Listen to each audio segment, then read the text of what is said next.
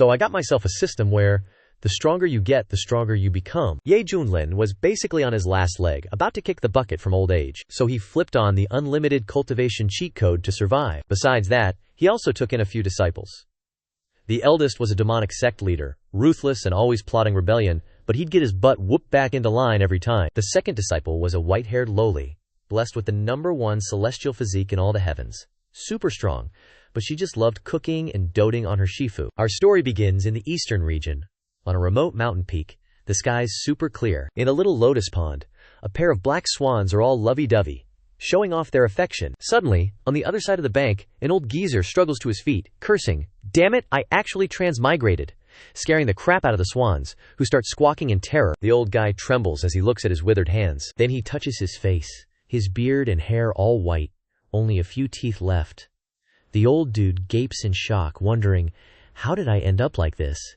He remembers, just a moment ago he was dozing off in math class. He's not having it with his current form, and shouts at the heavens, "Oh God, I'm a 185 centimeters tall dude who never even had a girlfriend. I was about to embrace the awesome college life. How did I wake up as an old man?" He scrunches up his face, poking at his forehead, trying everything to get back to normal. "I refuse to accept this. If I've transmigrated, then this old fart has to be some kind of hidden master. I gotta see his memories." An image like paradise appears.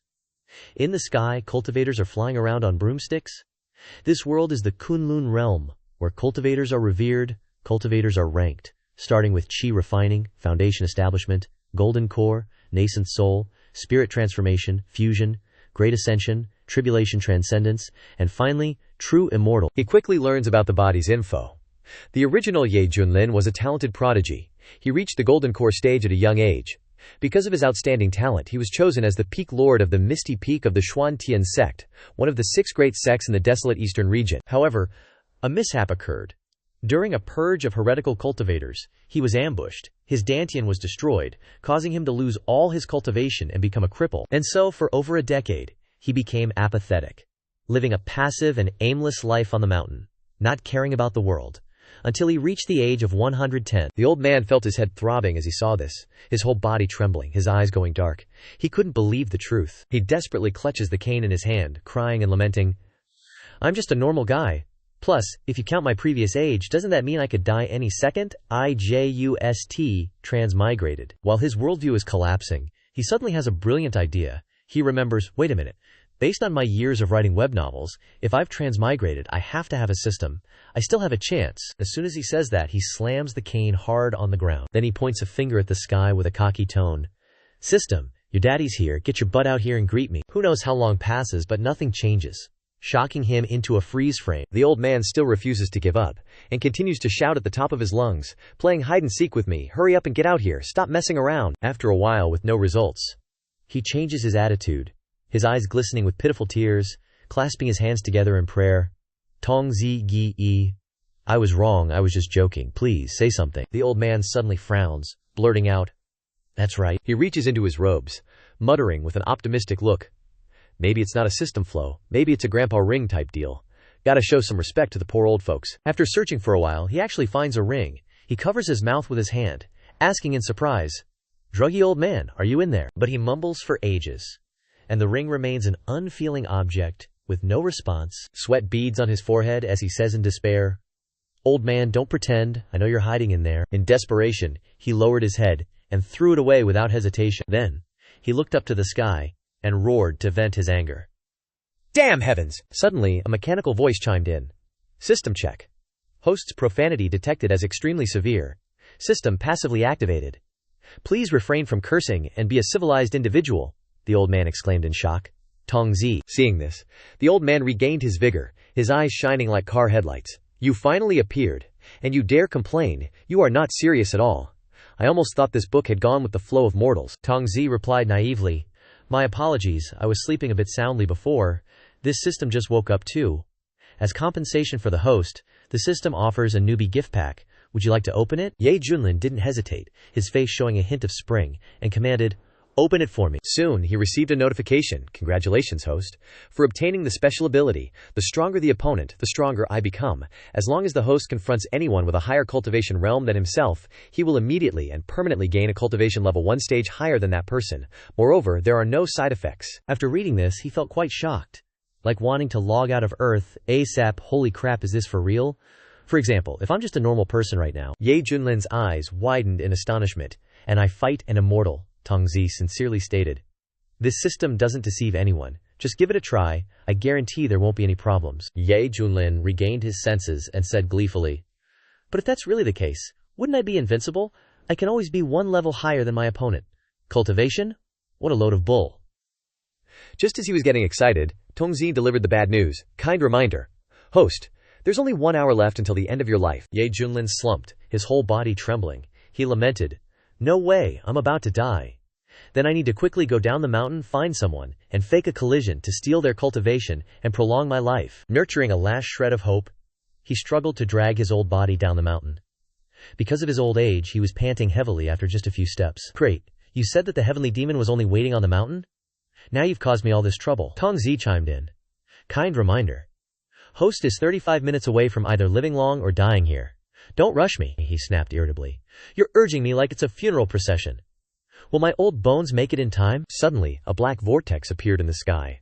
With lightning constantly striking around it, Ye Junlin looked over curiously and asked, what's going on?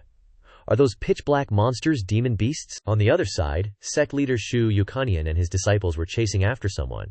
He shouted loudly, how audacious! What kind of evildoer dares to cause trouble for my Xuantian sect? A pair of eagle wings appeared in the sky, with feathers falling profusely. The Demon King, clad in armor, raised his claws towards them and threatened. Shameless scum of the Xuantian sect, I never expected this king to still be alive. Today, I will definitely slaughter all of you. Zhu Yunian was not afraid and retorted loudly. So, it's you, the beast. Back then you slaughtered the Liang kingdom and were severely injured by me, sending you plummeting down a 10,000-foot cliff. Now you're lucky enough to survive and dare to seek revenge, leading this pack of beasts. The Demon King laughed loudly. Ha ha! Thunder rumbled around him, his eyes bloodshot. He raised his muscular arm and asked smugly, based on this, is it enough? Zhu Yumanian broke out in a cold sweat and frowned worriedly. What? You've actually broken through to the Nascent Soul stage? The person behind him asked in a panic.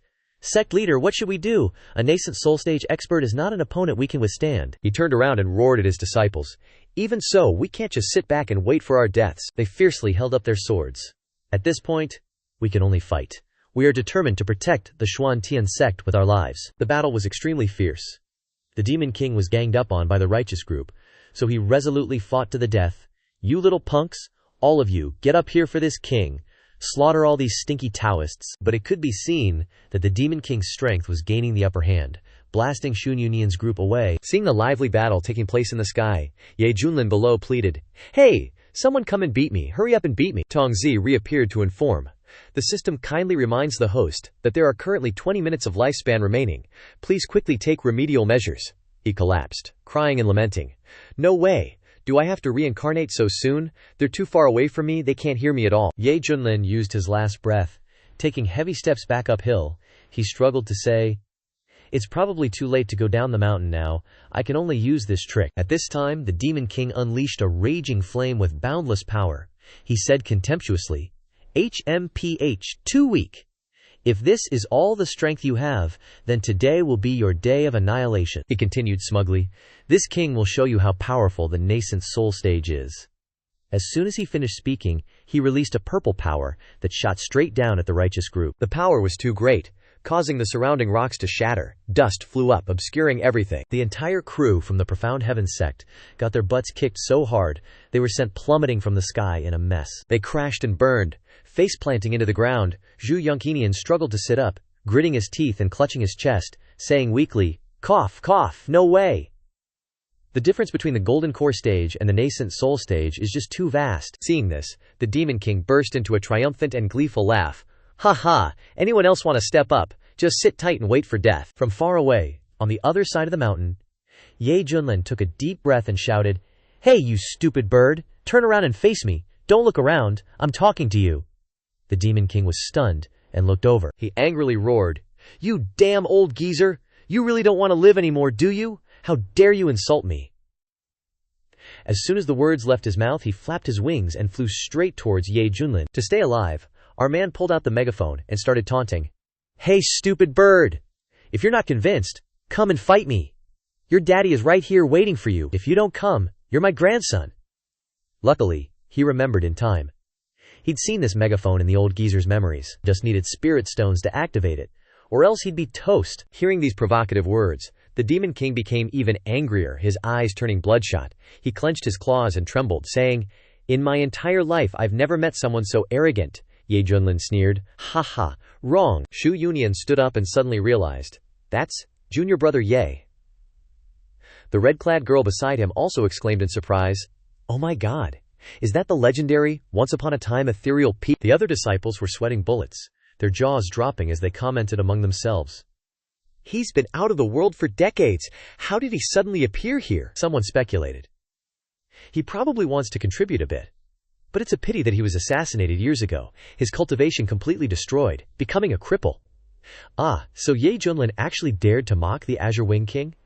Isn't he courting death?" The Demon King laughed mockingly. "Haha, turns out it's just an old cripple from decades ago." Ye Junlin wasn't scared at all, sticking his neck out and continuing to challenge. "Grandson, I don't even need cultivation to kill you, turn you into roasted quail. If you have the guts, come here and die." Tongzi gave an urgent notification. Kind system reminder. Host only has 10 seconds left before immediate death. He frowned, sweating buckets. Why is this stupid bird babbling on and on? So much useless talk. If he doesn't hit me, I'm gonna die. The final moments of his life were quietly passing by. 10, 9, 8, 5. Help me, hurry, hurry, hurry. In the final moment, the Demon King finally made his move. He stood in the sky and launched a powerful purple energy towards Ye Junlin, arrogantly saying, "Since you want to die so badly, I will turn you into ashes." That power happened to touch Ye Junlin's body, causing him to be overjoyed. "Great, it's finally here." His eyes bloomed, and he started to absorb the new power. Tongzi also announced in time. Ding, measurement check. Detected that the host has been attacked by an early-stage nascent soul enemy, now activating the passive effect. Get stronger. When faced with the strong, receive mid-stage nascent soul cultivation. Ye Junlin's entire body suddenly changed, surrounded by blazing red flames. From an old, ugly geezer, his face now became smooth, youthful, and beautiful. Truly a once-in-a-millennium pretty boy. He looked at his hands, which were no longer wrinkled, and said in amazement, "This is the nascent soul stage," Tongzi quickly replied. "Of course. Your daddy system is very professional." Two streams of righteous and demonic power met, creating a violent earthquake. Everything around was submerged in a sea of fire. The Demon King asked in panic, "What's going on?" Zhu Yuninian shielded himself with his hands and worriedly said, "Such terrifying aura. What exactly is?" The girl beside him also spoke with difficulty. "Junior brother Ye, is he still alive?" With the protagonist's aura, Ye Junlin, with his handsome guy body, officially appeared. He stood there all cool and mighty, looking extremely brave. He looked in surprise at the lotus flower forming in his hand, and wondered. This is the power of the nascent soul stage. No wonder it's the top-tier combat power of the human realm. Truly terrifying. Seeing this, the Demon King was terrified, his jaw dropping as he said in worry, You're also a nascent soul cultivator. Even your cultivation is higher than mine." Zhu Yunyan's group heard this, and their eyes widened, falling over in shock. How is this possible? Junior brother Ye is actually a nascent soul powerhouse? So those years of decline were actually just a hide from prying eyes? On the outside, he appeared to be an ordinary mortal. But in reality, he had secretly broken through to the nascent soul realm. Junior brother Ye. So you're a con artist? Su Qianxue was stunned. Junior brother Ye, actually. Xiao Deju's eyes widened just as much, blurting out, "That's nascent soul realm. I can't believe the entire desolate continent barely has any, and yet our Xuantian sect actually has one." At this moment the Demon King was freaking out. He lowered his voice, begging, "Fellow Taoist, what just happened was just a misunderstanding. I've decided to resolve the conflict with your sect. I'll even pay a visit someday." Ye Junlin's tone was resolute. "You destroyed the foundation of the Xuantian sect, slaughtered countless disciples, and you tell me it's a misunderstanding." Tongzi suddenly announced, "Ting! Congratulations to the host, for obtaining cultivation for the first time, and receiving the random reward of the great desolate prison Skyfinger divine power from the system." Hearing this, he grinned, satisfied. "I'll wipe out your entire clan, massacre your whole sect, and then tell you it was all a misunderstanding. I did it accidentally. Would you believe that crap?" The Demon King's eyes bugged out in shock. He tried to stay calm and negotiate. "Your cultivation is a bit deeper than mine, but not by much. Are you really willing to go all or nothing with me?" Ye Junlin, radiating murderous intent, pointed at the Demon King and roared, "I don't offend others unless they offend me. If someone does offend me, I definitely pay them back. And you fiendish monster, have killed countless humans. You deserve to die 1,000 deaths." Hearing this, he was enraged. He raised his wings, using every ounce of remaining power, and howled, "Human, you forced my hand. Even if I burn my inner core, I'll drag you down with me." Our guy wasn't having any of that. He raised his right arm, and a golden energy ball formed. He sneered in response.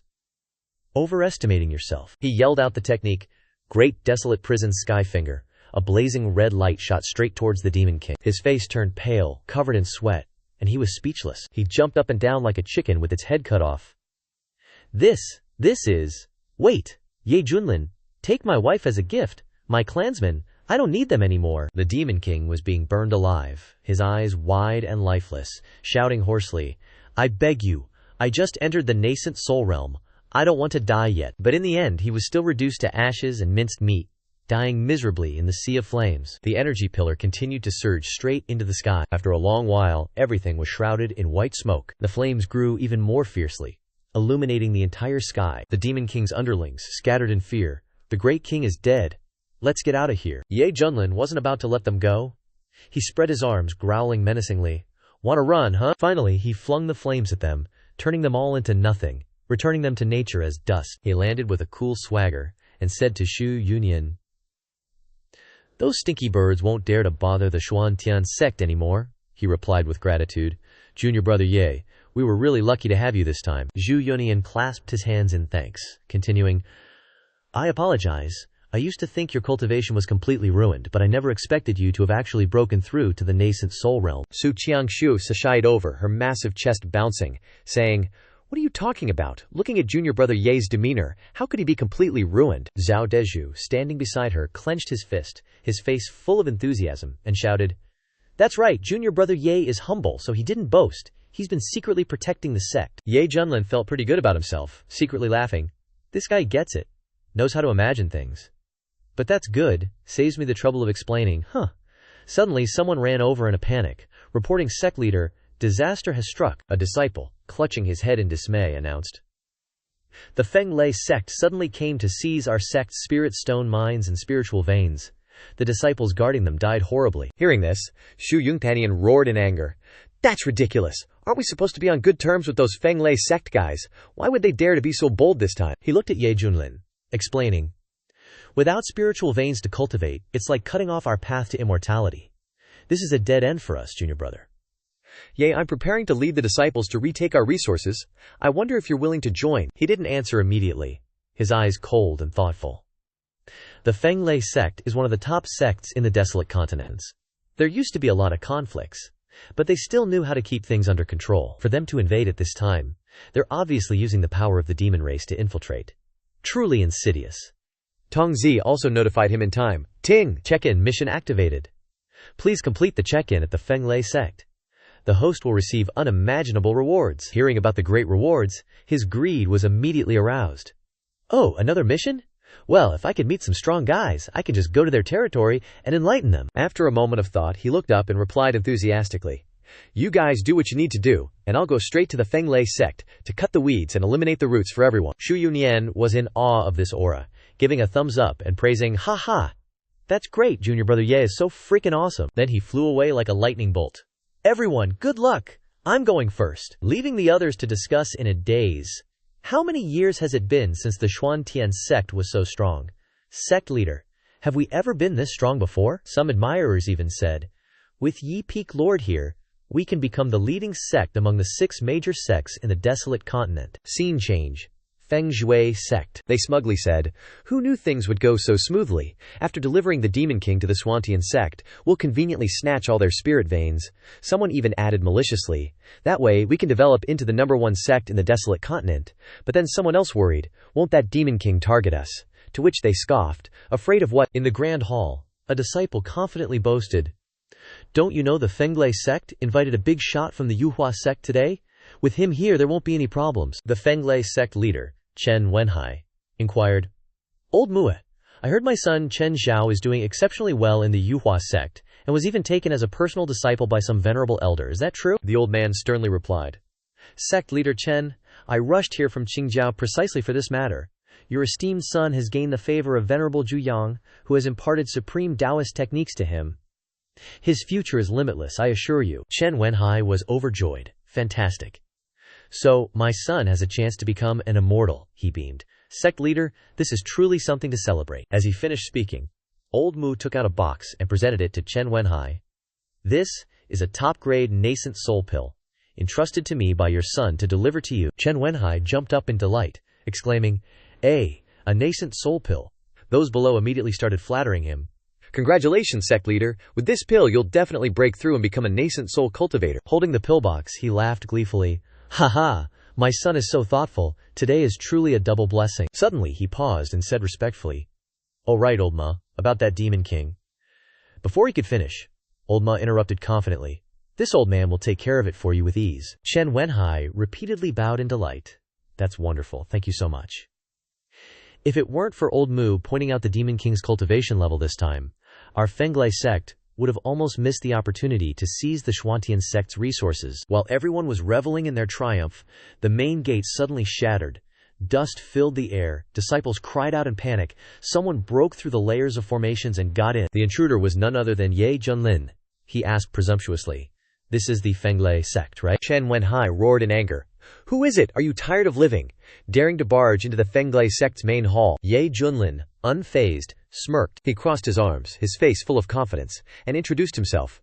"This one is Ye Junlin. I'm here to kill you Feng Lei Sect people." His aura surged, causing dust to swirl around. The people inside were dumbfounded. "This aura is Nascent Soul Realm." Tongzi also chimed in. "Check-in at Feng Lei Sect successful. Congratulations to the host for receiving the Human King Seal and the Great Void Technique." Hearing this, Ye Junlin was extremely pleased, raising a finger in praise. "Yo, another familiar skill. Excellent." Chen Wenhai stepped forward, assessing him. "This guy is actually a nascent soul cultivator. How did the Feng Lei Sect offend someone like this?" Then he muttered, "But that name sounds familiar." He asked politely, "This Taoist friend, may I ask why you've come to my Feng Lei Sect?" Ye Junlin's eyes narrowed with sarcasm, playing dumb. "Didn't you hear my name clearly? Ye Junlin, Peak Lord of Misty Peak of Xuantian Sect. You lot colluded with the Demon King to invade my Xuantian Sect's territory. Your crimes are unforgivable. Today, the Feng Lei Sect will cease to exist." Hearing the name, Chen Wenhai's face turned ashen. He pointed at Ye Junlin and cursed, "Ye Junlin, so it's you. Weren't you ambushed and lost all your cultivation? How could you become a nascent soul cultivator?" He paused, thinking to himself, "Moreover, his appearance here means the Azure Pang Demon King has been killed. Those damned Xuantian Sect people, they're hiding themselves well." Not daring to act rashly, he turned to Old Ma and asked, "Old Ma, what do you think of the situation?" In his heart he rejoiced. Luckily, Old Ma is here. Even if he's a nascent soul, he's just hitting a rock with an egg. Old Mu, seated in the main hall, his eyes bloodshot, commanded, "You little brat, kneel down immediately, chop off both your hands, and I'll spare your dog life," he emphasized. While this old man hasn't changed his mind, Ye Junlin, completely unfazed, casually dug his ear and retorted, "This old geezer, who does he think he is, demanding I give him face?" Hearing this, Old Muda flew into a rage and roared, "Arrogant!" He stepped down, unleashing a powerful dark aura, his entire body seemingly turning black. Then, he directly launched a palm strike towards Ye Junlin. The onlookers gasped in shock. A transformation god realm expert. Such terrifying pressure, everyone confidently believed, with a powerful transformation god realm expert here, that Ye Junlin from the Xuantian Sect is as good as dead. Chen Wenhai laughed triumphantly. "Ha ha!" He pointed fiercely at Ye Junlin and said arrogantly, "Ye Junlin, I couldn't take your life back then, but today you won't escape. Once you're dead, the Xuantian Sect will have no support, and wouldn't it be easy for me to take it over then? Quickly kneel down and beg old Musi for mercy. Maybe you can even keep your whole corpse, ha." Hearing this, Ye Junlin's eyes turned blood red, his face darkened, and he grinned menacingly. Transformation God Realm. Good, very good. At the same time, at the Xuantian Sect's spirit vein, a fierce battle had just ended, with the dead lying all over the ground. Xu Yunyan was shocked and dismayed. "What? The elder of the Yuhua sect is at the Feng Lei Sect?" He laughed gleefully, ignoring the throbbing pain and peeling skin at the corner of his lip. Using all his strength to stand tall and not lose face in front of his enemies, his sword-gripping hands trembled. Beside the corpses of his personal guards, he gave a bizarre laugh, having nothing left to lose, so he dared to provoke them. Hey, you think without the protection of the Yuhua sect, we'd dare to brazenly invade your Xuantian sect with those bastards?" This time the elder came to our Feng Lei Sect, because the young sect leader joined the Yuhua sect in Qingjiao many years ago. Because of his outstanding talent and successful cultivation, he's highly valued by the Yuhua sect. Although I don't know how you guys dealt with that bastard, I advise you all to just give up. Maybe later you can survive and be cattle and horses for our Feng Lei Sect. He struggled to stand up, cursing a blue streak, and now he'd die happy. Getting the information he needed, Shu Yungyunian showed no mercy and directly killed the last guy, then told his teammates behind him, "No time left. We must quickly go to the Feng Lei Sect to save Feng Zhuye." So they quickly set off. Su Qianshu optimistically tried to ease their tense mood. Maybe Feng Zhuye can deal with the Yuhua sect, but this ridiculous guess was immediately rejected. No way. The Yuhua sect elder is at least a Huashen stage cultivator. A nascent soul stage cultivator in front of him is just like an egg hitting a rock. Shu Yunyan gnashed his teeth, rushing forward like crazy, his tone extremely firm. "Even if I have to trade my life, I must beg the Yuhua sect to spare Feng Zhuye. He is the hope of our Xuantian sect. Junior brother, don't do anything foolish." Meanwhile, in the main hall of the Feng Lei sect, if they don't hurry up, this Qingming festival might be spent mourning at the neighboring sect. Just Ye Junlin's devilish smile was enough to know that when he arrived, those Yuhua sect people were going to be screwed. But these ignorant fools had no foresight, and were provoked by his radiant smile. Chen Wenhai, leading a bunch of sect disciples, mocked the dark horse, "Ye Junlin, you're about to die and you can still laugh.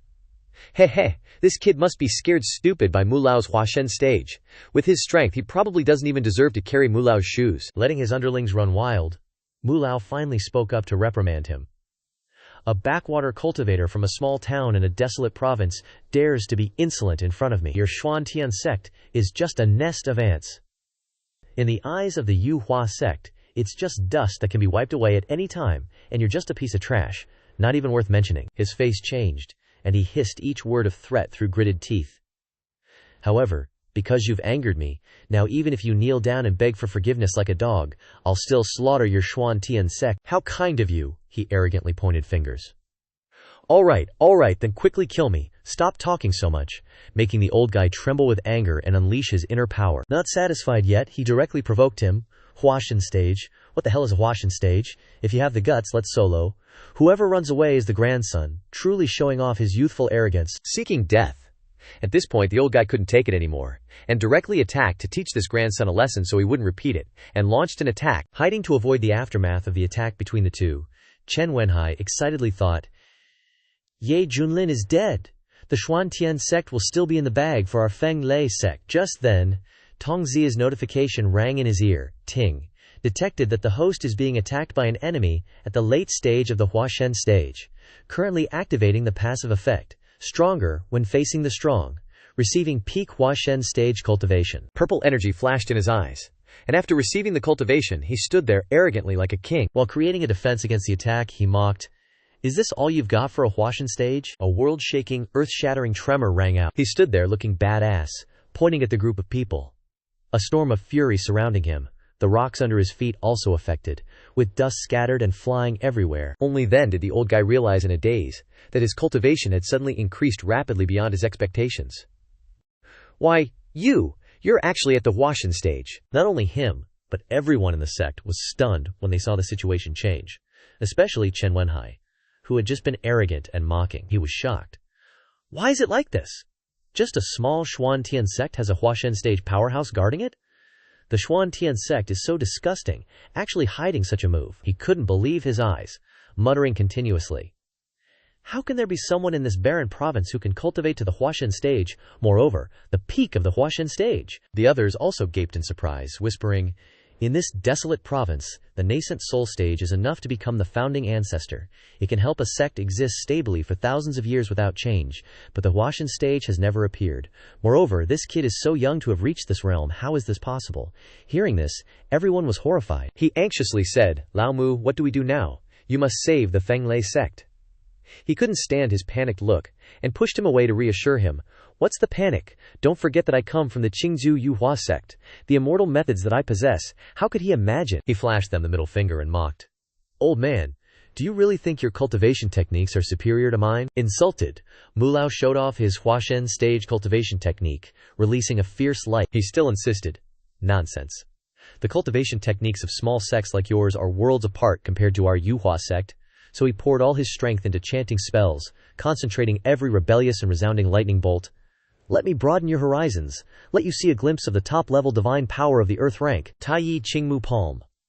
Following his words, countless giant monstrous hands reached out, wanting to crush him. The Mulau's sidewatchers were scared witless. As expected of the Yuhua sect, they've already used the earth rank cultivation technique. Mortal rank, spirit rank, mysterious rank, earth rank, heaven rank, and venerable rank. In this desolate province, the spirit rank is already a sect treasuring treasure. What a great distance. He laughed triumphantly, his appearance now exactly like the boogeyman in children's bedtime stories, with no trace of the kindness of a healer elder. Kid, being able to die under my hands is an honor for a cultivator from a lower-class sect like you. After letting them run wild, he finally began to get involved, circulating his energy to cast spells. HMPH, just a trick, and you dare to show off in front of me. And then he shouted, Human Emperor Seal. Inside the golden energy, a giant hand appeared. Ye Junlin raised his hand, pointing to the sky and forming a seal, creating another hand that was only more powerful, not weaker, than Mu Lao's Taiyi Qingmu. It was the rise of a complete war general, not the kind of half-assed amateur that only summoned a part of the war general's body. Everyone was terrified. What is this? What rank is this cultivation technique? Heaven rank? Venerable rank? No way. Without hesitation, he unleashed his move, named Heaven and Earth Seal, absolute dominance. And then a scene rarely seen in a century unfolded before their eyes. The war general summoned by Ye Junlin grew increasingly powerful and directly devoured the domain created by the old man. Naturally, as the caster, he couldn't escape the influence. A red force mixed with a hint of blue made him even more mighty and demonic. Seeing the horrifying scene before him, old Mura's eyes widened in shock, his mouth agape. Everything around began to explode. The war general's domain had spread close to him. Damn it! A wise man knows when to submit. The old man humbled himself and begged, Wait, stop. For the sake of the Feather Transformation Sect, please spare me, senior. However, he wasn't someone to be trifled with, much less someone who could be ordered around. He scoffed. The Feather Transformation Sect is what? If people don't offend me, I won't offend them. If people offend me, I will definitely punish them. If it dares to come, I dare to destroy it. The light grew brighter and brighter. When begging didn't work, he resorted to threats. If I die here, your sect will surely face annihilation, and you're the instigator. The ending will be even more tragic. Since he was going to die anyway, and since the old man was so determined to die early, he, as a junior, would respectfully obey. Haha, you're about to die, and you still dare to threaten me. Die! And just like that, his war general squeezed him to death on the spot. Chen Wenhai watched in horror, gnashing his teeth, unable to utter a word. He prostrated in fear, and begged for mercy. Divine Lord, Yi, it was all a misunderstanding. Our Wind Lightning sect is willing to submit. Willing to be your slaves. Seeing this, all those who had looked at him with superior eyes simultaneously kowtowed and worshipped. Yes, we are all willing to follow the Divine Lord, to be your slaves. He laughed heartily. Be dogs for this king. Are you even worthy? Even though old Mu had been the test subject before, seeing that he couldn't be swayed by either soft or hard tactics, he grit his teeth and carefully chose his words. Divine Lord, my son Chen Qiao has the potential to become an immortal. He has now been accepted as a personal disciple by a venerable elder of the Feather Transformation Sect. Can you really afford to offend us? Don't harm yourself. Hearing this, his eyes turned sly, and he blurted out, Oh, potential to become an immortal. He was like a devil descending to bring them to hell for fun. It just so happens to suit my fancy. It's still that same saying, if people offend me, I will definitely punish them. This time, it was your Wind Lightning sect that invaded the mysterious Heaven sect first. I said it before. Today, you cannot exist anymore. I do what I say. He waved his giant hand and wiped out an entire clan. The aftershock was so intense that it created a firestorm that incinerated everything nearby. In the sea of flames, his wails echoed in all directions. The humiliation that must be washed with blood today, my son will definitely repay it 1,000, 10,000 times over. After the aftershock passed, a box of items fell down. He clasped his hands and arrogantly said to the heavens and earth, Then I'll be waiting for your immortal son to come and offer me experience. Suddenly, there was a figure rushing from the sky. He was surprised and wondered, Is that Shu Union? They hurriedly flew over at top speed, their voices full of worry. That's great, junior brother Ye, you're still here. He honestly reported, Yes, where else would I be? Didn't I say I would come and destroy the Wind Lightning sect? Before he could understand what was happening, Zhu Union suddenly grabbed his hand and hastily dragged him away. Consider yourself lucky. I heard that an elder of the Feather Transformation Sect has arrived. It's probably a coincidence that he's not here, allowing you to escape by luck. We should leave now while we still can. Hearing this, he struggled to free his hand from his senior brother, and nonchalantly said, Oh, you mean that elder? I already beat him to death? Making everyone gasp. What? You actually eliminated an elder of the Feather Transformation Sect? Isn't he a transformation god cultivator?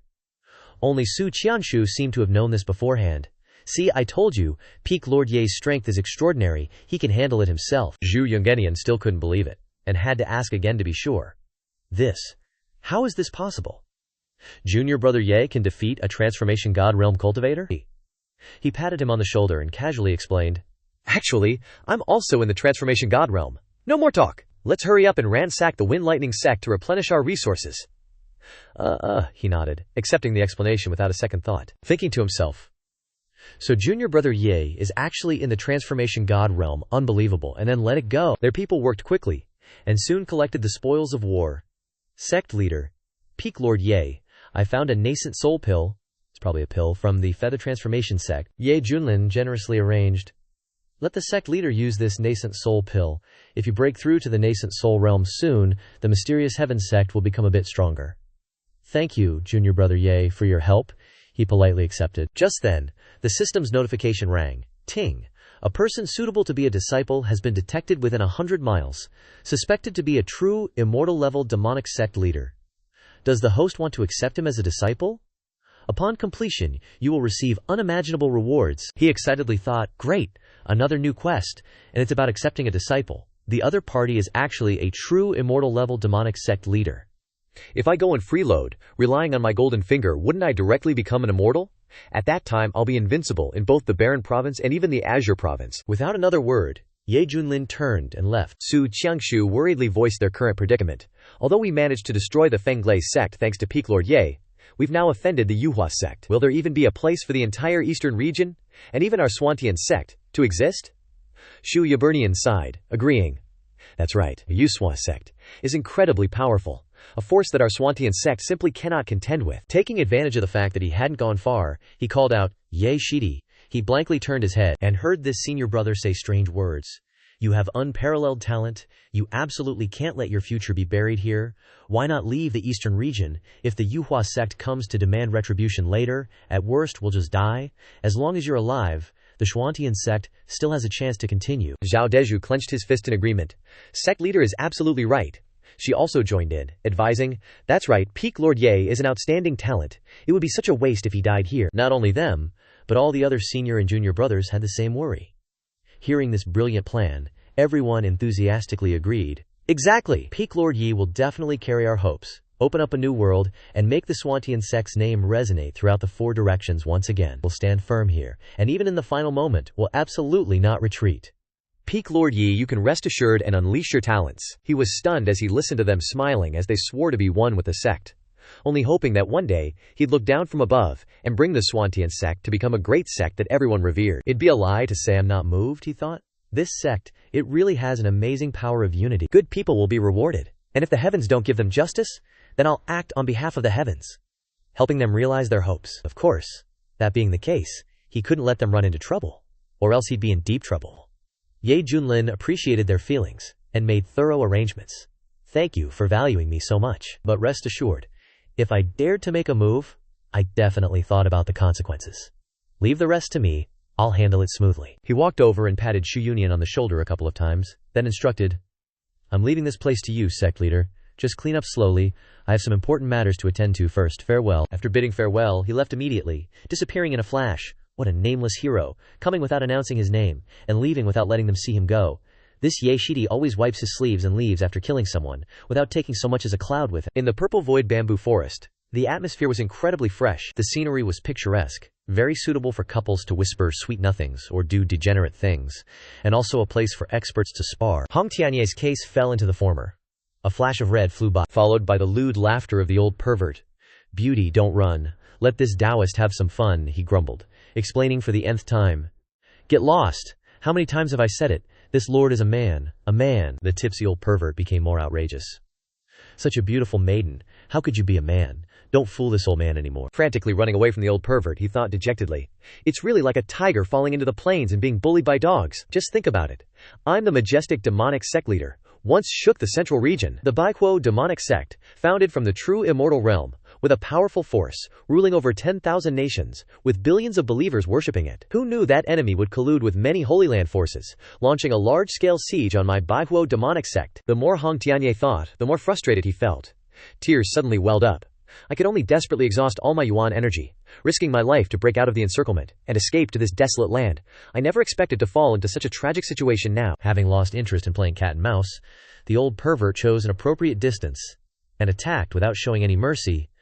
Beauty, if you don't hurry up and run, this Taoist is about to catch you. Scarlet Flame Shield. Hong Tianye tried his best to defend and attack at the same time. The two sides fought fiercely, exchanging several moves without a clear victor, but after all, his condition was critical. So inevitably, falling into a disadvantageous position was unavoidable. Cough, cough. Hong Tianye coughed violently, spitting up blood because of the backlash. He wiped the blood from his mouth and leaned against the bamboo tree with difficulty. At this time, the old pervert sobered up a bit, his mind thinking, someone with only foundation establishment cultivation can actually withstand my late-stage golden core, fixed origin 5 divides technique. Could it be a prodigy from some major sect out for a stroll? Whatever, just get him first and then think about it. With that thought, the old pervert continued to unleash his magic power. After all, he had the upper hand anyway. He swung two small sticks, creating a closed circle, imprisoning Hong Tianye. Hey, beauty, it's time for this to end. Hurry up and obediently surrender. Then he pounced like he was in a hurry to get laid. Hong Tianye gnashed his teeth and cursed in his heart, damn old dog. Finally, he caught the beauty, lewdly saying, Beauty, don't resist anymore. My patience is limited. Be good. Just endure for a moment. Hong Tianye was completely enraged, his dark eyes empty. He didn't care about etiquette anymore and just tore off his clothes, revealing his bare, heaving chest. Open your damn eyes wide and look clearly. This lord is a man. A man. A flock of birds flew by. In this embarrassing situation, all it took was a confident smile. The old pervert's eyes widened, screaming, Damn, really a man? Then haven't I been chasing for nothing? With that thought, he put his clothes back on neatly and said, See clearly, I'm a man just like you. Don't follow this lord anymore. Suddenly, not knowing what he was thinking, the old pervert dared to raise his hand, saying, Wait. The old pervert's tone slowly changed.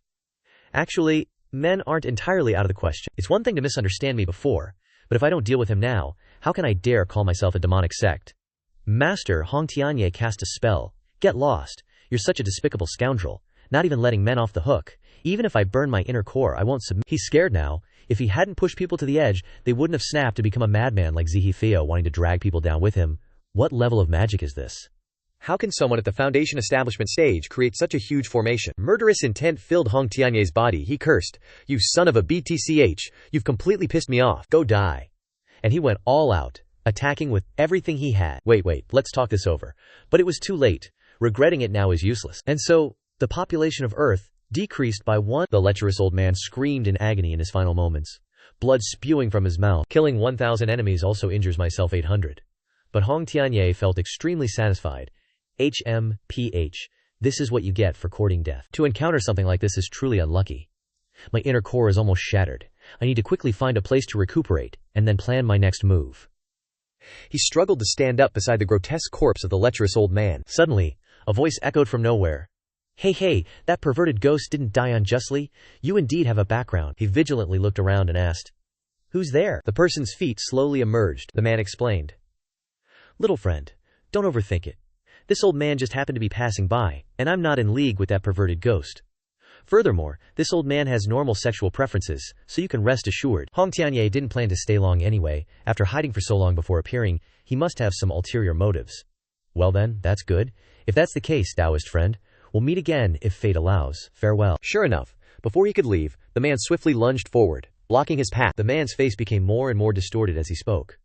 But compared to the previous one, this old man is even more interested in the secret on your body. Hey, let this old man see what's in your head that allows you to possess such powerful divine abilities. And he charged forward madly. Hong Tianye scoffed. You bald old geezer, taking advantage of someone in a vulnerable situation won't end well. Despite the tough words, his heart was uneasy, because he had exhausted all his power, damaging his inner core in the previous battle. Could it be that my path of cultivation must end here? I'm not willing. The bamboo around them rustled, creating a massive tremor. A powerful aura approached, and a towering black shadow appeared above. The man turned his head in shock, his voice stuttering. A transformation realm. He bitterly thought about his rotten luck. Is there some mistake? How could a small, desolate place like this have a transformation realm powerhouse? Ye Junlin majestically landed before them. For his life, the man didn't hesitate to bargain. This senior, please have mercy, he's yours, I'll get out of here right now. However, he was dealing with Ye Junlin, so there was no chance of turning back. Ye Junlin flatly refused. A petty person like you doesn't deserve to live any longer. As soon as he finished speaking, Ye Junlin released a powerful force towards the man, piercing his heart in one shot. Seeing this scene, Hong Tianye fearfully thought, one golden core is gone, and now a transformation realm cultivator has appeared. Could it be that this old man is truly unable to escape this calamity today? Just like with the previous guys, Ye Junlin suspiciously called out to the system, Tongzi, come on, tell me, is this guy a demonic sect master or a true immortal? Isn't he just a weak foundation establishment cultivator? Are you trying to scam me? Tongzi quickly replied, Ting, this system doesn't deceive people. This person was indeed a demonic sect master in the true immortal realm before, but his cultivation has declined. Initiated. Killer of thousands. Talent for host. Capture target. Brief information about him appeared before Ye Junlin without any omissions. Name, Hong Tianye. Gender, male. Talent, immortal grade, spiritual root, fire attribute, former identity, sect master of the Bai Huo sect, tribulation transcending cultivator, true immortal realm immortal, current cultivation, early stage foundation establishment. Ye Junlin was so shocked as he read that he couldn't help but swear, damn, it's true, wait, his name, he's actually a man. Then, he began to scrutinize Hong Tianye. Tisk, tisk, tisk, such smooth white skin, delicate features, and flowing long hair. So many girls would be ashamed to be inferior to him. Anyone who sees him would mistake his gender, making Hong Tianye fearfully think, this guy is looking at me with such eyes. Could it be that he's also into men? And then frowning at Ye Junlin. Hong Tianye had no idea that Ye Junlin was deep in thought, considering the pros and cons. Although he's only at the foundation establishment stage, with his talent and previous experience, returning to his former peak will definitely be easier. Taking him as a disciple is definitely a good deal. So, Ye Junlin quickly proposed, this seat sees that your appearance is extraordinary, a rare cultivation prodigy. From today onward I've decided to take you as my disciple. What do you say? What? You want to take me as your disciple? He was shocked and startled. Meeting so much bad luck in one day made Hong Tianye unable to help but be wary. Could it be that he's taken a fancy to the secret on my body and wants to continue exploring it? Indeed, neither magic treasures nor fortuitous encounters are things that a transformation realm cultivator in a desolate land like him can imagine. His face turned sinister as he secretly thought, HMPH, a cultivation like his wouldn't even qualify to enter the outer sect of my Bai Huo demonic sect before. Just a transformation realm cultivator wanting to be my master. What a daydream. Ye Junlin looked at him and said, what's up, judging by that face of yours? Looks like you're not exactly thrilled to be my disciple, huh? Hong Tianye was surprised and thought to himself, alright, so he's not exactly worthy of being my master, but I'm not strong enough to fight back right now either. Gotta think long term here. The mountains are always green, so there's no need to worry about firewood. Once I regain my power, I'll flip the script and become the boss. Hong Tianye immediately kneeled down to acknowledge Ye Junlin. Disciple Hong Tianye greets master. To be accepted into master's sect is the greatest honor of this disciple's life, he thought to himself. Just acting, right? Just gotta get through this. Hong Tianye gritted his teeth, a look of anger on his face, secretly vowing, there will be a day, I'll definitely get my revenge for this humiliation. Ye Junlin reached out to help him up and said, alright, good disciple, get up now. From now on, I'll call you Little Hong. Hong Tianye thought, Little Hong. His face darkened like the bottom of a pot, but he still forced a smile and replied, yes, master. Ye Junlin, with his profound cultivation, saw through his fake act and thought, this kid's pretending is so obvious, but whatever. I get stronger when I face stronger opponents anyway. I'm not afraid of betrayal, the system announced. Congratulations to the host for completing the disciple quest. Reward, divine power technique, automatic cultivation. Ye Junlin was surprised. Oh, automatic cultivation? So I can just lie down and get stronger? Awesome. System information. Congratulations to the host for receiving the Coffin of Burying Heavens. It contains 108 restrictions and will gradually unlock as the host's realm increases. Currently, it's a third-grade spiritual artifact. Ye Junlin thought, in my memories, these divine power techniques all have cultivation stages. Entry, minor success, major success, perfection, and transformation. Each stage will create power and effects that can be 10 times, even 100 times greater. Information updated. Coffin of Burying Heavens. Bury the heavens. Bury the earth. Bury all things. It can be used to refine any living being, even late-stage cultivators. It can bury all creation. The system announced. Ding! Discovered your disciple's aptitude. The system provides a free upgrade service package. Another notification popped up for Ye Junlin. Ding! Reward. Fire attribute technique. 3000 blazing flame scripture. Notification. Ding! Reward. Fire origin pill to repair fire attribute spiritual roots and rebuild and a supreme foundation. Ye Junlin was pleased to hear the notifications. Ding! This quest reward is complete. Are you satisfied? Ye Junlin thought to himself. This magical treasure the system is hyping up, saying it can even bury the heavenly Dao. I'm starting to look forward to how powerful the coffin of burying heavens will become when my realm rises. He commented on the rewards. These kinds of rewards, this is the kind of treatment that transmigrators from Huaxia should get, haha. Ye Junlin snickered. Let's see how arrogant this disciple I picked up will be when he gets this crazy talent, Hong Tianye thought angrily. Just you wait, I'll get my revenge. He noticed Hong Tianye's sullen attitude and said, Little Hong, you can't be so gloomy and angry all the time. Do you think I'm not worthy to be your master? Hong Tianye hastily explained.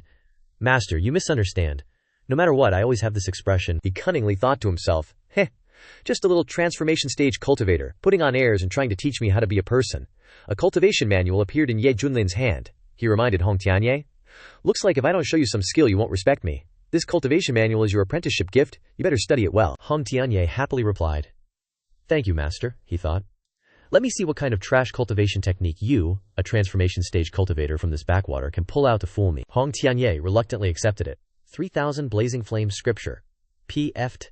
Such a garbage skill with such a boasting name. He was shocked to realize. 3,000 blazing flame scripture.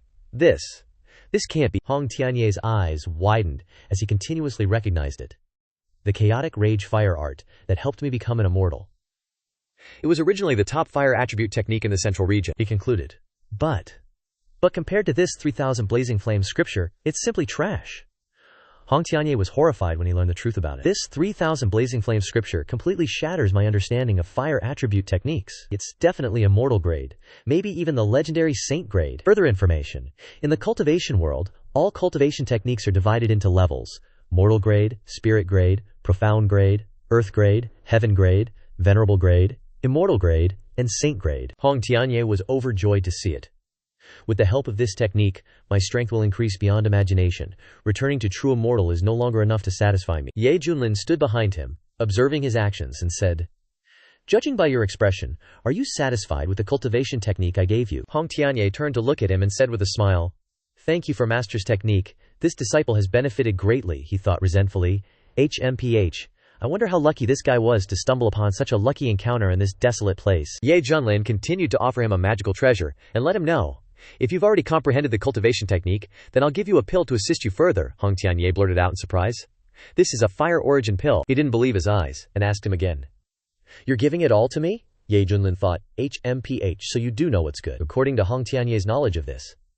For cultivators who specialize in fire attribute techniques, the fire origin pill is simply a divine pill bestowed by the heavens. The effect it brings can be extremely great, and so precious that even immortals would fight over it. He gnashed his teeth and wondered. How could a small transformation stage cultivator obtain these two things, Hong Tianye thought.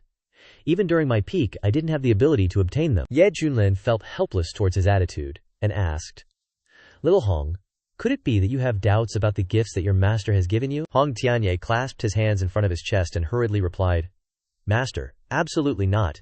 It is this disciple's good fortune to have met master and been accepted as a disciple, he thought. HMPH, this guy probably doesn't know how rare these cultivation techniques and pills are. He must have accidentally obtained them from some ancient relic. I need to calm down. Ye Junlin sighed mockingly. What's going on in the head of this demonic sect leader? His face keeps changing. It's actually a little funny, he reminded him. Yeah, use this pill. I'll personally protect you while you refine it, Hong Tianye replied. Okay, thanks, master. As soon as he finished speaking, he immediately popped the pill into his mouth. Hong Tianye started circulating his energy, using up all his strength. Ye Junlin looked at him and thought, Qi refining, foundation establishment, core formation, nascent soul initial stage. He realized, this dude's totally a reincarnated immortal.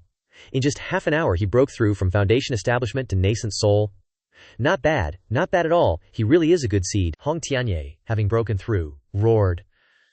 Ah, he thought to himself, awesome, breaking through is so fast. When I return to the central domain, I'll definitely avenge the humiliation I suffered. A dense cloud of mist erupted from him. Hong Tianye explained. Cough, I startled master just now. This disciple was being rude, Ye Junlin said. It's fine, follow me back to the sect. I'll introduce you to your uncles and aunts, he replied, without joy or sadness. Understood. Scene change. Outside the Xuantian sect's main hall, countless discussions were taking place. One person said, Peak Lord Yi is too amazing. With just a finger, he killed a nascent soul cultivator, and saved the Xuantian sect from destruction. Another said, "Ugh, it's a pity I was blind back then, and missed the opportunity to join the Misty Peak. Otherwise, I'd be a disciple of the Misty Peak now." Someone else chimed in, "With Peak Lord Ye's strength, his standards for recruiting disciples must be really high. I really don't know who he'll take a fancy to." Ye Junlin appeared from above. Everyone recognized him and said, "Look, Peak Lord Ye is back." Someone else noticed, "Oh, who's that woman behind him?" The first person acknowledged, "Beautiful, really." Hong Tianye appeared behind him, and someone jealously said, "Damn it, where did this woman come from? Why is she so close to Peak Lord Ye?" Hong Tianye looked at the disciples there and thought to himself, "This cultivation sect is seriously too weak. The cultivation levels of these people are so low, they're not even worthy of carrying our demonic sect's shoes." Shu Union rushed over in a panic and said, "Junior brother Ye, you're back." Suddenly, he placed his hand on Hong Tianye's shoulder. He uncomfortably listened to him introduce, "This is a disciple I picked up along the way, Zhao Hong. Quickly greet the sect leader." Shu Union said in surprise. A disciple, Su Qianshu, her cheeks flushed red, wondered, where did Peak Lord Yi find such a beautiful young lady to be his disciple? He stormed forward, angrily pointing at her and scolding, "This daddy's a man." Su Qianshu trembled. Her eyes widened as she realized, a nascent soul cultivator. He smacked him on the back of the head and shouted, "Zhao Hong, don't be rude. This is my senior sister. Apologize now." He immediately obeyed and apologized. "Sorry, this disciple was being rude," Hong Tianye thought angrily. "I'll endure a little longer. When I reach the spirit transformation stage, I'll definitely avenge this humiliation," he happily thought. Yeah, young kids are easy to teach. Now that the introductions are done, I'll take Xiao Hong back to the Misty Peak to stabilize his cultivation. She replied, "Okay, you guys go ahead." Shu Union asked Su Qianshu in puzzlement, "Where did Peak Lord Yi find a nascent soul disciple? Truly unfathomable." She watched the two of them leave and sighed. "In just a short day, Junior Brother Yi has brought us so many unbelievable things." Arriving at the Xuan Tian Sect's Misty Peak, he told Hong Tianye, "You are my first disciple, so feel free to choose whatever you want on this peak. Don't be polite." He forced a smile and replied, "Thank you, master." He looked at the dilapidated surroundings and secretly cursed. What kind of crappy place is this? The living quarters of the fire-worshipping demonic sect's disciples are 100 times more luxurious than this. I'm actually going to live in a place like this. He sensed his thoughts and said, "Remember, only the weak complain about their circumstances. The strong will quickly learn to adapt." For cultivators, these are just external things, Ye Junlin reminded him. "It's a bit dirty, so you can clean it up yourself." Hearing this, he was as stunned as a Hanoi autumn. Hong Tianye reassured himself. "It's okay, I'll endure. Based on my current cultivation speed, I'll turn things around soon. Ye Junlin, just you wait." Scene change, Azure Province. Feather Transformation Sect, Chen Xiao, was paying respects to Yang Zun. He picked up the wooden plaque in his hand, on which was written, Mu Lao, Grand Elder Zhu Yang of the Inner Sanctum's Martial Transformation Hall. He looked at Tongzi, blaming himself. "Master, it's all this disciple's fault. I entrusted old Mu to deliver the elixir to your father, junior brother." Chen Xiao's face darkened as he assumed. Old Mu's death worries this disciple. This disciple always felt that his father's sect would be implicated, so I wanted to personally go to the desolate province to check things out. Grand Elder Yang sat on his chair, sternly asking him, "Zhao Guer, do you know why I took you as my disciple?" Faced with his aura, Chen Xiao panicked, sweating profusely, and replied, "Because this disciple has the solar physique and the aptitude to become an immortal." His face darkened, eyes flashing with anger. He crushed the memorial tablet in his hand and continued, "That's only one of the reasons. The second is that your master saw great ambition in you," Grand Elder Yang reminded him. "How could someone as eager to become stronger as you be troubled by something as trivial as familial affection?" Grand Elder Yang informed Chen Xiao. "The inner sect disciples, competition is approaching. You should prepare soon.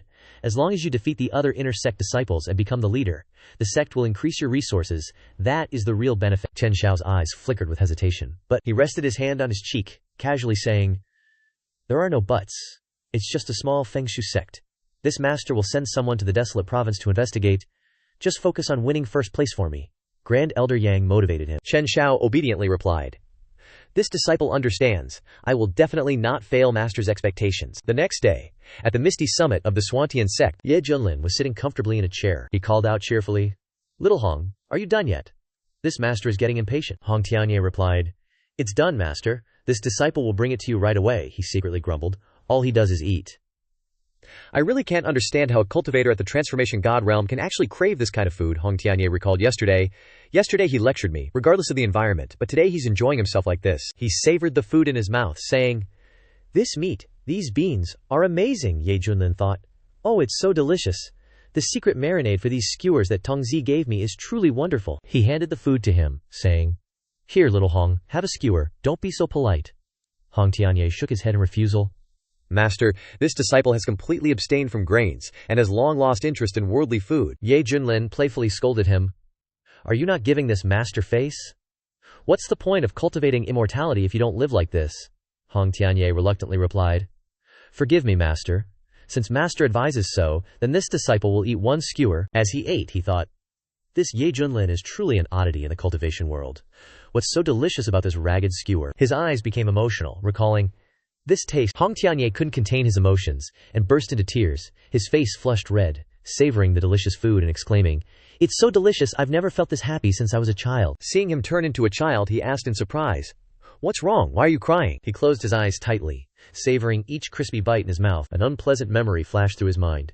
He remembered when he was young, he was always hungry, and dreamed of eating a piece of meat. The feeling of happiness when he first got to eat meat was indescribable, Hong Tianye said.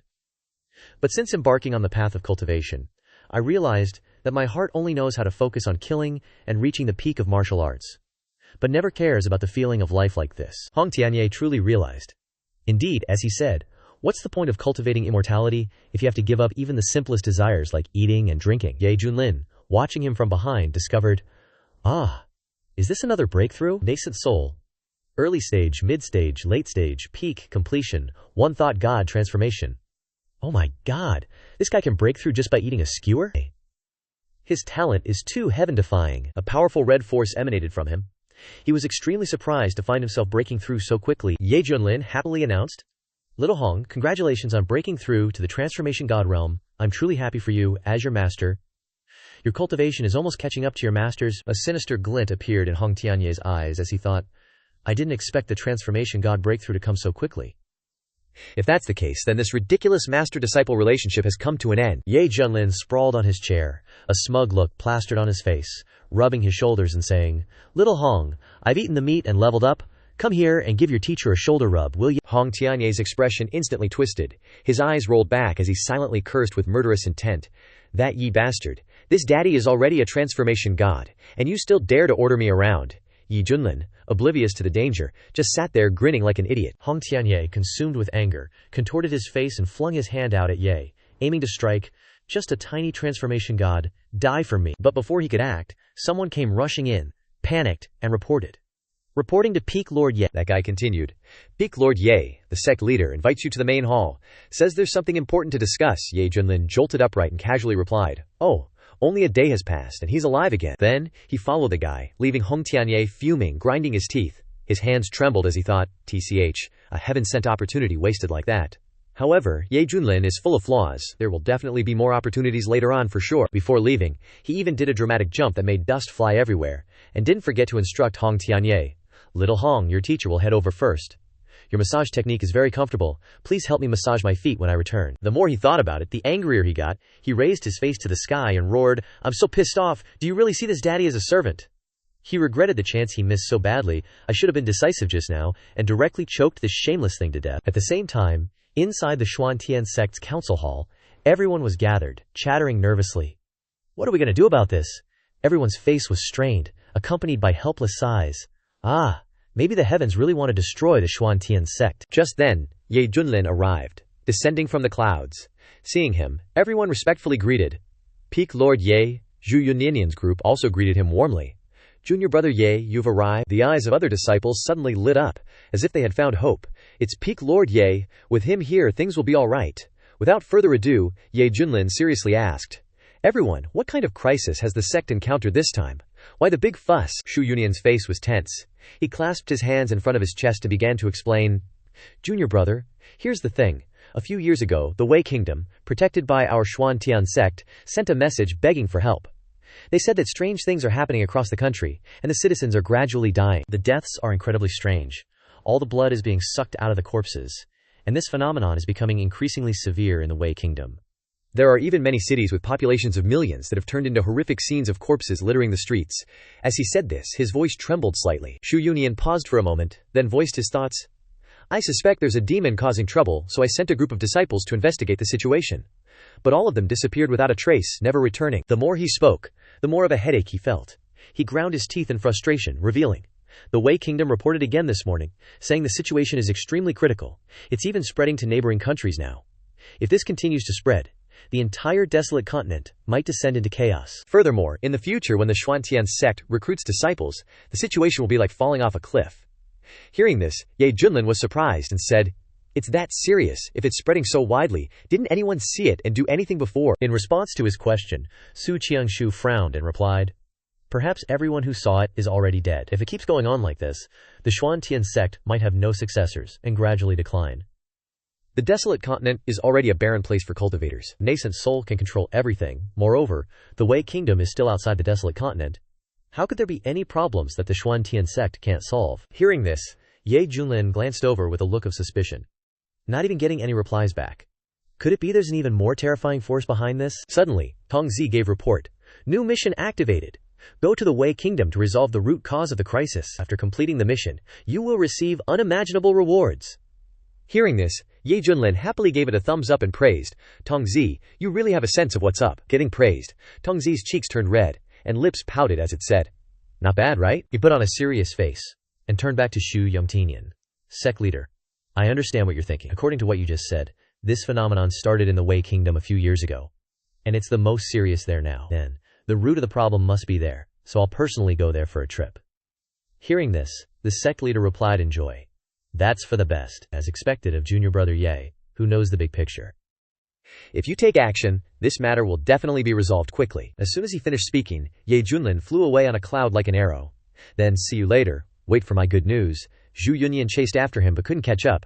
"I still haven't finished speaking." Su Qianshu, running after him, also sighed. "Peak Lord Ye is truly like thunder and wind sweeping through." Zhao Dezhu calmly stood to the side, stroking his beard. His face was doubtful as he asked, "Can Peak Lord Yi really resolve this strange matter?" Su Qiangshu crossed her arms in front of her chest and scolded irritably, "You blockhead!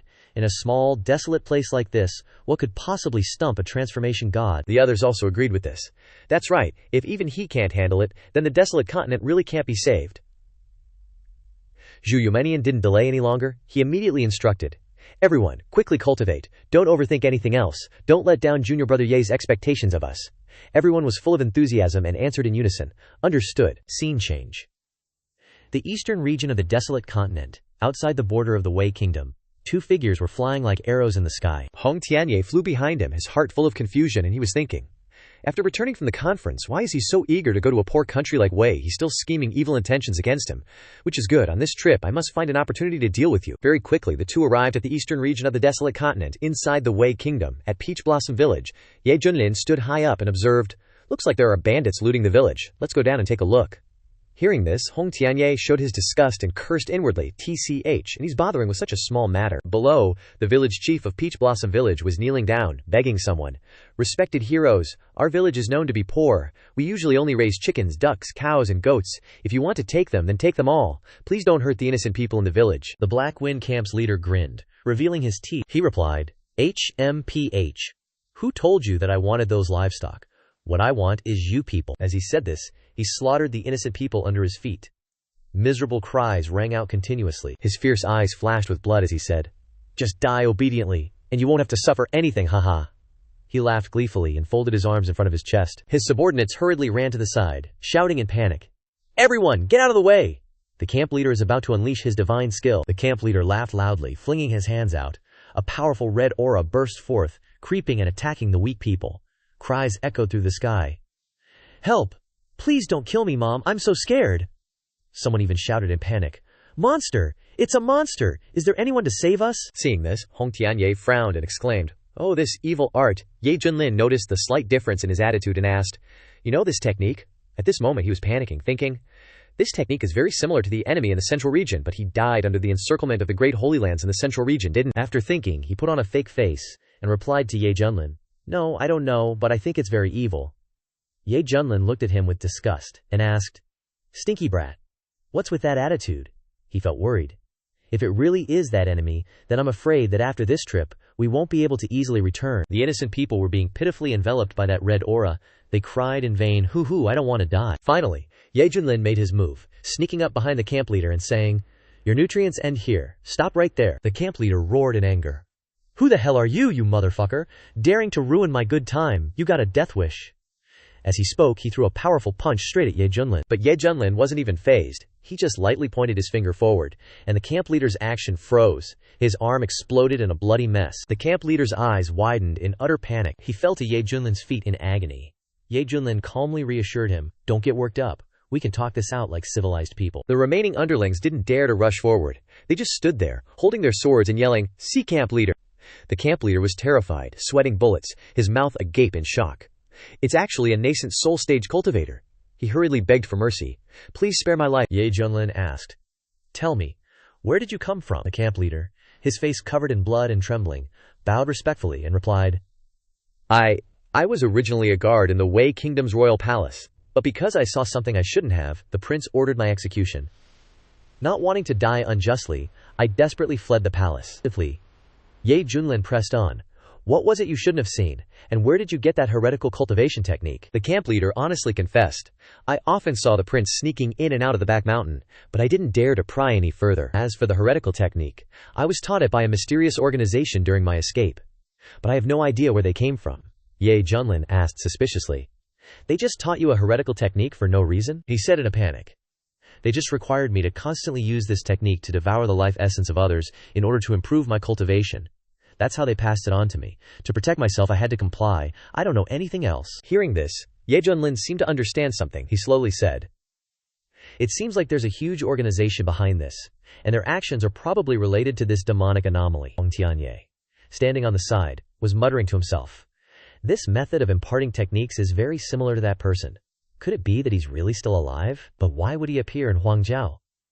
Suddenly, he looked over and asked Hong Tianye, "Little Hong, what do you think?" Hong Tianye snapped back to reality and replied, "I don't know." He recalled the scene of the camp leader releasing that red demonic energy. If this demonic anomaly was really caused by that person, then Ye Junlin, being just a nascent soul cultivator, wouldn't be able to handle it. This Wei Kingdom is Ye Junlin's final resting place. Then Ye Junlin didn't completely trust the camp leader. He used his spiritual energy on the camp leader's head and said threateningly, "Let me see what you're hiding." The camp leader was scared, his whole body trembling, almost pissing himself. From deep within his widening eyes, he saw a group of people imparting that demonic energy, just as the camp leader had said. A moment later, the camp leader collapsed on the ground. Exhausted, Ye Junlin exclaimed, "He really wasn't lying. But I saw a very important piece of information. I have to set off for the Wei Kingdom's royal palace immediately." Just as he finished speaking, Hong Tianye made a move from behind. With a flick of his finger, a raging fire consumed the remaining bandits. None of them escaped. They screamed in agony and despair. Ye Junlin and the innocent commoners were shocked by his methods. The flames surrounding Hong Tianye were incredibly powerful. He glared at Ye Junlin with a cunning look and asked, "Master, did this disciple do something wrong? Aren't these demonic bandits worth killing?" As he spoke, he tightened his fingers, expressing the anger he had endured for so long. Thanks to these guys, he finally got to unleash his power. "I've been suppressed for so long. Finally, I can kill people to vent my anger." Suddenly, everyone was happy. Ye Junlin gave a thumbs up in praise.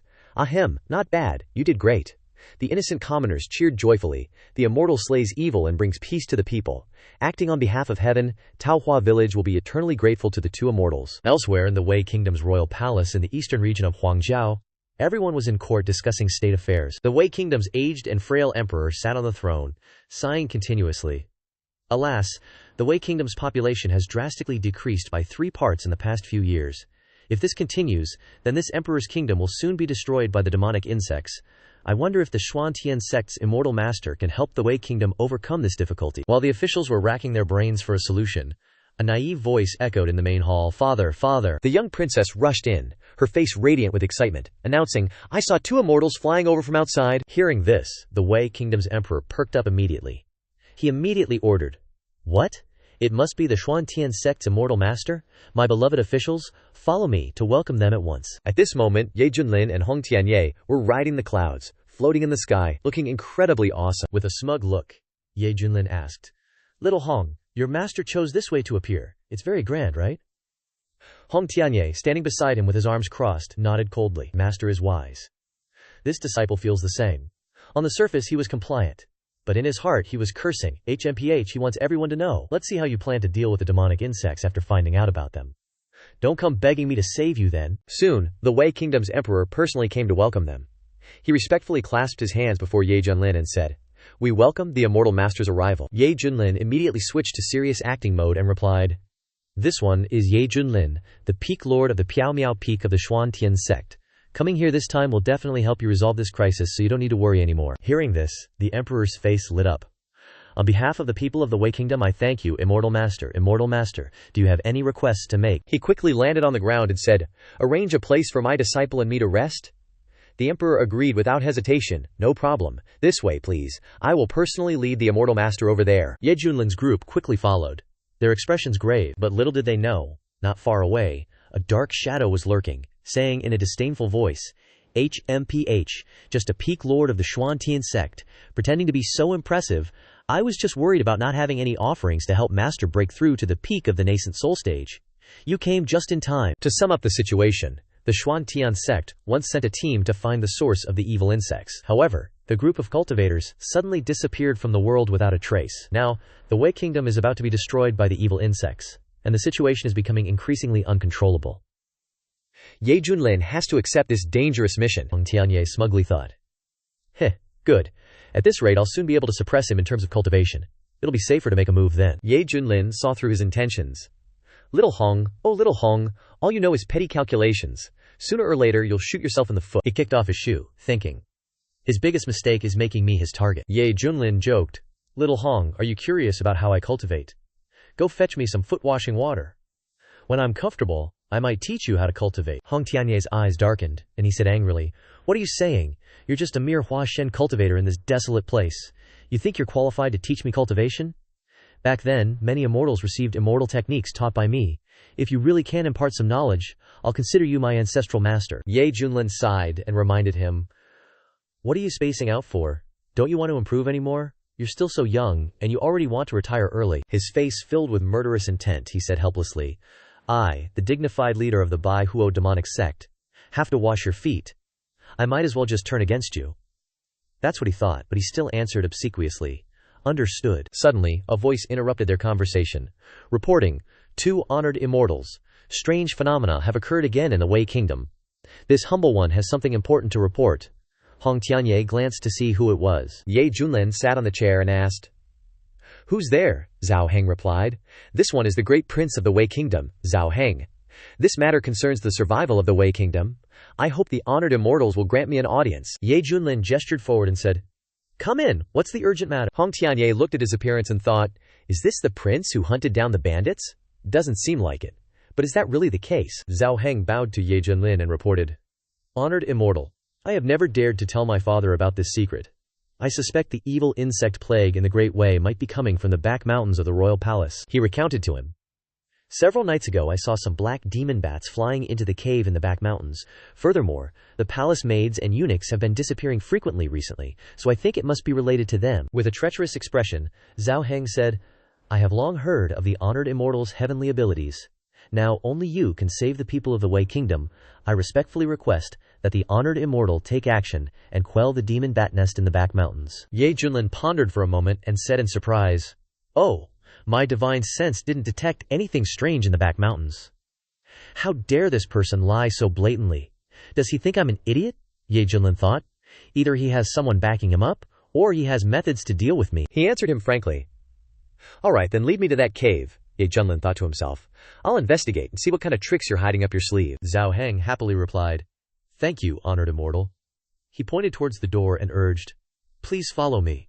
With the honored immortal taking action, the evil insects of the Wei Kingdom will surely be eradicated. Hong Tianye looked at him and said, Forget it, I'll settle the score with you later. The 3 of them headed towards the cave, led by Zhao Heng. Zhao Lingger, in a hidden corner, saw the 3 of them and thought, That's Big Brother. He's always been badly behaved. Father has warned him many times, but he still won't change. Yet he dares to secretly meet with the 2 immortals from the Xuantian sect. I must report this to Father immediately. Scene change. Back mountains. Ye Junlin asked him impatiently. Great Prince, this doesn't seem like where a nest of demon bats would be. Zhao Heng changed his attitude and replied coldly, We're here. Ye Junlin smiled, seeing through his plot, and said, We're finally here. Then I'll have to see what kind of devilish thing you've been hiding. Zhao Heng no longer concealed himself and revealed his true nature, saying smugly, Haha, I didn't think I could trick you, but I didn't expect you to follow me so obediently, he added. In the end, you're still too confident in your strength, but you don't know that there are people beyond people, and heavens beyond heavens. Zhao Heng took an offensive stance and shouted in their faces. You think you can stop us? Just because you're a Feng Lord of the Xuantian sect doesn't mean you're a real immortal, Ye Junlin, he confidently said. Today, this place will be your grave. As if he had prepared in advance, he looked up and ordered his accomplices, Elders, please make your move. His elders activated a formation. The five-fold binding god formation. Purple energy was generated, forming a large vortex. An elder of the Blood Fiend sect at the late stage of the nascent soul level said smugly, Ye Feng Lord of the Xuantian sect, you've been quite famous recently. Just a small Feng Lord, yet you managed to kill a nascent soul level demon king. The person behind him laughed mockingly. Haha, it's a pity that in this five-fold binding god formation, even those at the Hua Shen realm will have a hard time escaping. Zhao Heng crossed his arms and arrogantly urged the elders. Please act quickly. Remember not to be too heavy-handed. We should still keep him for some use. As for the woman in red, please cripple her cultivation. He revealed his sinister face, saying, This king wants to savor you slowly. Hong Tianye's eyes flashed with angry fire. He retorted uncomfortably, What did you say? Without another word, he charged forward, announcing, I didn't want to get involved in this, but you couldn't keep your mouth shut, and dared to touch my reverse scale. Hong Tianye's formation shattered the Zhao Heng family elders, cultivation, and broke their defense. He exclaimed in shock. He shattered it with one palm. Zhao Heng, terrified and disbelieving, yelled, Impossible! The binding formation was actually broken. The people struck by Hong Tianye's palm thought, The first prince, who knew this Chifeng Valley lord, actually brought a nascent soul realm disciple, a blood demon sect elder added.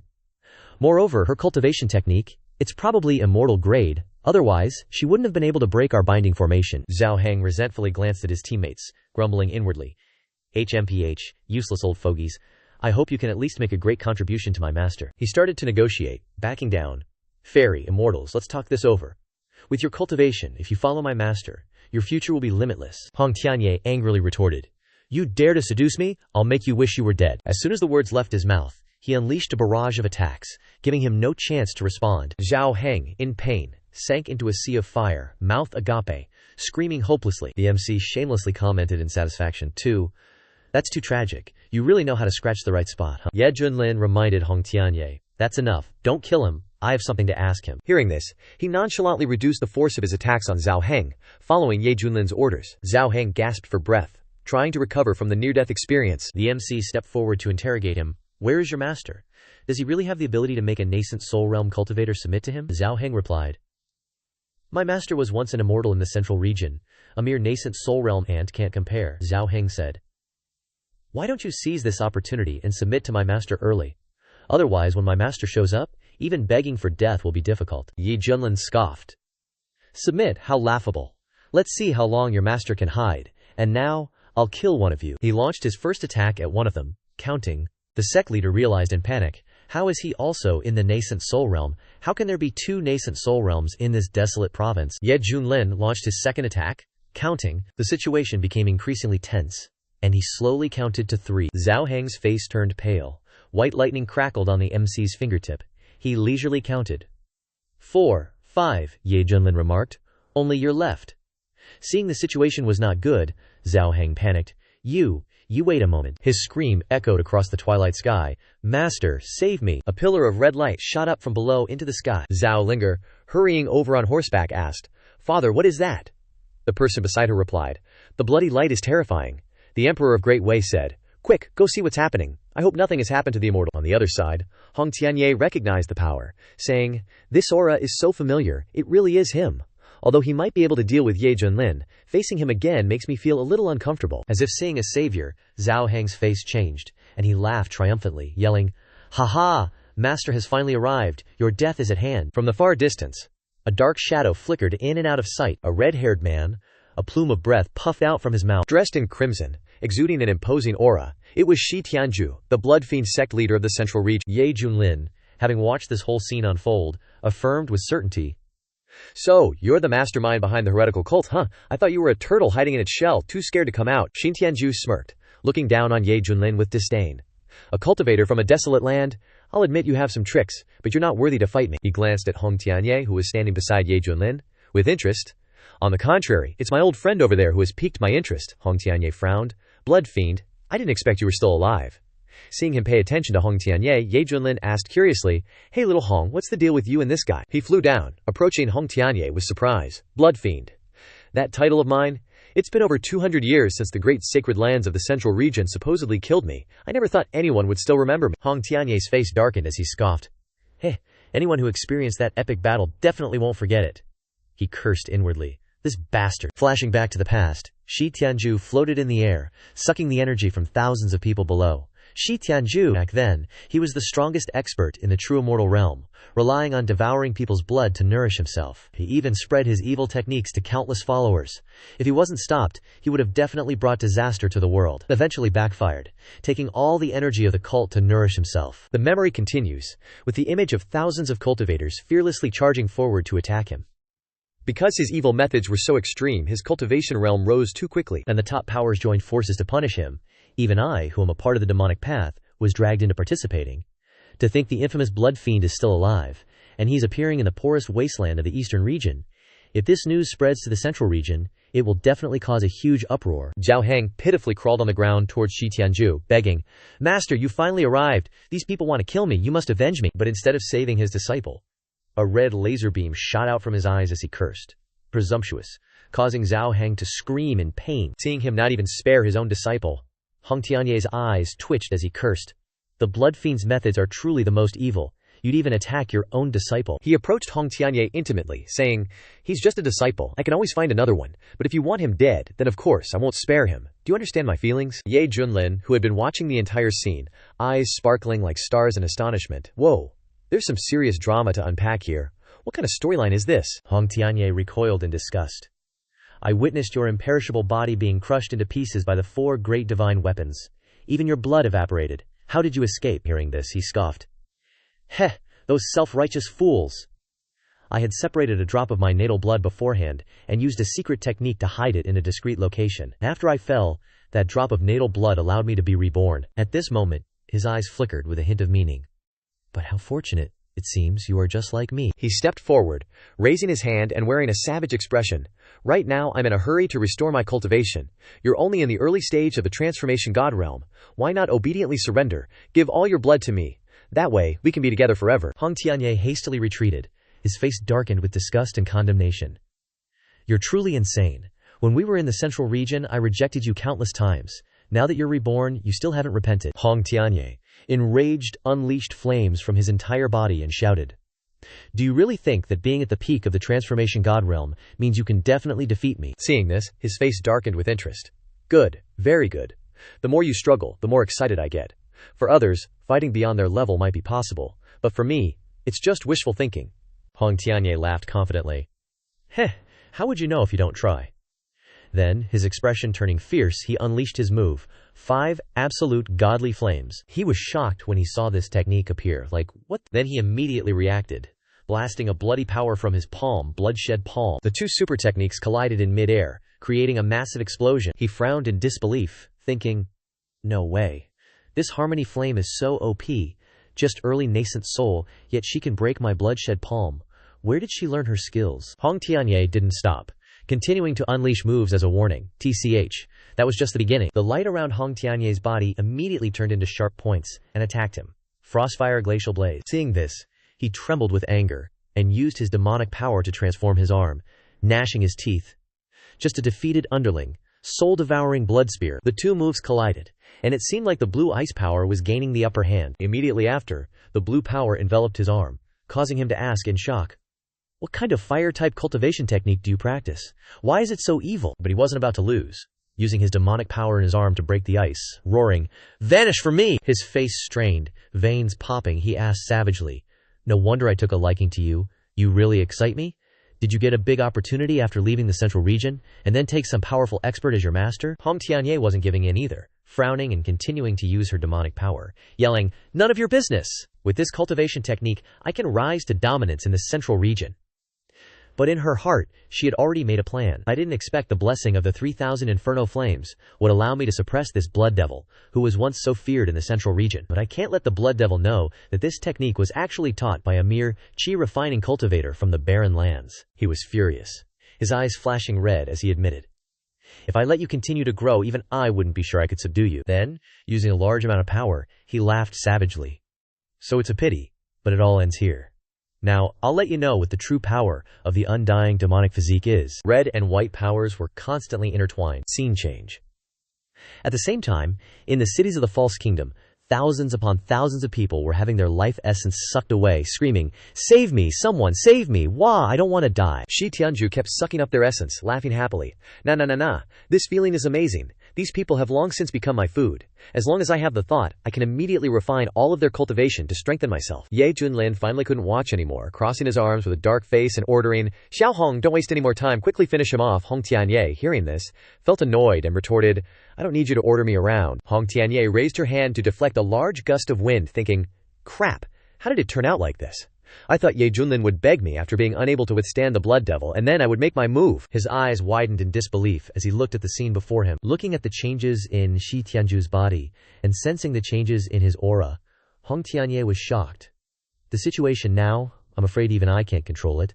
This aura, has he already broken through to the integration stage? A vast expanse was dyed crimson, birds scattering in terrified flight. Recalling the images of people withering away to nothing, Shi Tianju smugly thought, "Back when I first entered this indestructible body, even in a great battle between righteous and demonic cultivators, I never once lost ground. Even those old monsters in the Holy Lands, joining forces and using immortal artifacts, couldn't completely eradicate my imperishable body, and now—" He flashed a confident, sneering grin. "This old man's imperishable body has recovered 70% of its power.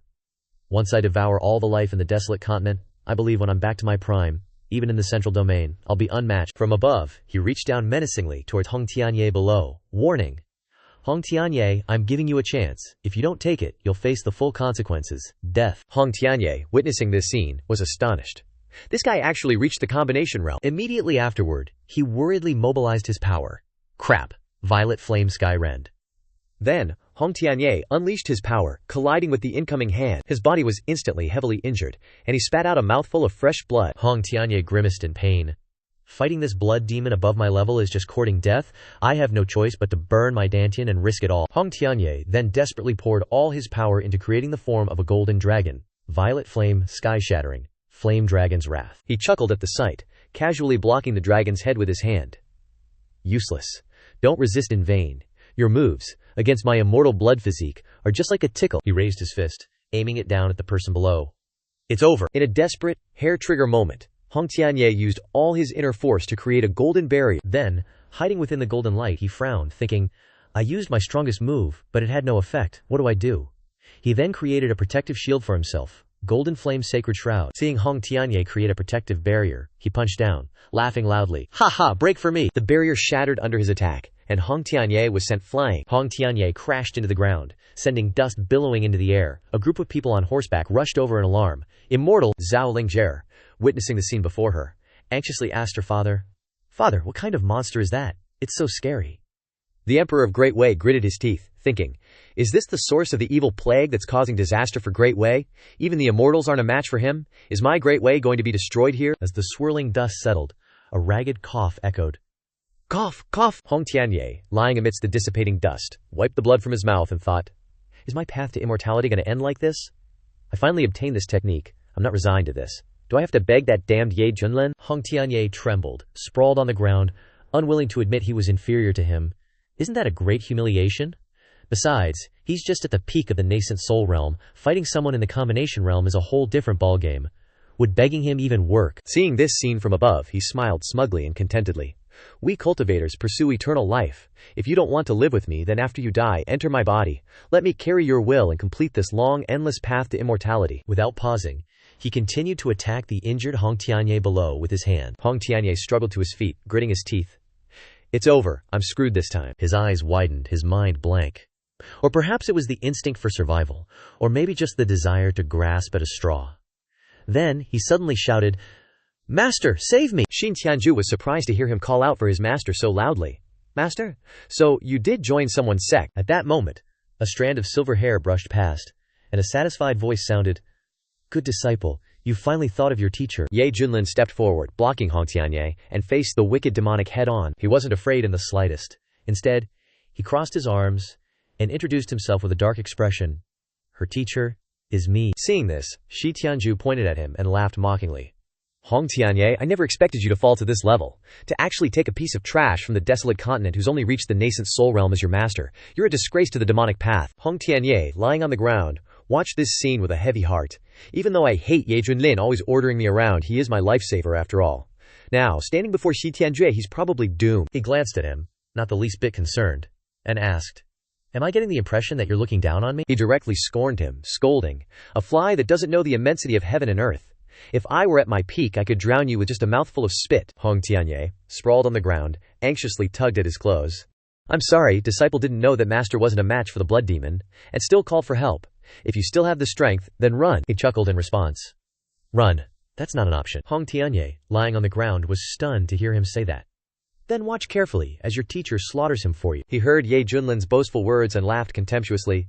Ha ha ha, kill me. I bet you can't even withstand a single move. What makes you think you can? He roared, arrogant and ignorant, and brought down his massive arm. Hong Tianye shouted anxiously. Forget about me, master. Run away from here.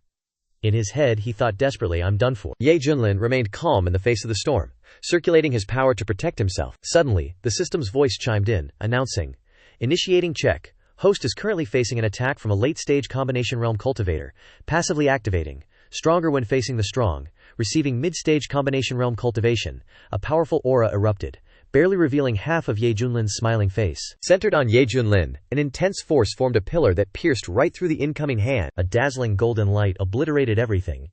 Ye Junlin stood there all cool, witnessing the spectacle. He stared at his shattered arm in disbelief and yelled, How is this possible? A mere transformation realm cultivator could... Immediately realizing the truth, he questioned Ye Junlin. Wait a minute. You're not in the transformation realm, are you already in the combination realm? Hong Tianye also stood up, seemingly not believing what he saw.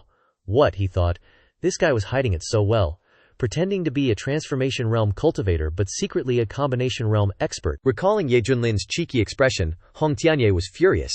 No wonder he was always provoking me. Turns out, he was relying on his combination realm cultivation.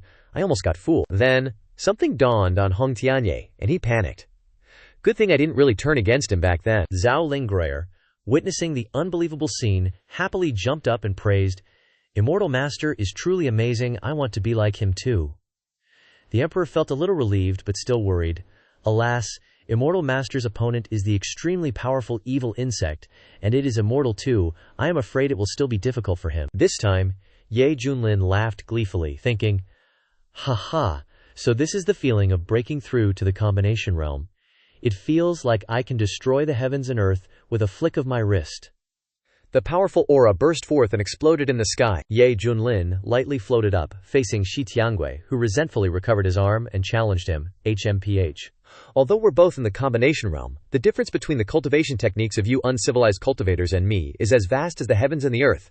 I will make you, a country bumpkin, realize this. He angrily shouted, what is called real power, and then struck a powerful punch towards Ye Junlin but was parried. Ye Junlin looked at him contemptuously.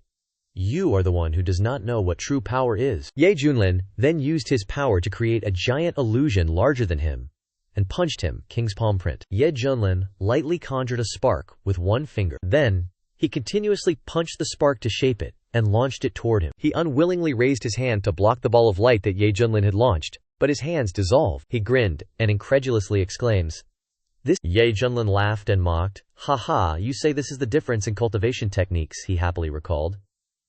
The King's palm print, which the system has been auto-cultivating, has reached the grand completion level. It's much stronger than the first time I used it. He flew into a rage and shouted, So what, you still won't be able to kill my immortal body. The longer we fight, the less chance you have of winning.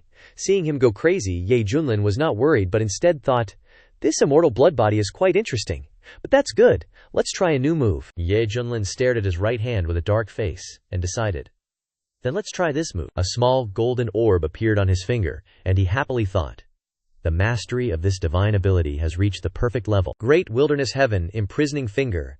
The golden energy formed a vortex. The powerful force shook the heavens and the earth, and Ye Junlin shouted, First finger, imprison the heavens. Second finger, shatter mountains and rivers. A large hand descends. Third finger, extinguish living beings. Fourth finger, break through the firmament. Seeing this scene, he did not know how to react, and just cursed, Damn it, what is this? Alright, I take back what I said, the dude says, all smug even though he's practically dying, flexing his remaining power. You're worthy of a fight, no more holding back, let's finish this with one move. BOM. A thick cloud of black smoke surrounds him. Blood surged to the yellow springs. Then, bam! A single finger touches down, scattering the smoke like nothing. Immediately after, the other 4 fingers slammed down onto his limbs, crushing him into a bloody pulp. Yikes. The illusion shattered, and he was thrown back, coughing up a mouthful of blood. His eyes widened, a red glint in them. "Just who the hell are you?" he demands. Seeing Ye Junlin like a demon god in front of him, he stammers in disbelief. How could such a monster exist in this backwater place? Has it really been that long since I ventured out? Have the geniuses outside become this ridiculously strong? Hong Tianye, on the other hand, just shuts his mouth, eyes wide with awe. Too strong. This technique makes my 3,000 blazing flames look like child's play. No wonder he was so confident before, he didn't even see me as a threat. Then Ye Junlin casually introduces himself. I'm from the Xuan Sect, Peak Lord of the Misty Peak, Ye Junlin. The dude's all pissed, grinding his teeth. Impossible. When I infiltrated this dump to investigate, even the Xuan Sect's leader hadn't reached Nascent Soul yet. He glares at Ye Junlin, teeth gritted, warning, "Ye Junlin, I'll remember you." Cornered, he decides to go all in. He punches himself hard in the gut, blood escape grandard. Hong Tianye panics, yelling, "Crap, he's trying to escape. If he gets away, the consequences will be dire." Shi Tianju, dissolving as he is, cackles, "Ye Junlin, I won't be caught off guard like this next time." Finally, he turns into some blob-like thing. Still laughing, "Ha ha!" Seizing the opportunity, he tries to fly away. Ye Junlin, stunned, mutters, "Next time." In a flash, Ye Junlin raises his hand and grabs him. He yanks him back down, stating, "There won't be a next time." The dude screams in despair, "No, I don't want to end things yet." Desperate, his eyes glowing, he unleashes his final move. Solar eclipse, human blood, rage of the gods, vanish from this world. But before he can finish, Ye Junlin crushes him into nothing with a single blow. All that's left is a wisp of smoke and a flash of golden light. Hong Tianye, staring at Ye Junlin's incredible power, thinks in disbelief. The blood demon who once shook the central region, he was just wiped out like this. Over there, the Emperor and Zhao Linger are jumping for joy, cheering. "Amazing! The devil has been vanquished by the Supreme Immortal. My great way is finally saved. Thank you, Supreme Immortal." Now, the powerful golden light gradually fades. Ye Junlin arrogantly waves his hand and calls out, "System, where's my reward? Get with the program. Don't make me remind you. Be professional." Tongzi excitedly flies over, announcing, "Coming, coming! Here's the reward for our handsome and dashing host. Congratulations, host, for receiving a mysterious bone fragment. It has special runes and can grant the user a heaven-defying physique, destined to become a peerless supreme being." Tongzi popped up a notification. Supreme Bone, a mysterious bone fragment with inscribed runes, can grant the user a top-tier innate talent and a destined path to becoming an unparalleled supreme being. Host, would you like to bind it immediately? Hearing that, Ye Junlin's face lit up with joy, and he blurted out, "An unparalleled supreme being? That's freaking awesome! Hurry up and bind it, I can't wait anymore." His face glowed, his eyes became divine, and a golden energy formed in the middle of his chest. Tongzi continued. Binding initiated. After the supreme bone is bound, the host's combat power will increase dramatically. After a short while, binding complete. Congratulations, host. Hong Tianye, seeing him standing there smiling like a maniac, was stunned, wondering, what the heck is this guy doing now? The energy fluctuations around him, they're actually making me feel a chill. What great opportunity did he get otherwise? How could such an extraordinary prodigy be born in this desolate continent? He gritted his teeth and cursed, "Damn it, I have to reassess his true strength. I must cultivate diligently to break through to the fusion realm as soon as possible, so I can confidently control him." After exterminating the evil worms, the Emperor gratefully stepped forward and kowtowed before him. "Thank you, Immortal, for saving the people of Wei. Our Wei Kingdom will definitely record this event in our history books, so that future generations will remember the Immortal's benevolence." Ye Junlin, radiating a brilliant golden light, generously replied, "No need for thanks. If you can be a good emperor and treat your people well, that's more than enough." Zhao Linger looked delighted and eagerly continued. "Little girl will remember the Immortal's teachings," she boldly asked. "May I join the profound heaven sect? I also want to be like you, to eliminate demons and vanquish evil." Seeing this, he used his eye technique to view her information. It quickly appeared. Name, Zhao Lingetter. Gender, female. Cultivation, none. Talent, top-grade water spiritual root. Status, princess of the Wei Kingdom. He stared at the clever girl in front of him and couldn't help but marvel. "Oh, her affinity isn't bad at all," Ye Junlin seriously replied. "Well, Linger does indeed have a good water spiritual root. She is a good seed. If you have such a desire, this seat can agree." The Emperor was astonished. "What? Really?" Linger quickly thanked the Immortal. The girl happily clasped her hands respectfully. Linger thanks the Immortal. The Emperor maintained his gentle attitude, his eyes filled with tears as he continued. "Immortal, you have saved the Wei Kingdom, and even accepted Ling Sheker. On behalf of all the people of Wei, I express my gratitude to both of you. Afterwards, please, both of you, return to the royal palace to rest for a few days." He then agreed and, while walking, glanced at Hong Tianye and said, "Good, let's go." The next day, Hong Tianye was treating his wounds. He was panting heavily, but in a short while, his whole body unleashed a destructive power. A red aura surrounded his body, his eyes became divine, and he excitedly exclaimed, "Finally! This Siat's injuries have recovered.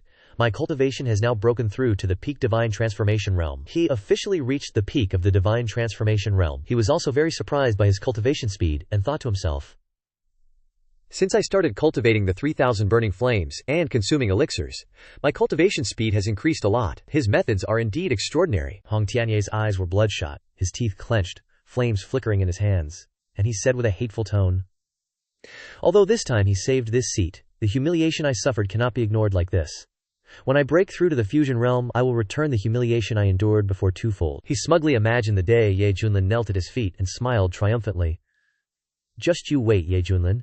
Just thinking about the scene of you humbly begging for forgiveness makes this seat look forward to it." Suddenly, Ye Junlin's loud voice interrupted his train of thought. "Little Hong, come see your teacher." Hearing that, he glared back. Hong Tianye didn't delay and ran over hastily, holding resentment in his heart. "HMPH, here we go again. This seat is giving you face." On this side, Ye Junlin held a book in his hand, his face radiant as he commented, "This Wuxia novel is quite interesting. It seems like the local people here also like the face-slapping pretending to be cool plot. If I transmigrated to this country, maybe I could make money by writing novels too." Yeah, first is Battle Through the Heavens. It's sure to be popular all over the country. And the author's name is Furious Potato. Feng Quang Tudu. Hong Tianye walked over. He thought with disgust, what is this guy mumbling about again? But on the surface, he still radiated respect and greeted, "Master, what is it that you called your disciple for?" He happily waved his hand. The pool of water in front of him immediately rippled. "Oh, you're here." Then he leisurely put his rough feet inside and casually ordered, "Come, wash this teacher's feet." Hearing that, his self-esteem soared. He gnashed his teeth, unable to speak. "You." He tried to restrain himself, thinking, even Meng Ruoxu was killed by this guy. Now is not the time to turn against each other. Endure it. Ye Junlin looked at him with an unpleasant expression and asked, "What's wrong? Do you despise this teacher? Why aren't you coming over to kneel down and wash this teacher's feet?" He clenched his hands, pretending to respond, "Disciple wouldn't dare." Hong Tianye obediently bent down and began to wash his feet. He still felt unwilling and muttered, "This seat was once a demonic sect leader, a true immortal in the divine peak. The cultivators who have died at the hands of this seat number in the tens of millions. Yet now I have to suffer the humiliation of washing the feet of a backwater continent cultivator." Ye Junlin wasn't simple either. He could tell his attitude at a glance, so he used a taste of his own medicine and praised good disciple and thought to himself, "Brat, you want to fight me?" Suddenly his eyes widened in shock, and his hands stopped. "Wait, this water is Taiyi, immeasurable water." Hong Tianye suddenly realized that if mortals drink this water, their beauty will last forever, and they will live to be 200 years old. If cultivators drink this water, they can purify impurities in their bodies, making their bodies clean and flawless, and their cultivation will break through rapidly, even if it's just a small bottle. In the central region, people would fight to snatch it. This is something that countless cultivators can only dream of. He glanced at Ye Junlin. His mouth mumbled in disgust. Yet this guy actually uses this stuff just to soak his feet, a treasure of heaven and earth. This also made him even more certain that this guy must have obtained a tremendous opportunity, otherwise how could he be so wasteful? He looked at the sacred water that everyone longed for, now turned dark, and showed regret and greed, thinking, how great would it be to drink all this Taiyi immeasurable water? It would be an extremely great help to my cultivation. Suddenly, he pursed his lips, feeling a nauseous realization creeping in. Wait a minute, this is footbath water. Seeing his expression, Ye Junlin teased, "What's with the face? You think your master's feet stink?" Hong Tianye struggled to contain his emotions, forcing a stiff smile. "No, not at all. This disciple was just thinking about something else." Ye Junlin, enjoying the moment while reading his book, thought to himself, the boundless grand beginning water the system gave me is really something. Who knew soaking my feet in it, combined with this disciple's cheap massage skills, could be so relaxing? So, he casually ordered, "The water's a bit cool. Add some heat." Hong Tianye didn't dare utter a peep, obediently nodding. "As you wish, master." The water temperature instantly rose. A warm haze filled the room. Ye Junlin leaned back, thoroughly enjoying himself, his face radiating bliss. And so, things continued within the room, while outside, the sun shone brightly. Suddenly, Zhao Lingair, her face beaming, rushed in, calling out, "Immortal!" Before she could finish, Ye Junlin's relaxed voice drifted out. That's the spot. He was sitting with his back to her, and Hong Tianye was hunched down, working diligently at his feet. The scandalous scene caused her to misunderstand, her face flushing as she thought, "Oh heavens, what is going on here? I never imagined their relationship was like that behind closed doors." Zhao Linger didn't say another word, turning tail and fleeing, muttering, "So embarrassing." Turning back to see his second disciple running like a bat out of hell, Ye Junlin wondered, what's gotten into that kid Linger? Why's she running? Hong Tianye coldly and quietly asked, "Master, are you satisfied with your footbath now?" Ye Junlin noticed the beautiful face of his disciple was beginning to flush red. Chuckling inwardly, he teased, "Satisfied? Of course I'm satisfied, little Hong. Tell me, what's on your mind? This master will share your worries." Hong Tianye gritted his teeth in anger, cursing inwardly. "You son of a bitch. If I took that out I could scare you to death. Just be arrogant for a few more days, I'll endure." Suddenly, the ring on Ye Junlin's finger reacted. He solemnly exclaimed, "Oh? News from the sect leader." A hurried voice echoed from the ring. "Junior brother Yi, please return to the sect as soon as possible. We need to discuss how to deal with a major event in the barren continent. There's suspicion an ancient secret realm is about to open. If the Xuantian sect can benefit from it, we'll surely prosper." Hearing this, Ye Junlin rubbed his temples and repeated, "An ancient secret realm?" Hong Tianye impatiently explained, "Ancient secret realms are treasures that can nurture countless cultivation resources, enough for ordinary cultivators to change their fate. It's like a carp leaping through the dragon gate, stepping onto the path of immortality. Who would have thought such a place existed in this desolate barren continent?" He cunningly smiled to himself. News of this secret realm's appearance can't be hidden. There will undoubtedly be chaos, but this is also my chance. If I can seize a good opportunity, combined with the terrifying power of the 3,000 blazing flames, my cultivation will definitely soar. Tong Zi promptly chimed in with a notification. New login mission announced. If the host can complete the Latian secret realm login, you'll receive an incredibly unexpected reward. Hearing this, Ye Junlin became excited. Incredibly unexpected. System, quickly explain what the hell unexpected means. Tong Zi disgustedly replied, "What's the point of calling it unexpected if I just tell you?" Ye Junlin asked no more, his whole body brimming with energy as he clenched his fist. Turning to Hong Tianye, he urged, "Disciple, pack up! We're going to see that Wei Emperor for a bit." Then heading back to the Xuantian sect, Hong Tianye replied, without a hint of emotion, "Understood." Master cut to the great Wei Imperial Palace, where a crowd of officials was prostrating themselves before the emperor. Ye Junlin and his disciples slowly walked in. Zhao Linger frowned, worriedly clutching her father's hand. "Father, Linger is a little reluctant to leave you. How about I stay here with you?" "Absolutely not," the emperor sternly countered. "You've already joined the Xuantian sect. This is a fantastic opportunity. So many people dream of this and will never have it. You must cherish this chance and not waste your potential." He stood up and respectfully bowed to Ye Junlin. "Immortal, I will remember your teachings, treat the people well, and strive to be a good emperor. I hope you will take care of my little daughter."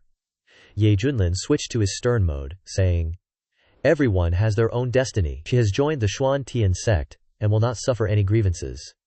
But how far she goes depends on her own efforts." With that, he turned to leave, waving to the princess. "Let's go, Linger, we're leaving," the emperor called out respectfully. "Farewell, immortal." Linger cheerfully waved back. "Father, I'll come back to visit you when I have time." Cut to the inner sanctum of the Yuhua sect, where the atmosphere was extremely gloomy. Two people were discussing important matters. The man sitting in the middle spoke. "There have been many events in the barren continent lately. I heard that an ancient secret realm is about to open. Also, your father's Feng Lei Sect has been destroyed by the doing of Xuantian Sect's Misty Peak Lord." The person below was Chen Xiao, his face uneasy and suspicious. "What's his cultivation realm?" the man slowly replied. "Rumor has it, from the outside world, that he is a newly promoted nascent soul cultivator from the barren continent." Upon hearing this, Chen Xiao's eyes turned fierce as he gritted his teeth and spat out, "Nascent soul, HMPH, I can kill nascent souls like chickens." Scene changed to the eastern region, in the true inheritance hall of the Feather Transformation sect, before a dim oil lamp. Chen Xiao asked him, "Master, about Elder Mukai, who killed him?" Yang Zunjie said gravely, "It's still unclear, but all fingers are pointing at the Profound Heaven sect. But it doesn't quite add up. How could that tiny sect kill Elder Mu, he thinks, relying on just that Misty Peak's Peak Lord at the early chi refining stage?" He rubbed his chin, speculating, "If that's the case, then the culprit must be someone else," Chen Xiao firmly asserted. "But no matter what, the Profound Heaven sect must be exterminated, and that Misty Peak's Peak Lord who killed my father, he must die too," Yang Zunjie said. "As it happens, an ancient secret realm has appeared in the desolate continent this time. The sect will send some elders to accompany you on this trip." He instructed him carefully, "Remember, you represent the Feather Transformation sect. At that time you'll be competing with other great powers." Yang Zunjie added, As for revenge, do it after it's over. I hope you can distinguish between the important and the trivial. Do you understand? Chen Xiao replied. Disciple obeys. He turned abruptly. After hearing the order he was given, Yang Zunjie revealed a sinister smile after his disciple was willing to obey his orders. He held the bright jade in his hand and said, Disciple, you must continue to perform well, Yang Zunjie thought gleefully. With you obtaining Old Su's resources in the intersect competition, only then will this Zun be certain of breaking through the Great Ascension bottleneck to the Tribulation Transcendence realm. At that time we'll both be honored. Information about the Kunlun realm.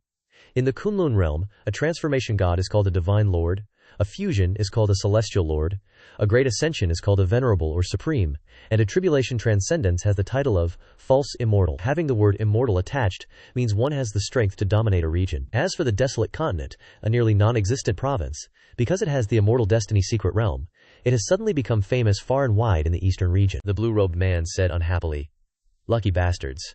Fortunately, the cultivators of the desolate continent are poor and weak. How could this kind of immortal destiny fall into their hands? The black-robed man next to him said, Isn't the desolate continent the most backward and desolate land? Yet an immortal destiny appeared. The man in the middle said, Let's hurry there together. If we wait for the feather transformation sect to arrive, we won't even get a sip of soup. Scene change to the eastern region, where the mountains are majestic, and clouds float around. In the eastern region, outside the desolate continent, is the celestial secret realm. Countless people participate from the sects to exchange martial arts with each other. The white-haired man, seeing the situation before the exchange, said, This time, the secret realm appeared, and 4 of the 5 great sects have arrived. Only the profound heaven sect hasn't come. Could it be that they've given up? The man next to him said, Not necessarily. After swallowing the wind and thunder sect, they might be vying for the top spot among the 5 great sects. Old Su of the Myriad Mountain sect, Ouyang Feng, at the Transformation God realm, laughed loudly. Ha ha! This old man has been in seclusion for too long. The Profound Heaven sect, which was originally at the bottom, has stolen the attention of my Myriad Mountain sect. The long-haired man next to him exclaimed, What? Transformation? Transformation God realm? The white-haired man thought, Originally, I thought the Profound Heaven sect having 2 nascent soul cultivators was already astonishing. Unexpectedly, our desolate continent actually has a transformation god cultivator. Everyone saw Ouyang Feng and respectfully greeted him. Welcome, old ancestor, out of seclusion, he said complacently. Unexpectedly, on the day I come out of seclusion, I would encounter the ancient secret realm appearing. It seems like it's heaven's will. Ouyang Feng's eyes shone brightly. He asked everyone fiercely, This time, our Myriad Mountain sect will enter the secret realm first. Does anyone here disagree? The white-haired man heard him and thought, Ouyang Feng is already at the Transformation God realm. Today, he's the leader of this desolate continent. Everyone replied loudly. We respectfully listen to Divine Lord's decree. Several bearded men behind Ouyang Feng cheered. Transformation God has appeared. Who dares to compete? Sect leader is mighty. Sect leader is mighty, he said happily. Good, haha. The sky gradually turned dark, with thunder mixed with clouds. From that region of the sky, a void opened, and a large ship appeared, accompanied by a loud shout. The Heavenly Martial Holy Palace is here. You desolate continent natives, retreat quickly. A voice from the ship echoed, The Illusion Mist sect is here. If you know what's good for you, get out of here. Another person on the ship said, This ancient secret realm belongs to the Royal Extremity sect. Don't even think about competing for it. The Royal Succession Dynasty, Zhen Nanwang, late-stage transformation god realm, appeared grandly, charging towards the crowd with great momentum. Zhen Nanwang asked in surprise, Oh, in the desolate continent there's actually a transformation god. Old Shifu was visibly annoyed, thinking, Transformation god? There are hundreds of them, for God's sake. This old man worked so hard to break through to the transformation god, and was a well-known figure in the desolate continent for over 10 cycles of years. Yet outside the desolate continent, I'm not even worth mentioning. Ouyang Feng stepped forward and hurriedly introduced himself. Gentlemen, fellow cultivators, this humble one is the Myriad Mountain sect's old ancestor, Ouyang Feng. You can just call me Little Feng. The red-robed man angrily reprimanded him. Shameless old geezer. You're trying to get familiar with us? Get down and wait there. This isn't your place. The man next to him sneered. Desolate continent natives, even if you break through to the transformation god realm, you're still just low-class commoners. Yet you dare to try to be on par with us? The man on the right shouted loudly. Old geezer, get down. Don't get in people's way. Old Shifu explained. Gentlemen, fellow cultivators, the environment in this desolate continent is extremely difficult, but the living beings here are not low class, he thought. We're both transformation god cultivators. Why should I obediently let you step on my head? Old Shifu looked at those people and thought, My disciples are all counting on me. If I avoid the confrontation this time, and value life over everything else, what reputation will I have left in this desolate continent? He angrily shouted loudly. The desolate continent may be poor, but it's not afraid of fighting. If anyone disagrees, then stand before this old man." The blue-robed man shouted madly. "Arrogant! Old Shifu, you're seeking death!" The red-robed man behind him called out. "Let's charge together, kill this old dog!" Zhen Nanwang called out. "Everyone, wait!" He pointed at old Shifu and said, "This old geezer is just a tiny desolate continent cultivator. If we all charge together, won't we be laughed at by others?" Zhen Nanwang said, "Let's do it this way. This prince may be lacking, but I'll just use one hand to suppress him." He fought with one hand and said, "Old dog, I'll let you know just how big the gap between you and me is." As soon as the words fell, the two sides quickly engaged in battle, and a powerful palm force was released. He used his sword to block his attack and shouted, "Kill!" Boom!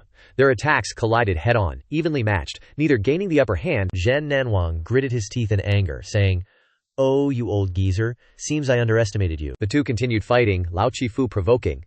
"Well, if that's how it is, then bring it on." His eyes flashed with hatred, not letting him go. Zhen Nanwang landed a blow from above on Lao Chifu and said, "You ignorant fool, old man, this king must kill you." Boom! His attack rushed towards him in an instant, the force so strong that it quickly struck him. Lao Chifu was injured, blood spurting from his mouth. His whole body trembled, but he held firm, angrily shouting, "Breaking your word, you're a liar!" truly bringing shame to the eastern region. Lao Chifu, drenched in sweat, helplessly roared, "Dying for honor is nothing. This old man just wants to tell you one thing. Desolate continent cultivators cannot be humiliated." Zhen Nanwang coldly replied, "Then this king will grant you your wish." In the tense situation, a radiant golden lotus flower suddenly appeared, and a voice said, "Amitabha, why is it so lively today?" The crowd below exclaimed in surprise. That is Master Jing Chan of the Xuankong Temple of Buddha Continent. Behind Master Jing Chan, they discovered, was the young master of the Xiang family, Xiang Tianyi, known as the #1 body cultivator family in Spirit Continent. The Grandmaster stood on countless golden lotus flowers, his face benevolent, murmuring, "Amitabha." Lao Chifu was shocked to realize such terrifying power. They're already in the integration stage. Looking at the large ship flying over, he thought, "The desolate continent, it simply can't win." Lao Chifu said, "The feather transformation sect of Qing continent is also here. All the strongest sects of the eastern continent are here this time, oh heavens." From the side of Chen Xiao's camp, the whispers below became even more lively, with some saying, "That must be Saint Chen Xiao of the feather transformation sect. I've heard of him. He possesses the solar immortal physique, invincible in the same realm." Others said, "No doubt about it, he's the brightest rising star in the eastern region's future. After 100,000 years, legends will be written by him." The group belonging to the white-haired guy recognized him. "Chen Xiao. Isn't that the young sect leader of the Wind Thunder sect? He's one of us from the desolate continent." Hearing this, he thought contemptuously, "The desolate continent is the reason I faced discrimination when I first joined the feather transformation sect.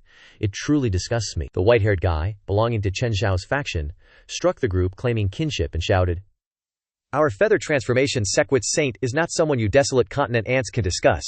You lack all respect. Begone, you wretches, die." A green ray of light flew towards the group of self-proclaimed relatives, leaving them no time to escape. Zhen Nanwang reported, "Saint Chen, these poor ghost cultivators from the desolate continent, how about letting me handle them, so as not to dirty the saint's hands?"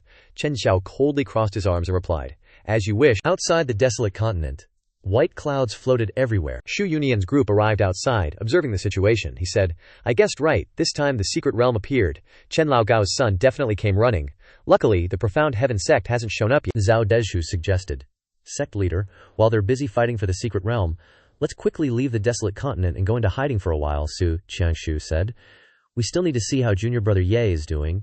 He's the hope of the profound heaven sect, but where are junior brother Ye and his disciple?" He gaped in surprise, realizing, wait a minute, that's Xu Yunyinian said, "Junior brother Ye and them actually went over there." He worriedly said, "Chen Xiao is there, going there now is just asking for death." Lao Chifu ran over to remind him, "Little profound heaven sect kid, don't be impulsive." Ye Junlin looked at him, puzzled. Lao Chifu, looking terrified, anxiously replied, "It's enough, don't come over here." His face darkened, angrily thinking, "Motherfucker, being bullied and stepped on by these outsiders." Standing among the crowd, Ye Junlin said, "This desolate continent can't do without me. Everyone, stay put. Not a single one of you is allowed to move from me." Chen Zhao glared at him, grinding his teeth. "Who's coming? Quickly announce your name." Ye Junlin, his eyes bloodshot, disdainfully replied, "Your daddy, Ye Junlin." With a cold face, he replied, "I'm Ye Junlin, his dad." The crowd below was shocked, and began to murmur, "That Ye Junlin, isn't he the Piao Miao Peak Lord of the Xuantian sect? But isn't he only at the nascent soul stage? Isn't this practically courting death?" As for Chen Zhao, his eyes flashed with a murderous glint, and he coldly said, "Xuantian sect, Ye Junlin. Standing high above, the main character spoke. What's all the fuss about? You got a problem, Chen Xiao asked. Did you kill the sect leader of the Feng Lei Sect? Junlin chuckled and replied, Are you talking about that guy who's pushing up daisies? Yeah, I remember him. The old geezer kept bragging about how his son had the talent to become an immortal. So, what are you to him? Chen Xiao gritted his teeth and roared, I'm his son, the main character exclaimed in surprise.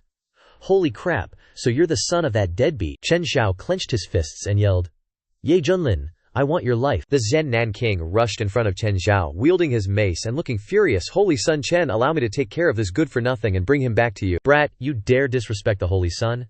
You're dead meat this time. Just as he finished speaking, Hong Tianye flew forward and blocked his path. The Zhen King smiled and asked, Oh, where did this beauty come from? Without a word, little Hong launched a palm strike towards the Zhen King, then shouted, Die, blazing void lotus. The Zhen King hurriedly raised his mace to defend himself. However, the flame unleashed by little Hong incinerated the Zhen King. The crowd below looked up in shock and exclaimed, A transformation god expert dead just like that.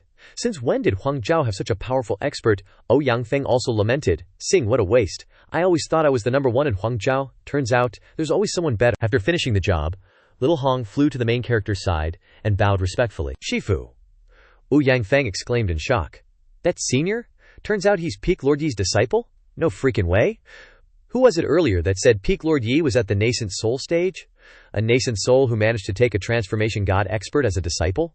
Step forward, I promise I won't beat you to death. Is the Xuantian sect really this strong? Xu Yunian, Zhao Dezhu, and Su Qiangshu hurriedly flew over. Xu Yunian spoke. Junior brother Ye, do you know what you're doing? That's the Yuhua sect over there. Junior brother, run while you still can. Let us buy you some time. Zhao Dezhu also said, That's right, the Xuantian sect only needs you to have a chance to revive again. Repeat. You can't afford to have anything happen to you here. The main character smiled and replied, Sect leader, don't worry, I'm fine. Let me introduce my disciple to you. Zhao Lingfei appeared and knelt down. Greetings, seniors. The main character continued, I just finished dealing with the problems in Wei Kingdom and took in a very promising seed. She has a top-grade water spiritual root and is also the daughter of the Wei Emperor. I think she's perfect to be sent to Tianxiang Peak. Ling'er ran in front of Su Qiangshu and clasped her hands. Zhao Ling'er greets Shifu. Su Qiangshu giggled and replied, This kid is really clever and adorable. On the ship above, Chen Xiao spoke. Stop acting like you're all that. Ye Junlin, and everyone from the Xuantian sect, you will all pay for my father's life. Ye Junlin, come over here and meet your death. The main character smiled and replied, You want to fight me? You're not even qualified to speak, little Hong. Go teach him how to be a human. Little Hong thought angrily, TCH, isn't this just like unleashing a dog from its cage? Then, little Hong flew away like a fiery waterfall. Seeing this, Chen Xiao scoffed and said, Ha ha, what a coward. You don't even dare to face the Holy Sun yourself. Little Hong angrily shouted, Dealing with trash like you doesn't require Shifu to take action. Chen Xiao smiled at little Hong and asked, You have both strength and beauty.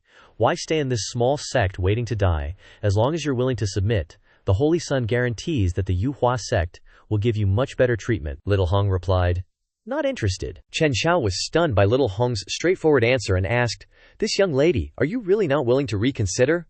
Little Hong still charged forward and said, Shifu, I didn't lie. Your dad's dead and you'll be dead soon too. Chen Qiao threw his hand forward and shouted, All right, you don't appreciate a toast, but you want to drink a forfeit? Then die for me. Chen Qiao unleashed a palm strike, and a devil's face immediately descended. Below, little Hong struck with her palm, and countless small fireballs soared up. Little Hong shouted, Meteor flames. Chen Qiao's devil's face was easily shattered by little Hong. Chen Qiao exclaimed in surprise, How could my attack be so easily broken? Little Hong said, Is that all you've got? Chen Qiao laughed. Don't get cocky so soon, this is just the beginning. Then he tensed up and roared, his inner power erupting. Countless fists from behind him punched towards little Hong. He shouted, Solar God Fist. The old men standing behind Chen Qiao stroked their beards and sighed. The Holy Sun is indeed gifted with extraordinary talent. This Solar God Fist is already top-tier heaven grade. Combined with his solar immortal physique, don't even mention core formation, even a integration realm expert might suffer. Boom, boom, boom. The spot where little Hong stood exploded. Smoke filled the air. Chen Qiao said, HMPH, this is what you get for forcing my hand. The people of Huangzhou, standing below the cliff face, turned deathly pale, while Chen Qiao looked down, amused. Suddenly, little Hong faintly appeared below. Little Hong was standing in a pink fire lotus that enveloped her body. Chen Qiao's eyes almost popped out of their sockets as he shouted, Impossible! I don't believe it. I have the qualifications to become an immortal. I am an invincible being. Seeing Chen Qiao rush over, Little Hong said, "A frog in a well." In her mind, Little Hong thought, this old lady has suffered so much grievance, being by Ye Junlin's side, now I can finally vent it all out. I must make you understand what humiliation truly means. Chen Qiao attacked with whatever move, Little Hong dodged it all. If she didn't dodge, she'd block, and if she was bored of blocking, she'd just slap him casually. After getting slapped, Chen Qiao thought bitterly, why are my attacks being so easily neutralized? It's like punching cotton, completely ineffective. Am I really not her match? Chen Qiao wiped his mouth lightly, looked at Little Hong cautiously, and said, I have never seen anyone with this kind of combat experience and reflexes in the Feather Transformation Sect. What merits does a small sect like the Profound Heaven Sect have to possess such an outstanding disciple? Little Hong replied coldly, it's because you're too weak. The elders of the Feather Transformation Sect on the ship spoke up. Holy Son, don't doubt yourself.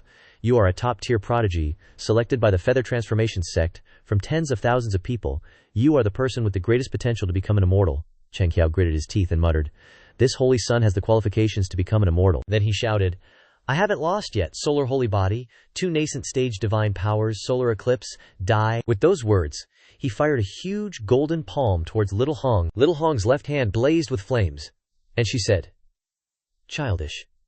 Let this old lady open your eyes to what is truly called invincible, also in the same realm, and let you feel the difference between us. 7 colored, wrathful flames. Boom, boom, boom. The 2 forces collided again, erupting spectacularly in the air. The group of Ouyang Feng below exclaimed in surprise. Is this kind of power really from a spirit transformation cultivator? This terrifying power is probably enough to blow up even a combination realm expert. I don't know who will win or lose now. From within the explosion, a battered figure was falling freely. Everyone exclaimed in horror. That's the Holy Son of the Feather Transformation Sect. Unexpectedly, the loser is the Feather Transformation Sect. Little Hong still stood proudly in the air. She laughed disdainfully and said, what? A tiny speck of light like a grain of rice wants to compete with the shining moon? Standing on this side, Shu Yuninian said, Ye Junior brother, your disciple is really strong. Zhao Deshu also said, although she has defeated Chen Qiao, the Feather Transformation Sect still has so many elders, maybe you guys should hurry up and run away. The male lead smiled and replied, don't worry, there's no need to worry. Little Hong, you performed well today.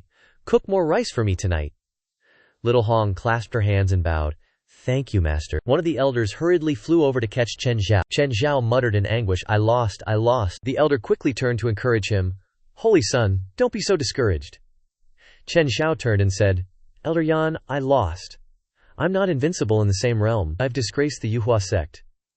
To think a Holy Son would be defeated by a disciple from this barbaric land, my Dako heart is damaged. If this continues, the prestige of the Yuhua sect will be severely damaged. Helping Chen Zhao onto the ship, Elder Yan continued, Holy Son, don't overthink it. You still have a bright future. You are someone with the aptitude to become an immortal. You must stabilize your Dao heart first.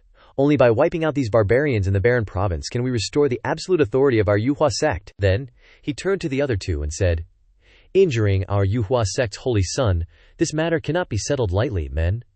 Who will go and exterminate all the savage barbarians in this barren province? One person stepped forward and replied, I will. The crowd beside them was stunned. The inner workings of the Yuhua sect are truly deep and unfathomable. They actually brought 9 integration realm experts along on this trip. Although that female disciple defeated the Holy Son is only in the transformation god realm. Facing an integration realm expert is like hitting a stone with an egg, isn't it? Such amazing talent, wasted. A pity, what a pity. Seeing that person rushing down, Little Hong quickly turned to call out to her master. The male lead slowly flew up and replied with a smile, it's okay, Little Hong. Leave it to me. The crowd around Ouyang Feng exclaimed in surprise. The Xuantian sect's Ye Fenglin is in the integration realm. Our barren province actually has a heavenly lord. Unprecedented in history, haha. I thought Ye Fenglin's disciple was enough to shock me. Who knew he was a heavenly lord? And here I was, calling myself the number 1 in the barren province. How ridiculous. The Yuhua sect elder slightly clasped his hands, shot out a palm towards below, and shouted, Integration realm, so what? You think you're worthy of facing me? Afterward, a red hand appeared. The elder released the hand and continued. Daring to be disrespectful to the Holy Son, you savage barbarians of the barren province are doomed. The male lead pointed 2 fingers forward, flames erupted, and he said, oh, is that all you've got? Suddenly, in an instant, Ye Junlin appeared in front of the elder, shocking him. Then, The male lead struck the elder in the chest with a palm. Turning his palm upward, the male lead looked back at the Yuhua sect people and asked, "Is that all?"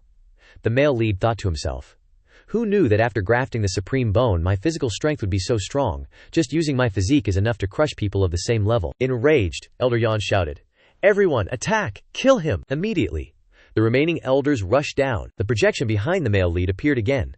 The male lead shouted, "Human sovereign seal." The projected hand struck out, and the crowd fell like flies. They cried out in pain, "Arg, what kind of divine power is this? This guy's strength is terrifying. Everyone, quickly use your magic treasures to kill him. Azure Jade Sword Art, kill." And then, each of them took out a magic treasure and attacked downward. Countless strange streams of power flew towards the male lead. Master Jingchan put his hands together and said, "Amitabha. Excellent, excellent. This benefactor is likely to have more misfortune than fortune." Xie Tianyi cursed secretly behind him. This bald donkey is truly hypocritical, pretending to be compassionate on the surface, but in reality, the things he does behind the scenes are so skillful that even I find them despicable. But then again, it's better for that kind of evildoer to die early so they don't cause trouble. Below, the Xuantian sect people, Shu Yunyan, with a panicked face, exclaimed, "We're doomed, junior brother Ye, Linwei. I told you to run from the start, but now even if you want to run, you can't." Only Su Qianchue still smiled and said, "What do you guys know?" As for Hong Tianye, he stood aside thoughtfully. After witnessing this guy's extraordinary nature in Wei Kingdom, I'm sure he's still hiding plenty of tricks. Let me see what else you're hiding that you haven't used yet. Back in the battle, the male lead calmly smiled and said, "If that's the case, then let you taste this move. A divine ability of the supreme bone." As soon as he finished speaking, countless sharp lightning bolts shot around, causing the Yuhua sect people to spurt blood. The Ouyang Feng crowd below exclaimed in surprise, "What just happened? What kind of energy is that?" The power from the male lead was like a waterfall, sweeping away the Yuhua sect people. The elders, magic treasures, all went ka-boom, and as their bodies tumbled down they shrieked, "We're goners, Elder Yan, save us!" For crying out loud. Elder Yan clasped his hands, eyes glinting. He gritted his teeth, muttering, "Damn, never thought this punk would be such a tough cookie. The Holy Sun's already messed up bad. If even my fellow sect elders bite the dust here, how am I supposed to explain this back home?" Then, whoosh! He shot up from under the ship like a bat out of hell. The injured elder suddenly perked up. "Freakin' awesome! It's Elder Yan's third-grade spirit artifact, the Fudu Pagoda. That's the shiny toy that got him his elder status. We're saved." Elder Yan appeared behind our hero, Pagoda in his left hand, and roared, "This is your final stop. Go, crush him for me." Our hero turned back with a sly grin, thinking, "About time you showed up. I was waiting just for you, old-timer." System notification popped up. Peak Integration Realm enemy detected attacking host. Activating passive skill. The tougher they are, the tougher I get. Host has now achieved perfected Integration Realm Cultivation. That Elder Yan dude leaped up, gearing to bring the smackdown on our hero. But surprise. Our hero just spun around, left hand shooting up to block. Elder Yan, totally bug-eyed, blurted out, You were hiding your cultivation level." He barely got the words out when, boom! Another torrent of energy blasted right back at Elder Yan. Elder Yan, looking like he'd been through a ringer, clothes in tatters, blood everywhere, coughed out, "Senior, about today, yeah, we totally fold. The Yuhua sect will gladly bail on this whole secret realm fight." Our hero made a grabbing motion with his hand again, chuckling, "Kha, think you can just pop in and out as you please. Dream on, all of you, just die for me." Elder Yan, face paler than a ghost, shrieked, "You're pushing it this far. Aren't you scared the Yuhua sect will come after your head?" "Wait a sec, I get it now. That Elder Ma from the outer sect, he died by your hand, didn't he?" Our hero's descending palm didn't stop as he replied, "Spot on. Seeing as I've already royally pissed you guys off, why not just go all out and have some fun with it, huh?" Wham! The palm struck. Elder Yan sprayed a mouthful of blood, gurgling, "Ah, ah, ah." The crowd that was initially trash-talking Huang Province as some barbaric wasteland now had their jaws on the floor, exclaiming, "How the hell did this happen? Some cultivator from Huang Province actually one-shotted an elder of the Yuhua sect." With one hand, Shui Tianyi frowned, deep in thought. All these elders wiped out here. Chen Zhao's Dao heart is probably shattered. The Yuhua sect's rep and power are going to take a serious nosedive. Still, this whole shebang means things in the Eastern Domain are about to get real interesting. Grab your popcorn, folks. On the ship, Chen Zhao gripped the railing so hard his knuckles were white, thinking in sheer terror. Even Elder Yan was no match for him. "I never knew the monster who killed my father was this terrifyingly strong. Is getting revenge even a remote possibility for me anymore?" The other goons on the ship were also freaking out, yelling, "Crap, the elders are done for! It's over! We gotta get the Holy Sun out of here now! Activate the Golden Spirit Arc. Stat? Give the order." High above, a hand of roaring flames blazed, and Little Hong piped up, "HMPH, had your fun prancing around showing off? Thinking of running away now, are we?" With that, Little Hong lobbed her fireball straight at the ship, screaming, "All of you, just die for me!" Another bunch of cultivators watching this mess muttered in disbelief. They already slaughtered all the Yuhua sect elders, and now they want to off the Holy Sun too. Are they trying to commit a freaking genocide here? This master-disciple pair is completely bonkers. Just as Little Hong's inferno was about to connect, Great Master Jing Chan suddenly appeared, throwing out a massive Buddha palm strike to block it, muttering, "Amitabha, female benefactor, this cycle of revenge, when will it ever cease? Why must you insist on such utter annihilation?" Little Hong exploded. "You bald donkey, don't you dare think this Siet can't see through your Buddhist sect's pathetic little schemes? You just want the Yuhua sect to owe you a big one, right? Your kind of sickening hypocrisy makes this Siet want to barf." Jing Chan put his palms together, eyes crinkling into a smile, and replied, "Please, female benefactor, don't be so crass. Your prejudice against the Buddhist sect runs deep. You're teetering on the edge of the demonic path, you know. This old monk advises you, please, try to rein it in a little." Little Hong pulled back her hand, the flame still flickering in her palm, her face a mask of disgust as she said, "Back in the Central Plains, this seat despised sanctimonious cultivators like you the most. It's always for your own selfish gain, but you gotta dance around it, quoting righteousness like you're some grand strategist. Yeah, so what if I go demonic? This seat doesn't need a lecture from you." Jing Chan's eyes narrowed, he thought. Hopeless, foolish, and unwilling to see the light. Very well, then let this old monk enlighten you. Seeing Jing Chan lunge, Little Hong was stunned. This bald donkey, she thought, is radiating an insanely oppressive aura. He's actually at peak integration realm. Suddenly, Ye Junlin appeared, stepping in front of Little Hong. He looked at Jing Chan and asked, "Well now, is someone trying to bully this Siat's disciple while this Siat isn't looking?" Jing Chan's expression remained unchanged. Palms still clasped, he said, "Peak Master Ye, you misunderstand. This old monk merely wished to offer this junior some guidance." Our hero shot back, "Guidance? You think you're worthy? She's a true immortal recultivating from the very beginning. How is it your turn, a moldy old monk who's only at the integration realm, to offer guidance?" Hearing this, Hong Tianye quickly cupped her hands with a grin. "Many thanks for your support, Master. This disciple is a bit incompetent. I was going to stop that flying ship, but this bald donkey just had to interfere, letting them get clean away." Jing Chan turned and said with a smile, "Amitabha, well done, well done. This old monk only felt that this matter was excessive, so he took action to help you make amends." "If your excellency insists on blaming me, then this old monk has nothing to say." Seeing Jing Chan about to leave, the male lead crossed his arms and shouted, "Hey, you think you can just show off and then disappear? Stay right there for me." Jing Chan turned his face and calmly asked, "Sect leader Ye, what do you mean by this?" In his mind, Jing Chan carefully thought, "Xuankong Temple is the leading Buddhist force in the eastern region. You've just offended Yuhua sect. I'm sure you wouldn't dare to offend Xuankong Temple." Ye Junlin laughed heartily and replied, "Haha, you old monks are really weird. You get a huge favor for doing nothing, and dump all the blame on me to carry? You're so good at planning, why don't you calculate when you're gonna die?" Jing Chan frowned, grinding his teeth, and said, "Sect leader Ye, you've gone too far." The male lead punched down and shouted, "What if I just like going too far?" Jing Chan summoned a golden bell around his body, saying, "Your golden bell shield, I thought it would be as hard as a tortoiseshell. Turns out it can't withstand a single blow." The golden bell shield shattered, and Jing Chan's body flew backward. He staggered back towards his disciples, holding his staff in his hand. He shouted, "This is too much. Do you think my Xuankong Temple is a soft persimmon that anyone can squeeze? If Benefactor Ye started this trouble, then don't blame this old monk for being merciless. Om Mani Padme Hum." Immediately, an image of the Buddha sitting in meditation with his hands clasped appeared behind him. At this moment his strength had reached the great perfection of the combination realm. The cultivators exclaimed in surprise, "Is that the divine power manifestation of Xuankong Temple? And even the third-grade spirit artifact, the 9-ringed tin staff? Although this Ye Junlin is also at the great perfection of the combination realm, he's not even worth mentioning in the face of this.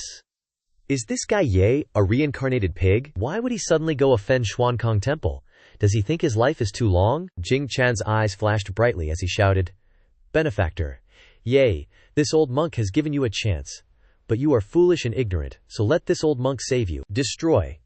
Immediately, a golden force shot out from the Buddha's manifestation towards the male lead. The male lead smiled and said, "Not bad." Raising his left hand, Ye Junlin shouted, "Guard!" Immediately, A coffin appeared. It was the burial sky coffin. The appearance of the coffin blocked the force from Jing Chan's side. Jing Chan exclaimed in horror. That's the burial sky coffin. The coffin slowly opened, and a green force shot out. Seeing this, Junlin thought with emotion, even I didn't expect that this burial sky coffin would break through along with my realm, upgrading from a 3rd grade spirit artifact to a 6th grade spirit artifact. The male lead said, "Is that all your divine power? Then come in here for me." As soon as he finished speaking, Jing Chan's disciples were all sucked into the burial sky coffin. They cried out in fear, "What is this thing, master? Save us!" Jing Chan said in shock, "Evil object.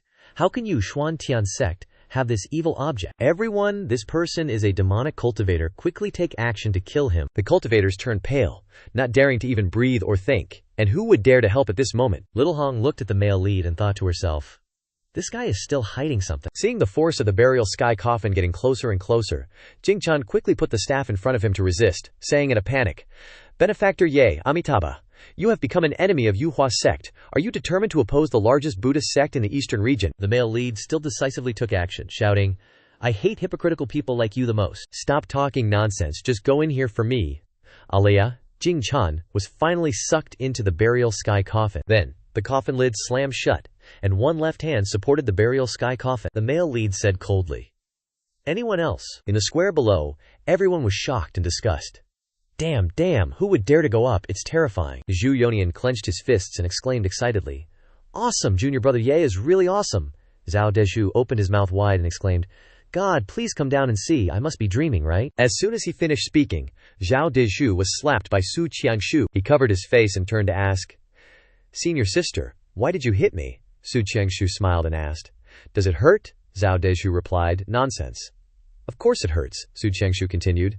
"Then you're not dreaming." Standing below, Wu Yangfeng exclaimed excitedly, Huang Jiao actually won. No, this is unbelievable. He actually overwhelmed everyone with his own strength. Immediately, the people from Huangju shouted, "Ye Junlin is invincible. Ye Junlin is mighty. Ye Junlin is a god." As for Shui Tianyi, he gritted his teeth and thought, how did it turn out like this? Is this still Huang Jiao?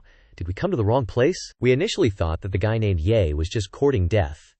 Who knew he'd not only smash the Yuhua sect, the strongest immortal sect in the eastern region, into smithereens, but even bury the monks from the Shuangkong Temple of the Buddhist Holy Land in coffins. However, this time he's offended both the Yuhua sect and the Shuangkong Temple, so he'll probably face endless revenge from both sides. It would be great if he could stir up the forces in the entire eastern region. Then our Shui family can sit back and reap the benefits like a fisherman. Haha. At this moment, a vortex appeared in the sky, and a beam of light shot straight down. The cultivators below exclaimed joyfully, "Great! The secret realm is finally opening. This is the first time in my life I've seen a secret realm with such majestic aura. Will we still be able to participate?" The OP male lead was the first to fly up, then stopped, looked at the outside of the secret realm, and thought with amusement, "It's finally open. Now I just need to check in and complete the mission. Oh right, I also need to deal with these guys outside first." So the male lead looked down and said, "Any cultivator from our Huangju is qualified to enter the secret realm for exploration. As for the rest, scram." Shui Tianyi gnashed his teeth when he heard this. He angrily said, "Our Shui family never opposed the Xuantian sect in the first place. Why are you depriving us of our qualification to enter the secret realm? Too bad the ancestor isn't here." The person next to him hurriedly stopped him. "Young master, the more smug he is now, the more miserable he'll be later. There's no need for us to go against someone who's about to die."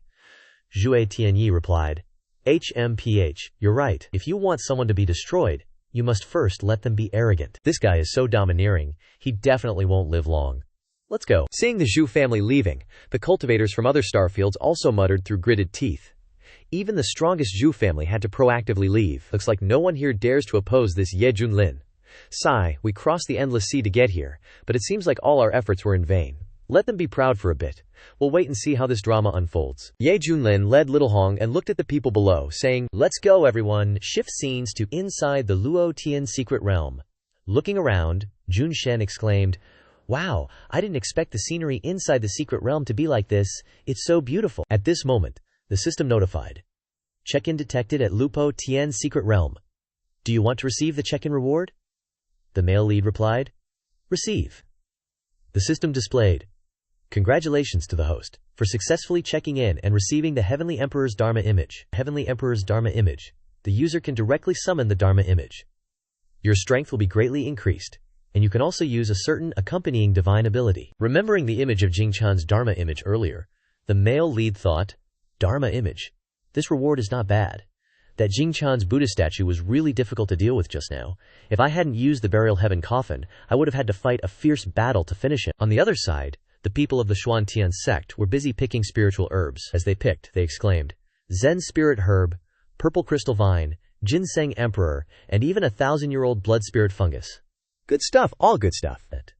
Everyone split up to search for precious spiritual herbs, but don't go too deep, and remember to support each other. Seeing everyone so happy, the male lead thought, I initially came for the mission, but now that I see my brother so excited, I suddenly want to explore a bit too. Let's go look over there, I'll go with you. Suddenly, something crawled out from the ground. It was a giant centipede. It opened its mouth to bite those in front of it, someone shouted. The creatures inside the secret realm are extremely ferocious. Everyone be careful, there's one over here too, we're surrounded. Ye Junlin panicked and shouted, Everyone, come back here immediately! There are golden core stage demon beasts in this secret realm, don't underestimate them. Little Hong stood behind with her arms crossed and coldly said, HMPH, if you want to come here and take resources, you need to have the ability. There's no such thing as a free lunch in this world. Demon beasts flying in the sky also appeared. Gorillas and white apes in countless numbers. Xu Yonian exclaimed, Everyone, prepare for battle. Immediately, Hong Tianye, Zhao Dezhu, and the others took action to fight back. On the other side, an ape opened its mouth filled with saliva, looking down. It was holding a female cultivator's hand and pinning her down. The female cultivator shouted in fear, Ah, save me! A group of other cultivators pointed their palms at it and shouted, Let her go, you beast! You're not even as good as an animal! The white ape licked its tongue down. The female cultivator closed her eyes tightly and shouted, No, I don't want this, save me! Suddenly, a flame erupted around the white ape, then its body was lifted into the air, burning fiercely. Then it fell down as roasted monkey meat. Seeing Hong Tianye appear, that girl finally snapped out of it and said, I'm okay now. Thank you, senior sister Hong. Xu Yunyan, fighting another monkey, shouted, Hong, my grand disciple, I'm relieved you're here. Please keep an eye on the other disciples. Hong Tianye crossed her arms, annoyed, and scoffed. Behind her, a bunch of other white monkeys were jumping down. Little Hong turned around, pointed at the monkeys, and flames erupted. Little Hong yelled, You guys want to die? Sizzle, sizzle. The monkeys in the air were roasted black. The disciples, seeing this, cheered, Senior sister Hong is so awesome. Thanks to Senior Sister Hong, you're really the best. Just like Ye Fenglin. Little Hong turned around, scowling, and shouted, All of you, shut your traps for me. In her heart she wondered, Where the heck is that bastard Ye Guwu? The main character was wandering around somewhere else, asking the system, Hey system, according to what you said, there's some kind of special energy wave here. Are you sure it's this way? The system replied, That's right, host, it's this way. There's a new mission ahead, and the rewards are even richer than just daily check-ins. Scene change. Deep inside the Luotian secret realm, a giant tree called the Great Luo Immortal Tree grew. Several figures were gathered around something on the top of the tree. In the center, a swirling red energy surrounded a small rat lying still. Someone exclaimed, The Great Luo Immortal Fruit has finally formed. Turns out they were demons, waiting to harvest the Great Luo Immortal Fruit. One of them said. But because of this, the Great Luo secret realm has opened, and some humans have sneaked into our territory. We need to show our faces. That rock guy is the Stone Clan's patriarch, with complete body integration cultivation. This one with 2 fangs is the Beast Clan's patriarch, also complete body integration cultivation. The Beast Clan patriarch pointed at the glowing thing and said, I think splitting the Great Luo Immortal Fruit is the most important thing. As long as we eat the immortal fruit, we'll get the Great Luo Immortal Body. By then, those humans won't be any different from ants we crush. That hot chick with lots of fur is the Feather Clan's patriarch, also complete body integration, she said. But the Great Luo Immortal Fruit has already been snatched by that white rat. We still can't eat it yet. The guy who looks like a goat is the Horn Clan's patriarch, with complete body integration cultivation, his eyes greedy. He frowned and said, It's just that the timing of the immortal fruit ripening was too sudden. Even we couldn't react in time. The Scale Clan patriarch added, What do we do now? It's already swallowed the immortal fruit, and the Great Luo Immortal Tree has acknowledged it. None of us are allowed to attack it right now, or we'll be attacked by the immortal tree. The Wood Clan's patriarch said, Looks like we'll just have to wait for it to digest the immortal fruit before we can take action and catch it, then use a secret technique to refine it, and then share the meat equally. The Beast Clan patriarch replied, HMPH, this old man swears that he'll make that cheap white rat pay a heavy price for its gluttony. Seeing the light surrounding the rat gradually dissipate, the demon said, The glow is fading.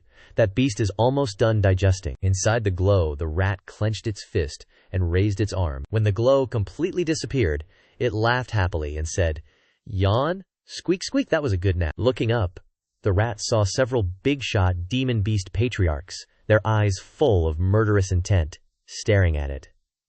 The rat's face was covered in sweat, and it quickly asked, "Hello, big brothers. Is there anything Squeak Squeak can do for you? If not, can Squeak Squeak go first?" The Beast Clan Patriarch roared angrily, "How is that rat so fast? The great Luo immortal fruit is really something." Seeing the rat run away, the Wood Clan Patriarch hurriedly stretched out his long arms to chase after it and shouted, "Don't just stand there lamenting, hurry after it, you little bastard. Stop right there." The rat, while running, turned back and saw the Wood Clan guy's arm already reaching its butt.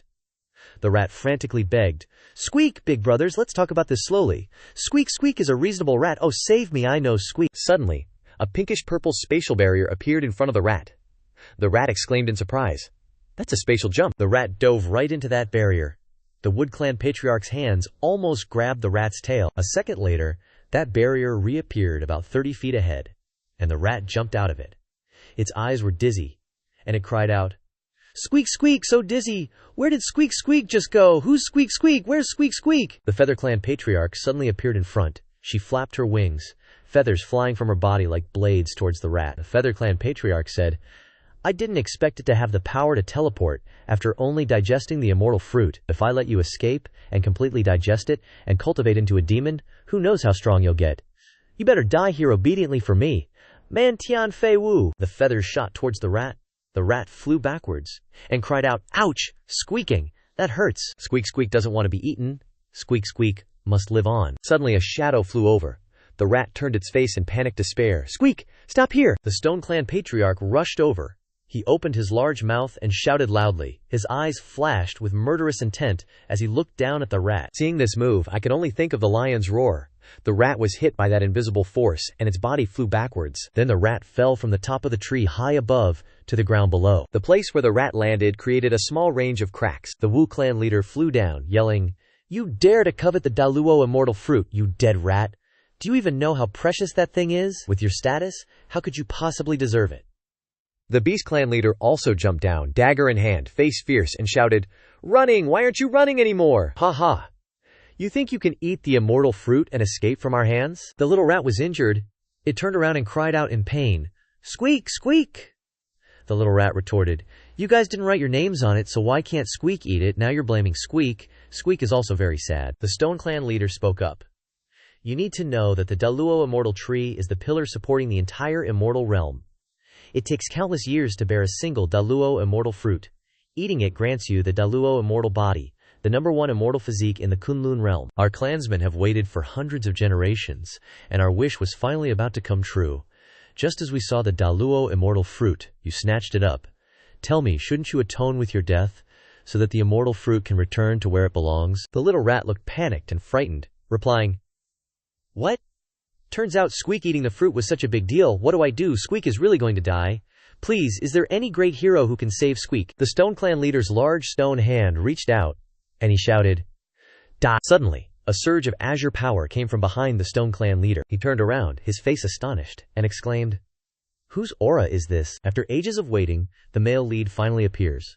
The youth gave a slight smile, sending shivers down the Stone Clan's spine. The male lead's foot landed on the ground. Ye Junlin asked the system, "Hey system, is the energy wave you mentioned in the body of that white-furred rat?" The system displayed a notification in response.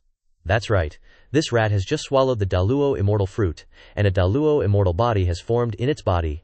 It has extremely great potential for nurturing, triggering the quest to accept a disciple. Successfully take the white-furred rat as a disciple to receive an extremely amazing reward." Looking at the little rat, the male lead muttered to himself, "Oh, a Daluo immortal body. Sounds interesting." The little rat saw Ye Junlin and quickly ran over. Its eyes were tearful and it begged, "This great hero, please save Squeak. These bad guys want to eat Squeak." Hearing this, Ye Junlin chuckled to himself, thinking, "Damn, this scene is so familiar. Why is it that every time I accept a disciple I'm saving someone? Am I Tang Sanzang now? Well, whatever. That Hong kid was rebellious anyway. This fat, round, white-furred rat looks like it'll listen. Accepting it as a disciple definitely won't be a mistake." Suddenly, the Beast Clan leader charged forward, swung his mace towards the male lead's head, and shouted, "Intruder! You dare ignore us! I'll make you pay dearly!" Thud. No biggie. The male lead used his bare hand to block the Beast Clan leader's spiked mace. What a low level. The male lead's gaze turned cold as he looked through the gap in the mace, and he said, "This rat belongs to me. I'll spare you a path to survival." "Get lost!" The Stone Clan leader also charged from behind and shouted, "We're both at the perfected integration realm. What right do you have to say these words?" The Beast Clan leader agreed, yelling, "That's right, everyone, let's kill this bastard." The male lead coldly looked at the two and replied, "I don't have a mother." As the Beast Clan leader charged, Ye Junlin raised his right hand and delivered a powerful palm strike to the center of the Beast Clan leader's stomach. The mace slipped out of his hand, and the Beast Clan leader's body was sent flying backwards by the male lead's palm strike. Blood gushed out of his mouth. Gak, gak. His eyes widened, and he clutched his chest in shock, muttering, "This guy only threw a normal punch, yet it has such great power." The Wood Clan female leader also flew over. From mid-air, she fired countless feathers down at the male lead. The hot-tempered leader shouted, "Do you want to die?" The Wood Clan leader also stretched out his long hands to attack the male lead. The male lead spread his arms, looked down at the vines beneath his feet, and said, "If you insist on resisting, then I won't be polite." Ye Junlin flew into the sky, raised his left arm, and shouted, "Great Wilderness Heaven Burial Finger. One finger, and you all can go to hell." Rumble, rumble, rumble. A surge of power descended from the sky. Rocks and earth shattered, flames blazed, and dust filled the air. The Stone Clan leader quickly ran over, raised his hands, and immediately a stone barrier appeared in front of the Beast and Wood Clan leaders. The Stone Clan leader exclaimed, "Don't push it too far." The Wood Clan leader retreated behind and increased his power, transferring it to the Stone Clan leader. The male lead smiled in surprise and said, "Oh, there's support too, huh? Interesting. Alright, I'll take this opportunity to test out this time's check-in reward." Oh snap! A huge projection appeared behind the male lead. This projection was different from the projections of the past. This time, it was called the Celestial Emperor Dharma form. The phantom wore an ancient crown on its head, and behind it radiated a pure white halo, as if it wanted to illuminate the entire world and dispel all endless darkness. This was the Celestial Emperor Dharma form. The faces of the 6 clan leaders changed drastically. Their entire bodies felt cold, as if they had fallen into an abyss, and a feeling of insignificance arose in their hearts. They felt small and lowly when facing this enormous phantom, and even felt the urge to kneel. Their faces filled with horror, they exclaimed, This is the appearance of the Celestial Emperor Dharma form." The terrifying pressure surged across the heavens and earth like a raging tide. It seemed even space and time were frozen, and countless creatures in the primeval forest knelt to the ground in fear, their faces filled with dread. This transformation also attracted the attention of countless cultivators exploring the desolate continent. They exclaimed in shock, "Holy crap, what is that thing?" They swallowed hard, their whole bodies trembling, scared stiff, their livers and gallbladders about to burst. Someone recognized it and exclaimed, This is a divine ability manifestation, a peerless great divine ability." Wu Yangfang was so shocked his eyes nearly popped out of their sockets, muttering, "Damn it all, who the hell is using this thing?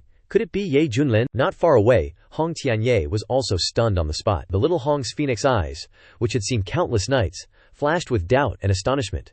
Could this be his trick? Even though he had witnessed countless earth-shattering scenes, he had never seen such a manifestation. The Buddhist manifestations he saw before were nothing but trash compared to this. Even when he was in the central domain, he had seen countless powerful figures displaying manifestations. Little Hong gritted his teeth and thought, "Oh my god, I wonder how many secrets this guy is hiding. How the hell am I supposed to catch up at this rate?" Standing before the Celestial Emperor's manifestation, everything else became commonplace, unworthy of comparison, only able to kneel at its feet. All things in heaven and earth became dull and faded. At this moment, Ye Junlin stood beneath the Celestial Emperor's manifestation, feeling the enormous changes in his body, and a sense of extreme satisfaction welled up in his heart. The protagonist's eyes swept over the 6 tribe leaders who were trembling with fear, and he sneered, "The Celestial Emperor has arrived, and you still dare to resist." Ye Junlin lightly waved his sleeves, and a violent storm arose in the void. The stone tribe leader thought he was indestructible. He was the first to charge out from underground, flying up while shouting to the tribe leaders behind him, "Everyone, charge with me and beat this brat to death." The Beast and Scale tribe leaders were still bewildered by the Celestial Emperor's manifestation, scratching their ears in confusion. They stood there trembling, their eyes wide with fear, letting the Stone tribe leader charge ahead to his death. The Feather tribe leader wasn't much better. He was so arrogant just now, cursing and swearing at Ye Junlin while attacking. Looking down and seeing his comrades still standing there, the Stone tribe leader felt a mix of sadness and anger. He didn't know what to say, only able to bitterly curse. Damn it, you guys, you guys. Ye Junlin coldly smiled, raised his hand and pointed, then lightly laughed. Stone chips, among you all you're the most stubborn. Radiant golden light burst forth, space violently distorted. The divine ability belonging to the Celestial Emperor's manifestation, the protagonist shouted, severing heaven finger. The stone tribe leader let out a miserable cry, his body crushed by the domineering finger energy. Even the remaining fragments turned to ashes. With no chance of resurrection, he exclaimed, "No, spare me, senior, spare me." In the end, there was nothing left. So much for being as hard as a rock, huh? The scale, horn, wood, beast, and feather tribe leaders were scared out of their minds, not daring to resist, and all knelt down to beg for forgiveness. Sir, we admit we were blind and couldn't recognize Mount Tai. Let's end this meaningless battle. We don't need to fight to the point of mutual destruction. In the sky, the power of the Celestial Emperor's manifestation continued to erupt. The fluctuating power enough to evaporate any living being that passed through it in an instant. Rumble, rumble, rumble. That power continued to fall to the ground where the remaining tribe leaders were. Ye Junlin didn't bother to care. He waved his hand, and each of them was slapped to death on the spot. Oops. But it created a deep pit, and the bodies of those young demon race tribe leaders were nowhere to be seen. Afterward, the atmosphere returned to silence. Ye Junlin withdrew the Celestial Emperor's manifestation, feeling that 8 parts of the magic power in his body had been consumed, and couldn't help but sigh. Using this thing is really satisfying, but it consumes a lot of magic power. Okay, it's time to take in a new disciple. The protagonist turned around and frowned when he didn't see the little mouse. Where's that mouse? That damn mouse was saying it was very obedient just now, but when I was fighting to protect it, it disappeared without a trace. All that's left is the fluffy white mouse that was lying on the ground gasping for breath, which disappeared without a trace at some point. At the same time, a white shadow rushed away like a whirlwind, the surrounding scenery constantly changing with dizzying speed. Recalling the horrifying scene just now, the white-haired mouse couldn't help but tremble. A deep fear rose from the depths of its soul, so scary that two-legged beast scared Chi-Chi to death. In its eyes, the 6 tribe leaders who stood at the top of the secret realm's food chain were so easily wiped out by the opponent. If it didn't escape quickly, it was afraid that the end would be even more tragic. But strangely, the wounds on its body were still there, but they had completely healed in a short time. The white-haired mouse ran away while hiding, its black eyes darting quickly, its nose sniffing around to find a way out. It muttered, "What's going on? Could it be because I ate that fruit? Oh, I don't care anymore. The important thing now is to stay away from that 2-legged beast." Suddenly, it sensed that something was wrong, and a familiar aura was rapidly approaching. It wondered in confusion. Oh no, the 2-legged beast is chasing after me.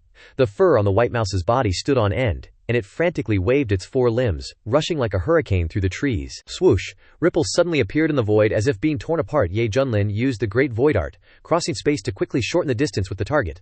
The protagonist asked Little Tong, "System, is that mouse ahead?" The system's reminder sounded, "Ding! Yes, host, keep it up, you're about to catch up with it." Ye Junlin felt that the white mouse's escape attempt was quite interesting. He thought, is the reason this mouse can escape like this thanks to the great Luo immortal body? This mouse is really good at running. If it weren't for the system's help, I'm afraid I would have lost track of it. A wicked idea suddenly popped up in his mind, wanting to catch it and tease it a bit. The white mouse's heart was about to explode with despair. I'm done for. Why can he catch up with me? How does that 2-legged thing know where Chi-Chi is hiding? It felt that its luck was at its worst, just passing by and conveniently gobbling up a fruit. But it was involved in a world-shaking chase. The white mouse felt that the whole world was unfair to it, and exclaimed, "Chi-Chi just wants to live in peace. Why does everyone want to harm Chi-Chi?" A powerful wave suddenly came from the sky. A huge pressure enveloped its entire body. The white mouse immediately felt as if a mountain was pressing down on it, making it difficult to even breathe. Swoosh! Ye Junlin gently landed in front of it, observing the tiny white mouse with interest. Stared down by the silver-haired youth, the white mouse felt a chill run down its spine. Convinced it was about to be eaten, a fiery magical hand swooped down, grabbed its tail, and hoisted it up. It frantically struggled, begging, "Please don't eat me, squeak, squeak!" Ye Junlin frowned, a slight smirk playing on his lips as he asked, "Didn't you say you'd become my slave?" The mouse, its face dripping with sweat, looked up at the protagonist and hurriedly replied, "The Aura Master just unleashed scared squeak, squeak, squeak, squeak, was worried Master would gobble up the whole." Squeak, squeak! Ye Junlin stroked his chin, breaking into a devilish grin. Heh. I've eaten beef and horse meat before.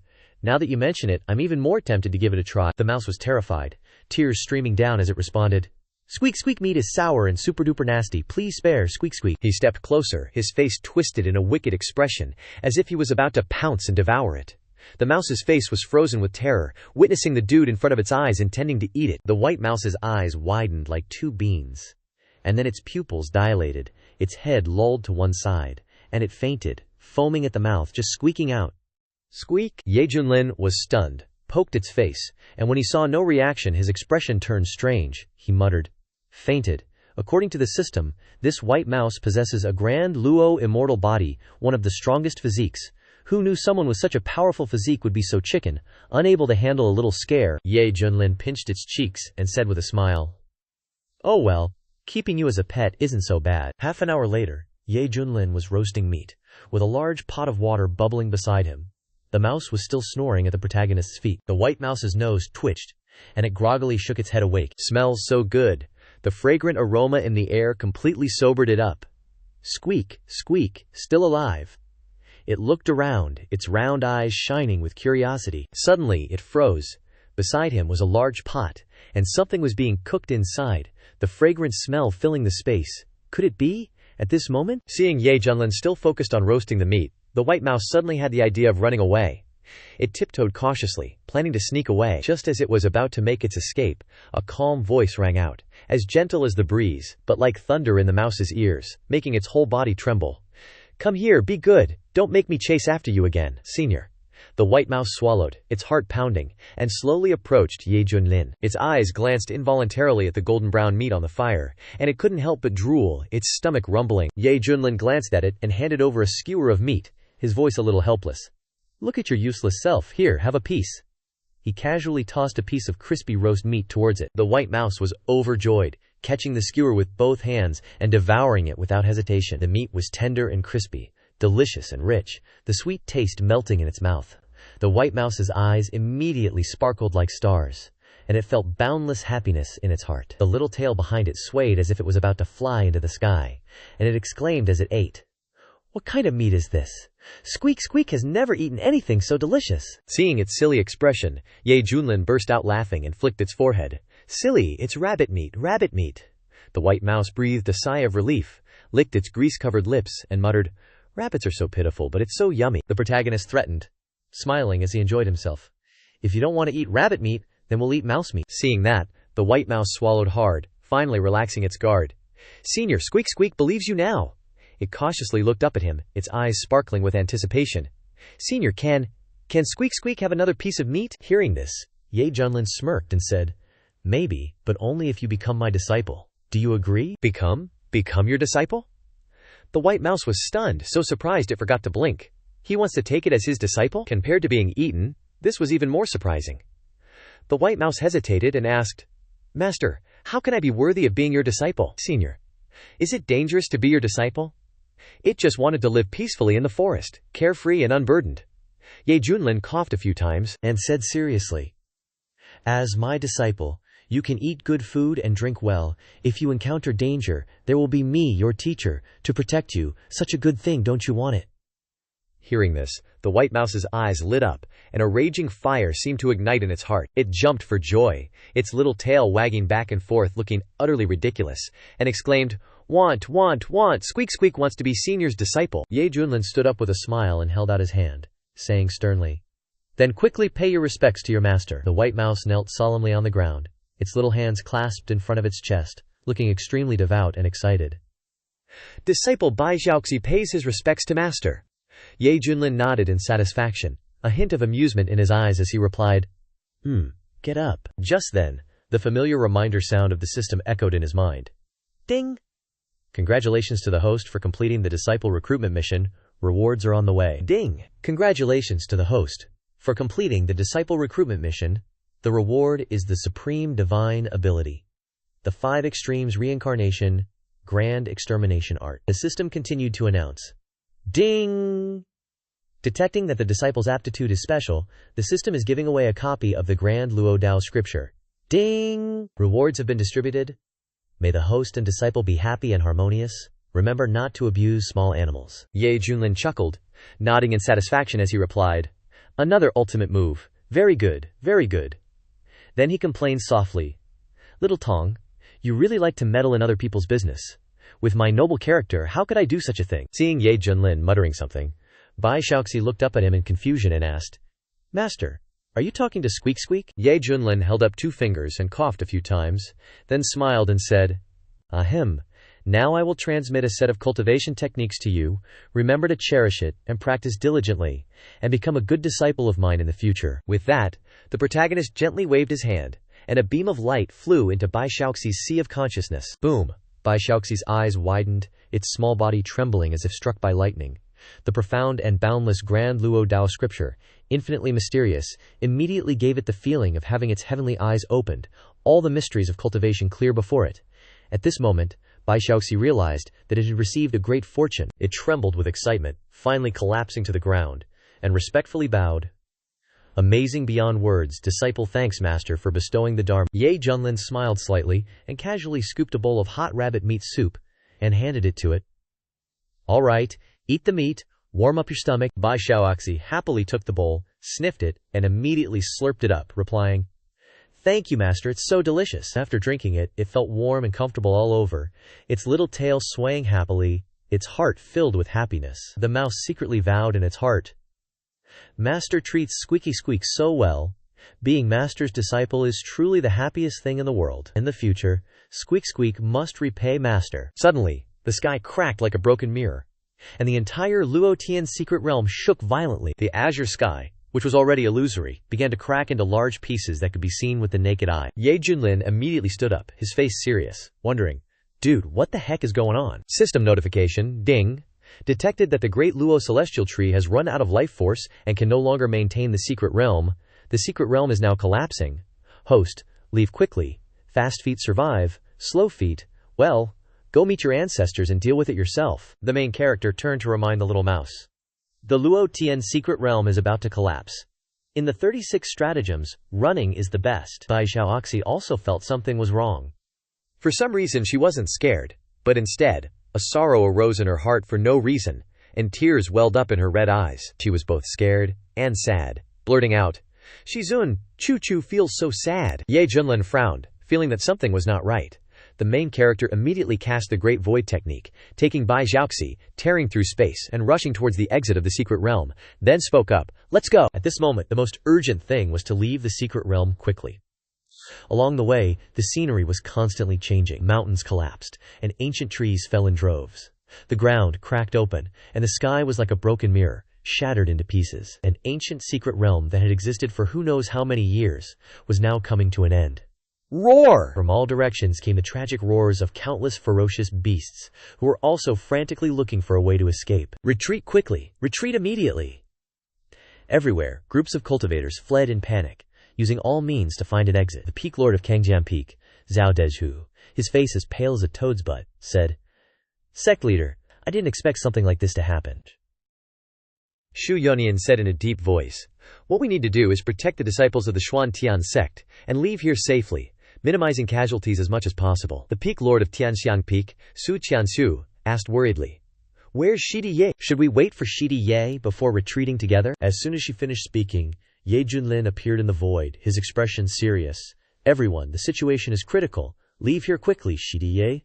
Everyone rejoiced at the same time. The peak lord of Kangjian Peak looked in shock at the white-furred mouse the size of a palm that Ye Junlin was carrying, its eyes red, its expression dazed, looking extremely pitiful, and exclaimed, Ah, such a big mouse! Ye Junlin smiled calmly and said, This is my new disciple. The crowd widened their eyes and asked blankly, Disciple? Zhao Dezhu wondered curiously. The disciple that Ye Junlin took in before, although her spiritual energy was not good, was beautiful and captivating, with outstanding talent. But now, a small, ordinary white mouse, both silly and pitiful, how can she be so valued? Zhu Yunian suppressed the doubts in his heart and reminded sternly. Okay everyone, let's go quickly, rumble rumble rumble. The world changed violently, the scene like the end of the world descending. Fortunately, the cultivators and creatures in the secret realm also quickly rushed towards the exit. A golden halo appeared in the sky, with rays of light shooting out from inside the halo. The main character and his companions had flown out. While they were in the secret realm, everyone looked panicked, but when they flew out, they struck a cool pose with their hands behind their backs, just to look cool, you know? When they finally escaped, the cultivators were still terrified. At this time, outside the damn secret realm, talking about bad luck. In the crowd, Wu Yangfeng was all smiles, his demeanor full of confidence. This time he entered the secret realm. He was lucky enough to find a great opportunity and gained a lot of treasures. He felt in his heart that he had become an extraordinary person. Sure enough, heaven has eyes. This old man will definitely soar like a kite. All thanks to Ye Junlin that I was able to get such a harvest today. Cheers rang out everywhere. Everyone looked at Ye Junlin with worshipful eyes. Ye Junlin is out. Ye Junlin. Little Hong immediately moved in front of Ye Junlin and respectfully clasped his hands and said, "Shizun." Ye Junlin nodded slightly, threw Bai Shaoxi towards Little Hong like he was throwing a toy, and said, "This is my new disciple. In the future, you two must love each other." Knowing what Little Hong looked at the white mouse in front of him, a hint of surprise flashed in the depths of his eyes, and it blurted out in his head. An uncomfortable feeling that was faint and invisible rose in his heart, but in this situation, he could only grit his teeth and nod. "Yes, Shizun." Bai Shaoxi looked around with wide eyes, her expression curious and a little scared, mumbling, "Cheep cheep, where am I?" Seeing the fresh scenery outside, she felt both strange and worried. Suddenly, she turned her head to look at the collapsing Luotian secret realm. Feeling sad in her heart, she whispered, Chi's home is gone." Boom! At this moment, earth-shattering explosions rang out from within the secret realm. One by one, strange and powerful figures appeared, carrying a surging momentum like a storm sweeping across the entire space. Groups of demon clans, be they cows, snakes, centipedes, toads, frogs, all kinds of things were rushing out. On their faces, they looked around in horror. "Is this the world outside the secret realm in the legends?" A creature with horns on its head said in a deep voice. "Why is the spiritual energy here so poor?" A creature of the snake clan exclaimed in surprise. "Hey, are those two-legged things the ones in the records? Their strength looks so weak." The two-horned rhinoceros frowned, showing a clear look of disgust.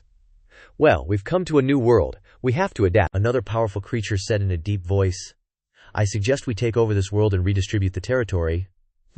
Those two-legged things are the human race in the legends. Why are they so weak, HMPH?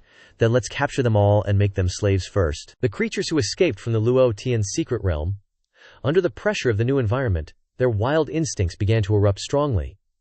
Their eyes looked at the human cultivators, full of cravings and killing intent. Zhu Yunian's face was as pale as a toad's butt, and he exclaimed worriedly, "This is not good? They want to attack us?"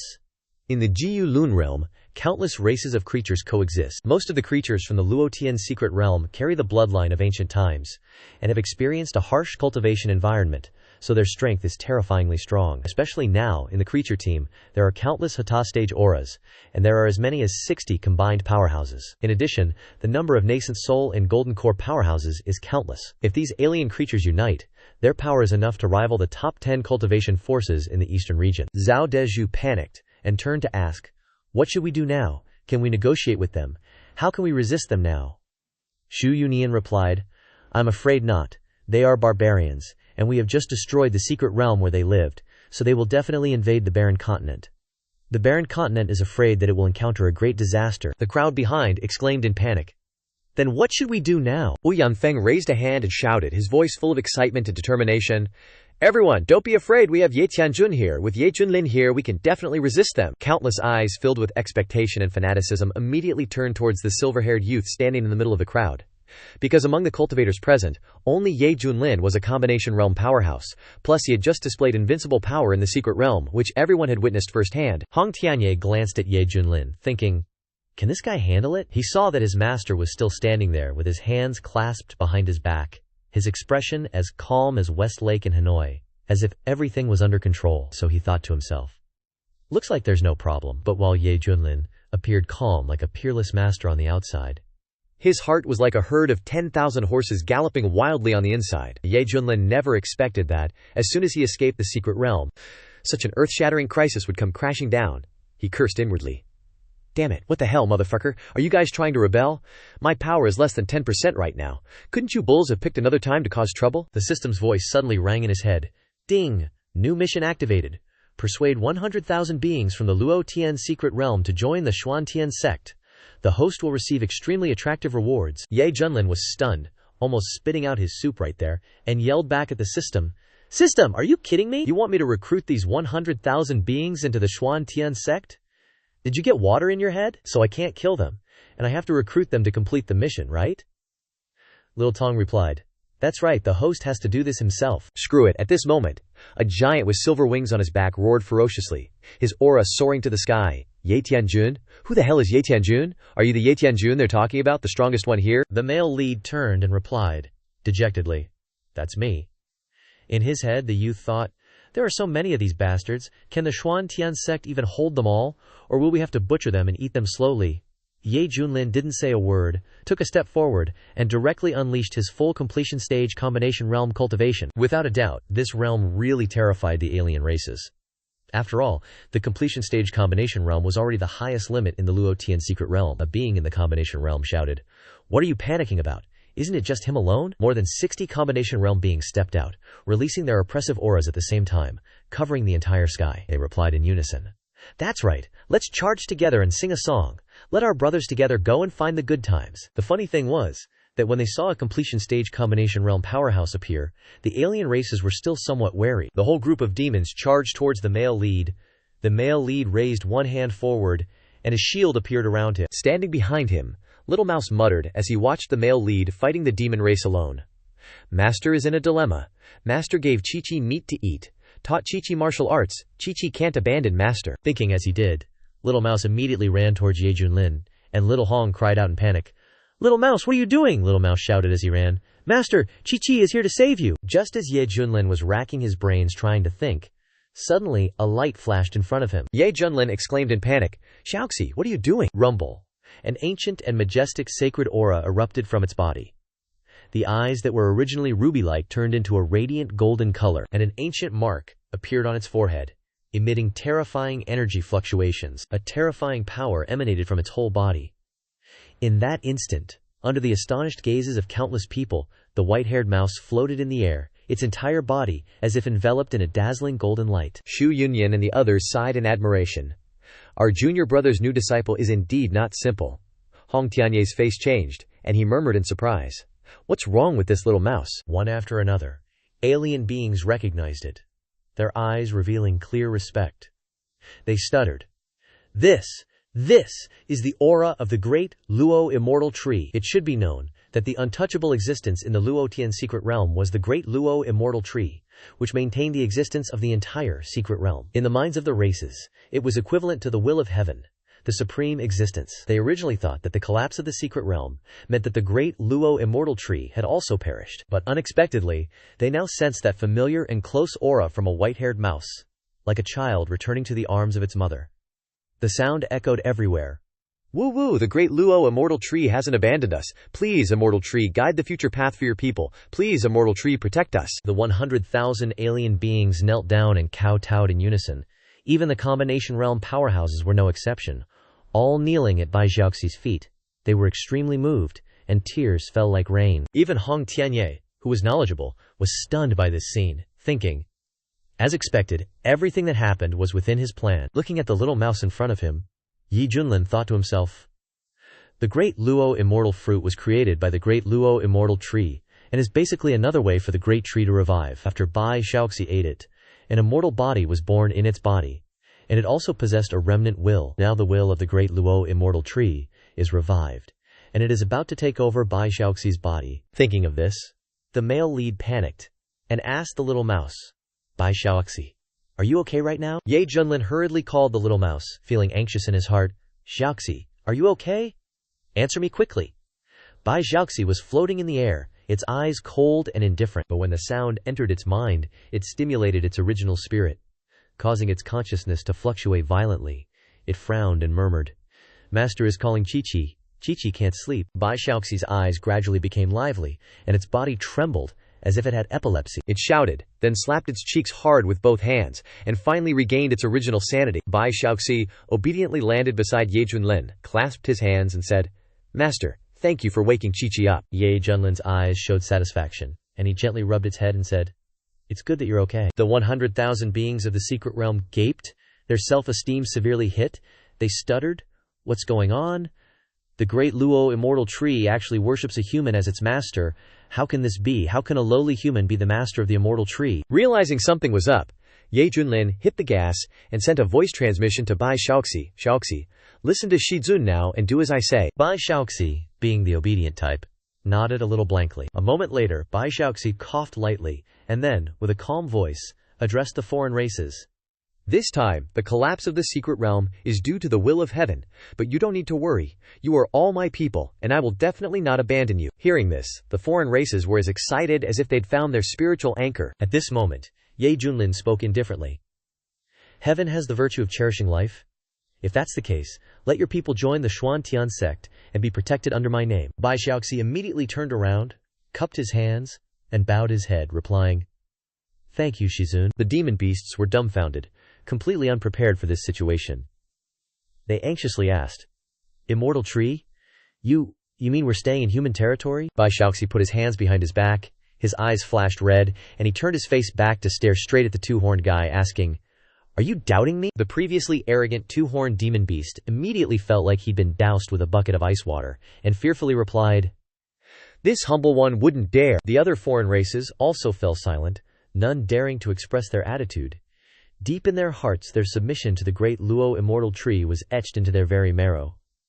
If even the great Luo immortal tree submitted to Ye Junlin, what reason did they have to resist? Right then, Lil Tongzi informed the main character, "Ding! Congratulations to the host for completing the mission, rewarding the solar calendar." The system's voice rang in Ye Junlin's head, his eyes gleaming. In his heart he thought, "Success! I really have to thank this newly accepted disciple this time. I didn't expect it to be so useful at a critical moment."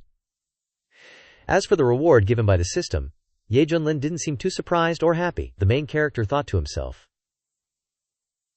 based on the description of the solar calendar's function, it's just a cultivation space with a time difference. It sounds like a heaven-defying treasure, cultivating in seclusion for 100 years while only one day passes in the outside world. But for someone like me, who has a cheat and gets stronger with challenges, the solar calendar is pretty useless. I transmigrated to this world to enjoy life.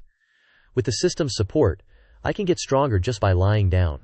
I rely on provoking others or running into experts to increase my realm, so why should I go into the solar calendar and cultivate arduously? Ye Junlin glanced at Lil Hong below and continued thinking. But just because I don't need it doesn't mean others don't. Lil Hong seems quite suitable for cultivating in the solar calendar. He has the talent and ability to break through realms quickly, so I'll let him cultivate in it later. But right now, he's still a clueless disciple, so I need to consider it. Below, Lil Hong also looked up and saw Ye Junlin looking at him, and he thought, why is he looking at me like that? Could it be that this guy is blaming me for not helping him earlier? Sect leader Shu Yunyan was almost stunned by the unexpected happiness, his hands and feet trembling, tears welling up as he exclaimed, "Am I dreaming? These powerful beings really want to join the Xuantian sect?" Just the spirit transformation cultivators alone number over 1,000, and there are more than 60 integration stage cultivators, with nascent soul cultivators stacked layer upon layer, and golden core cultivators as numerous as rain. With this enormous scale, they're all joining the Xuantian sect today. One peak lord excitedly said, "Sect leader, from now on, our Xuantian sect will definitely become one of the 10 great immortal sects of the eastern region." The Xuantian sect disciples were overjoyed, as this meant that the sect would reach the peak of prosperity. Su Qianshui, with an admiring face, also spoke up. "It's all thanks to Peak Lord Ye." Ouyang Feng's eyes widened, and his mouth dropped open, unable to stop his shock at the Xuantian sect's increase in strength. He muttered, "This is even possible."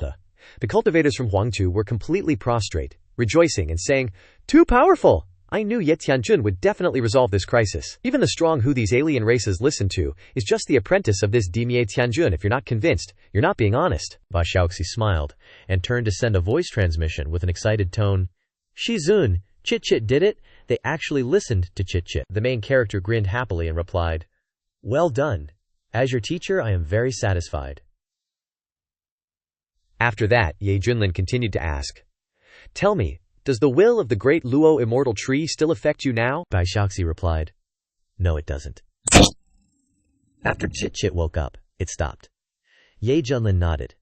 "That's good. It seems that inheriting a part of the will of the great Luo immortal tree isn't harmful to you. At least it has given you a strong influence over the foreign races." Bai Xiaoxi replied, "Yes, Shifu." After that, everyone returned, one after another, and remembered what had happened today.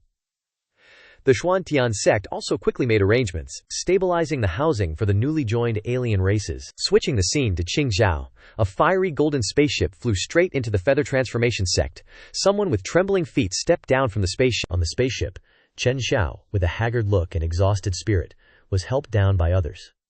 This scene couldn't help but shock the disciples in the sect. What kind of person was this new holy son in their impression? His spirit and style were like the rising sun, so how could he become so dispirited after just one trip to Huangzhou, with no spirit left? The enforcement elder hurriedly stepped forward and asked, "Holy son, what's wrong with you?" He noticed that some important faces were missing from the returning group.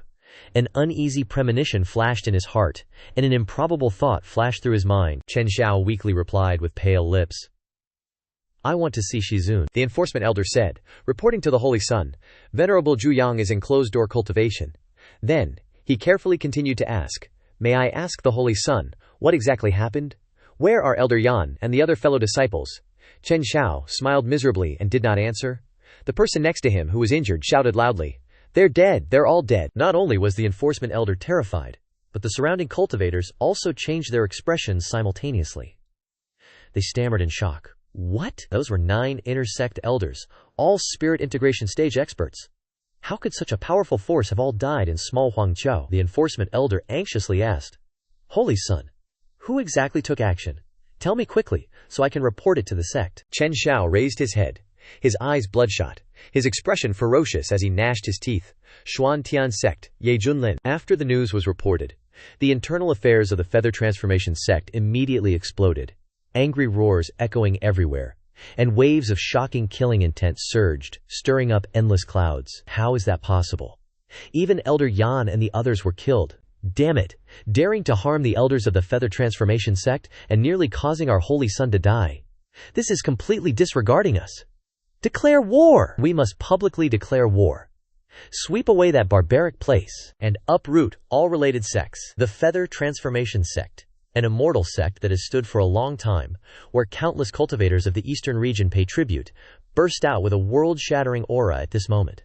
The creatures of Qingzhou were as if covered in ice, their eyes filled with fear. At the same time, the news spread quickly like a storm, shaking all the Dao provinces of the eastern region. After all, the cultivators who witnessed the event at the scene were as numerous as the stars in the sky, and when they returned, they naturally recounted what they saw. On the streets, people were talking excitedly, and children selling newspapers shouted, "Newspapers for sale! Hot news from the cultivation world of the eastern region. Only 2 low-grade spirit stones for 1 copy. Give me one, I want one too." In taverns and tea houses, the crowd read the newspaper with wide eyes, their mouths stuttering. This. The newspaper headline was extremely eye-catching, shocking.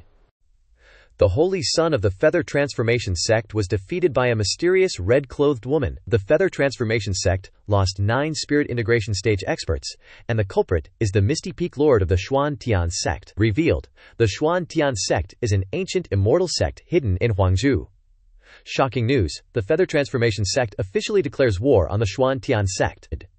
They discussed, this event was huge, becoming a hot topic in the Eastern Domain's cultivation world. Backwater Desolate Continent was once considered the poorest and most backward place, but now, thanks to the Xuan Tian sect, its name is ringing throughout the domain. Holy crap, times are changing. I dare not call the people of Desolate Continent hicks anymore. They dared to kill even experts of the Yuhua sect. Xuan Tian sect is indeed powerful, but facing the Yuhua sect, I am afraid they have no hope of winning. That's right, that is a top-notch cultivation force, a place where true immortals were born. An immortal holy land with terrifying foundations. Scene changed to Buddha Continent, Xuankong Temple. The core monks are sitting cross-legged, emitting a magical and flexible aura. The Zen is at its grand completion. They are truly free and at ease. The abbot and his junior brother frowned as they spoke to each other. Amitabha, the Yuhua sect has launched a war. Our Xuankong Temple should also eliminate evil and promote good, making the Xuan Tian sect pay their blood debts. May Buddha have mercy. Soon after, the Xuankong Temple declared, directly calling the Xuan Tian sect a heretical cult, and even labeling Ye Junlin as the white-haired devil, calling on righteous people to rise up and destroy the demonic way. With the reputation of a top-tier Zen cultivation force in the Buddha continent, this call to action spread rapidly. Many Zen cultivators were furious, preparing to eliminate demons and prove their Dago. The entire eastern domain was filled with the flames of war, and countless cultivators were terrified.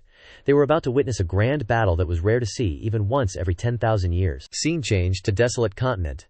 After the collapse of the Luo Tian secret realm, dense spiritual energy spread. Just like the saying, when a whale falls all things thrive. This barren and impoverished land began to teem with life. Countless creatures benefited, their cultivation bases increasing rapidly. Dogs turning into cats, cats turning into chickens, chickens turning into toads, and so on and so forth. Previously, because of the lack of spiritual energy in desolate continent, the cultivators here had low cultivation bases. Golden core was already rare, and nascent soul was like piglets sold at the market. But from now on, this would completely change. After the Xuantian sect took in 10,000 alien creatures, the sect's apparent strength skyrocketed, like someone who was malnourished suddenly becoming obese. Upon hearing the news that the Yuhua sect and Xuankong Temple had declared war, the elders and disciples were extremely worried. They were discussing, the Yuhua sect will arrive in just a few days, and those bald donkeys of the Xuankong Temple dare to call us a heretical cult, damn them. Strange. We haven't seen the sect leader and the peak lords for several days now. Where have they gone? I heard they are in closed-door cultivation. Many people sighed with emotion.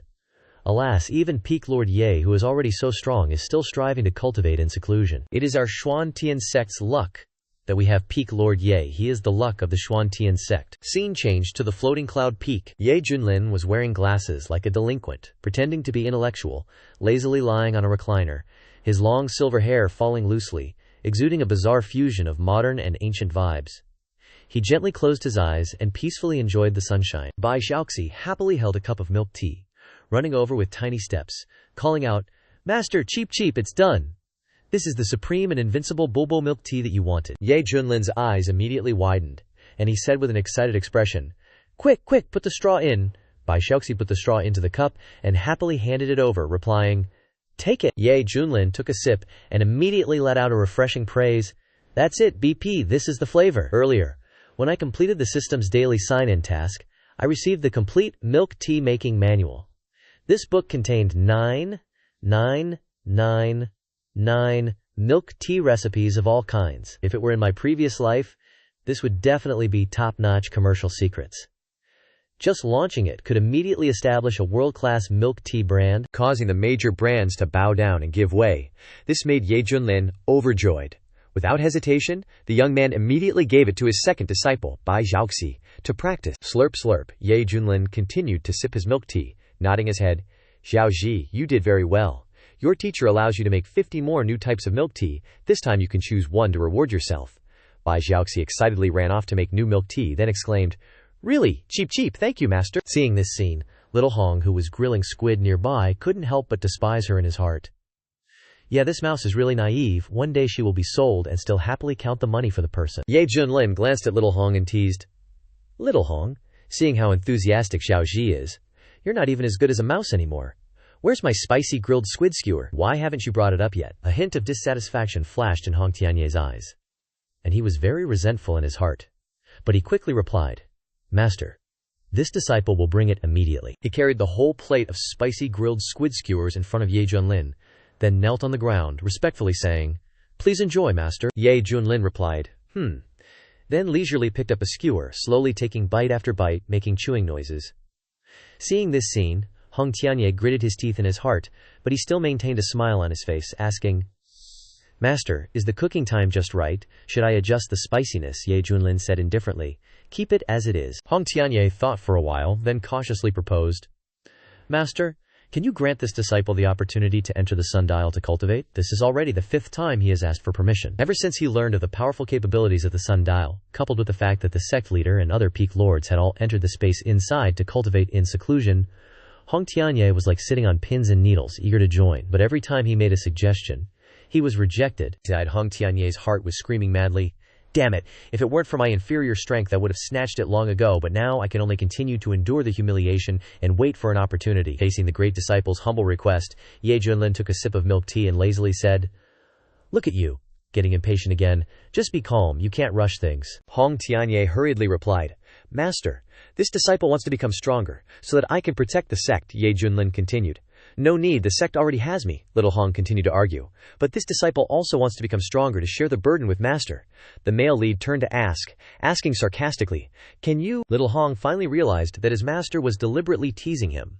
Even those without any talent were allowed to enter the sundial, while he was being blocked. Hong Tianye secretly cursed in his head.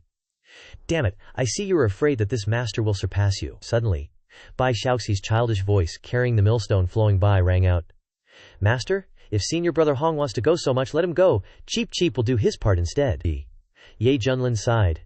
Your teacher is afraid you can't handle it. The little mouse replied. It's okay. Just leave it to Cheap Cheap. Thinking for a moment, Ye Junlin had to cough a few times. All right, your teacher allows you to enter the sundial to cultivate.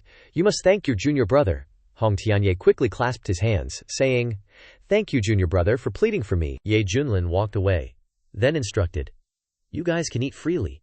I'm going inside to rest. Little Hong looked up, secretly complacent in his heart. Just wait. The day I come out of seclusion will be the day you, Ye Junlin, have to kneel at my feet. Little Hong raised a hand, and flames burst forth, flying towards the sundial in the sky. Little Hong wanted to directly seize Ye Junlin's sundial. However, Little Hong didn't know that this sundial was granted by the system, and only Ye Junlin had the right to use it. Seeing this, the group of Shu Yunyan was stunned, quickly reaching out and shouting, Hong Tianye, what are you planning to do? Are you not afraid of being punished by junior brother Ye? Little Hong turned around, then waved his hand, and immediately the three people, Shu Yunyan, Zhao Dezhu, and Su Qiangshu, were sent flying backward. Shu Yunyan's face was full of solemnity, thinking in his heart, I am currently in the early stage of integration, but when facing Hong Tianye, I have a feeling like a grasshopper trying to stop a chariot.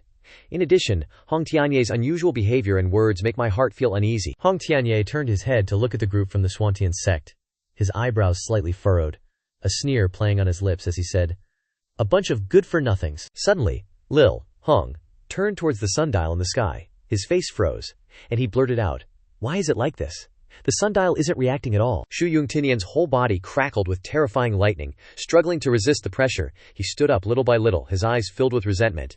Gritting his teeth, he said, Hong Tianye, you are Ye Shidi's disciple, also the most outstanding prodigy in the sect. The sect would definitely spare no effort to nurture you, so why would you do something so despicable? Hong Tianye couldn't help but wave his sleeve and shouted, Insolence! What are you? Daring to lecture me? Boom! Hong Tianye turned around, emitting black energy, and struck Shu Yunyan with a palm. Shu Yuminian was sent flying more than 30 feet away, clutching his chest, kneeling on the ground, blood trickling from the corner of his mouth. His eyes were filled with horrors. Just a casual blow, and he was completely unable to resist. At this moment, Shu Yuminian looked at the figure in front of him, his heart trembling. What realm is this? So terrifying. Compared to before entering the sundial, he is now unfathomable.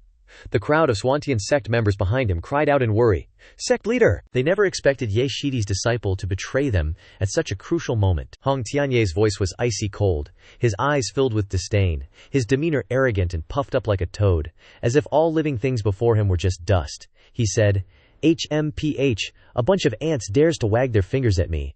Not killing you just now was already my greatest benevolence. But at this moment, a shout filled with killing intent came from outside the sect. The great army of the Yuhua sect has arrived. Where is the troublemaker, Ye Junlin? Hurry up and come out to die. Hong Tianye coldly laughed and said, The time to settle accounts with him has come. Whoosh! Lil Hong disappeared on the spot. Sect leader, what should we do now? Peak Lord Zheng Jianfeng hesitated. Shu Yunyan was uneasy, and immediately said, Quickly follow and see what's going on. Scene changes to the Piao Miao Peak. A silver-haired young man rested his right hand on his head, lazily reclining on a long chair. A long straw was in his mouth, and with each sip the milk tea in his hand gradually emptied. His half-closed eyes exuded leisure. Ye Junlin yawned and sighed.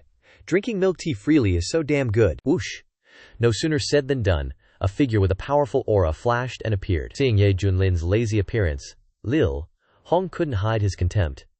This guy is really embarrassing cultivators. With such a lazy attitude, what's the point of cultivating? And even talking about contending for the great Dao? Lil Hong thought to himself. Indeed, he's just a lucky guy who encountered a great opportunity from some ruins, which allowed him to possess the coveted cultivation methods and heavenly treasures. But now, all of those things will belong to me, Hong Tianye. At this time, feeling Lil Hong's arrival, Ye Junlin still didn't bother to move, maintaining his reclining position, still sucking on the milk tea, and vaguely said, Good disciple, your teacher misses you a lot. Hong Tianye tried to suppress the anger about to explode, and coldly said, Miss your ass, they're about to attack and take your life, and you can still be so leisurely, aren't you afraid of death? Ye Junlin jumped up, his face blank. What? They're attacking? How come I don't know anything? Hong Tianye frowned, as if thinking of something. His face darkened, and he waved his hand to remove the soundproof barrier in the air. In an instant, the sound of war drums outside resounded, as if they were about to attack at any moment. Ye Junlin was stunned and immediately released his divine sense.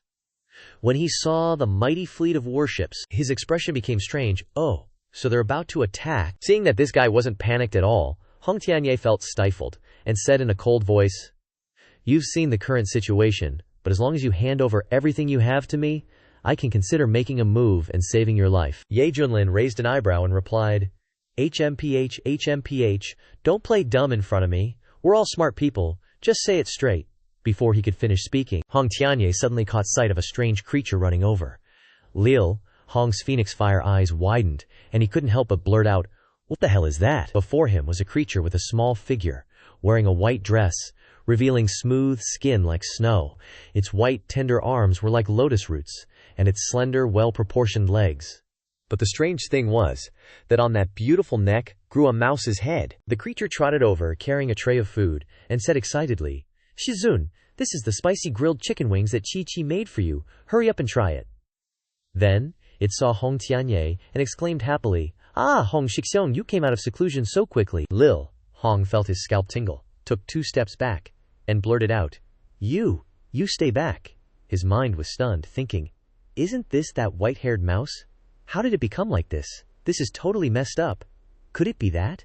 An idea flashed through his mind. And Lil, Hong suddenly turned to look at Ye Junlin, his heart filled with disgust, thinking, "Damn it, I didn't expect you to have such a heavy taste." Ye Junlin was stunned.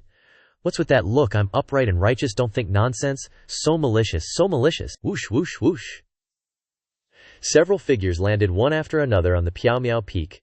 Shu Yonian and several peak lords said worriedly, "Rebellious disciple, what are you trying to do to your Shizun, Ye Shidi? Be careful." But as soon as their eyes fell on that strange figure, everyone's eyes widened in shock, and they stammered, What is this?" Bai Shaoxi quickly explained, "Don't be afraid, everyone. It's me, it's Chi-Chi." Zhu Yunian twitched his lips strangely. "So it's Ye Xiaodi's second disciple. The look is really dazzling." Several peak lords sighed.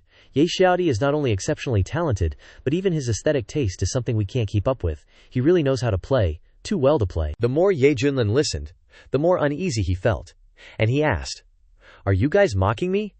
Ye Junlin quickly changed the subject, fearing that if this continued his reputation would be ruined, and asked, "Right, what do you all mean?" Everyone was worried. Shu Yunyan pointed at Lil Hong and quickly said, "Ye Shidi, your eldest disciple intends to rebel. He just tried to seize the sundial, and even attacked us."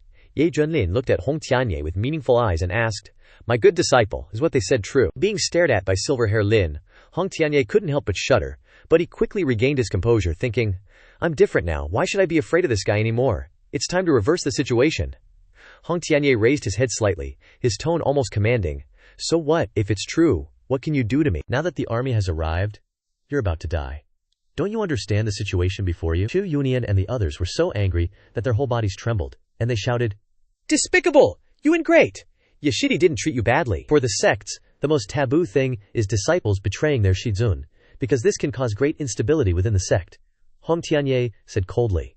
"What do you know?" In Lil Hong's heart, he still bitterly thought, "How noble is my status, yet I was bossed around by a junior, from massaging shoulders and backs to even washing feet.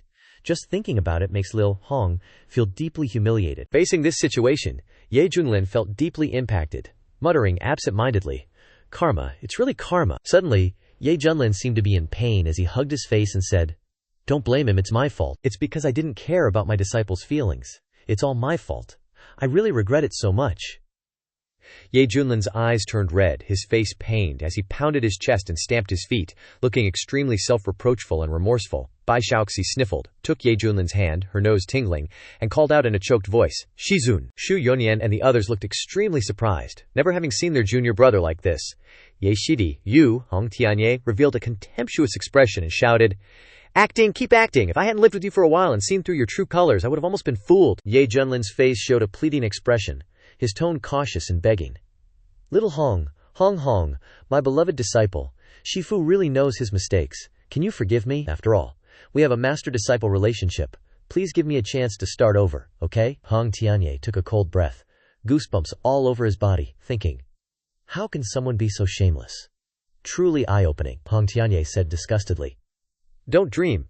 You make this seat feel nauseous." Ye Junlin felt as if a burden had been lifted. His face immediately became calm, completely different from his previous expression, and he said, Didn't expect anyone to fall for that. The system's voice rang in Ye Junlin's head.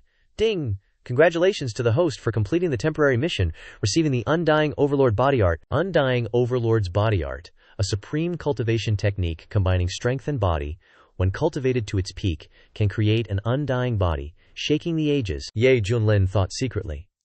The reward isn't bad. My acting wasn't in vain. Just now I activated a temporary mission from the system. Now that the mission is complete, let's have some fun together. He. Ye Junlin lay sprawled on the chair, turned to ask little Hong, do you know the saying that one day as a teacher, a lifetime as a father, no matter what, I'm still your father? Oh no, you're Shifu.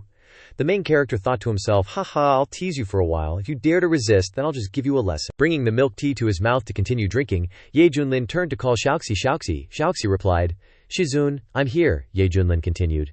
Come here and massage my shoulders. Bai Xiaoxi ran over, obediently massaged Ye Junlin's shoulders, and replied, yes. Seeing the main character's indifferent appearance, Zhao Deju said worriedly, everyone, could it be that Ye Shidi has been under too much pressure, and now faced with such a blow he couldn't bear it? Su Qiangshu turned to scold, pressure my ass, talking nonsense.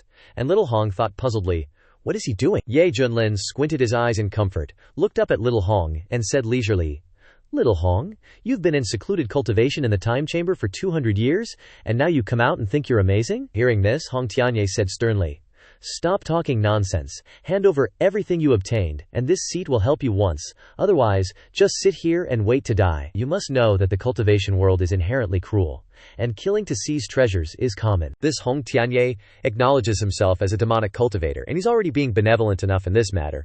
As long as he gets what he wants, he'll fight off the enemies, then torment Ye Junlin to get back all the humiliations he suffered, and then sever ties. Zhao Deju turned to whisper to Xu Yunyan and said softly, Sect leader, listening to what he said, it seems he still has a little conscience. After all, the war is coming. Everyone knows Hong Tianye's strength. If we can get his help, perhaps the Xuantian sect can really overcome this crisis. Xu Yunyan coughed a few times, his heart wavering. This matter still depends on Ye Shidi's wishes, from the cultivation techniques, elixirs, and even the time chamber, that can change the flow of time that Ye Junlin once possessed. Everyone had long determined that he possessed a great opportunity. However, out of fellow sect brotherhood, they had never asked in detail. Now, Hong Tianye directly demands it in front of everyone, and even offers a condition, making everyone curious about what Ye Junlin will choose. Ye Junlin smiled, understanding Hong Tianye's intentions, but this was fundamentally impossible, because he was linked to the system. More importantly, Ye Junlin didn't take the current danger seriously at all. Ye Junlin smiled meaningfully and asked, Are you sure you're stronger than me now? Hong Tianye replied smugly, Of course, although you always suppress this seat, wasting my precious cultivation time. But this seat has been in secluded cultivation in the time chamber for 200 years. Whether it's realm or strength, this seat has far surpassed you. Then, he said sternly, as if teaching, rebuking, Ye Junlin, you fell into this situation because of your own indulgence. We cultivators must constantly strive for the great Dao. How can we be like you, lazy and idle, all day long? Therefore, hand over all your opportunities, so that this seat can make them shine brightly. This seat is the one who deserves to inherit all those things. At this moment, Ye Junlin looked at the former demonic sect leader with the eyes one would use to look at an idiot, thinking, I have a system. Why bother cultivating so hard? Isn't it more comfortable to just chill and do nothing? Bai Xiaoxi was trembling with fear, feeling like the man before her had become a stranger, calling out, Senior brother Hong, so scary. Xu Yunyan and the others were worried, cold sweat pouring down their foreheads, exclaiming, As expected, Hong Tianye wants to snatch junior brother's opportunity. Senior brother Ye, don't try to resist. Suddenly, there was a loud explosion outside. Rumble.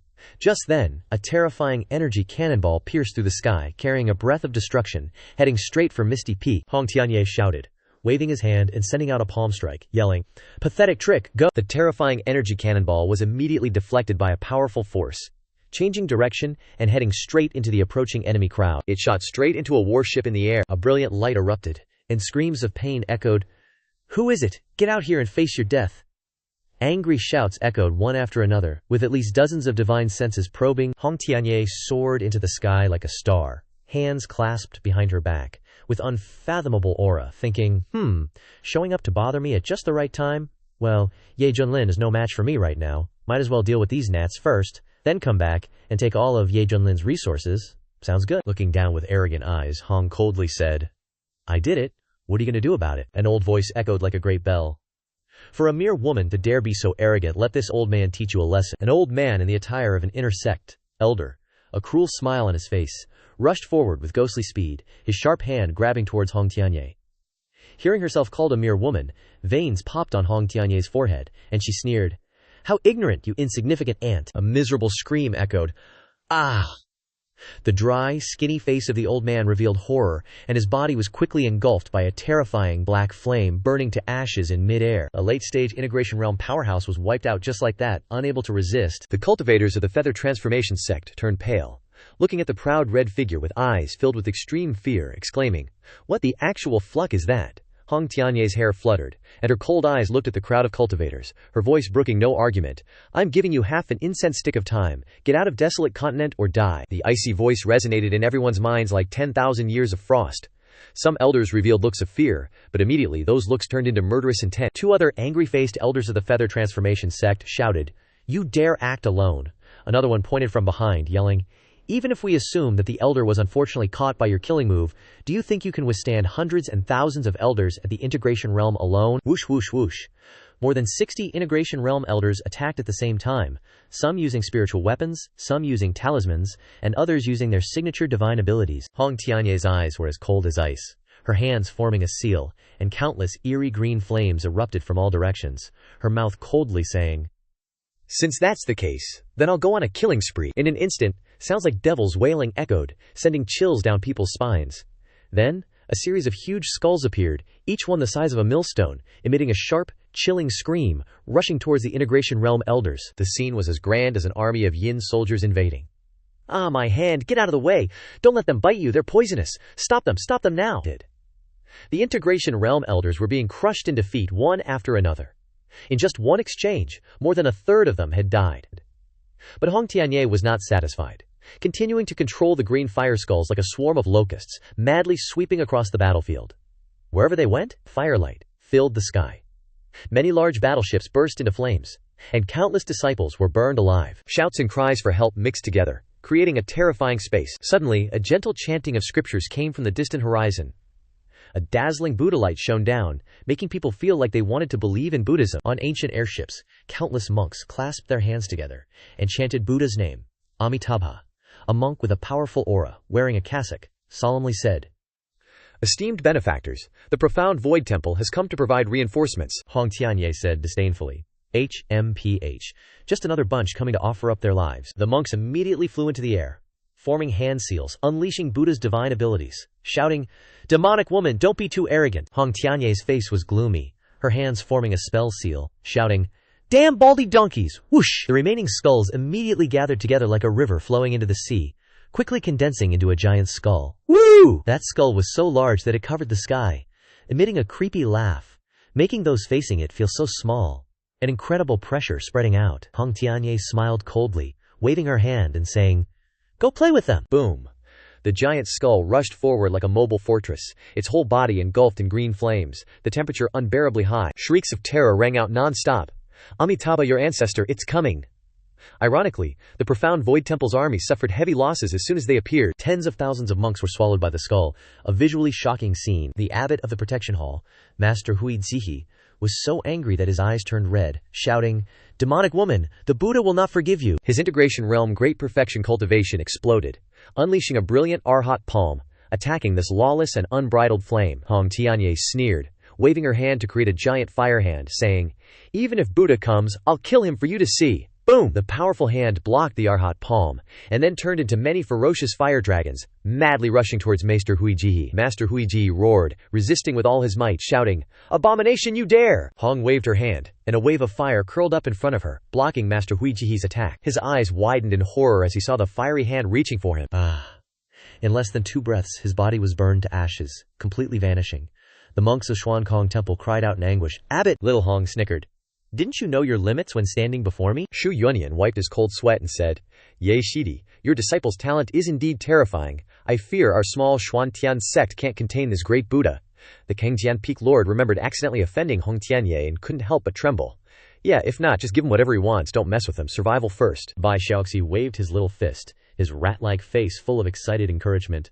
"Hong Shixiong is awesome. Hong Shixiong, keep it up." Ye Junlin rubbed his chin, a smirk on his face, thinking, no wonder he's so arrogant, killing a late-stage integration cultivator like mowing grass. He sensed the aura erupting from Hong Tianye, Not quite integration, not quite great ascension, like he's stuck somewhere in between. Ye Junlin's eyes flashed, staring intently at the powerful figure in the distance, as a virtual information panel appeared before his eyes, activating his clairvoyance. The half-step Great Ascension text was displayed under the Cultivation level tab. Ye Junlin suddenly understood, bitterly smiling as he thought, half-step Great Ascension, no wonder with his already powerful foundation, plus the advantage in Cultivation level, Hong Tianye can easily sweep through the Cultivator army. Ye Junlin mused.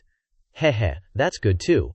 If he turned around to deal with me, wouldn't I seize the opportunity to break through? The grass has grown nicely. Such a waste to not cut it. Rumble, rumble, rumble. Just then, from deep within the sky, terrifying, majestic auras erupted, descending upon the battlefield. A rather large spatial rift seemed to appear in the sky, thunder rumbling inside. Whoosh! 18 powerful figures appeared, standing tall in the air, their entire bodies radiating dazzling light. Their breathing caused the spirit energy from tens of thousands of miles to converge, creating an extremely shocking scene. From afar, the 18 figures looked like 18 golden suns hanging in the sky, their blinding light shining across the world. The cultivators of the Manhwa sect looked up at the sky, their eyes as if they had found their savior. One person excitedly shouting, "Look, it's the core elders coming to help us!" The core elders were all pillars of the Manhwa sect, their status like mountains, worshipped by countless disciples. This time, to suppress the Xuantian sect and show off the power of the #1 immortal sect of the eastern region, 18 core elders personally descended. The integration elders of the Manhwa sect, who were usually authoritative, now respectfully bowed their heads, their eyes full of reverence, welcoming the esteemed ones. On Misty Peak, Zhu Yuninian and the others turned pale, incredulously exclaiming, "Ray! Reverends! You have to know, Great Ascension cultivators are called reverends, implying the supreme. A Great Ascension cultivator can live up to 50,000 years. In other sects, they are true old monsters. Integration compared to Great Ascension is like a firefly to the moon." Unexpectedly, the Manhwa sect sent 18 Great Ascensions. How terrifying is this foundation? No wonder they are the strongest immortal sect of the eastern region. While everyone was pale with fear, Ye Junlin's eyes lit up. He thought, as expected, the real deal. Compared to half-step Great Ascension, true Great Ascension is much more attractive. But suddenly, the reverends with Great Ascension cultivation from the Manhwa sect tore through space to support the trash there. A short, stocky old man with brown hair from the Manhwa sect slightly closed his eyes and angrily roared, "Trash, you are disgracing the Manhwa sect!" His roar made the cultivators below dizzy. An old woman wearing a golden robe, holding a snake-headed staff, glared at Hong Tianye, coldly saying, "For the great army of the #1 immortal sect of the eastern region to be beaten to pieces by a girl, if we didn't personally supervise, wouldn't the world laugh at us?" But when she saw little Hong's flawless beauty, jealousy rose in her heart as she cursed inwardly. "Damn, even more beautiful than I was when I was young." Hong Tianye coldly retorted, her eyes sharp. Where did these plastic pigs come from, daring to be rude to this one? Her words were like a slap in their faces. 3 old men with white hair angrily glared and shouted, "What did you say?" A tall, middle-aged man exuded a powerful aura, indifferently saying, "Venerable Jin Shi, no need to argue with a dying person." The 3 of them were the most respected core elders, and their strength was also the strongest among the 18. One core elder coldly said, "HMPH, Ye Junlin is indeed arrogant, only sending a disciple to deal with us. Isn't he looking down on the Manhwa sect?" Another one faintly smiled and replied, "Good. Then let's kill his disciple first, to see if he will painfully crawl out of his lair." Little Hong's voice was cold, her eyes like 10,000-year-old ice. Scram. "This one has nothing to do with him, Venerable Jin." She evilly sneered, "Ha ha, what a touching teacher-disciple relationship. After I catch her, I will destroy her face and cut off her tongue." Another elder eagerly stepped forward, wanting to take the opportunity to show off. He used his massive magical power, formed a hand seal, and shouted, "Let me!" Another one holding a sword rushed down, shouting, "Ha ha! Today I'll kill you to consecrate this sword of mine." This was the power of an early-stage Great Ascension expert wanting to crush Hong Tianye instantly. Little Hong only grinned coldly, saying, "Offering blood to consecrate a sword, I'll let you taste the real feeling of purgatory." Then Little Hong raised her arm forward and gently formed a golden hand seal in front of her. While forming the seal, Little Hong thought, "Ye Junlin, let me deal with these plastic pigs. Then, I'll see if you have anything else you can hide from me." "Ha ha, whoosh!" Hong Tianye coldly laughed and gently waved her sleeve. A series of purplish-black flames flew down, carrying terrifying power that shattered the giant hand in mid-air. Whoosh whoosh, the azure light was utterly defeated. The 3 elders were forced back, one of them shouting in horror, "No, he's only a half-step Great Ascension. My azure Luthian palm has merged with an ancient devil's soul. How could he easily break it like that?" The elder who attacked was stunned, his eyes terrified as he looked at Hong Tianye and exclaimed, "What? How could he break my move so easily? Could it be that she's not an integration cultivator?" The elders were sent flying backwards, the sword in one's hand shattered, and cries of horror rang out everywhere. "What? That devilish woman actually blocked the Venerable's attack?" The tall man said in a deep voice, "Using half-step Great Ascension to resist Great Ascension?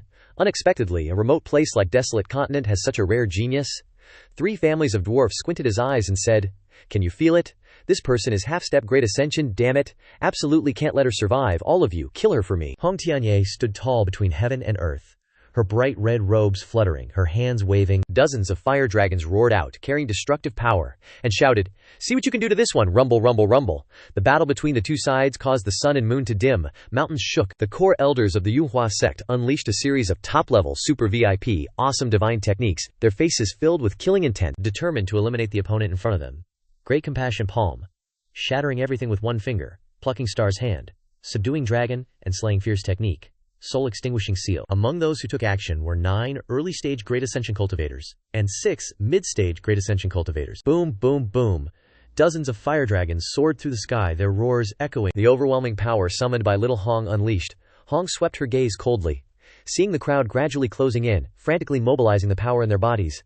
Suddenly the red flames around her transformed into jet-black flames like ink. Hong shouted, "Nirvana, demonic flames!" The black flames emitted eerie black smoke, and the strange and dangerous aura made everyone who looked at them feel uneasy. The Nirvana demonic flames can devour everything. Despite feeling apprehensive in the face of the eerie flames, the elders suppressed their discomfort and simultaneously unleashed a wave of attacks. Kill! Hong Tianye spread his arms wide, his long black hair flying wildly.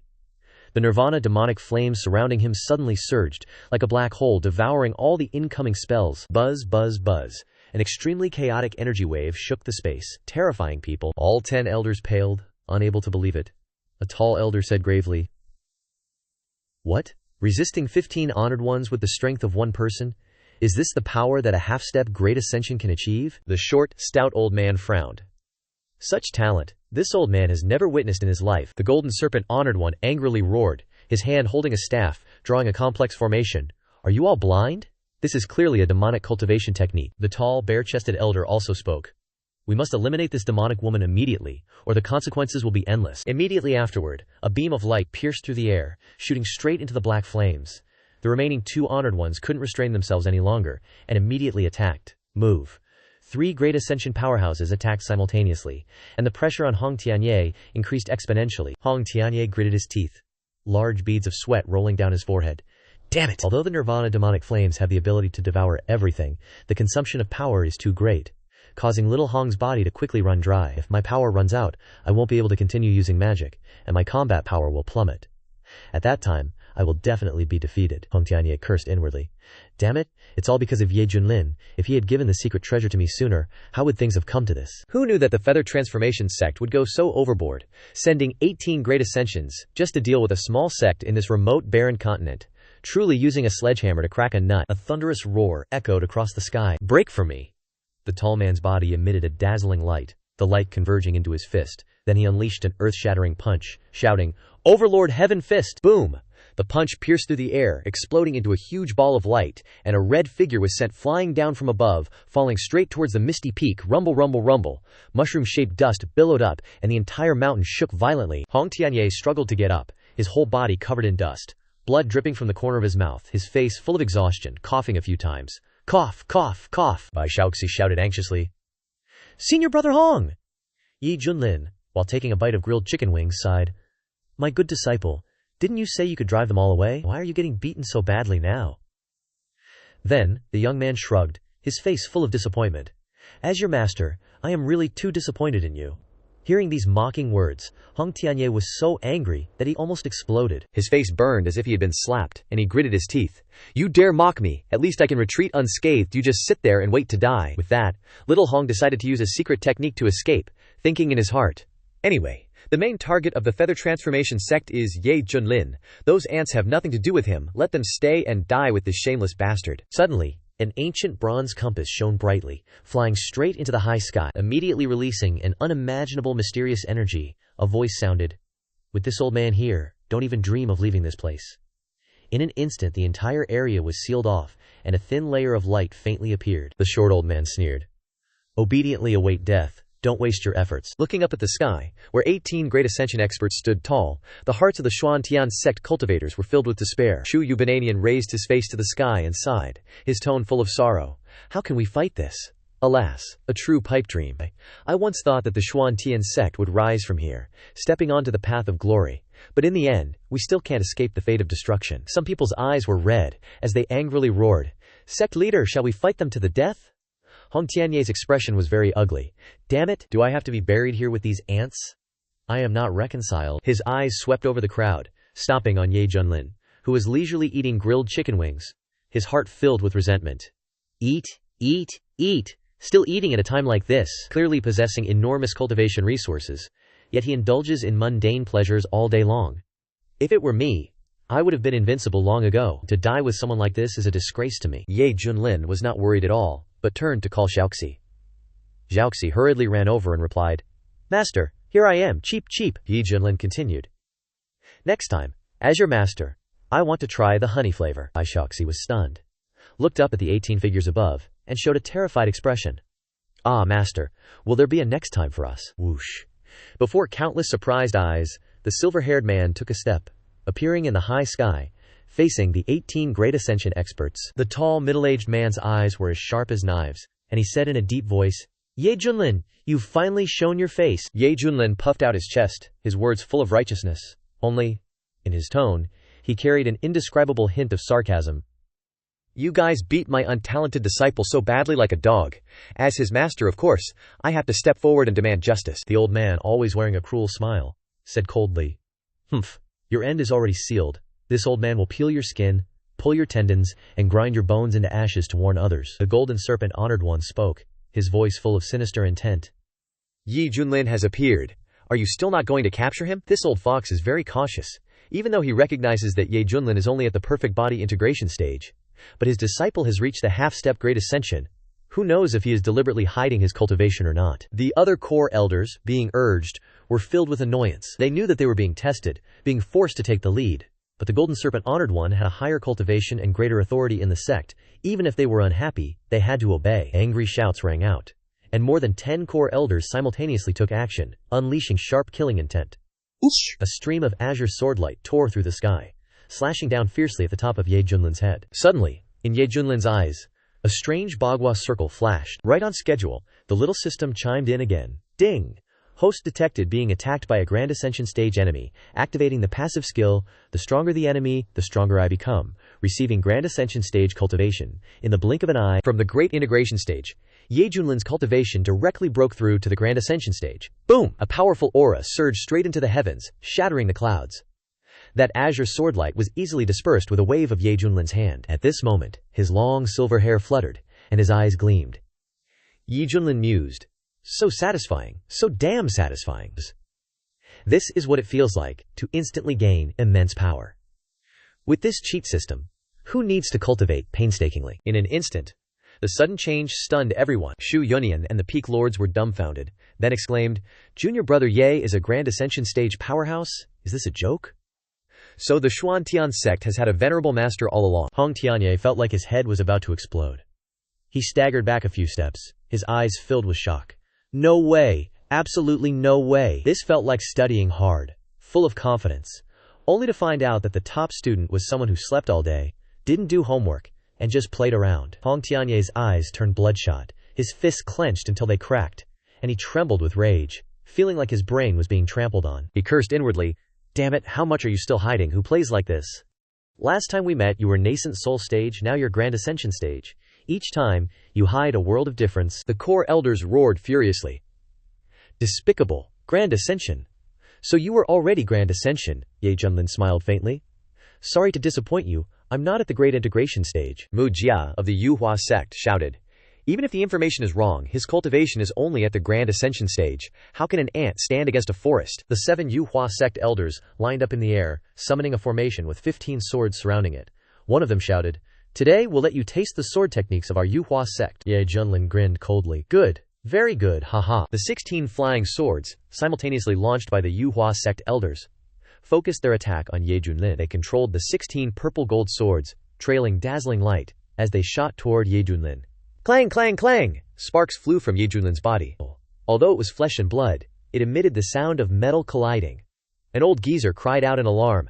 How is this possible? These 16 purple gold swords are all rank 6 spiritual artifacts. If they attack simultaneously, the force unleashed is terrifying. But unexpectedly, they couldn't break through his body at all. Shu Yuninian shouted in terrified shock. Why is junior brother Ye just standing there taking it? 16 flying swords launched at once. Even a Grand Ascension stage cultivator would have trouble withstanding that. Little Hong stood with her arms crossed, frowning as she pondered.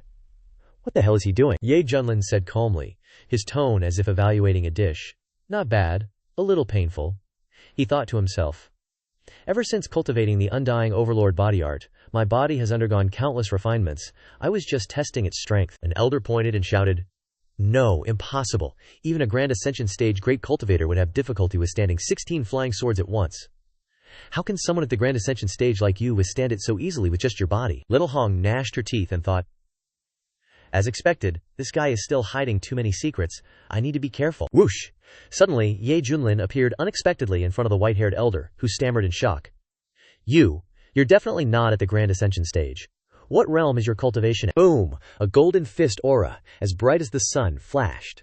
The white-browed elder's hair stood on end, sensing that this terrifying power was enough to tear his body into pieces. Ye Junlin shouted, Can you talk after you're dead? Ye Junlin continued to rush towards another elder, his right hand ablaze with crimson flames, his eyes gleaming brightly, attacking the person in front of him. Wham! Ye Junlin attacked, turning rice into bran.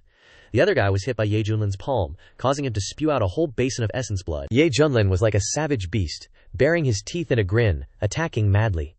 Looking at Ye Junlin's style at this moment sent shivers down everyone's spines. A heaven-shattering scene of slaughter unfolded in the sky. Ye Junlin was like a demonic lord, teleporting around, constantly knocking the elders down from the sky like flies. The remaining elders cried out in shock. This guy's realm is too weird. Great elder, please help us. Ye Junlin still showed no signs of stopping. Flames still erupting around him, his fists flying forward. Boom! A deafening explosion. But the scene of flesh and blood flying did not appear. Ah! Ye Junlin frowned. In front of the white-browed elder, a tall figure had appeared. The elder breathed a sigh of relief, cupping his hands and saying, Thank you, Venerable Hongwu, for your intervention. It was the tall man. At this moment, Venerable Hongwu had his arms crossed in front of his chest, with an ancient beast-shaped mark on his hand, radiating a primitive wild aura. It was this mark that blocked Ye Junlin's punch. Ye Junlin smiled with interest and said, Interesting, you actually blocked one of my serious punches. Outwardly, Venerable Hongwu seemed calm, but inwardly, a storm was raging. He could clearly feel a mouthful of blood rising in his throat, but could only swallow it down silently. Venerable Hongwu doubted his existence, thinking, how can a body be cultivated to this extent? Body cultivation is my path of cultivation. Even with the addition of the beast's soul mark, my defense was almost shattered by that one punch just now. This old woman will join in the fun. Venerable Jin Shi, holding a serpent-headed staff, had her golden robe fluttering even without wind. A terrifying energy gathered on the head of the staff, emitting a chilling aura. Suddenly, a giant serpent shadow appeared, with 6 jet-black eyes, a forked tongue hissing repeatedly, and large wings covering the sky. Whoosh! The giant serpent shadow, surrounded by a black mist, filled with deadly poison, lunged forward. The old woman, Venerable Jin Shi, shouted, I don't believe you can withstand the attacks of all 3 of us at once. Ye Junlin frowned slightly, looking at that old woman, Venerable Jin Shi, thinking, this damn old hag is acting even in her fake death, huh? Then, the short elder waved his hand and attacked with his palm, shouting, Attack! Are we 3 afraid of him alone? Who? Seeing his companions make a move, Venerable Hongwu raised his hand to form a hand seal, his body bursting with circles of dazzling light. Then, he swung his fist, the compressed power like a volcano erupting, carrying a destructive force that exploded outward. Overlord Heaven Fist. In an instant, the 3 late-stage Great Ascension powerhouses simultaneously made their moves, wanting to crush their target into dust. Facing the surging killing intent, Ye Junlin not only didn't retreat, but instead revealed a joyful smile. The system activated, displaying a notification, ding, detecting the host being attacked by late-stage Great Ascension powerhouses. The passive effect, stronger when facing the strong, is activated, granting peak stage Great Ascension cultivation. Boom! Ye Junlin's aura exploded again, much stronger than before. The 3 Feng Venerables, expressions changed, their eyes filled with disbelief. Not good, his cultivation. Golden Serpent Venerable's face was unsightly as he gritted his teeth. Red Feather Venerable angrily said, the sex information was wrong. Ye Junlin is a peak stage Great Ascension powerhouse. Damn it, we've all been tricked. Heh, Ye Junlin coldly laughed, raising his hand and striking out with a palm, the palm emitting a brilliant blue light. Boom, boom, boom! A massive halo exploded. Before the horrified gazes of countless people, 3 figures were blasted backward. They tried to steady themselves, but still spewed mouthfuls of fresh blood, their auras becoming weak. The 3 venerables wiped the blood from the corners of their mouths, gritting their teeth. At this point, we can only use the sect's secret technique. We must eliminate him at all costs. This battle must be won. This is the honor of the Yuhua sect. Hearing this, the core elders behind them immediately revealed fearful expressions. At this moment, Ye Junlin felt the power within his body suddenly increase by another level, and he couldn't help but happily think, looks like they're about to use that move. So it turned out that Red Feather Venerable wasn't able to trigger the stronger when facing the strong effect earlier because the conditions weren't met. To activate it, the enemy had to actively attack. Buzz, buzz, buzz. Right now, the auras of Feng Venerable, Red Feather Venerable, and Golden Serpent Venerable were becoming strange, the energy exuding being much stronger than before. Silvery runes appeared on the skin of all 3, spreading from their necks to their faces, eventually concentrating into an inverted triangular vertical eye on their foreheads. Dazzling silver light filled their entire bodies, their auras becoming sacred and inviolable. The army of cultivators stirred. Heavens! Why have the 3 venerables transformed like this? Could it be they're using the Yuhua sect's legendary secret technique? The Yuhua Ascendancy Art? I know, it's said that only core elders with potential are allowed to cultivate this secret technique. This secret technique was created by the founding ancestor and is the foundation of the Yuhua sect. The user's battle prowess will increase by a whole level. This is the foundation that allows the Yuhua sect to endure for 10,000 years. Suddenly, Ye Junlin sensed something different. Frowning as he looked at his opponents, Hong Tianyé's expression was serious. So profound, this secret technique is not inferior to those of the top great sects of the central region. The creator is truly a monster, Xu Yunyan exclaimed. What's going on? Can Junior Brother Ye withstand this? Junior Brother Ye, please protect yourself. Boom, boom, boom. In the sky, 3 powerful figures stood tall across the heavens, the sacred silver light illuminating like they were about to ascend into immortals. Red Feather Venerable's eyes were filled with excitement. This is the state. After using the secret technique, I feel my body is filled with boundless power, Feng Venerable said in a low voice. Move quickly. You all know that the longer we maintain this, the greater the price we'll have to pay. There's no turning back. Golden Serpent Venerable screeched crazily. As long as we can wipe out this sect, what does it matter if this old woman loses her foundation and her cultivation regresses? The screaming pierced through the sky. Kill! They went all out, unleashing their divine abilities and techniques, their power 100 times stronger than before. With the assistance of the core elders, they formed an airtight encirclement.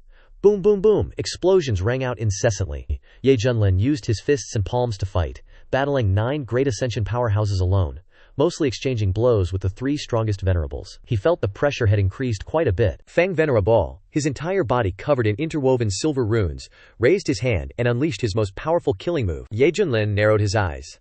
Finally, it's getting a little interesting. Now Lin Biantai was truly starting to get serious. Boom. At this moment, an enormous pressure, like a vast ocean, emanated from behind Ye Junlin. A majestic, sky-covering figure appeared, its overwhelming aura causing fear, only to see the figure wearing a king's crown, its eyes cold and emotionless, its hands clasped behind its back, standing silently as if presiding over the river of time. The Dharma idol lightly reached out its hand, and surging power poured out, shattering all killing moves, blasting away the core elders, causing them to retreat in a sorry state. Everyone's faces turned pale, and a feeling of wanting to kneel down and submit arose in their hearts. This is, Hong Tianyé gasped, her phoenix eyes widening as she exclaimed in her heart. It's the Dharma idol that appeared in the secret realm that time. The heavenly emperor Dharma idol standing behind Ye Junlin immediately changed his aura, as if he had become a different person. Feng Venerable stammered. This is a Dharma idol divine ability.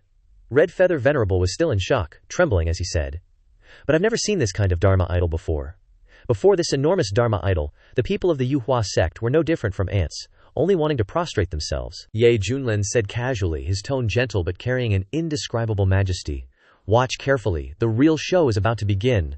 Golden Serpent Venerable gritted her teeth, suppressing the trembling in her heart, and shouted, Who are you trying to scare? This old woman has seen countless earth-shattering scenes. Ye Junlin smiled faintly, slowly raising his hand, his index finger pointing directly at the center of his brow. Ha ha!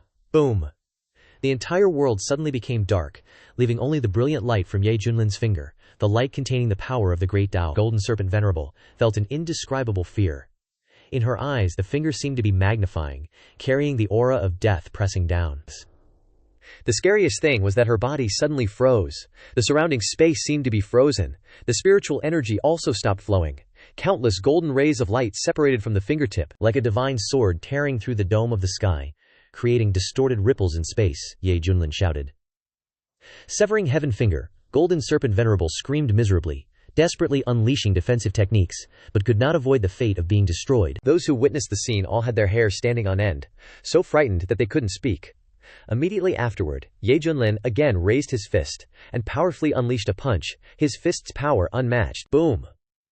The fist imprint carried a vortex like a black hole, the successive attacks crushing down. The core elders wanted to scatter and flee, but they discovered in horror that they couldn't control their bodies, like moths drawn to a flame, rushing into the vortex. Miserable cries echoed throughout the sky, but soon they were crushed into ashes, their souls also annihilated, forever disappearing from the world. Save me, save me! No. Feng Venerable and Red Feather Venerable were terrified to the extreme, glanced at each other, and then turned around and fled in different directions. The terrifying power that Ye Junlin displayed had completely shattered the fighting spirit of the two.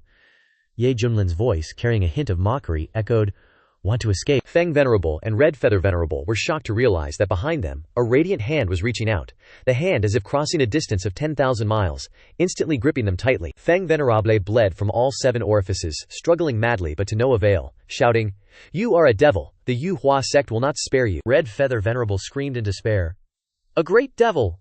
A great devil has appeared in the barren province." Ye Junlin shook his head, clenching his fists. "Seriously, need to go this far, squelch, squelch." The two instantly got crushed into a bloody mess. 2 booming explosions echoed in the air. Ye Junlin lightly wiped the sweat from his brow, clicking his tongue at the mana consumption of that move. No wonder it's called a supreme divine art. Then, he glanced at Hong Tianye down below and muttered, "Time to deal with this rebellious disciple." After a moment of silence, the entire sect erupted in earth-shattering cheers. "We won! We actually won!" The entire desolate province shook, and the local cultivators prostrated themselves before Ye Junlin, marveling. Ye Zhenren single-handedly annihilated a huge army of cultivators. Who else in history has ever done that? Ye Zhenren's divine might is unfathomable. We are filled with admiration. Invincible! Ye Zhenren is invincible! Cheers echoed everywhere, and amidst the enthusiastic shouts, Ye Junlin returned to Misty Peak. The Peak Lord of Zhangjian Peak immediately rushed over, his eyes full of admiration. "Grand Elder, are you missing any leg ornaments?" The Peak Lord of Tianxiang Peak shoved him aside, then shyly looked towards Ye Junlin, gently saying, "HMPH? Ye Shidi doesn't need a crude man like you." Her eyes were full of affection, as if she wanted to transform into Ye Junlin's image. "Ye Shidi, you've worked hard this time. Let Shiji massage your shoulders." Shu Yunian bitterly smiled. "This battle has shown us your true cultivation. How long were you planning to hide it from us, Ye Shidi, Ye Zhenren?" The other Peak Lords excitedly chimed in. That's right, that's right." Seeing this, Ye Junlin lightly coughed a few times and said, "Humble. One must be humble." Seeing Ye Junlin pay attention to him, Hong Tianye broke out in a cold sweat, gritting his teeth. "Crap, I'm so screwed." Cheers echoed everywhere, and amidst the enthusiastic shouts, Ye Junlin returned to Misty Peak. The Peak Lord of Zhangjian Peak immediately rushed over, his eyes full of admiration. "Grand Elder, are you missing any leg ornaments?" "HMPH. Ye Shidi doesn't need a crude man like you." The Peak Lord of Tianxiang Peak shoved him aside, then shyly looked towards Ye Junlin, gently saying, "Ye Shidi, you've worked hard this time. Let Shiji massage your shoulders." Her eyes were full of affection, as if she wanted to transform into Ye Junlin's image. Zhu Yunian bitterly smiled. "This battle has shown us your true cultivation. How long were you planning to hide it from us, Ye Shidi, Ye Zhenren?" The other Peak Lords excitedly chimed in. That's right, that's right." Seeing this, Ye Junlin lightly coughed a few times and said, "Humble. One must be humble." With that, the MC sat down on a lounge chair, picked up a grilled chicken wing, and contentedly enjoyed it. At this time, Hong Tianye stood frozen in place, embarrassed, and not knowing where to hide his face. He had thought about running away, but with the current situation, could he escape? After witnessing Ye Junlin's strength, Hong Tianye felt the distance between them widen even further. And even if he desperately resisted, he would never win. Moreover, his current state was terrible, not even worth one of the other's fingers. His thoughts were in a chaotic mess, and cold sweat poured down Hong Tianye's forehead. What should I do? What should I do? Damn it, this bastard is too cunning. He clearly has peak great vehicle stage cultivation, but he pretends to be a combination stage cultivator. I've never seen anyone so shameless in my entire life. And when he thought about the consequences he was about to face, his whole body turned cold, as if he had fallen into an ice cave. He hated himself for being so impulsive. Now his ambition had been exposed, his face torn off, and he had severely injured his fellow disciples. Don't even mention salvaging the master-disciple relationship, it was unknown whether he could even keep his life. After eating 6 grilled chicken wings, Ye Junlin picked up his milk tea and took a sip. The young man showed a satisfied expression, but his eyes suddenly noticed Hong Tianye, who was standing motionless like a log, and he raised his eyebrows and said, "Oh, you're still here?" Xu Yongyan and the others were all stunned. It was obvious that Ye Junlin hadn't paid any attention to Hong Tianye's existence from the beginning. Hong Tianye was stunned. Could this matter just be dropped like that? But the next moment, his face turned pale, and his whole body went cold. Ye Junlin said seriously, "Zhao Shixiang, please chop him into minced meat now and use it to fertilize the paulownia trees in my courtyard."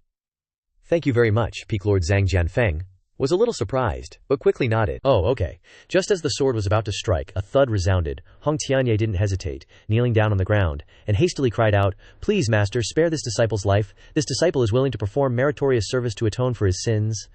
I beg master for forgiveness." Peak Lord Zhang Jianfeng stopped in his tracks, awkwardly looking towards Ye Junlin. Ye Junlin smiled, unable to hide his sarcasm. "Weren't you very arrogant? Why are you cowering now?" Hong Tianye felt his face burning, filled with shame, and just wanted to find a place to hide. He lowered his head and pleaded, "Master, it was this disciple's arrogance this time. I beg master to give this disciple a chance to correct his mistakes." Ye Junlin said indifferently, "Slap yourself in the face. I'll tell you when to stop." Hong Tianye widened his eyes and looked up at Ye Junlin, partly because he felt lucky to have escaped death, and partly because he was surprised that he would let him off. However, there was still something unsettled in Hong Tianye's heart. He was very bitter, his face was covered in sweat, and his teeth were clenched. "Yes, master." Hong Tianye tremblingly raised his hand, gritted his teeth, and slapped himself in the face, blood spurting from the corners of his mouth, but he didn't care at all. Being able to survive made this nothing. Slap. The resounding sound of slaps spread throughout the peak, causing people to shudder. Senior brother Hong, Bai Xiaoxi, couldn't bear to watch the scene, and was about to step forward to support him, but was stopped by Ye Junlin's gaze. As the sect leader, Xu Yunyan valued Hong Tianye's potential, even though he knew his personality was headstrong.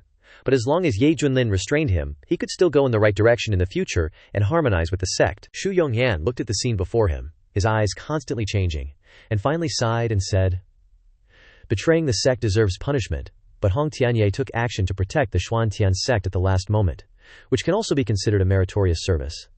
I think he should be punished to face the wall at the back mountain and repent." Seeing that the time was ripe, Ye Junlin spoke. "In that case, the death penalty can be waived, but the living penalty is hard to escape. From now on, you will go to the back mountain to face the wall and reflect on yourself." Hong Tianye stopped his hand, his face swollen like a pig's head, looking extremely ridiculous. Seriously, he looked hilariously pathetic, bros. He forced himself to look up, clasped his hands, and hurriedly thanked him. "Disciple Hong Tianye, thanks, master, for his leniency." With that, he staggered away from Misty Peak. Xu Yuminian shook his head and said, "Your disciple really makes people worry. Only Ye Shidi can deal with him here. Without you, we are no different from dust in his eyes." Peak Lord Zhang Jianfeng coldly snorted. Anyway, his talent was originally very high. Peak Lord Tian Jiangfeng covered her mouth and giggled. "Isn't it thanks to Ye Shidi that we were able to keep someone like him?" Ye Junlin sighed. "It's all my fault for not managing him properly on a daily basis, causing him to become like this. Everyone, rest assured, I will continue to teach him." Lin Biantai loved to see Hong Tianye's aggrieved appearance, clearly extremely uncomfortable, but still having to force a smile. After a while, Lin Biantai lay back on the chair and turned to call the little mouse. "Xiaoxi." Xiaoxi ran over with 2 large spoons in her hands and replied, "Yes, master." Ye Junlin continued, "I want to eat hot pot." The little mouse hurried away and replied, "Okay, I'll prepare it right away." Zhao Dezhu asked curiously, "Ye Shidi, hot pot is that pot that uses fire? Can that be eaten?" The MC replied, "Heh, since you're all curious, why don't you stay and give it a try?" Scene changes to the back mountain of Xuantian sect. A fiery red figure stood quietly. Hong Tianye looked at his face swollen like a pig's head reflected in the water, his eyes were wet, and his body trembled slightly. His heart was filled with bitterness. He had never thought that the road to reversing the situation would be so difficult. Hong Tianye cursed in his heart. "I don't believe you can always be on top of the world. As long as I work hard to cultivate, I will sooner or later reach the great vehicle stage, or even surpass the great vehicle stage." Ye Junlin, you just wait. Not long after, news of the battle in Huang province spread like wildfire across the other 13 provinces. Holy crap! Ye Junlin from the Xuantian sect is actually a Mahayana cultivator? And he wiped out all 18 venerables sent by the Yu Hua sect? What? An army of tens of thousands of cultivators was annihilated? Damn it, my brother was among them. Sigh, guess I gotta take care of his wife for him now. That white-haired maniac is gonna get struck by lightning for killing so many people. He's totally the #1 butcher of the eastern region. Everywhere in Buddha province you could see monks looking all sad and chanting scriptures to send the spirits of the dead far away. At first, the Xuankong temple was showing off like crazy, but after hearing the news, the whole temple went silent. In a pavilion somewhere in Spirit province, a surprised shout echoed. No way! A barbarian from Huang province is this strong? Could he be some immortal powerhouse reincarnated? Chu Tianyi, who was enjoying himself, stopped in his tracks when he heard his subordinate's report. His sinister eyes showing horror, the guard miserably replied, Young master, it's true. Chu Tianyi was actually scared, cold sweat pouring down his back, his spine stiff. Thinking back, it was lucky he didn't make a move that day, or even his father wouldn't have been able to save him. HMPH, go find me some more female cultivators. This young master needs to chill out, you know? What are you still standing there for? You deaf? Go now, or I'll drag your mom here to replace them. Hearing that, the guard panicked and quickly retreated, secretly praying that his mother wouldn't catch the eye of this devil. Meanwhile, after receiving news of the defeat, the entire Yuhua sect was in shock. From disciples to elders, no one could believe it. It's been so long since the Yuhua sect lost an external battle. This was the first time ever. Especially losing 18 core elders shook the very foundation of the sect. You gotta know that each elder had the power of life and death over those below, their status high above, seen as gods within the sect. Yet this time, none of them returned. Dong, dong. The sound of funeral bells echoed across the sky, the atmosphere within the sect becoming oppressive, with the occasional sob. In the true inheritance hall, the holy son Chen Zhao, who was recovering from his injuries, suddenly felt like he'd been struck by lightning, staggering to his feet, his eyes full of horror. Are you telling me the truth? Mo Lao, his hair already turning white, his eyes red, softly said, Holy son, this old servant wouldn't dare lie. The news has already spread throughout the eastern region. This time, we lost big time. Chen Zhao stumbled and fell, sitting down in his chair, a pathetic smile on his face. Ye Junlin, you sneaky bastard. You were already at Mahayana but you hid it on purpose? Were you trying to mess with this holy son? He once thought that as long as he diligently cultivated to the integration stage, he would be able to face Ye Junlin. But reality quickly slapped him in the face. That guy isn't integration. He's Mahayana. Mo Lao, seeing Chen Xiao lose his spirit, quickly encouraged him. Holy son, you must not lose heart. That white-haired old devil has lived for tens of thousands of years. Or how else would his cultivation be so profound? You are still young. Your future is bright. Mahayana is the end for him. But for you, it's just a stage to overcome. After all, you possess the aptitude to become an immortal. Chen Xiao's gloomy eyes regained their light. That's right. This holy son will transcend tribulation and become an immortal in the future. How can I give up? Mahayana stage is nothing. I'll reach it sooner or later. Mo Lao nodded in agreement. Yes, that's right. Suddenly, Chen Xiao seemed to have made up his mind. Grinding his teeth, he said, Mo Lao, please report it to the higher-ups. I've decided to refine that Jiang object in order to quickly raise my cultivation and power. Mo Lao was stunned, almost thinking he misheard. What? Holy son, you're talking about? That Jiang object is called the Solar True Fire, rumored to have fallen from the sky hundreds of thousands of years ago, leaving Qing province barren and the people miserable. At that time, countless powerhouses wanted to subdue it, but all were burned to ashes by the Solar True Fire. In the end, the founding ancestor of the Yuhua sect used divine powers to seal it in the deepest forbidden area of the sect. It wasn't until Chen Zhao, who possessed the solar immortal body, appeared that the high-level elders remembered the solar true fire, thinking that this thing would suit him. However, due to its great power, even with a suitable physique, the elders only allowed him to refine it when he reached the Mahayana stage with his current cultivation. Refining the solar true fire would be extremely painful and arduous. But if successful, his power would explode. With a higher cultivation, refining would be easier, and the chances of success would also increase. However, if he failed, the backlash would certainly kill him. At this time, Chen Xiao had not yet reached the integration stage, but he was taking the initiative to refine the solar true fire, making Mo Lao very embarrassed. After all, Chen Xiao was the most outstanding talent and physique in the past million years of the Yuhua sect, the most promising candidate to prove the Tao and ascend to immortality. If anything happened, the loss would be irreparable, Mo Lao quickly advised. Holy son, this old servant understands your feelings, but please calm down, Mo Lao, please believe in me. Chen Xiao's eyes were firm, each word spoken. I just want to become stronger. The solar true fire was prepared for me. This is fate's decree. This holy son wants to be reborn from the ashes. Infected by his strong determination, Mo Lao was a little shaken, his eyes showing respect. Sighing, he said, "All right, this old servant will report the truth. Please, holy son, prepare yourself well." Watching Mo Lao's back as he left, Chen Xiao sat cross-legged on the futon again, his mind suddenly becoming clear, feeling like he had to break or stand, putting himself in a dead end to find a way to survive. In his mind, the red figure of his enemy flashed, causing Chen Xiao to feel humiliated. His face revealed resentment, coldly saying, "Next time, this holy son will definitely take your life. To avenge the enemy who killed my father, first, I must kill his disciple." Cut to a few months later, on Piaomiao Peak, Xuantian Sect. The sun shone brightly, birds chirping merrily. Ye Junlin, wearing sunglasses, comfortably lay on a lounge chair, holding a goblet made of millennium-old lapis lazuli, acting pretentious as he said, "Hong, give me a glass of 82 Lafite." Hong Tianye seemed used to this scene, his face expressionless, hand placed in front of his chest, bowing respectfully, then taking out a bottle made of black winestone, gently pouring the red liquid into the glass.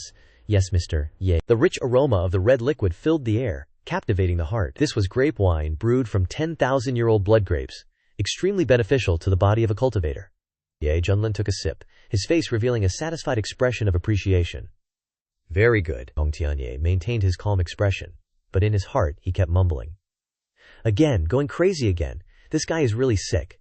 When will this miserable day end for me?" He was really speechless at Ye Junlin's weird actions. But because he was afraid of his strength, he had to obediently cooperate. Ye Junlin didn't care about Hong Tianye's eyes that looked at him like an idiot.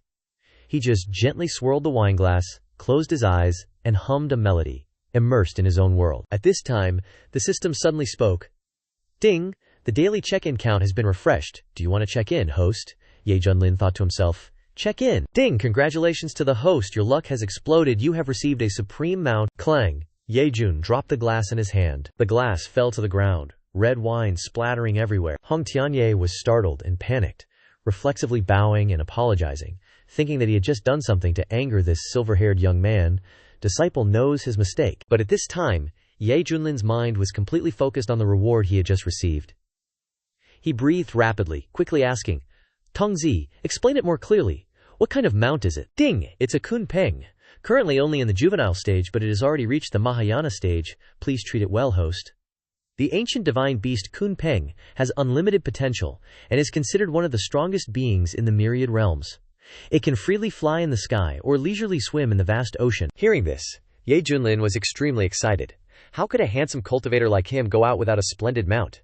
Wouldn't it be too shabby to rely on himself to fly? Luckily, the system is still somewhat useful, because it has given him an ancient divine beast Kun Peng as a mount. This is truly a treasure for both fighting battles and showing off. Hong Tianye raised his head, his face full of suspicion, realizing that the other party seemed very happy, not angry at all.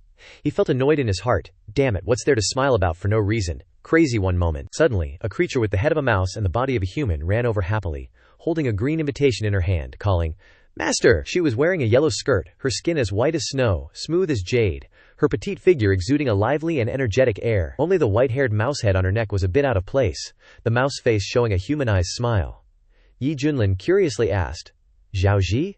What's that in your hand?" Bai Xiaoxi waved the invitation in her hand. Tongzi excitedly said, "This is the invitation that the sect leader gave to Xiaoxi, asking me to pass it on to Master." Ye Junlin took the invitation, opened it, and his expression turned strange. Turns out, the old ancestor of the Shu family in Lingzhou, after a long period of closed-door cultivation, successfully broke through from the Great Ascension stage to the Tribulation Transcension stage, causing a stir in the eastern region. The Shu family was overjoyed, and specially sent invitations everywhere, inviting prominent cultivators to participate in the banquet. The meaning is obvious, clearly wanting to take this opportunity to expand the Shu family's prestige. Everyone knows that a Great Ascension stage cultivator can be called a venerable, but once breaking through to the Tribulation Transcension stage, they are called a pseudo-immortal. Just hearing the word immortal is enough to understand how powerful this realm is.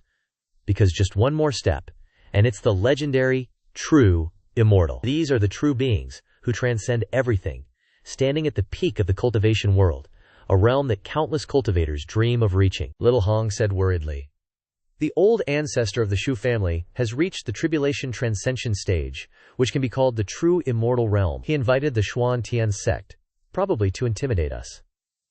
With our current strength, we are not his match. At this time, Ye Junlin stroked his chin and said with interest, Inviting the Xuantian sect to participate in the banquet at this time, it seems they want to scare the monkeys by killing the chicken, using this opportunity to enhance the Xuan family's old ancestors' reputation. Are pseudo-immortals that strong?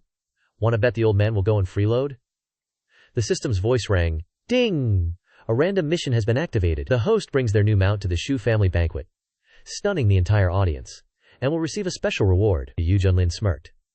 Tongzi, this mission came just in time. The urge to show off has already started to stir within me. If I don't go out and show off a little, wouldn't I be letting down my new mount? Bai Xiaoxi asked. Master, are we going? Ye Junlin secretly said. We're setting off right now. System. Immediately summon the Supreme Kun Peng mount for me. Ding. Summoning for the host. Dark, dark, dark. From deep within the endless sky, a terrifying aura surged, and dazzling light like a galaxy descended. A gigantic figure gradually broke through the clouds, revealing a body tens of thousands of feet long.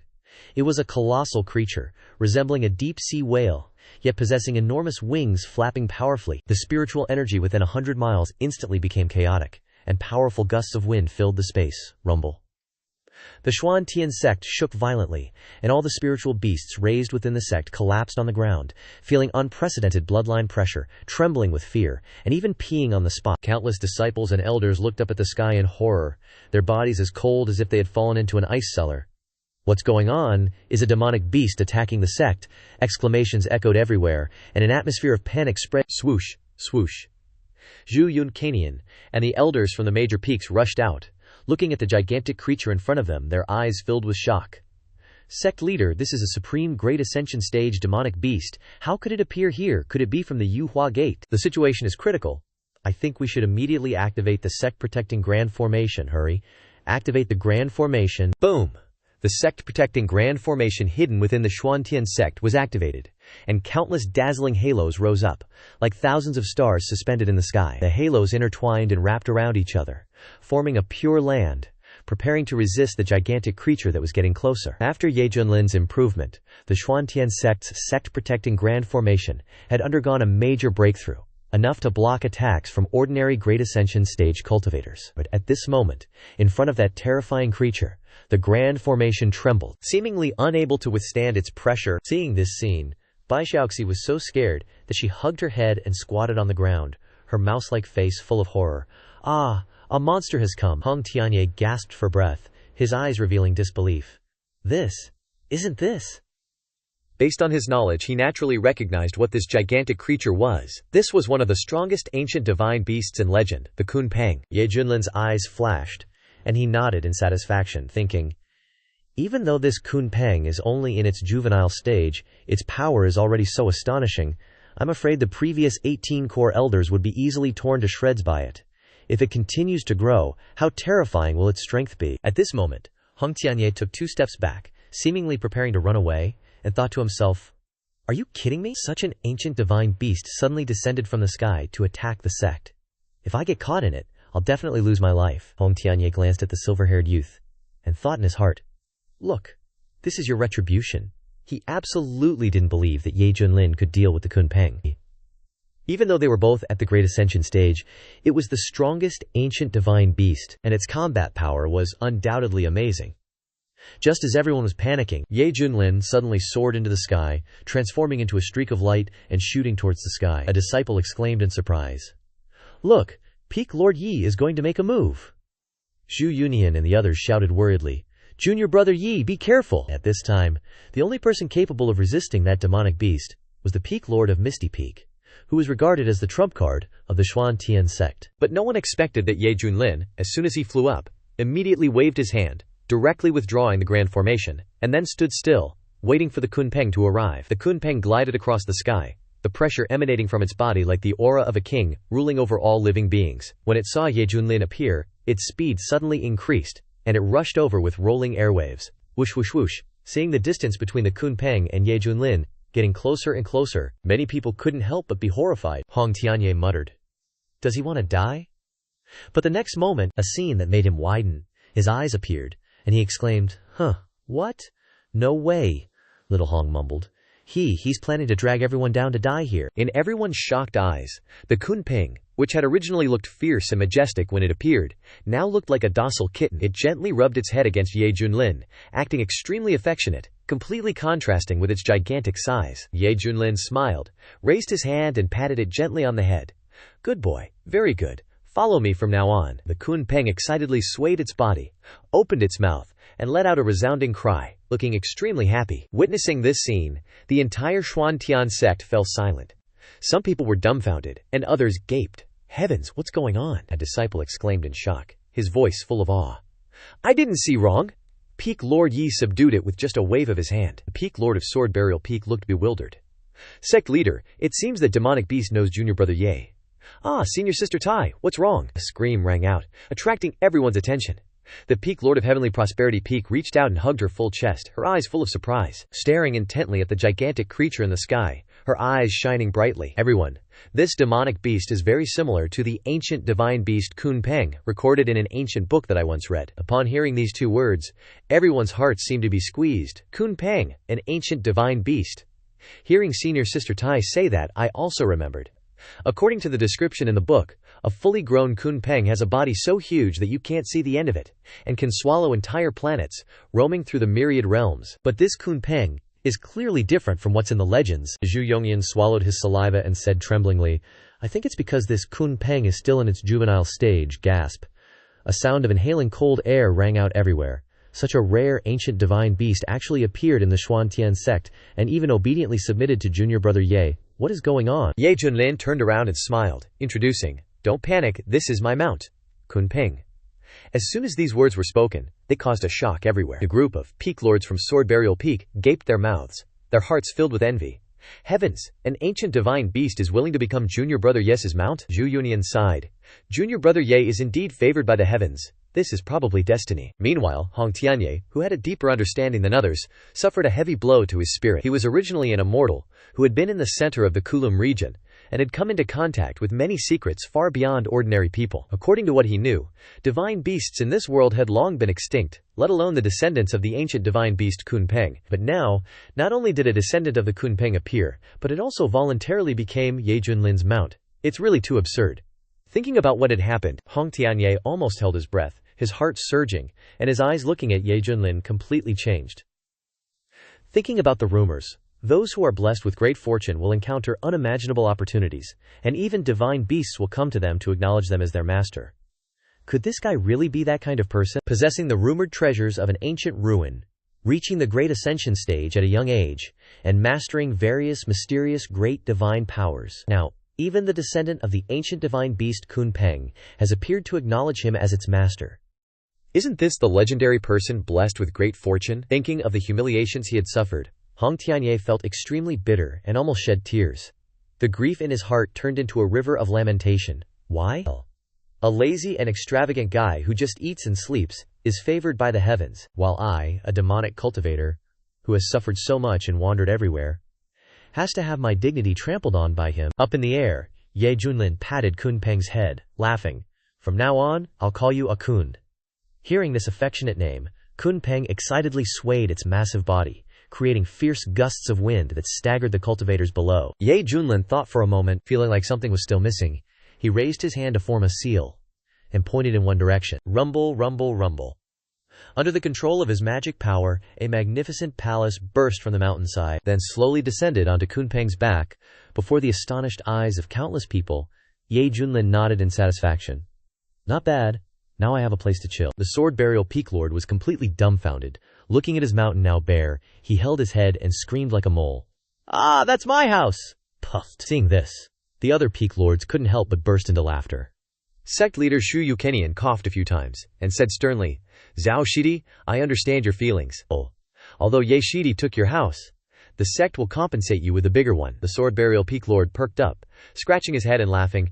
"In that case, it's fine, no problem." Ye Junlin shouted, "My dear disciples, hurry up here, your teacher is about to depart." Bai Xiaoxi replied, "Okay, coming right now, squeak squeak." Then Bai Xiaoxi looked at Hong Tianye, who was bowing his head in silence, gently poked him with her small finger, and said cautiously, "Hong Shixiong, Shizun is calling us." Hong Tianye slowly raised his head, his expression indifferent as he replied, "Okay." He looked at Ye Junlin's figure, his eyes flashing with a sharp light, secretly thinking, HMPH. This deity admits that someone with great luck is indeed powerful, but this deity doesn't believe I'll always rely on others. As long as this deity endures long enough, sooner or later I'll seize your luck and turn it into mine. This thought was not without basis, because Hong Tianye was once a miserable beggar who relied on his strong will to climb to the position of demonic sect leader, making the whole world tremble in fear. In his eyes, as long as you don't give up, nothing is impossible. Whoosh, whoosh, whoosh! Kunpeng flapped its giant wings, creating powerful air currents, soaring into the sky, disappearing from everyone's sight. Heavenly Fragrance Peak Lord worriedly asked, "Will Ye Shidi's trip to the Shu family's banquet be dangerous?" After all, the Shu family's old ancestor is a void immortal. Shu Yumninian put his hands behind his back and flashed a meaningful smile. Rest assured, with an ancient divine beast by his side, what's a void immortal? As long as Ye Shidi doesn't cause trouble, I'll be thanking the heavens. The Zhu family wants to scare the tiger away from his mountain, but the tiger is coming to their door himself. I think the Zhu family will regret it. Cut to Lingzhou. In the sky tens of thousands of miles high, the clouds rolled, and suddenly floating islands appeared, of varying sizes, with houses densely packed on them. The islands were connected by cold, black, profound iron chains. In the center was a huge island, vast in area, surrounded by small islands like stars surrounding the moon. This central island had the densest spiritual energy, and all the buildings on the island were magnificent and majestic. Looking closely, you could see that this place was brightly decorated, and everywhere was filled with a joyous and lively atmosphere. That's right, this was the Shu family's territory. All the floating islands belonged to the Shu family, where generations of Shu family descendants lived. And the largest and most imposing island was obviously the Shu family's main residence, where the noble main line lived. But today was different, because the Shu family's old ancestor had just come out of seclusion, and the Shu family was specially holding a banquet. On this occasion, even the collateral branches of the family were qualified to go to the main island to enjoy a bit of luck. In the sky, countless colorful streams of light streaked through space, heading towards the magnificent, huge island. Male and female cultivators in different clothing, some sitting on flying boats, some standing on flying swords or riding flying demon beasts, were all guests from the major Daolio provinces of the eastern region. You must know that the Zhu family's old ancestor, breaking through to the void immortal, meant that the Zhu family's status would rapidly increase. All the Shu family members also benefited from this, from the main branch to the collateral branches, all rising like chickens and dogs to heaven. The Shu family was already known as the #1 cultivation family in Lingzhou, and now with this event, that position was even more consolidated. For various reasons, all major and minor forces did not dare to offend the Shu family, and all had to give some face to attend. At the Shu family's main residence, inside was crowded with guests, with people coming and going. The grand elder of a sect cupped his hands and congratulated. "Congratulations! Congratulations! The Shu family has produced a void immortal. With a void immortal protecting you in the future, we are truly envious." A crown prince flattered, "Haha, that's not enough to say. Don't forget that he is now a void immortal. And who knows, in the future, he will break through to true immortal, and then wouldn't he be able to exist for hundreds of thousands of years? Young Master Xue, am I right?" A well-known sword cultivator raised his glass, smiling. Young Master Shu is the eldest grandson of the Shu family, and his current status is even more formidable. Don't just talk about Lingzhou, I'm afraid that he can rampage throughout the entire eastern region. The surrounding guests also enthusiastically chatted, "Yes, yes, please take care of us more in the future." The young man in brocade clothes, with a charming face and a smug smile on the corner of his mouth, waved his fan, looking extremely satisfied. Easy to say, we are all one family. The people who could come here were all well-known figures in the major Daokajou provinces of the eastern region. Now they were all flattering him. This made Xue Tianyi's vanity extremely satisfied.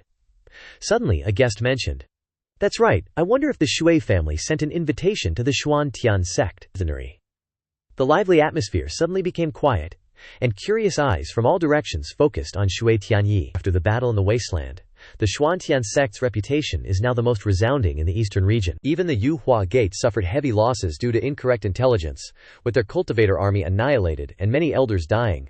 Only ghosts know that Xuan Tian sect's Ye Junlin was actually a venerable. If the Xuan Tian sect participates in this banquet, it will have extraordinary significance. Xue Tianyi's eyes flickered, and he said with a cold smile, "Of course we did, but I don't know if the Xuan Tian sect dares to send someone here. Don't find some unknown nobody to deceive our Xue family, or they won't even be able to enter the door." A guest asked loudly, What if Ye Junlin comes in person? Hearing this name, Shui Tianyi remembered the black-robed figure, and his forehead slightly sweated, but his face still showed arrogance. He waved his fan and smiled. HMPH, then let that barbarian open his eyes and see what the Shui family of Lingzhao has to offer. A guest flattered. Young Master Zhu is truly domineering. Hearing this, the crowd enthusiastically raised their thumbs in praise. Although that Ye Junlin is a venerable, he still has to obediently offer wine to young Master Shu. After all, young Master Shu's old ancestor is a void immortal. No matter how strong a venerable is, he can't compare to a void immortal. Laughter broke out everywhere. Haha, that's right. Being constantly praised by everyone, Shui Tianyi felt like he was floating on clouds, and thought to himself with satisfaction. Ye Junlin, so what if you have a great reputation? In front of this young master, even a dragon has to obediently coil itself up. While other young masters rely on their fathers to show off, Shui Tianyi is different. He relies directly on his family's old ancestor. Just then, there were horrified shouts outside the residence. Heavens, what is that? Whoosh, whoosh, whoosh. From the sky, a majestic pressure like a king swept out, covering all the Shu family's floating islands. The small islands began to shake, so violently that it could be seen with the naked eye. Countless people were frightened, their faces showing extreme horror.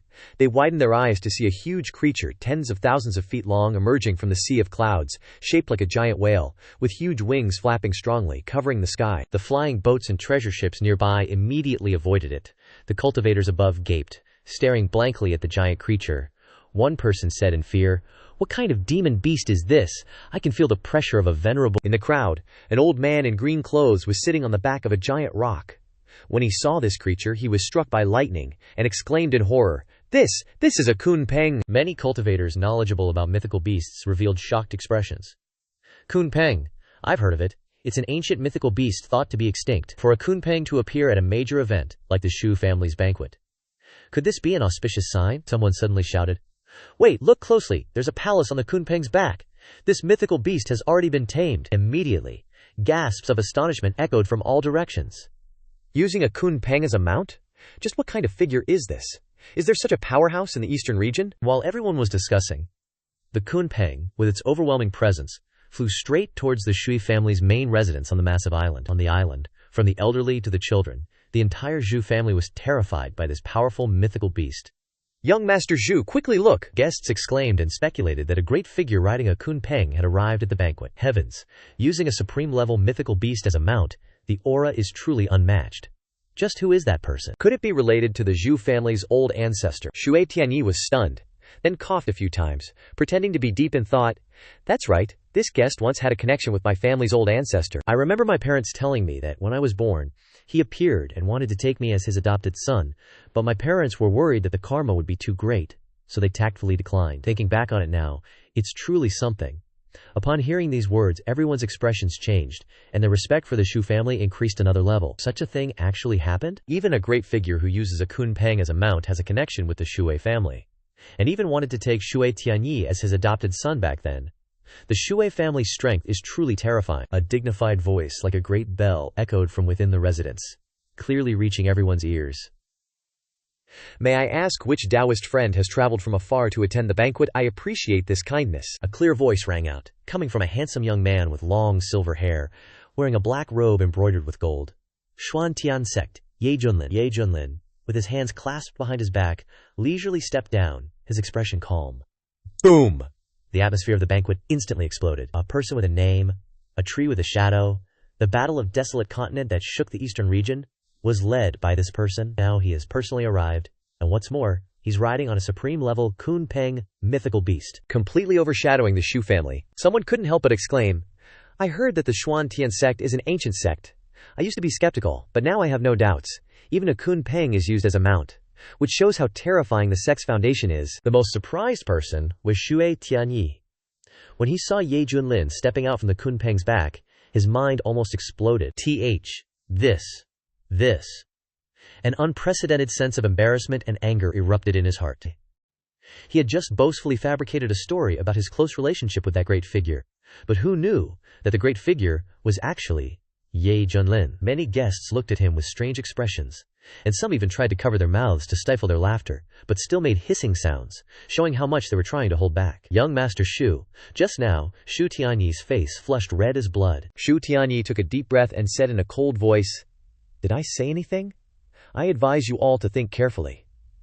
The crowd was startled, and hurriedly shook their heads in denial. No, young Master Shu didn't say anything, we didn't hear anything either. Although they outwardly agreed, in their hearts they were secretly cursing. "Damn dog thing, you're so thick-skinned! HMPH!" Shui Tianyi sneered, his eyes filled with resentment as he looked towards Ye Junlin. At this moment, when the Shui family's old ancestor heard the name Ye Junlin, he was stunned for a moment, and his eyes became gloomy. Combined with the recent rumors, he never expected that the person who could ride the Kunpeng would be a junior cultivator. If it weren't for his fear of the Xuantian sect and the mysterious origin of the Kunpeng, he would have taken it long ago. After all, this was a descendant of an ancient mythical beast with pure blood and great potential. But now that the other party had come to his doorstep, he had to show enough respect, while also taking the opportunity to learn more about this person. The Shu family's old ancestor smiled and cupped his hands in greeting. "So it is Venerable Ye who has graced us with his presence, truly bringing glory to our Shu family." Normally, a pseudo-immortal like him wouldn't need to lower himself before a venerable, but Ye Junlin was an exception, a person worth his lowering his stance for. The system's voice rang out. "Ding, congratulations to the host for completing the mission, rewarding a 50x increase in the automatic cultivation speed of all divine abilities and techniques." Ye Junlin sighed inwardly. "Not bad, having a mount isn't bad." He turned to the Shu family's old ancestor, cupped his hands politely. "I, Ye, on behalf of the Xuantian sect, congratulate you on your successful breakthrough." The Shu family's old ancestor nodded slightly and gestured to invite him in. Immediately afterwards, Ye Junlin and his disciples leisurely entered the Shu family's residence. The other guests followed them with respectful gazes, whispering among themselves. The Buddhist continent monks called him the white-haired old devil, but, having seen him with my own eyes today, I think he's quite handsome, not as terrifying as the rumors say. Heh, compared to that old devil name, I think white-haired killing god is more fitting. Too many people have died by his hands. Look at the red-clothed woman next to him. It's the eldest disciple, Hong Tianye, who outsiders call the Hong Immortal Fairy. Ah, so beautiful. Truly a peerless beauty. At first, everyone's attention was focused on Ye Junlin, but soon it shifted to Hong Tianye. Her striking red attire, aloof temperament, plus her exquisite and perfect face, made it hard for people to look away. As for Bai Xiaoxi, fearing being pointed at, she had specially worn a hat with a veil this time, hiding her rat head, only revealing her petite and lovely figure. Because she was always following behind Ye Junlin, she was mistaken by Lin Xiang as a page boy. Inside the veil, Bai Xiaoxi's dark eyes darted everywhere. When she discovered that the table was filled with rare fruits and desserts, she happily waved her small hand and cheered, "Wow, so many delicious things, Senior Brother Hong." "Quickly look." Hong Tianye grimaced, feeling helpless towards this carefree rat. Ye Junlin smiled and said, "Xiaoxi, if you want to eat, just help yourself." Bai Xiaoxi's eyes lit up, and she immediately rushed to the table, happily exclaiming, "Really? Then chomp chomp, I won't stand on ceremony anymore?" At this moment, Shu Tianyi narrowed his eyes, determined to take action to regain his lost face. He fanned himself with a fan, and walked gracefully, with a gentle smile. "Brother Ye, long time no see." Ye Junlin turned his head to look at him, his expression strangely assessing him from head to toe, secretly thinking in his heart, "Who is this idiot? Is he very familiar?" Seeing that Ye Junlin didn't react, Shu Tianyi's smile stiffened. Shu Tianyi coughed a few times and added, "I am the young master of the Shu family, from the direct line of the Shu family's old ancestor." The meaning was very clear. "This young master's status is so noble. Aren't you going to quickly flatter me?" Ye Junlin raised his hand and picked his nose, nodding. "So that's how it is." Shu Tianyi smiled, preparing to receive the next words of flattery. "It's okay, it's not too late to know now." Ye Junlin dropped the sentence, turned his head, and walked away without looking back. "What does it have to do with me?" The smile on Shu Tianyi's face froze, his teeth clenched. He looked at Ye Junlin's back, his eyes bloodshot, screaming madly in his heart, "I am the young master of the Shu family, the future successor to the position of family head. My old ancestor is a pseudo-immortal. You devil dare to be rude to me." Unable to restrain himself, Shu Tianyi shouted, "How dare you!" The guests who witnessed this scene were stunned, truly too embarrassing. To save face at the banquet, Shu Tianyi had to suppress his anger, trying to regain his composure. His gaze shifted to Hong Tianye and the thought popped into his head, "It's her." "You defeated the holy son of the Feather Transformation sect, our Ye Junlin's eldest disciple, a peerless genius." This time, because he was at the banquet, he had time to slowly admire her. The more he looked, the faster his heart beat like a deer jumping around. So beautiful. This face, this temperament, was so different from the ordinary women he had been with before. He thought to himself, this handsome and unrestrained young master has made countless female cultivators unable to escape. As long as I make a move, relying on my charm, I will definitely be able to conquer her. He had played with countless women before, including those arrogant female cultivators. Now carrying the halo of the grandson of a pseudo-immortal, Shui Tianyi didn't believe that Hong Tianyi could maintain her composure. Moreover, he also had a wicked idea. If he could capture Ye Junlin's female disciple, wouldn't it be the same as having the pleasure of revenge? Thinking of the scene of pressing her under his body, he became even more excited. At this moment, Hong Tianyi was standing in front of an exquisite vase, frowning as she sensed a flower. The petals were glittering as if inlaid with stars. The light emitting made people feel relaxed and comfortable. A gentle voice rang out from behind. Does immortal fairy Hong like flowers? Shu Tianyi approached, looking dashing as he fanned himself, and said with refined grace, "This is a Yuda flower, a very rare species, perfect for viewing. Nice. My Shu family only managed to collect 6. As the saying goes, a precious sword for a hero, and beautiful flowers for a beauty. If the fairy likes it, please, take it as a small token of my sincerity." He was extremely confident, because he had used this flower to conquer women before, and it was very successful. This flower is not only rare, but it can also stay fresh for thousands of years, especially at night. Its light becomes even more brilliant. Which woman could bear to refuse? Hong Tianyi, upon hearing this, showed an expression of disdain, placing the flower back in the vase. He thought to himself, "You dumb pig." In Hong's little head he was thinking, in the central domain, this flower is called a spirit essence flower, a top-grade ingredient for refining pills that enhance spiritual sense. Yet here, it's being put in a flower vase. Sure enough, you're all bumpkins. Seeing that Hong Tianyi didn't accept the flower, Shui Tianyi tried to probe Hong Fairy. Hong Tianyi couldn't take it anymore and said coldly, "Don't call me a fairy, this one is a man." Shu Tianyi froze, then chuckled. Hong Fairy is truly humorous. So beautiful and funny. I wonder if you would grace me with your presence in the guest room, to discuss and debate the Dakatio. Upon hearing this, Hong Tianyi's face turned icy, his eyes blood red, and a chilling murderous aura burst forth. "Get lost!" Even so, Shui Tianyi didn't give up. Forcing a smile, "Hong Fairy, I just want." Hong Tianyi's eyes were cold, and at the same time, a terrifying pressure emanated. "If you dare disturb this one again, you'll die miserably." Shu Tianyi's soul nearly exploded.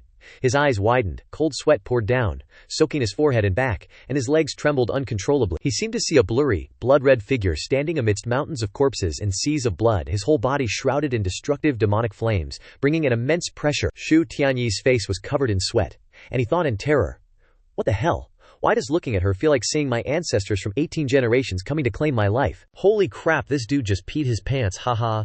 Thump. Shui Tianyi collapsed, his legs giving way, and knelt on the spot. The guests all exclaimed, "Heavens! Young Master Shu is really crazy, actually kneeling before Hong Fairy." A female cultivator covered her mouth in surprise. "Is this a new pursuit method?" An angry voice rang out, accompanied by the imposing figure of the Shu family's patriarch stepping forward. "You unfilial son, you've lost all the face of the Shu family." His face was as cold as ice, his eyes full of reprimand, and the sharp sound, like thunder, resounded in his ears, startling Shu Tianyi awake. He staggered to his feet, trembling, and said, "Father!" Slap! A resounding slap landed directly on his face, and Shu Tianyi's left cheek immediately swelled up, burning like fire. The Shu family patriarch angrily scolded, his eyes full of disappointment. Worthless trash, only knowing how to disgrace the family. He was a great ascension stage powerhouse. If he had really used his full strength, Shu Tianyi would have been killed on the spot. On the other side, Hong Tianyi stood with his arms crossed, a mocking smile on his lips. The Shu family patriarch turned to look at Hong Tianyi, clasped his hands, and said sternly, "Hong Fairy, it's all my fault for not disciplining him properly." Hong Tianyi's smile disappeared, his cold eyes staring at the other party, emphasizing each word. "This one is a man." The Shu family patriarch watched Hong Tianyi's departing figure, frowned slightly but ultimately said nothing more, thinking to himself, "Damn, those are some flat boobies. That waist though looks kinda feminine. That face is too pretty. It all looks delicious as hell, isn't it?" The Shu family patriarch was stunned, then forced a laugh. "Hong Fairy, you're so funny." Hong Tianyi tried to suppress his anger, took a deep breath, and decisively turned to leave. In his heart he yearned to increase his strength so that one day he could return to how he was in the central domain, living freely, without worrying about any rules or constraints, unlike now where he felt restricted. Hong angrily turned his head. Bursting forth with killing intent, he roared, "Do you think I'm joking with you? You're all courting death?" A moment later, there were the sounds of Bai Xiaoxi's running footsteps, as he rushed over and shouted, "Senior Brother Hong!" Bai Xiaoxi, with a gourd of wine balanced on his head, ran over and continued, "Senior Brother Hong, Master told me to bring this wine for you. Try it, it's delicious." Hong Tianyi tried to suppress his anger, took a deep breath, then sighed. He thought to himself, "I yearn to increase my strength, so that one day I can return to how I was in the central domain, living freely, without worrying about any rules or constraints, unlike now, where I feel restricted. Moreover, the old Zhu family ancestors' realm isn't one I can handle, so screw it, I'll just endure it for now. Next, Hong snatched the wine gourd from Bai Shaoxi's head, his face contorting with annoyance. Ugh! Hong angrily walked away, while Bai Shaoxi turned to the table next door, holding the wine gourd with both hands, drooling and muttering, Hey, Shaoxi also wants to try this wine. Without hesitation, Shaoxi lifted the wine gourd and chugged it down, causing his head covering to fall off. The surrounding crowd, seeing this, stared in astonishment, exclaiming, Oh my god, what the heck is this? I never expected this to be the silver-haired devil's habit of collecting disciples. Looks uniquely bizarre. Ye Junlin walked over, picked up the hat for Shaoxi, then patted his head and said with a smile, Shaoxi, be careful not to let your hat fall off. It easily makes people here have bad thoughts about your teacher. Bai Shaoxi's face flushed red, and he replied with a drunken smile, Yes, master. Ye Junlin put the hat back on Bai Shaoxi and led him away, laughing and saying, Come on, Shaoxi, let's go over there. There's a lot of good food. Shaoxi obediently followed and replied, Yes, master. The two of them walked through the crowd, but there was a notable figure, namely the hatted man they had just passed. He looked cold and detached, and his left hand was firmly gripping the hilt of his sword. Xue Tianyi's face was twisted with shame and anger. Hearing the surrounding whispers of mockery, the anger in his heart burst forth, and his whole body trembled with rage. Damn it, the ancestor is a void immortal, and I'm a direct bloodline. Masters and disciples, what gives you the right to treat me like this? He roared in his heart, hating both Ye Junlin and Hong Tianye. Unable to restrain his anger, fueled by alcohol, he roared at his subordinates. Bring some women here for this young master. Right now, sensing the anger in his voice, the subordinates knew someone would be tortured to death again. They bowed their heads obsequiously and replied, As you command. As he walked, Xu Tianyi resentfully thought, Ye Junlin, you rode a rock to crush the reputation of my Shu family, humiliating me like an ant in front of everyone. And your disciple too, I won't let you off.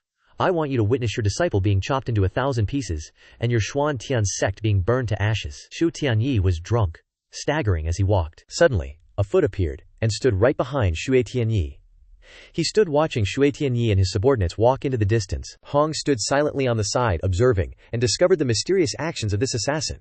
But Hong didn't say anything, and Hong's realm was higher than that of the assassin, so he was completely unable to detect Hong standing right behind him. Standing behind and watching the assassin, Hong thought in surprise, This guy's murderous aura is intense. Looks like there's going to be a good show to watch. Back at the mansion, sitting in the courtyard, Xue Tianyi, that son of a BTCH, was sitting at the table in the middle of the yard, furiously yelling, Why hasn't my woman arrived yet? The two maids standing in the yard were terrified, and hurriedly replied, We apologize. Xu Tianyi continued to roar, You trash! How dare you make me wait this long? Suddenly, the assassin wearing a hat appeared, holding a blade in his right hand, leaping forward and slashing with all his might at Xue Tianyi's back. Xue Tianyi didn't have time to react. The wine cup in his hand almost flew out, and his face was filled with panic. He hurriedly raised his hands to cover his face, and suddenly a layer of blue shield appeared on his body. The assassin's blade was blocked by this shield. The blade was thus bounced backwards. The assassin didn't expect Xue Tianyi to have a secret treasure on him that could provide life-saving protection at a crucial moment. You have to know that he's a nascent soul stage cultivator. Logically, killing a chi condensation cultivator is no different from crushing an ant. But not only did he fail to kill him, he was instead severely injured. Xue Tianyi, both frightened and angry, shouted, You're so bold, daring to assassinate this young master on Xue family's territory? This is Xue family's turf, where the Xuan ancestor is sitting guard. I can't believe there's a crazy person who dares to attack me, doesn't want to live anymore. At the same time, the commotion here has attracted the attention of the Zhu family guards. Whoosh, whoosh, whoosh. From all directions, countless divine senses converged, and powerful auras quickly approached. Angry shouts rang out one after another. Who dares to cause trouble here? The assassin gritted his teeth and thought, Damn it, I didn't expect to miss such a golden opportunity. I need to finish this quickly before the Zhu family guards arrive in greater numbers. Seeing the guard team approaching, Xu Tianyi laughed coldly a few times, about to say something, but suddenly felt goosebumps rise, and his whole body turned cold. The person wearing the hat in front of him suddenly radiated a more terrifying murderous aura than ever before. A deep voice rang out as if from hell, revealing a will that disregarded life and death. As long as I can kill you, you beast, what does it matter if I can never be reborn? Boom! As if performing some kind of secret technique, his whole body was filled with blood energy, and holding the long blade, he charged straight towards Shui Tianyi. Shui Tianyi hurriedly raised the folding fan in his hand to defend, secretly exclaiming in his heart, "This is bad. This fan is a rare spiritual item. In the hands of a chi condensation cultivator, it's already a magical treasure far exceeding the standard. For others in the same realm, their magical treasures at most only reach the level of treasure items." Whoosh! Green light flashed to meet the attack, but it was instantly shattered by the ink-colored blade aura. Several guards standing in front were also cut in half by the assassin's slash, feeling very sad. Splurt! A bloody arm flew into the air. Shui Tianyi's blood splattered everywhere, like rain. Shu Tianyi clutched his severed arm, screaming miserably, "Ah! Someone, save me!" Shu Tianyi was so frightened that his soul almost left his body. He shouted loudly. The guard thought angrily, "Damn it. Most of the attacks are blocked by that shield. Just one more hit and you're guaranteed a coffin, you piece of trash." Shu Tianyi. A large group of angry guards rushed up. "Don't hurt the young master." Among them, several leaders who had reached the nascent soul stage used all their strength to stop the assassin. The hat-wearing man erupted with a violent aura, regardless of his injuries, frantically slashing and killing to clear a path of blood, shouting, "Whoever blocks me dies." Although he was initially backlashed and severely injured, after activating the secret technique his strength had recovered somewhat. Regardless of the tearing pain, he was determined to chop off Shui Tianyi's head, even if it cost him his life. Shouts echoed. The scene was chaotic. Shu Tianyi looked at the injured man in the wide-brimmed hat, covered in blood in several places, even revealing white bones, which was extremely terrifying. But his fierce and brutal eyes stared at Shu Tianyi, and holding the blade he rushed forward madly roaring, "You dog, dare to run, I will definitely kill you today." A cold, murderous aura enveloped him. Shu Tianyi's face turned pale, and his voice trembled as he said, "Hero, who are you? I haven't offended you. Why are you chasing after me? What do you want?" The man in the wide-brimmed hat said coldly, "Haha, the karma you've created you won't understand in your whole life. I swore to kill you. Luckily heaven gave me this opportunity. Die, you piece of trash." The loud noise shook the entire Zhu mansion, and the crowd was stunned in disgust. What's going on out there? Is someone fighting? Such an important event. How could someone be so reckless? Have you heard? Just now an assassin attacked the young master, and the Zhu family guards are stopping him. Heavens! Really? Hearing this news, the banquet became chaotic, and the guests rushed out, exclaiming, "Such a thing actually happened!" Ye Junlin stroked his chin and suddenly noticed Hong Tianyé's contemplative expression, and said with a profound smile, "Little Hong, did you discover something early on?" Hearing this, Hong Tianyé also touched his chin and frowned, replying, "Master, I'm just guessing." Haha. Ye Junlin smiled, without elaborating. After all, this is someone else's banquet. He only came to have fun, but now that there's a good show to watch, he naturally wants to go see it for the excitement. Ye Junlin said casually, "Let's go take a look what Junior Sister Bai." Hong replied, "As you command." Then, Hong Tianyé raised his hand and led Bai Xiaoxi behind him. Bai Xiaoxi, drunk, mumbled, "Want to drink? Still want to drink." Back to the Shui Tianyi dog-killing spree. Boom boom. A powerful and terrifying aura soared into the sky, and the entire sky suddenly darkened. The Shui family ancestor appeared and used his hand to block the assassin's blade. His eyes glaring brightly, he said in a murderous voice, "Who dares to cause trouble in my Shuhi family?" Next, the Zhu family ancestor grabbed the assassin by the neck and slammed his body hard on the ground and asked, "Who sent you here?" The assassin didn't show any fear but still grinned at the Shui family ancestor and said, "That piece of trash Shui Tianyi has done many evil deeds. It's a pity that you intervened and stopped me, otherwise I would have chopped his mouth dead." The Shu family ancestor glanced at Shu Tianyi behind him and asked, "Tianyi, do you know him?" Shu Tianyi, holding his injured right arm, exclaimed, "Ancestor, he's a madman, I don't even know him. His brain has a problem. He probably won't stop until he chops me to death." The man spat out a mouthful of blood and roared, "Listen carefully. My surname is Li. My name is Wuji." "What? You are Li Wuji?" The crowd instantly gasped in amazement. "What? His name is Li Wuji, as in, the Blade Devil Li Wuji?" The crowd gasped. One of the guests whispered, "It's him! It's really Blade Devil Li Wuji." That Li Wuji is pretty infamous in the eastern region. His blade skills are fast and precise. Plus, he does whatever the hell he wants. If he's annoyed, he'll just draw his blade and chop you down, no matter your background or status. He even went on a rampage in Yun province, challenging every expert he could find. Anyone he picked on was super unlucky, usually ending up completely ruined. For a long time, he terrified a lot of Yun province cultivators. They were scared of catching Li Wuji's eye. That's why he's called the Blade Devil. Master Shu's face darkened as he roared, "Damn it, how did that demonic cultivator get his hands on an invitation to the Shu family?" Li Wuji sneered. "Hey goons, don't go around saying I stole it." Shui Tianyi said angrily, "I may have heard of you, but I've never met you, and we have no grudges, so why are you trying to assassinate me?" Li Wuji replied like a maniac. "No grudges, you say?" Then he roared, "You killed my little sister." Shui Tianyi was stunned. Sister? Li Wuji recounted, "My little sister's name was Li Xiaofei. We wandered the eastern region together. After she broke through to the Golden Core stage, she planned to travel to Ling province. I was busy cultivating, so I didn't go with her. A few months later, the jade token she left behind shattered. That's how I found out she had met with misfortune in Ling province. Ling Wuji's eyes turned bloodshot, his voice filled with regret. I rushed to Ling province to search for her. I finally found out that my sister had an argument with you at Drunken Immortal restaurant in Anyang City, and then the Zhuai family guards arrested her and she disappeared. Everyone in Anyang City knows that you, Zhuai Tianyi, are a lecher. I heard you cultivate evil arts, and many innocent female cultivators have died because of your torture. My sister was a golden core cultivator. You must have captured her. I can't imagine how horrible her death must have been. It's all because of you, Shu Tianyi. From then on, I swore to take revenge. I cultivated even harder, sought out people to spar with, and finally broke through to the integration stage. Over 100 years ago, I began looking for an opportunity for revenge. But you were always protected by powerful guards. I could only hide and wait for this opportunity. The Shu family banquet was the best opportunity. Because the most dangerous place is the safest place, I wanted to strike when you were most careless, on the Shu family's own turf, but I never expected. Saying this, Li Wuji roared with resentment. Your life is too damn hard, too difficult to kill. I was so close. So close. Shu Tianyi regained his composure, frowned, and recalled Drunken Immortal restaurant, Li Xiaofei. Then he looked at the injured Li Wuji and smirked. So that's it, I remember now. That little firecracker was your sister. That little firecracker was your sister. I remember her very clearly. Her figure was perfect, but unfortunately her personality was like fireworks, ready to explode at any moment. Hearing this, Li Wuji's eyes turned blood red with anger, but he couldn't do anything. Li Wuji recalled what his little sister used to say. Senior brother, stop practicing the sword, come spend time with me. Shuai Tianyi licked his lips pervertedly and continued. But those kind of women, the more you punish them, the more stubborn they become. Shuai Tianyi recounted. I still remember it clearly. Her figure was so hot, but her temper was like a firecracker. Just a little spark, and she would explode. It's exactly those kind of women, that when you tame them you feel the most satisfied. I met her at Drunken Immortal restaurant back then. I planned to approach her and get to know her, but she didn't know what was good for her, so I ordered my subordinates to capture her and tie her to my bed. I still remember how angry she was at that time, cursing me non-stop. But in the end, what I did made her unable to bear it, crying and begging me to forgive her. Her voice at that time, how sweet it sounded. Shu Tianyi seemed to be reminiscing. He clicked his tongue in admiration. That wild horse was indeed stubborn, but after passing through my hands she finally had to obediently let me ride her freely. Li Wuji was in so much pain that tears streamed down his face. Stop talking. Stop talking.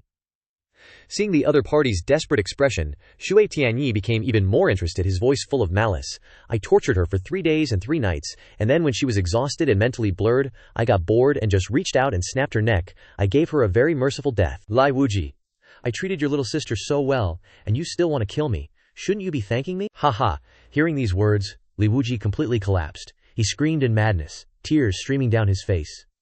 You're a beast that deserves to be cursed 10,000 times. Why is someone like you still alive? Why aren't you dead yet? I'm going to kill you. I have to kill you. That alien old ancestor's eyes lit up, and he shouted, Shut up.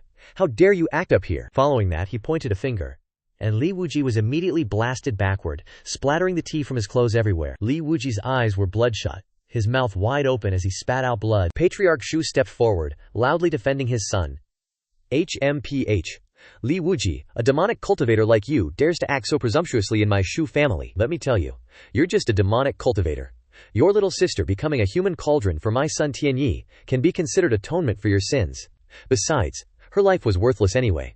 You actually dared to plot to kill the Qilin son of the Shu family for her sake? You deserve to die. Li Wuji roared in fury. Get lost.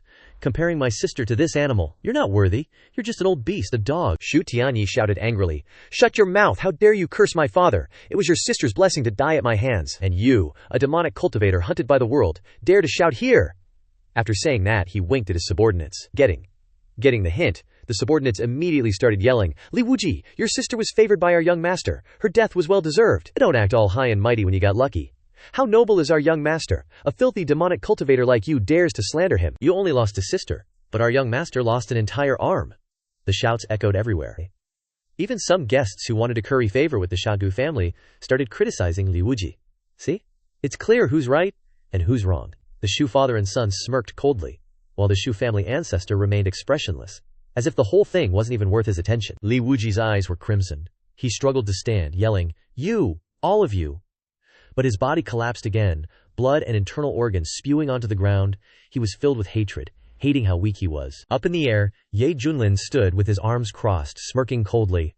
One guy wants revenge for his sister who was branded a demonic cultivator, while some young master from a fancy family secretly does all sorts of dirty deeds but gets to wear the righteous hero label. How utterly ridiculous. Suddenly, the system activated a notification. Ding! Congratulations on activating a choice mission. Option 1. Intervene to protect Li Wuji, take him as a disciple, and make the Shu family ancestor personally kill Shu Tianyi, and still be grateful to you. Reward, Supreme Fist Art. Battle Saint Fist. Option 2. Remain silent in the face of injustice. Receive 10 low-grade spirit stones. Hearing the system's voice, Ye Junlin paused. What the? He wasn't just surprised because a choice mission suddenly popped up, but because even staying silent got him a reward of 10 low-grade spirit stones. Whoa, such a huge sum. I'll never spend it all. Never ever. He was being sarcastic. Tongzi, you mother-uff. Are you trying to shoo away a beggar with that? Of course, Ye Junlin utterly despised the second option. Only the first option was even worth considering. Stepping up to protect Li Wuji and taking him as a disciple seemed normal enough, but forcing the Shu family ancestor to personally kill his own grandson and then thank him for it? What kind of crazy stunt was that? Just then, Shu Tianyi, seeing his chance, flashed a wicked smile. Li Wuji, it's all over. Try to be smarter in your next life. He snatched a long sword from a guard and stalked towards Li Wuji, his eyes cold and brimming with killing intent. Many of the guests shook their heads and sighed. No strength, just a moth flying into a flame. A tragic smile appeared on Li Wuji's face as he thought sadly, "Little sister, I'm useless. I'll be down there with you soon." Just as Shu Tianyi swung his sword down for the killing blow, a black shadow flashed by like lightning. A finger flicked out. Keng. The sword instantly snapped in two. Shu Tianyi stumbled back a few steps, stammering in shock. "You! What are you doing?" Everyone was stunned, staring blankly as they realized the one who'd intervened was Ye Junlin. The crowd immediately burst into an uproar, with non-stop chatter. "What's going on? Someone from Xuantian sect wants to meddle. They want to protect that saber demon Li Wuji, but he's a demonic cultivator. That's not the main point. The main point is, this is Zhu family territory. Doing this is like slapping the Zhu family right in the face." Patriarch Xue came over, his face stern as he yelled, "Venerable Ye, what is the meaning of this? Why are you stopping my son Tianyi from executing this demonic cultivator?" Ye Junlin flicked his fingers casually and replied coolly, "I find him interesting. Decided to take him as my disciple. Anyone who touches him, touches me." The moment those words were out, the entire Zhu family residence practically exploded. The crowd couldn't believe their ears, thinking they'd misheard, and started whispering, "He's lost his mind. How could he dare say something like that?" Li Wuji stared at the back of the figure shielding him, his face full of astonishment. "Senior!" He was a cultivator from the eastern region, so of course Shu Tianyi knew of Ye Junlin's fame. A rising star shooting up like a rocket. But he never dreamed this guy would actually take a demonic cultivator like him as a disciple. Consequences be damned. The Shu family ancestor's face grew darker and darker. His voice, dripping with menace, boomed out with a terrifying aura that seemed to make the sky itself tremble. A mere junior dares to openly provoke a void immortal expert to his face. Ye Junlin, you better think carefully about the consequences. If you leave now, I can pretend nothing happened." All around, the surrounding cultivators were trembling, their faces pale, muttering, "Avoid immortal's wrath. Not something just anyone can handle." Li Wuji pleaded in panic. "Senior, please, just go. I'll never forget your kindness. If there's a next life, I'll definitely work like an ox and horse to repay you." Hong Tianyi, standing next to Ye Junlin, was also dumbstruck by this sudden turn of events. His perfect face showed clear disbelief. In Hong Tianyi's eyes, risking your life out of compassion for a total stranger was an act of extreme stupidity. This guy's nuts. Does he think he's invincible, challenging a void immortal in broad daylight? Is he not afraid of death at all? Ye Junlin suddenly turned his head, giving Hong Tianyi a meaningful smile. "Little Hong, what are you still standing there for? Get over here and protect your junior brother." Hong Tianyi was screaming internally. "Damn it, if you want to be crazy, fine, but don't drag me down with you when you die." But under Ye Junlin's oppressive aura, he could only grit his teeth and reluctantly shuffle over to stand beside him. Ye Junlin nodded, satisfied. "Good boy. Kids these days are so teachable." Hong Tianyi's mouth twitched. He felt like he was about to explode. The Zhu family ancestor's eyes were like ice. His roar, like a clap of thunder, boomed across the space. "Do you really think my Zhu family is that easy to bully?" The mighty aura pressed down like a mountain, making all living beings on the floating islands tremble. An enraged void immortal was no different from heavenly might itself. Hong Tianyi felt the immense pressure crushing him, his spiritual power practically frozen in his body. He gritted his teeth and cursed under his breath. "Damn it!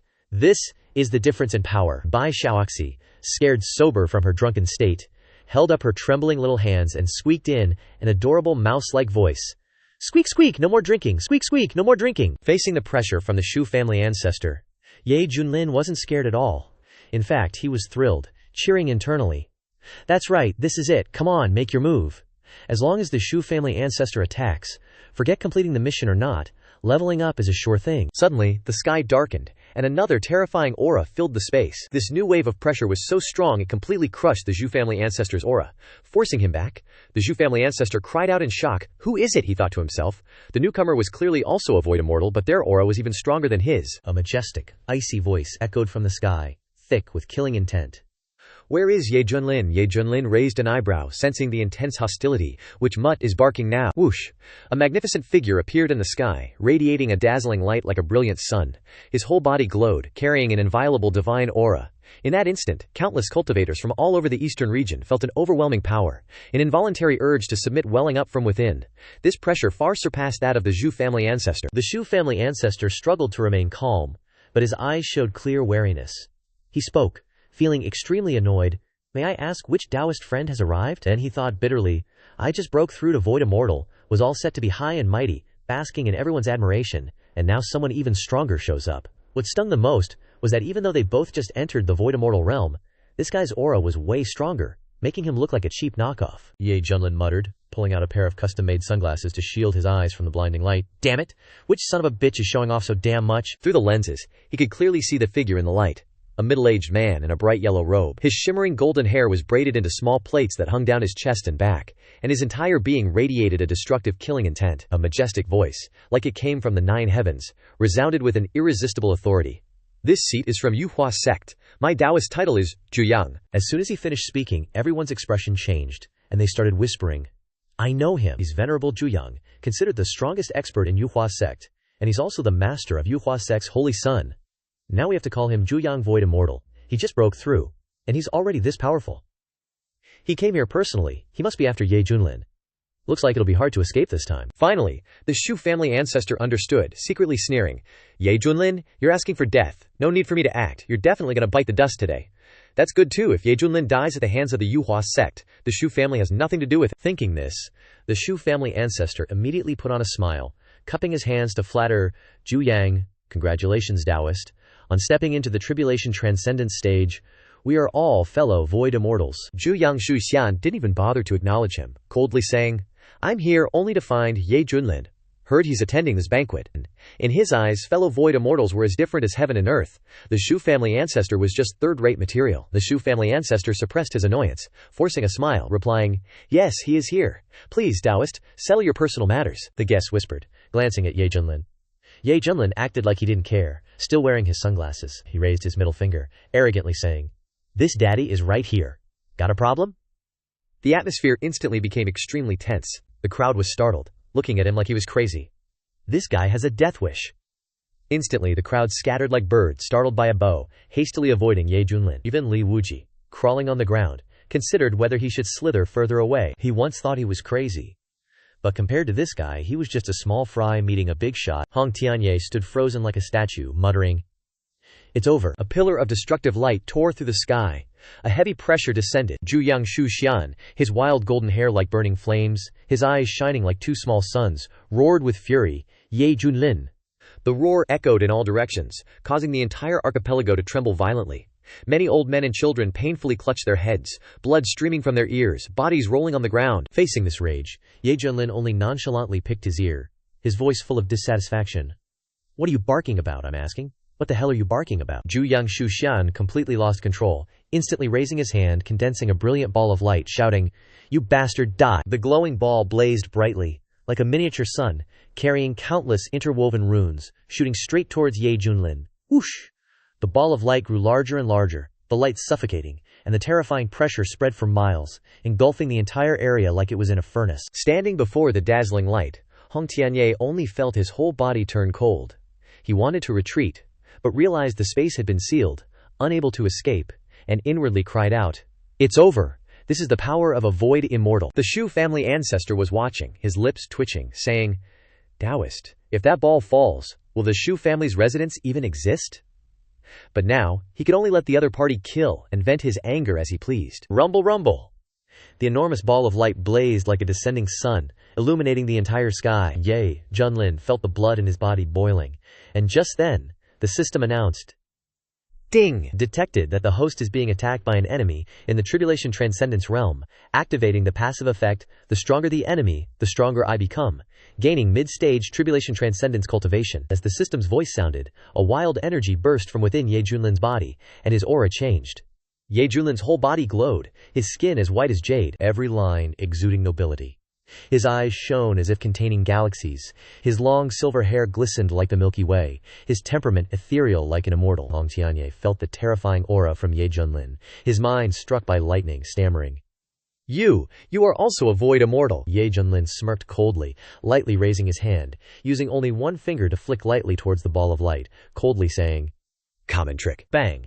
An invisible force struck the huge ball of light, sending it flying backwards. Zhu Shuxian widened his eyes in stunned disbelief, muttering, "What? Boom!" The ball of light exploded in mid-air, the dazzling light as if wanting to incinerate the entire sky. The wild energy waves spread in all directions, tearing apart everything within range.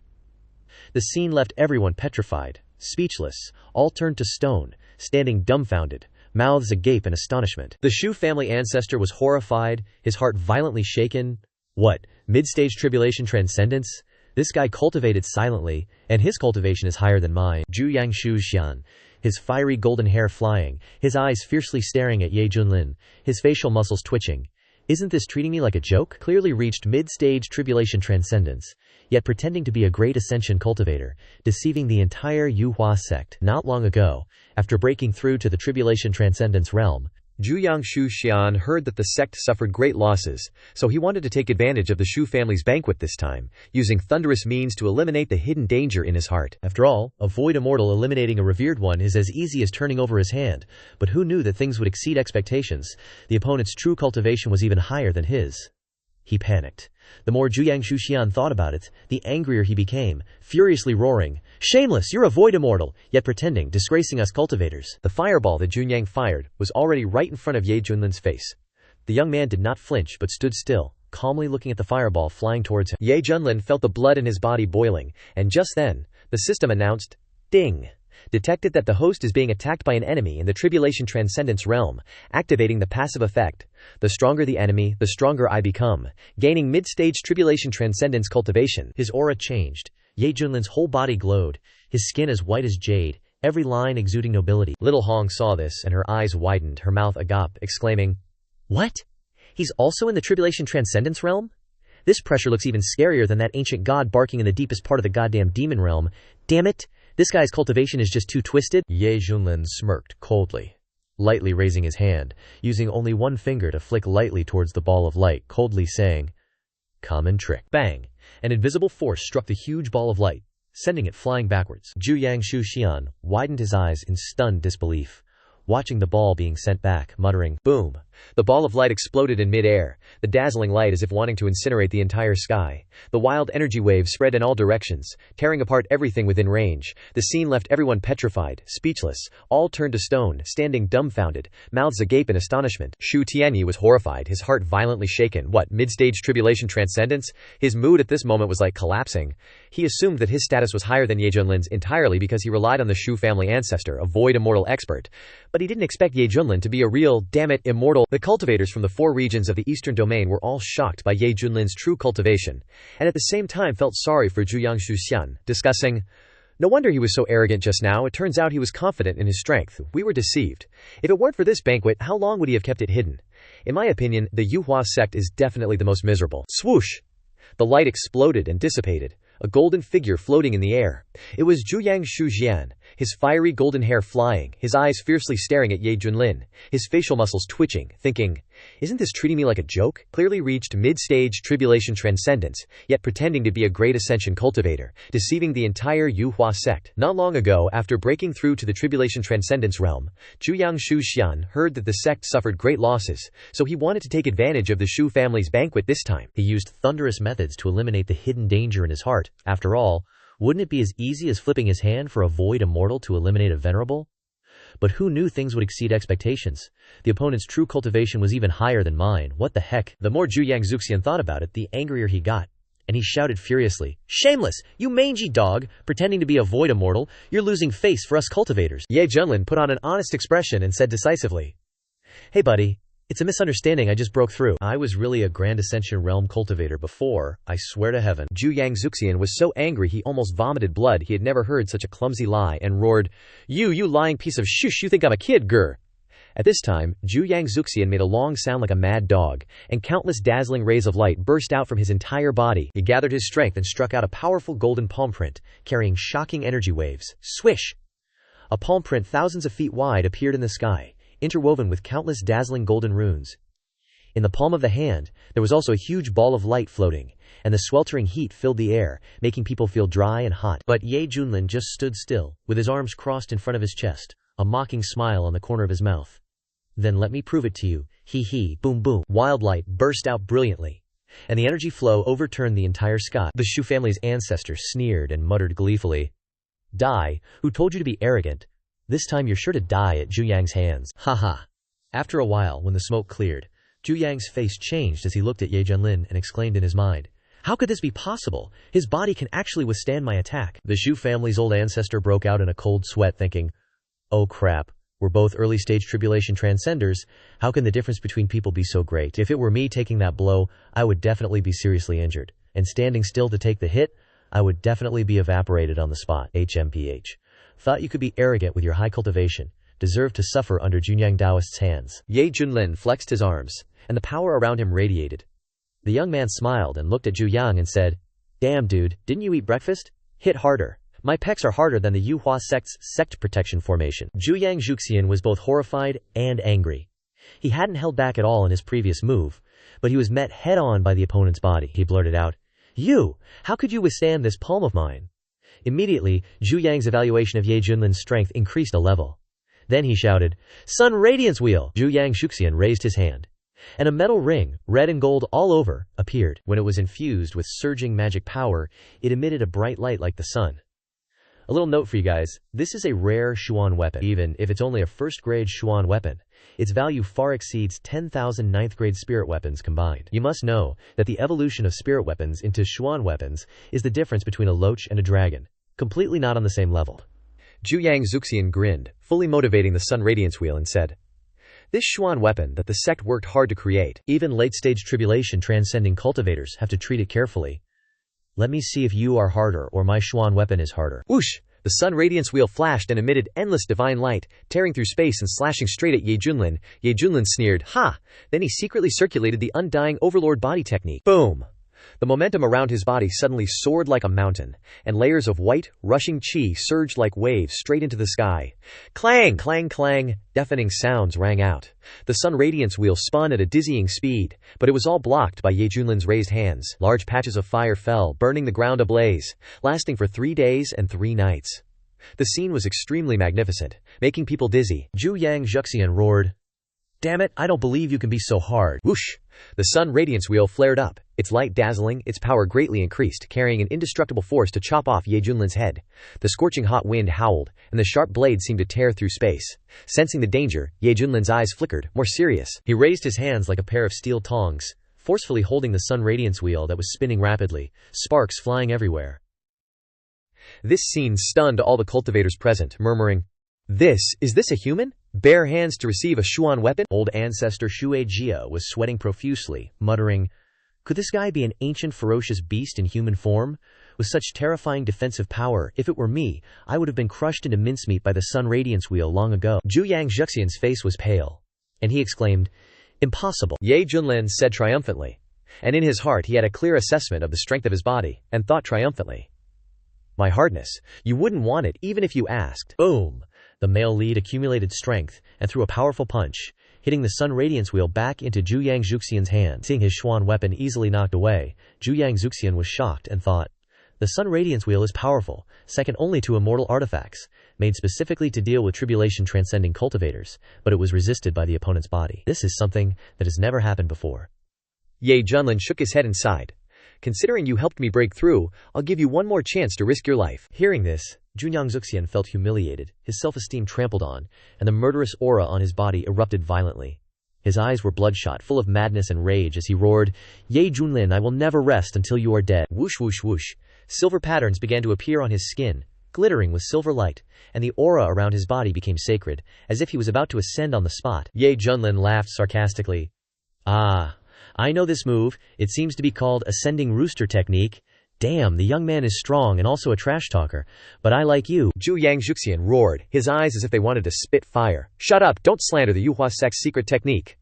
At this time, a reverse triangular pattern appeared on Zhu Yang's forehead, and his pupils shot out dazzling silver light, and the momentum around his body was many times stronger than before. A shout resounded through the sky, "Kill!" The sun radiance wheel emitted 10,000 rays of light, spinning extremely fast, splitting into thousands of illusory images covering Ye Junlin. In this instant, Ye Junlin truly felt pressure. The young man circulated the majestic magic power in his body, raised his hand to form the Human King's seal, and shattered the series of illusory images of the sun radiance wheel. Then, the male lead unhesitatingly aimed directly at Zhu Yang Zhuxian and pressed his hand down. Zhu Yang Zhuxian roared madly, using all his strength to resist this seal. His entire body shone brightly, and every pore sprayed out dazzling golden light as he shouted, "You can't!" Boom boom boom. Finally, the Human King's seal was dissolved. Zhu Yang Zhuxian, covered in blood, with a distorted expression of madness, continued to shout, "9 suns burning the sky." He desperately circulated the Ascension transformation art. His skin, covered in patterns, began to crack. But the unleashed power became even more terrifying. Whoosh! Golden suns materialized in the sky, and in an instant, 9 great suns appeared, filling the heavens. Terrifying heat poured down, golden light enveloped the earth, a scene of indescribable horror. On the island, countless people were enveloped in smoke, screaming in agony. Many party guests were terrified, hastily taking out magical treasures to resist the intense heat, exclaiming, "Zhu Yang Zhuxian is really going all out." Ye Junlin smiled faintly, slowly raising his hand above his head, and said, "Open your dog eyes and see clearly." A dazzling mass of 5-colored light condensed, then expanded at an unimaginable speed. Boom! A boundless, magnificent 5-colored divine sun appeared, its 5-colored light illuminating heaven and earth like eternal immortality. Ye Junlin shouted, "5 extreme samsara grand annihilation art." Zhu Yang Void Immortal was terrified, but was instantly consumed by a berserk killing intent. Green veins bulged all over his face, his blood practically boiling in his body. He roared, "Today, it's either you die or I die." As soon as he finished speaking, the 9 golden light balls covering the sky simultaneously pressed down. Ye Junlin smiled faintly, and threw the 5-colored ball in his hand.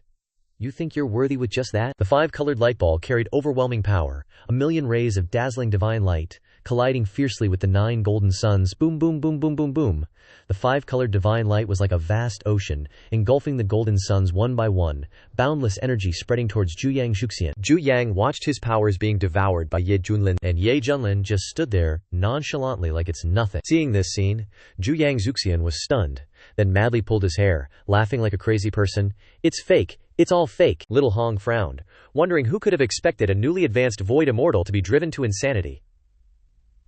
Quickly, before the horrified eyes of countless people, Zhu Yang Zhuxian's figure was enveloped by the 5-colored divine light. Ye Junlin put on his sunglasses, his eyes full of meaning, as he looked at the middle-aged man. "Ah, finally, it's less blinding." Looking at this appearance, "Isn't Ye Junlin kinda handsome?" "Ha." Old Ancestor Shu was still immersed in shock, suddenly noticed Ye Junlin's gaze, scared so his face turned pale as paper, hurriedly shouted, "Ye Zhuxian's divine powers are vast, I am utterly admired." Whoosh! Ye Junlin rushed to Old Ancestor Shu's side, patted his shoulder and said, "Little Shu, you don't have any objections to me seeking revenge for my disciple, right?" Old Ancestor Shu heard this, and didn't dare to resist. Sweat pouring like rain, he forced a bitter smile and replied, "Ye Zhuxian, how dare I? He's yours to take." HMPH. Ye Junlin's hand tightened slightly, the sound of bones cracking on Old Ancestor Shu's shoulder. Intense pain surged. Old Ancestor Shu grimaced in pain, his heart filled with fear, exclaiming, "Ah, Ye Zhuxian, please spare me." "Ye Zhuxian," Ye Junlin said indifferently, "my disciple, Li Wuji, was miserably oppressed by your Shu family. As his master, I naturally have to seek justice. Do you think that's reasonable?" Old Ancestor Shu immediately knelt down and trembled, asking, "Reasonable? Very reasonable. Just don't know what Ye Zhuxian plans to do?" Helpless, Old Ancestor Shu was now like clay, only to be kneaded at will. Ye Junlin narrowed his eyes, his voice as cold as ice, the killing intent radiating made the temperature suddenly drop, said, "I want you to personally kill all the Junlin family members here." Old Ancestor Shu was struck by lightning, blurting out. Ye Junlin asked nonchalantly, "Is this request excessive?" Old Ancestor Shu's face was extremely ugly. He looked up at Ye Junlin and thought to himself, This request is not only excessive, it's fundamentally cruel beyond imagination. There are at least several 100 million Shu family members on this archipelago asking me to personally kill them all. How can I accept that? Old Ancestor Shu bowed his head and pleaded.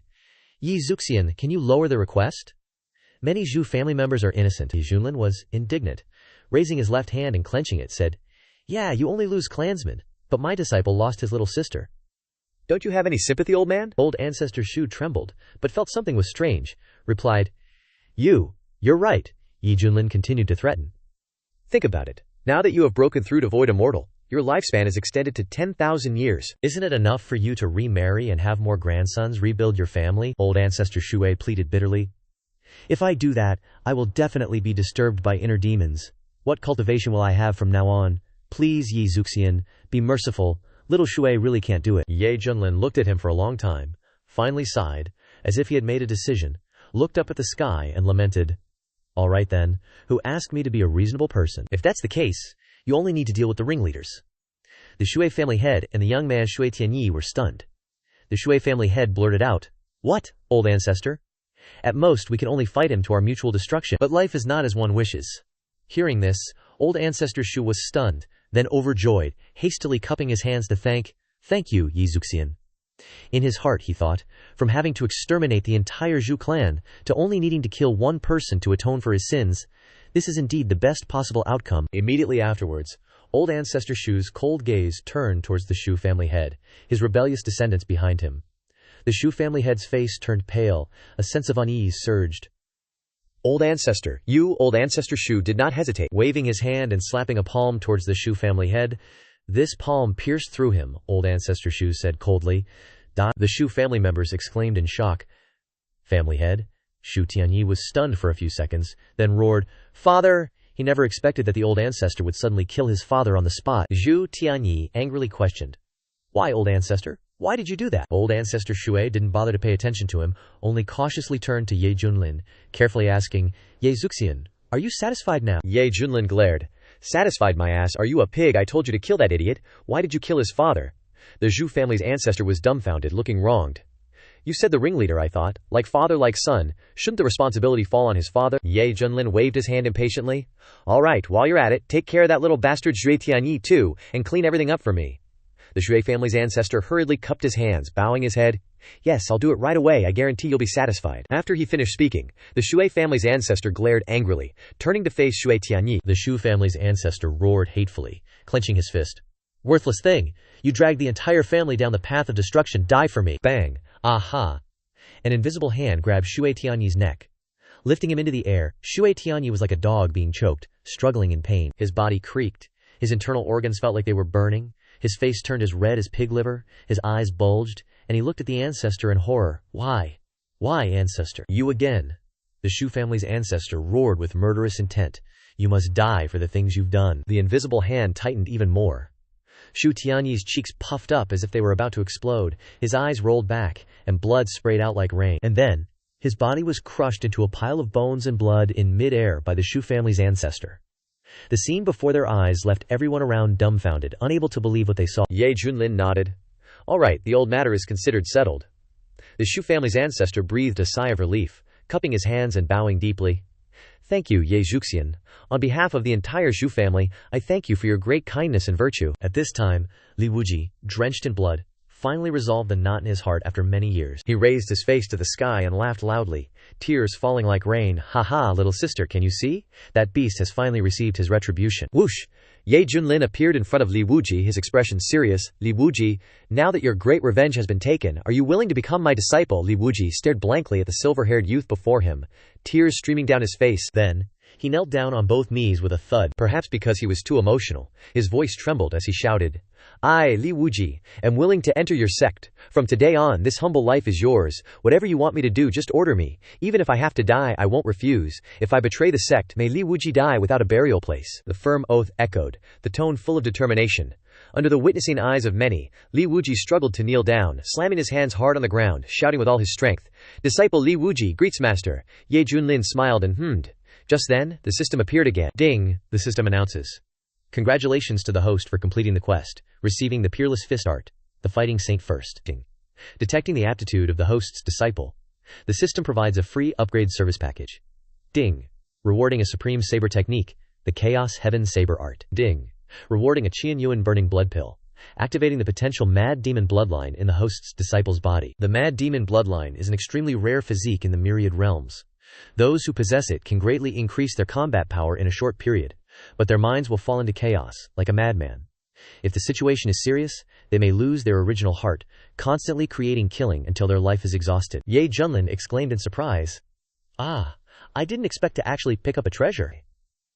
It seems that Li Wuji's reckless and uninhibited behavior is because he already possessed the potential Mad Demon bloodline. If this bloodline is activated, his strength can skyrocket in a short period. But the consequence is that it cannot be sustained for long. Otherwise, his spirit will be seriously affected, turning him into a destruction machine that only knows how to kill. After a moment of thought, Ye Junlin reached out his hand and said softly, Li Wuji, I will now pass on a new saber technique to you. Hearing this, Li Wuji held his breath for a moment, then thought with confidence. Currently, I cultivate a low-grade sovereign saber technique, which is a legacy left by a senior of the Great Ascension stage. My newly accepted master is a Tribulation Transcension cultivator. I wonder what level of saber technique he will impart. In fact, Li Wuji was a little worried.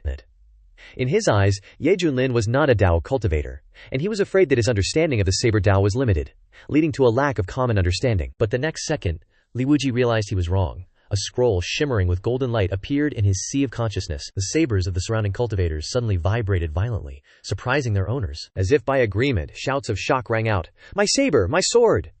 The sabers of the cultivators flew out of their scabbards one after another, soaring into the air. There was a ring of light around Li Wuji, and above the ring of light were layers upon layers of swords floating in the air. Li Wuji's body trembled, and he silently read the Chaos Heaven Saber Art in his heart. Because he was too excited, his face turned red as if it was about to bleed, and his breathing was rapid.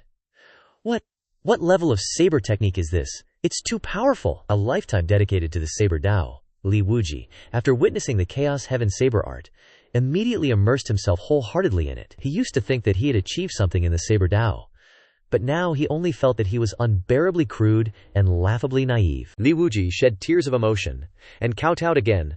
Disciple Li Wuji, thanks master for bestowing the technique. For a saber Dao fanatic like Li Wuji, a good saber technique was more important than his life. The Shu family's ancestor wondered in surprise. This kid was like a stray dog just now, but now he makes me feel worried and oppressed. Ye Junlin, what kind of evil secret technique did he impart to Li Wuji? The girl Hong, standing there, also frowned and thought, damn it, how can he be so strong? If I'm not careful, this guy's strength will be stronger than mine in the future. Damn it, how can I lose to him? Cough. Cough. Suddenly, Li Wuji vomited a mouthful of dark red blood. His aura weakened to the extreme, but thinking of something, he looked bitter. Before that, because he risked his life, he spared no expense in using a secret technique that nearly disintegrated his body, and his foundation was severely damaged. Even if he was lucky enough to save his life later, his cultivation path would definitely be hindered. Li Wuji sighed sadly. Master, I'm afraid I will disappoint your expectations, Ye Junlin laughed. What foolish words are you saying? First, swallow this pill. It'll have a transformation you won't believe. With that, he pulled out a box containing a medicinal pill and handed it over. Li Wuji carefully took it, excitedly opening it, his eyes instantly revealing a look of shock. The pill looked ugly, pitch black, and emitted a strong, foul odor, looking no different from a piece of dog poop. If brought to any auction, he'd definitely be accused of joking around and be kicked out immediately. Li Wuji's lips twitched as he asked, This is for me to eat? Ye Junlin was also stunned on the spot. He didn't expect the system-granted pill to have such a poor appearance and be mixed with such a foul odor. Ye Junlin secretly asked, Tongzi, you're not fooling me, are you? Can this really help my disciple activate the demonic bloodline? A coquettish voice rang in his head, like a little girl being bullied and sobbing. Oh, is Master doubting the system's level again? The system is really heartbroken. Wah, seems like after installing the little girl voice pack, even the style of speaking has changed, Ye Junlin said helplessly. All right, I believe you. Then he looked towards Li Wuji, who was feeling awkward, and said sternly, What's this about? You don't trust your teacher? Where's the vow you just made? Hearing this, Li Wuji felt extremely ashamed. How could he doubt his master? As long as it was his master's order, even if it really was dog poop, what was there to fear? He blurted out, Master, your disciple was wrong. Your disciple will immediately eat this dog poop. No, this medicinal pill. Li Wuji suppressed his discomfort, stuffed the pill into his mouth, and swallowed it. In an instant, the medicinal power erupted in his body, turning into a torrent of heat flowing throughout his limbs and hundreds of meridians. Suddenly, Li Wuji exclaimed, Ugh! Ah, master, it hurts!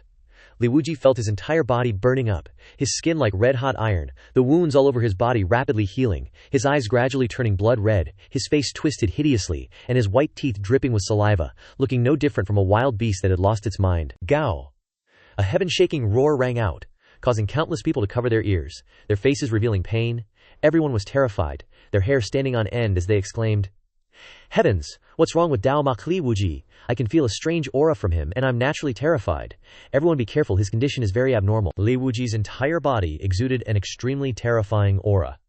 He tore at his hair and roared madly, his bloodshot eyes seeming to have completely lost their minds. Ye Junlin raised an eyebrow, thinking, "Is this the activation of the demonic bloodline?" The system explained, "Ding, that's right, but the activator will fall into a berserk state for a short time, unless there's a tremendous force to suppress him. Die! Everyone must die." Li Wuji's cultivation level continuously soared, directly breaking through from the early integration stage to the perfection stage, just a short step away from the Mahayana stage. Right then, his eyes shot out a terrifying blood-red light as he let out a ferocious roar.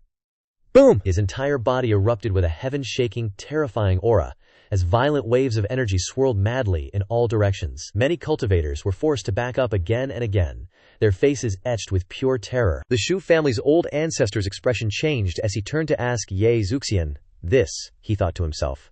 "To think that the other party is only a cultivator at the early stage of the fusion realm, yet he actually makes me feel afraid, as if the one standing before me isn't a human, but a being that exists only to kill." Standing right behind the male lead, Hong Tianye felt unbelievable. He had never seen such a strange state of enhancement. He thought to himself, what did that shameless bastard feed him? How did he suddenly become like this? Li Wuji's angry shout echoed. Li Wuji's face was mad. He instinctively grabbed his long saber and directly used the basic Daoyo technique of the Chaos Heavenly Dao art. Instantly, boundless saber chi pierced straight into the sky, the domineering power unstoppable, carrying an aura as if it wanted to shatter even the Heavenly Dao. The terrified cultivators exclaimed, "Heavens, how can someone with the cultivation of the fusion realm unleash power to this extent?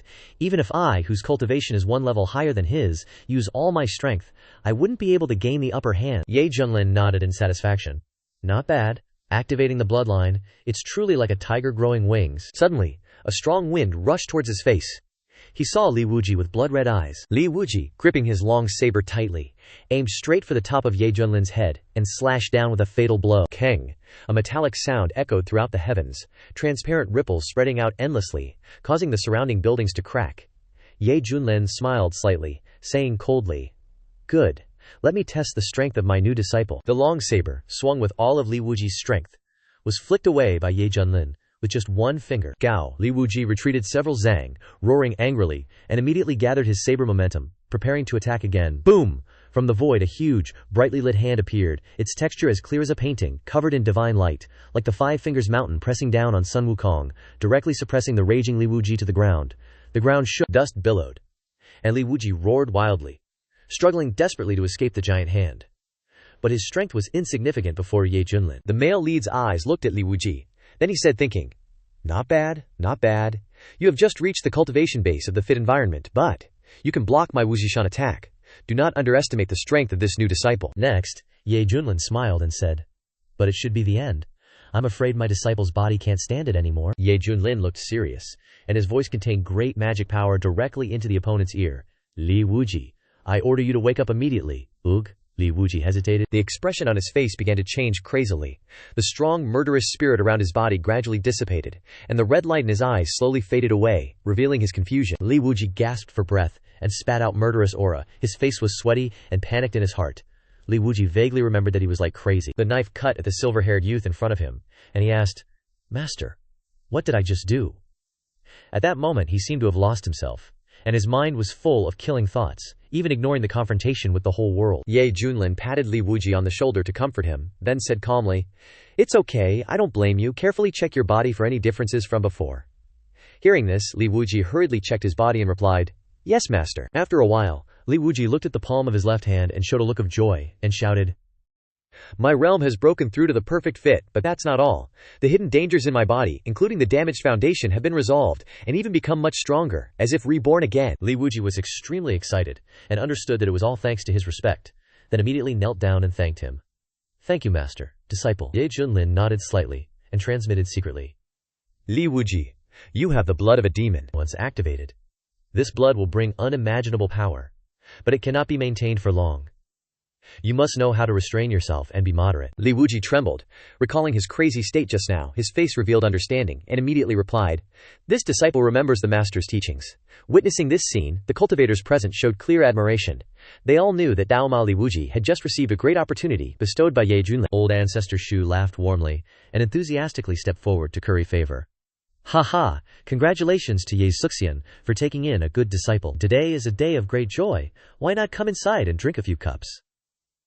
Ye Junlin glanced at him indifferently and said, "Isn't that turning the guest into the host? After all, this banquet is organized by the Zhue family, mainly to celebrate your breakthrough." Old Ancestor Shu smiled shamelessly, his eyes full of goodwill looking at Li Wuji, and said affectionately, "It doesn't matter. The more happy events, the better. Little friend Lai, what do you think?" Looking at the Shu family ancestor's attitude, everyone couldn't help but reveal a strange expression. Who would have thought this guy would personally kill two of his descendants just moments ago? Seems like this white-haired demon will cause even more trouble in the eastern region. Little Hong stood with his arms crossed, gazing at Ye Junlin, and pondering.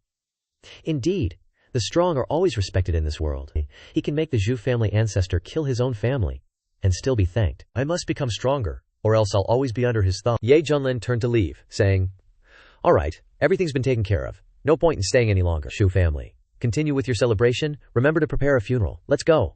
Li Wuji chuckled coldly a few times, too lazy to pay attention to this old geezer. He hated the Shui family to the core, especially since they had intervened and stopped him from killing Shui Tianyi. Ye Junlin added, "Little Hong, take your junior sister with you. We're preparing to set off." Little Hong immediately dragged Bai Xiaoxi, who was still blissfully dozing, and replied, "Yes, master." The surrounding guests respectfully cupped their hands in salute, seeing Ye Xuxian off. Boom! Receiving the summons, the Kunpeng flew out from a distant mountain range, carrying Ye Junlin and the others straight into the sky, soaring through the universe. The Shu family ancestor gave a radiant smile. "Ye Xuxian, please visit again when you have time. The Shu family's doors are always open to welcome you." Watching the group leave, the smile on the Zhu family ancestor's face gradually disappeared. Thinking of the events that had transpired today, his complexion turned ashen, and his originally joyous mood was completely ruined. A voice filled with excitement came from afar. Family head, we finally found the young master's arm." A guard, holding up a severed arm with both hands, excitedly ran over. The others tried to suppress their laughter, their faces flushed. The guard was stunned, feeling the atmosphere was a bit strange. "Where's the family head?" The Zhu family ancestor, his face turning purple with anger, roared, "Throw that bastard's arm into the backyard for the dogs to eat." The guard trembled, not understanding why the ancestor was so angry, and replied, "Understood." The guests chuckled when they saw this, but no one dared to laugh out loud. A Zhu family elder cautiously asked, "Ancestor, what about the banquet?" The Zhu family ancestor almost lost control, furiously yelling, "Disband it immediately, get out of here." The guests were covered in cold sweat, hurriedly fleeing the Zhu family as if escaping. This extravagant and grand banquet ultimately ended in a hasty and chaotic manner. Damn it. The events of today will quickly spread through the mouths of cultivators, causing a major shock in many eastern region provinces. In the clear blue sky, clouds drifted, and the gigantic Kunpeng beast was traversing the void, carrying Ye Junlin and the others. Li Wuji stood on the Kunpeng's back, feeling like everything that had happened today was a dream, thinking to himself, "So this is what it feels like to ride on an ancient behemoth. It feels like I'm dreaming." Behind him was Ye Junlin, lounging in a sunbathing chair, and on the ground was Bai Xiaoxi playing. Li Wuji's eyes suddenly landed on a fiery red figure, which was Hong Tianye. Li Wuji secretly sighed. A person with delicate features, graceful eyebrows, and phoenix eyes, so beautiful that she doesn't seem like a mortal, with skin as white as snow, pure and smooth. Just standing there, she exudes a captivating aura. Li Wuji sighed inwardly. Hong Shanzi is indeed as beautiful as the rumors say, enchanting. Currently, outside of the Tiangshuan sect, the most talked about person besides Ye Junlin is Hong Tianye's disciple. Rumor has it that she suffers from a loathing of men, and doesn't bother being polite to any unfamiliar man who tries to strike up a conversation. Some also say that she's too picky, and only an unparalleled and unique man is worthy of her. After hesitating for a moment, Li Wuji made up his mind to greet her. After all, they were fellow disciples, and would see each other often in the future, so they couldn't be cold to each other. Li Wuji cleared his throat a few times, put on a smile, walked over, and said, "Senior Sister Hong is not only gifted but also has unparalleled beauty. In the future, on the path of cultivation, please give junior brother some guidance." Hong Tianye indifferently glanced at him. Ever since witnessing Ye Junlin kill the Zhuyang Zuxian, little Hong's mood had been off, because the distance between him and his master had grown even wider. Now Ye Junlin had even taken in another junior brother with a special physique, causing a vague sense of crisis to rise in little Hong's heart. HMPH. Hong Tianye snorted coldly, waved his sleeve, turned his head, and left, leaving Li Wuji standing there. The corners of Li Wuji's mouth twitched. Even though he had prepared himself mentally, he didn't expect her to be so arrogant, thinking to himself, "Damn it, what did I say wrong? Praising you for being beautiful isn't good enough? Women are as hard to figure out as finding a needle in the ocean." Suddenly, a cute, childish voice rang out. "Hello, new junior brother." Li Wuji turned his head to look down, and found a tiny creature with a mouse head and lowly body smiling and greeting him. Li Wuji knew the identity of this creature, and respectfully cupped his hands in salute. "Greetings, senior sister Bai." Being called senior sister made Bai Xiaoxi very happy, her furry mouse face revealing a shy expression, and her two small hands intertwined awkwardly as she said, "Ah, you don't need to be so polite with me," Li Wuji said in a deep voice. "Senior sister Bai, etiquette is still necessary." Bai Xiaoxi nodded seriously, then continued. "Well, actually, Chi-Chi is here to remind you that Master's eldest disciple is actually a man. You must call him Senior Brother Hong, otherwise he'll be angry." Hearing these words, Li Wuji felt like he had been struck by lightning. Feeling numb inside and out, his expression full of shock, his mouth wide open and unable to close as he blurted out, "What?" If it hadn't been Bai Xiaoxi herself who said it, he would have drawn his sword and chopped, thinking he had been seriously insulted. The famous Hong Shangxianzi, it turns out, is a man. Is this news reliable? Li Wuji turned back and cupped his hands, forcing a smile. So that's how it is. No wonder he's so cold to the men who try to get close to him. So he's actually a man, so those words I just said were bootlicking the wrong person. After clarifying the truth, Li Wuji had to accept one thing. Hong Tianye was actually a man. Bai Xiaoxi raised a finger and said with a smile, "It's better to know this later. This is a taboo. Don't provoke senior brother Hong." Li Wuji said with a smile. As expected, Master is surrounded by extraordinary people, a handsome man and a lovely Chi-Chi senior sister. Bai Xiaoxi sighed and replied, "No way, actually. Chi-Chi wants to become like the other disciples, but I don't know why I'm stuck in a half-human, half-mouse state, and that's why I occasionally cause trouble for Master." Li Wuji scratched his head and said with a smile, "So senior sister isn't intentionally maintaining this appearance.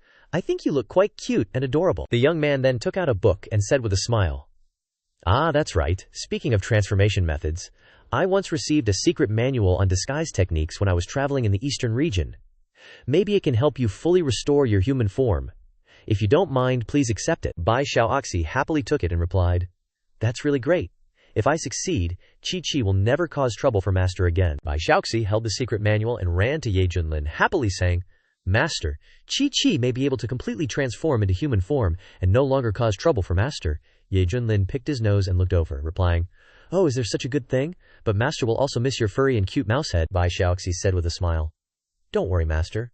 From now on, I can change my mouse head at will. Little Xi will become anything Master wants." "Oh, Master, are we going back to the sect now?" Ye Junlin raised a hand excitedly and replied, "Return to the family? Of course not. My mount is so beautiful I have to show it off everywhere. Akun, go!" As the Kunpeng flew for several months, news of the events at the Shu family's banquet spread throughout the eastern region, shocking many cultivators who heard it. Not only that, when the Zhuyang honored one of the Yuhua sect was going through his tribulation, he intentionally sought out Ye Junlin, but was turned into gold on the spot. As for the tribulation passing cultivation that the male protagonist revealed, many people began to boldly speculate that it was just the tip of the iceberg. Scene changed to Kangzhou, a place where spiritual energy is abundant and resources are plentiful. In the great Zhao dynasty, Qingbanshi is facing an unprecedented crisis. The drums of war resound like thunder, and the roars of killing shake the heavens and the earth. 10,000 soldiers clad in metal armor, riding on strange beasts that look like cheetahs, raising large sabers in their hands, charged like a meteor shower. In an instant, murderous aura filled the air. This wasn't an ordinary mortal army, but the famous Hubaokai of the great Zhao dynasty. Each soldier among them had a gold core stage cultivation, belonging to the most elite of the elite. Swoosh, swoosh, swoosh, the cheetahs they rode sped like lightning. When in formation, they could connect their magic power to each other, creating terrifying saber energies with enhanced resonance effect. The Hubaokai were so strictly trained that even nascent soul cultivators had to avoid them, fearing that once they were in battle, they would not be able to escape with their lives. Currently, their opponents were not the armies of other dynasties, but a group of strangely shaped creatures, bearing heavy yin energy, and someone exclaimed, "These are devils!" A group of ugly devils with various skin colors, roaring and charging straight at the Hubaokai, shouting, "Kill! Kill all these humans!" The fierce battle began, and after only a short time, more than half of the 10,000 Hubaokai had been lost. Meanwhile, the devils, even when seriously injured, could rely on the black mist spreading behind them to gradually recover. This battle caused blood to flow like rivers, and corpses to pile up like mountains. A heavily wounded soldier, raising his long blade, slashed at the demonic creatures, roaring, "Hold the Boulder City! Kill!" His comrades, with bloodshot eyes, charged forward fearlessly. In their minds there was only one thought: protect Boulder City behind them. Boulder City was gripped by fear. Women hugged their children, weeping, while the young men were filled with indignation. High above, tens of thousands of meters in the sky, a Kun Peng happened to fly over this land. Li Wuji flew over and respectfully reported, "Master, there are demons attacking the city below." A loud shout echoed, "Eat you!" Ye Junlin picked up a cannon piece on the chessboard and slammed it down on his opponent's general. Hong Tianye, sitting opposite him, twitched uncontrollably. Never in his life had he seen someone so shameless. Who ever heard of a cannon crossing the river and ignoring all obstacles to take the general in one move? Lately, besides cultivating, Hong Tianye had to entertain Ye Junlin with all sorts of weird games. Like this chess game, he thought he could crush his opponent with his superior skills, but he never expected this guy to break the rules repeatedly and shamelessly capture his general. Hong Tianye cursed inwardly. "This is so shameless, what's the point of playing?" Ye Junlin put down the chess piece, crossed his arms and sighed. "Little Hong, you're really too weak. Your teacher only used less than 10% of his power, and you're already wiped out." Hong Tianye suppressed his anger and forced a smile. "Master, a cannon needs a platform to move, and the distance is limited. Even a 3-year-old knows that." Ye Junlin glared and said sternly, "Mine is a mortar, okay?" Little Hong cursed inwardly. "Mortar my ass. Wait, what's a mortar?" Ye Junlin raised an eyebrow, his voice full of warning. "Judging by your expression, you're clearly not convinced. Are you questioning your teacher's chess skills?" Hong Tianye was so scared that he quickly lowered his head. Disciple wouldn't dare. Although he had recently broken through to the Great Ascension stage, and considered himself invincible in this realm, he knew he was still too weak before this man. Bai Xiaoxi had already transformed into a rather pretty and adorable little girl. "Bros?" Ye Junlin turned to Xiaoxi, who was standing behind him with an innocent look, and asked, "Xiaoxi, what do you think of your teacher's chess skills?" Bai Xiaoxi was seriously massaging Ye Junlin's shoulders. Seeing this scene, without thinking, she nodded immediately, chirping that her master was the most awesome person ever. Hong Tianye saw this scene and cursed inwardly. "That damn rat is so good at flattering." Ye Junlin revealed a satisfied expression. "Ah, Xiaoxi understands my level the best." Then, he turned his gaze to the middle-aged man with a stubbly beard and asked, "Little Li, what were you saying just now?" Li Wuji replied. This disciple was saying that not far ahead, a group of demons are attacking a human city. The situation is very critical. Ye Junlin searched his memory and immediately recalled the relevant information, asking curiously, "Demons?" The demons are one of the major races of the dark races, originating from an ancient forbidden area in the eastern region called the Underworld Abyss, the gathering place of the ancestors of countless dark races. Legend has it that in ancient times, the creatures of the Underworld Abyss once attempted to invade the outside world, forcing human cultivators to join forces to deal with them, triggering a large-scale war. Afterwards, the Underworld Abyss was defeated and forced to retreat, maintaining a state of non-interference ever since. Unexpectedly, a demon army has now appeared, attacking a human city. Could the balance that has been maintained for tens of thousands of years be broken? Ye Junlin ordered. "In that case, let's go take a look." "Akun, go help out." That demon, covered in blue flames, killed a general of the great Zihao with a single move. The soldiers at the city gate, watching from afar, were terrified. They muttered in horror, "He killed our general with one blow. We really can't win." Beneath the ground, smoke and dust filled the air, and the sounds of battle cries shook the heavens. The battlefield was filled with devastation. The demon leader rode a white bone horse engulfed in blue flames, wielding an ancient spear covered in runes, his aura powerful and oppressive. He sneered, "Haha, stop with your futile resistance.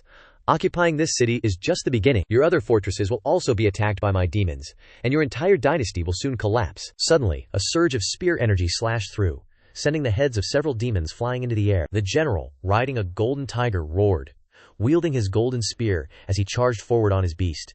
"Shut up! You will never achieve your goals." With his nascent soul cultivation and the power amplification from the battlefield, his strength was no weaker than the favored disciples of the major sects, and he charged straight towards the demon leader on the hill. As he charged, the general shouted, "Kill!" The demon leader pointed his spear downwards, and a stream of blue light shot out. The demon leader shouted, "Die! Die! Die! Clang! Clang! Clang!" The sound of metal clashing echoed continuously, and violent airwaves spread everywhere. Swish! The demon leader concentrated his power into the spear, dragging a stream of evil black energy, piercing through the void, and stabbing straight into the chest of the middle-aged general. Not good.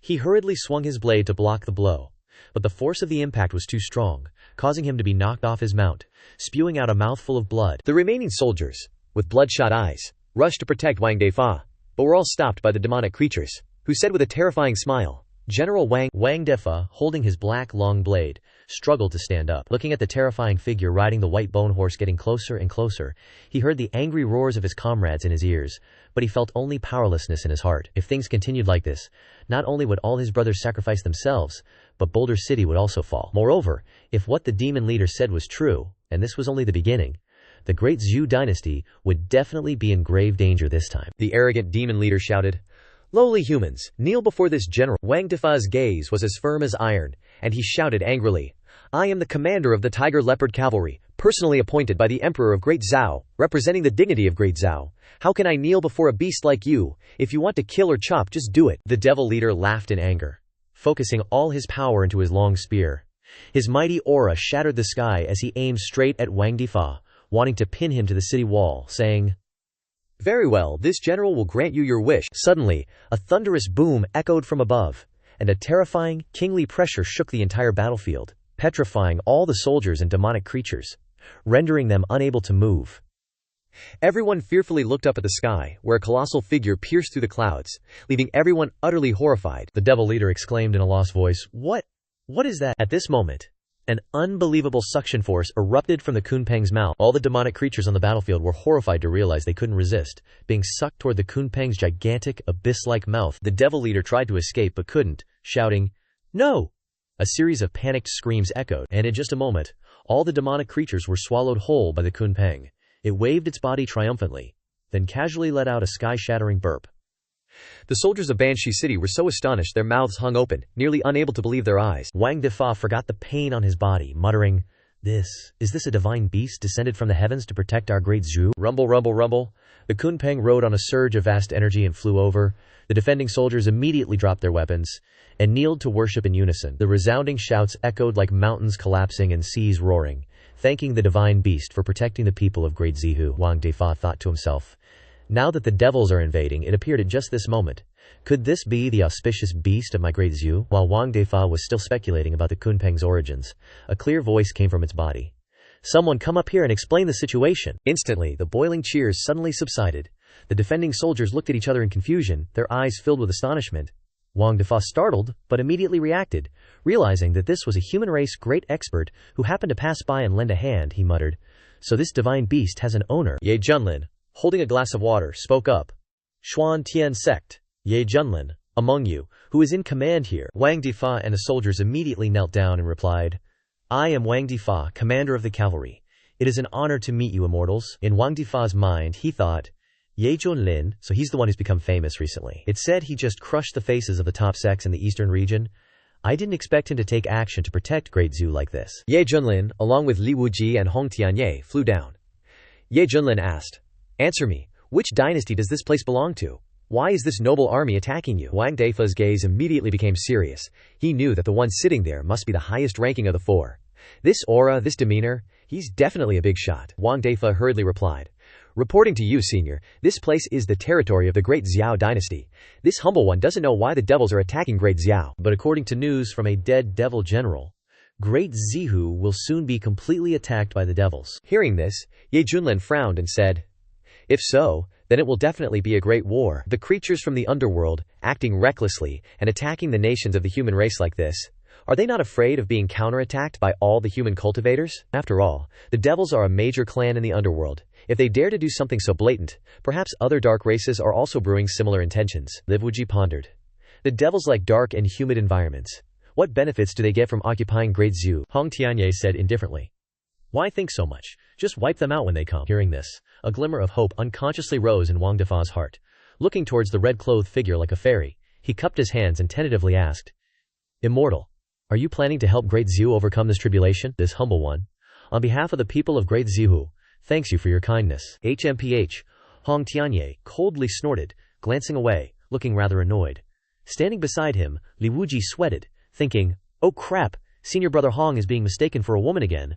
Luckily Master is here, or else we'd be screwed." Ye Junlin stroked his chin, vaguely feeling that there was something hidden behind this. At this moment, the familiar voice of the system rang in his head. Ding! Congratulations to the host for activating the mission.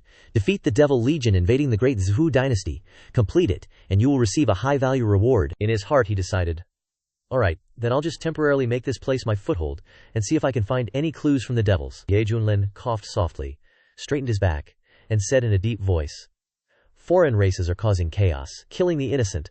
I am a human race great expert. How can I stand idly by? Pass the message down.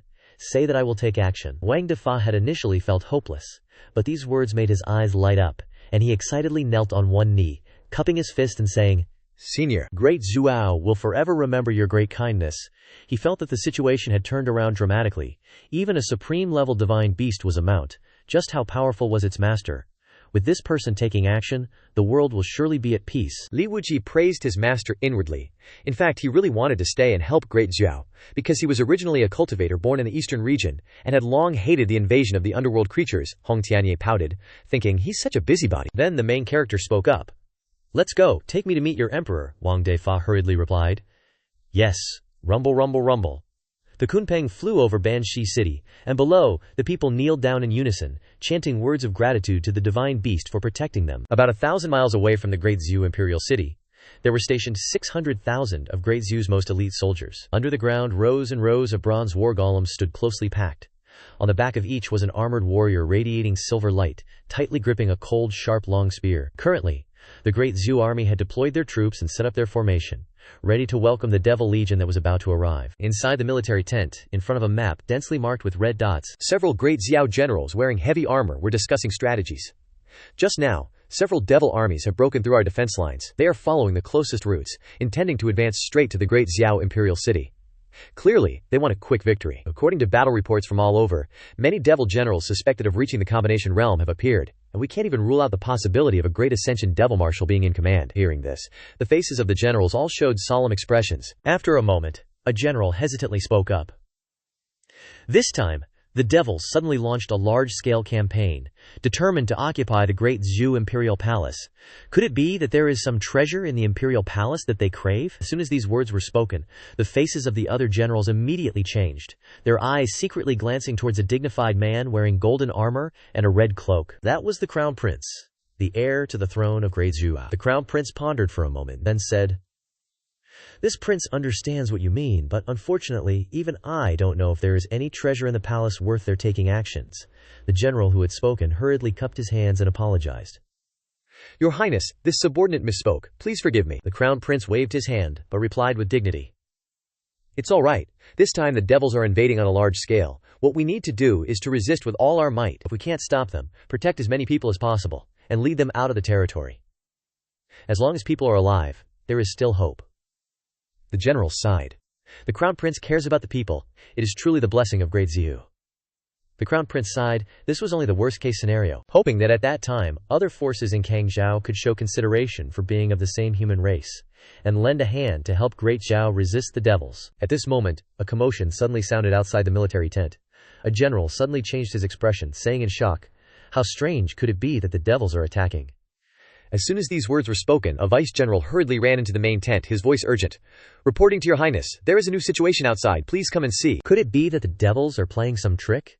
The Crown Prince pondered slightly, then immediately led the generals out of the main tent. When they saw a strange, colossal creature appearing on the horizon, manipulating majestic air currents as it plunged down, their faces changed drastically, their eyes filled with disbelief. A general trembled, hastily shouting, What kind of strange beast is this? Why did this kind of monster appear in our Great Zhou? Quickly order the entire army to prepare for battle. Stop it! The Crown Prince sternly shouted, his eyes filled with respect as he looked towards the colossal creature.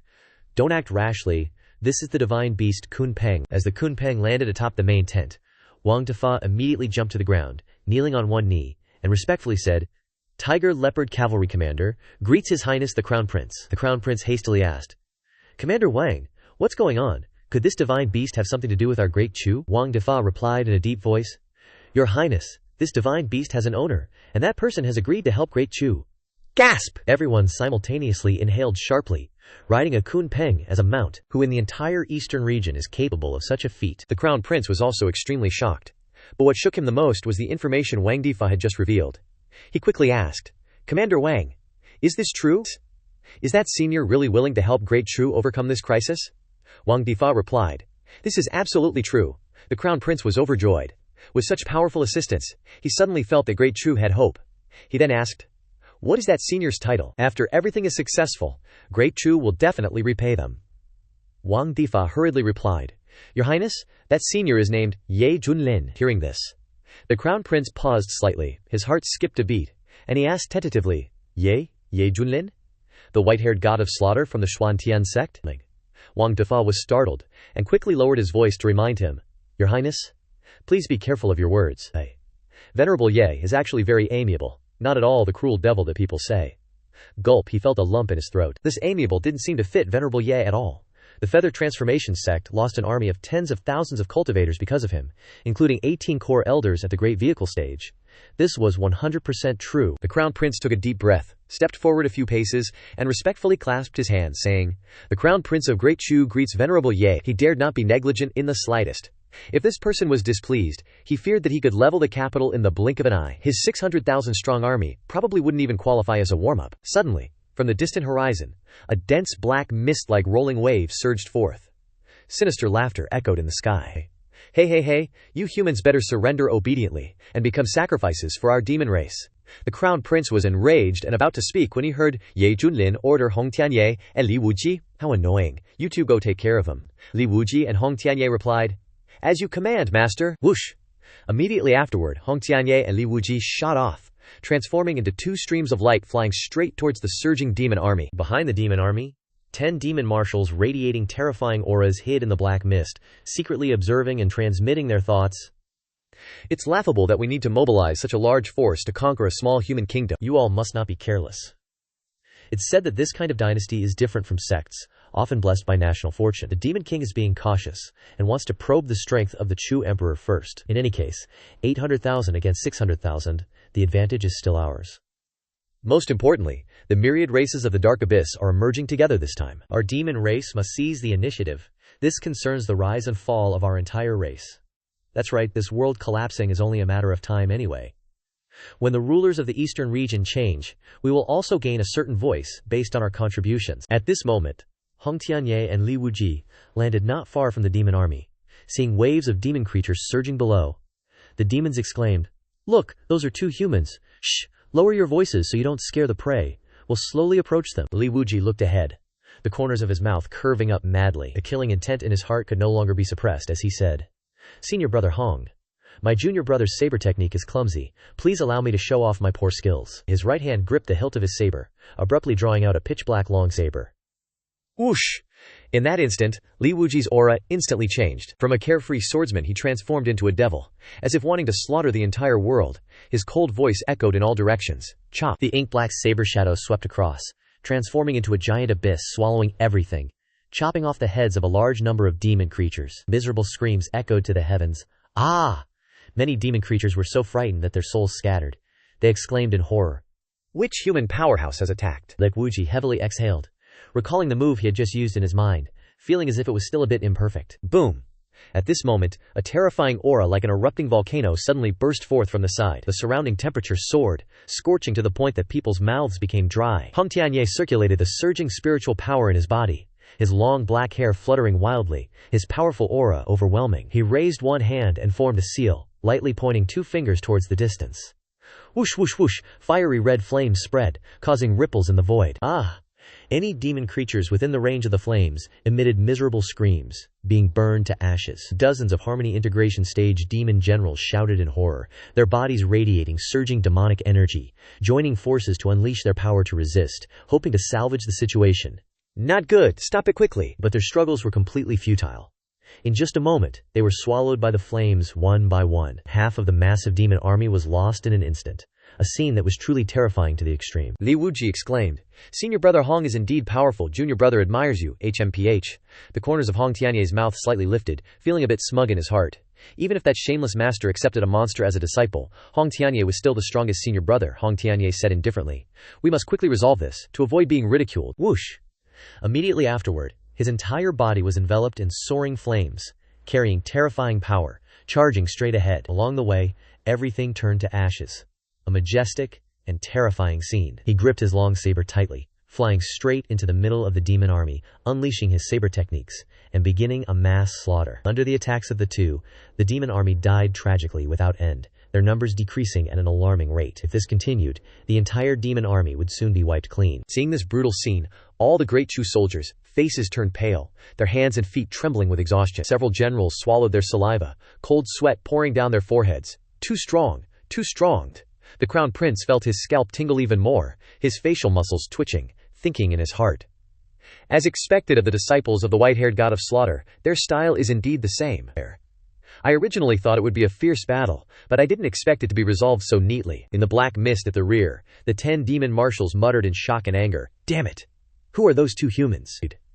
What just happened before our eyes makes it impossible for us to sit still. Their sudden appearance at this moment must mean they are powerhouses invited by the great Chu dynasty. We must take action to eliminate them, no matter who they are. They must not be allowed to obstruct our demon race's plan. Attack. At the same time, Hong Tianye was floating in the air, easily obliterating tens of thousands of demon creatures with one hand. Boom! Accompanied by an earth-shattering explosion, a majestic claw radiating surging demonic energy appeared in the sky. Suddenly sensing something, he looked towards the source, a cold smile forming on the corners of his mouth. How interesting. Their bodies were clad in ancient battle armor engraved with runes, holding various weapons such as sabers, swords, staffs, and halberds. The crown prince and the generals exclaimed in horror. Such powerful auras, these are great vehicle stage demon marshals. The weakest among them is also at the middle stage of the great vehicle realm, and the strongest is at the peak of the great vehicle realm. A purple-haired demon marshal, with a middle stage great vehicle realm cultivation, charged forward first, holding a pitch-black halberd and thrusting it forward, shouting, "You two humans, die!" Li Wuji was visibly excited, wanting to test his limits, and immediately unleashed a saber strike, laughing coldly, "Ha, just right for me to practice, whoosh!"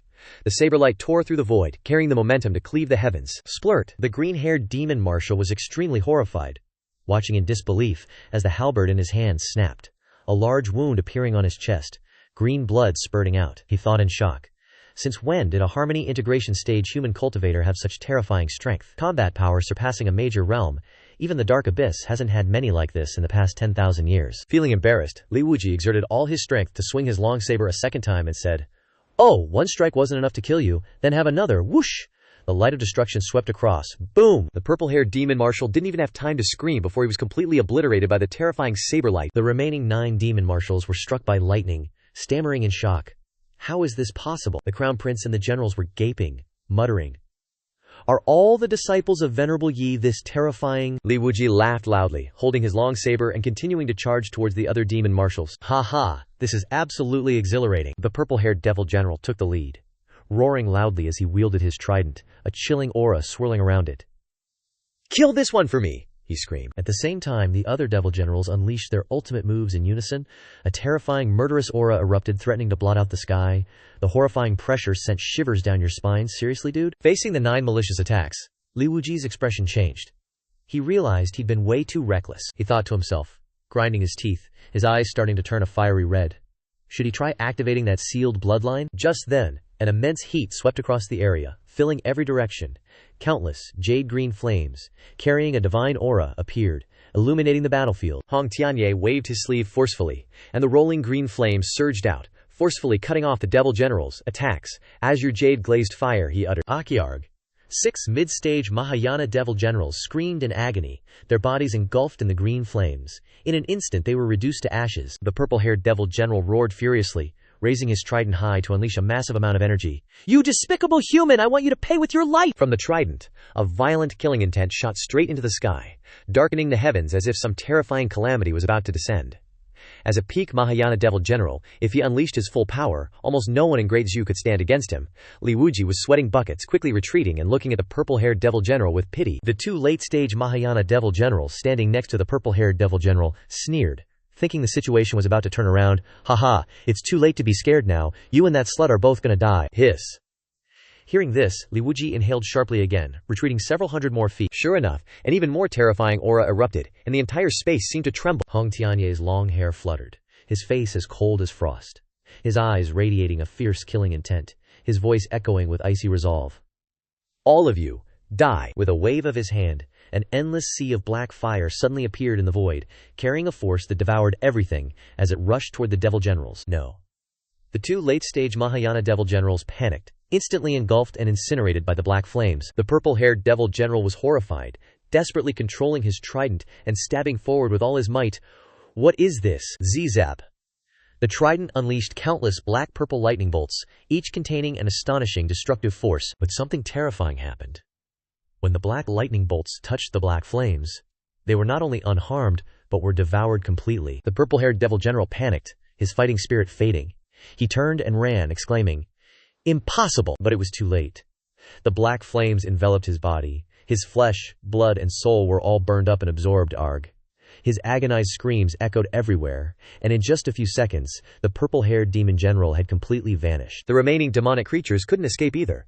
One by one they were swallowed by the black flames, turning the battlefield into a desolate wasteland. A cold wind whistled through the deathly space.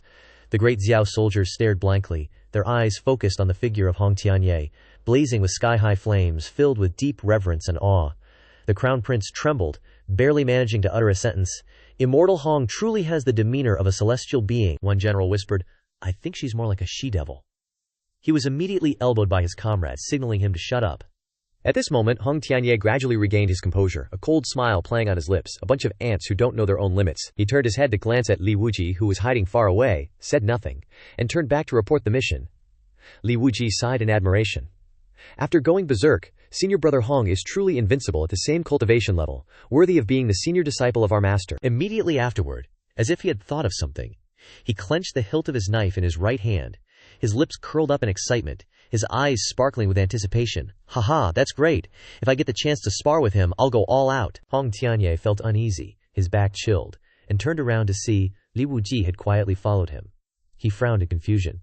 "Shen Shi, was that just my imagination?" The two landed on the back of the Kunpeng and bowed in unison. "Master, all 800,000 demonic creatures have been dealt with, but there's no response from the front." Li Wuji was flustered.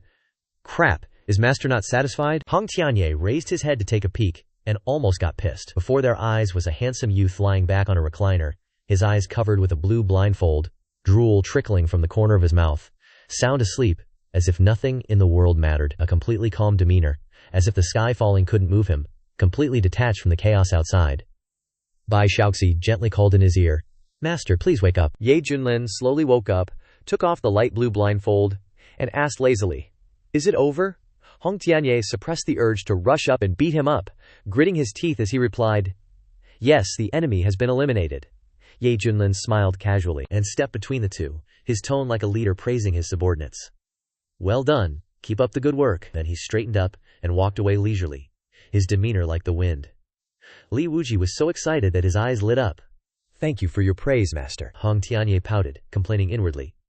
"Says he's the one who took action but sends us to do the work." Below the battlefield, the crown prince and the generals were all tense, their hearts filled with anxiety. Just then, they saw a black-robed youth walk over, his long, silvery white hair flowing over his shoulders, each strand sparkling like crystal, his face handsome, and his aura transcendent, like an immortal descending to earth. The crown prince was shocked, and quickly cupped his hands and bowed. "Greetings, Venerable Yi." Everyone else also bowed in unison, chanting, "Greetings, Venerable Yi." Ye Junlin smiled faintly. "Now that the crisis is over, aren't you Great Zhu going to treat me well?" The crown prince respectfully replied, "Venerable Ye, you are our most honored guest. Great Zhu will definitely treat you with the utmost care." Ye Junlin nodded slightly. He intentionally came down to experience the ordinary life in this mortal realm. Cut to the Great Zhu dynasty. When they saw a silver-haired youth accompanying the crown prince, everyone immediately understood his identity. They bowed their heads in respect, welcoming Venerable Yi. This was the man who single-handedly annihilated the cultivators of the Feather Transformation sect. Aside from the Zhao Emperor, no one in this dynasty dared to oppose him. The crown prince said in a deep voice, "Venerable Yi, my imperial father is waiting for you inside." Ye Junlin raised an eyebrow, chuckling inwardly.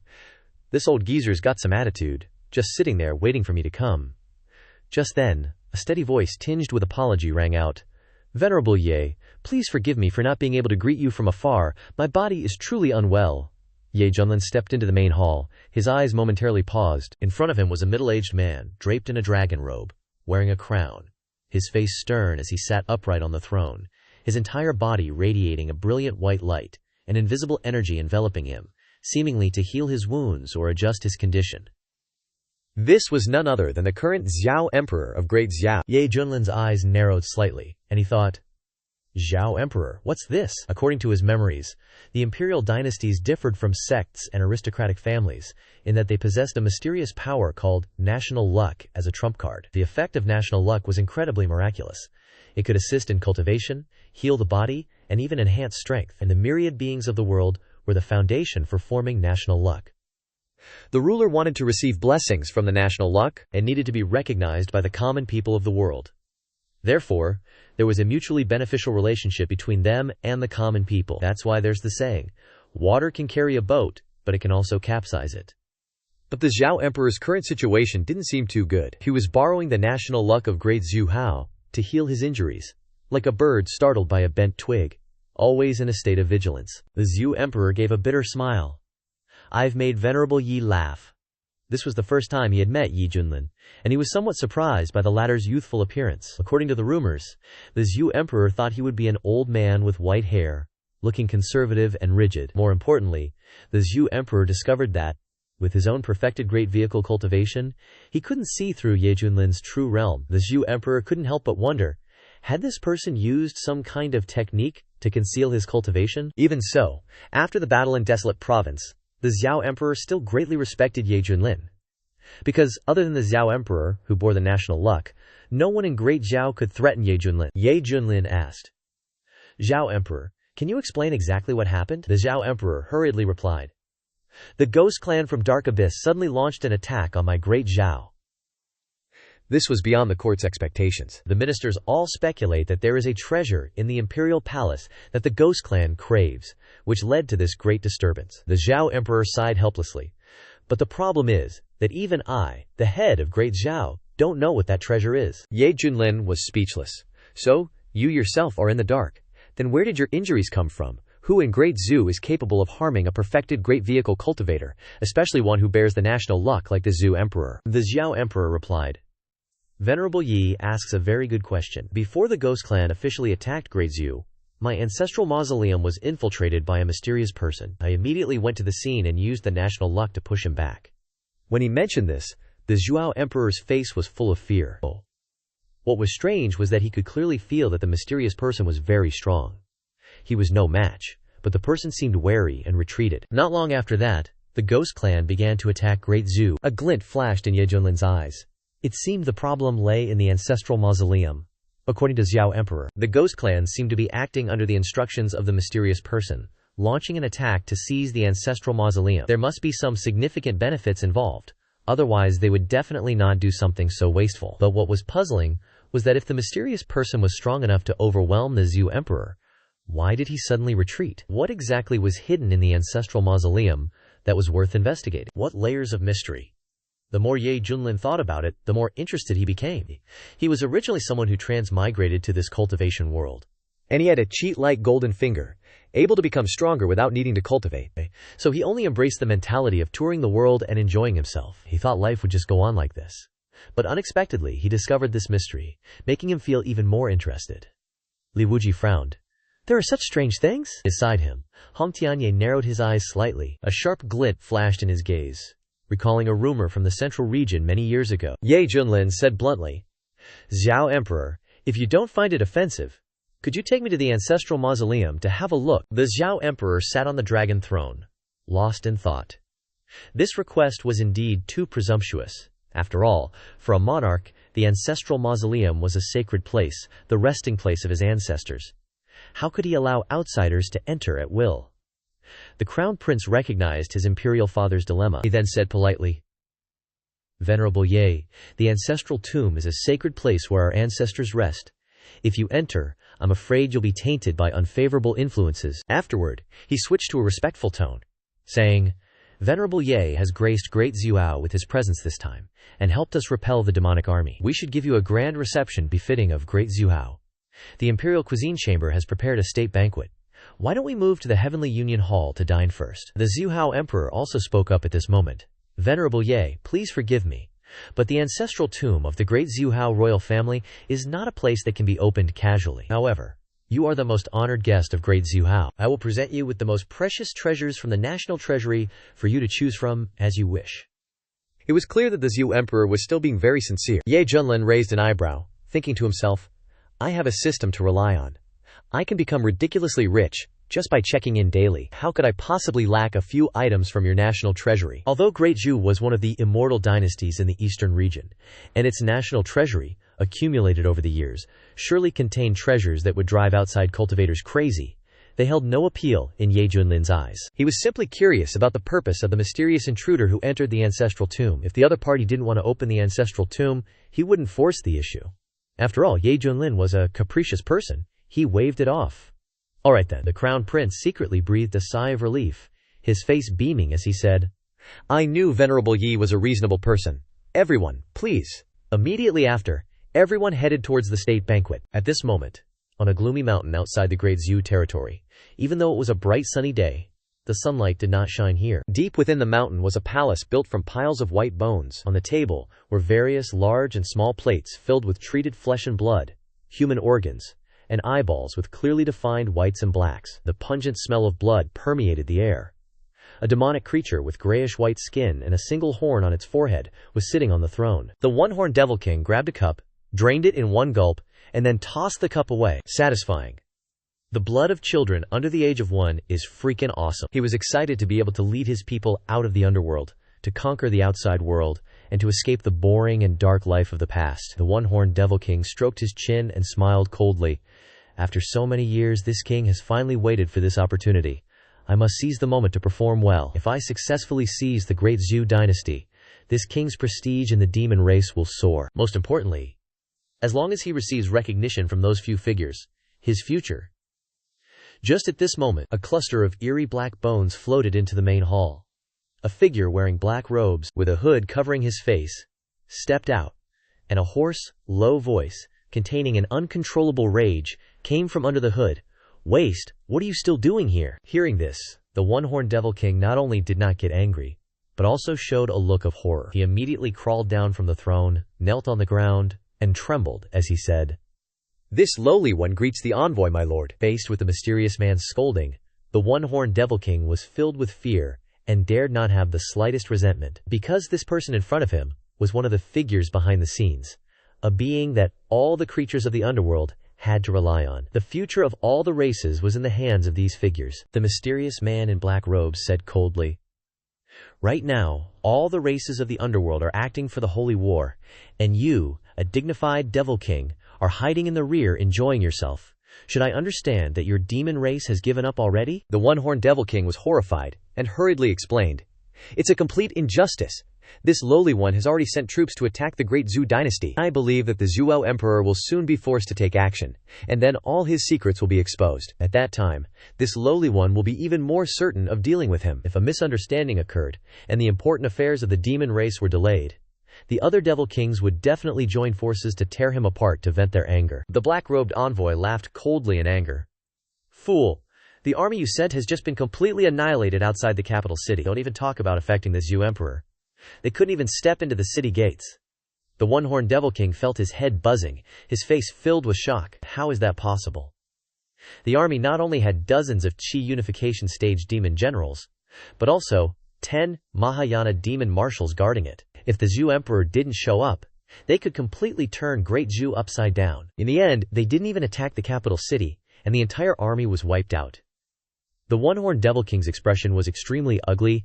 Is the Great Zhu dynasty that powerful? The black-robed envoy said coldly, It wasn't Great Zhu that annihilated your 10,000-strong army, but a cultivator who happened to pass by Great Zhu. The people in the city all call him Venerable Ye. The one-horned Devil King was stunned, his mind exclaiming, Venerable, a Mahayana cultivator from elsewhere dares to disrupt my plans. He's really tired of living. Although he was surprised by the other party's strength, with his tribulation transcending cultivation, he didn't care about a Mahayana cultivator at all. The black-robed envoy's voice was as cold as ice. To prevent any unforeseen circumstances, this is a Ming Yuan pill. You must destroy Great Zhu for me. I will not allow you to fail again. A purple pill, filled with mysterious patterns, floated in front of the one-horned Devil King. The one-horned Devil King understood that this was his last chance. He immediately made up his mind and said in a deep voice, This lowly one will definitely complete the mission as you wish, my lord. HMPH. The black-robed envoy sneered. His entire body transformed into a stream of eerie black bones and disappeared, as if he had never appeared. Phew! The one-horned Devil King exhaled and reached out to wipe the cold sweat from his forehead. Thinking about how his plan had almost been ruined this time, a fire of anger blazed in his heart. Boom!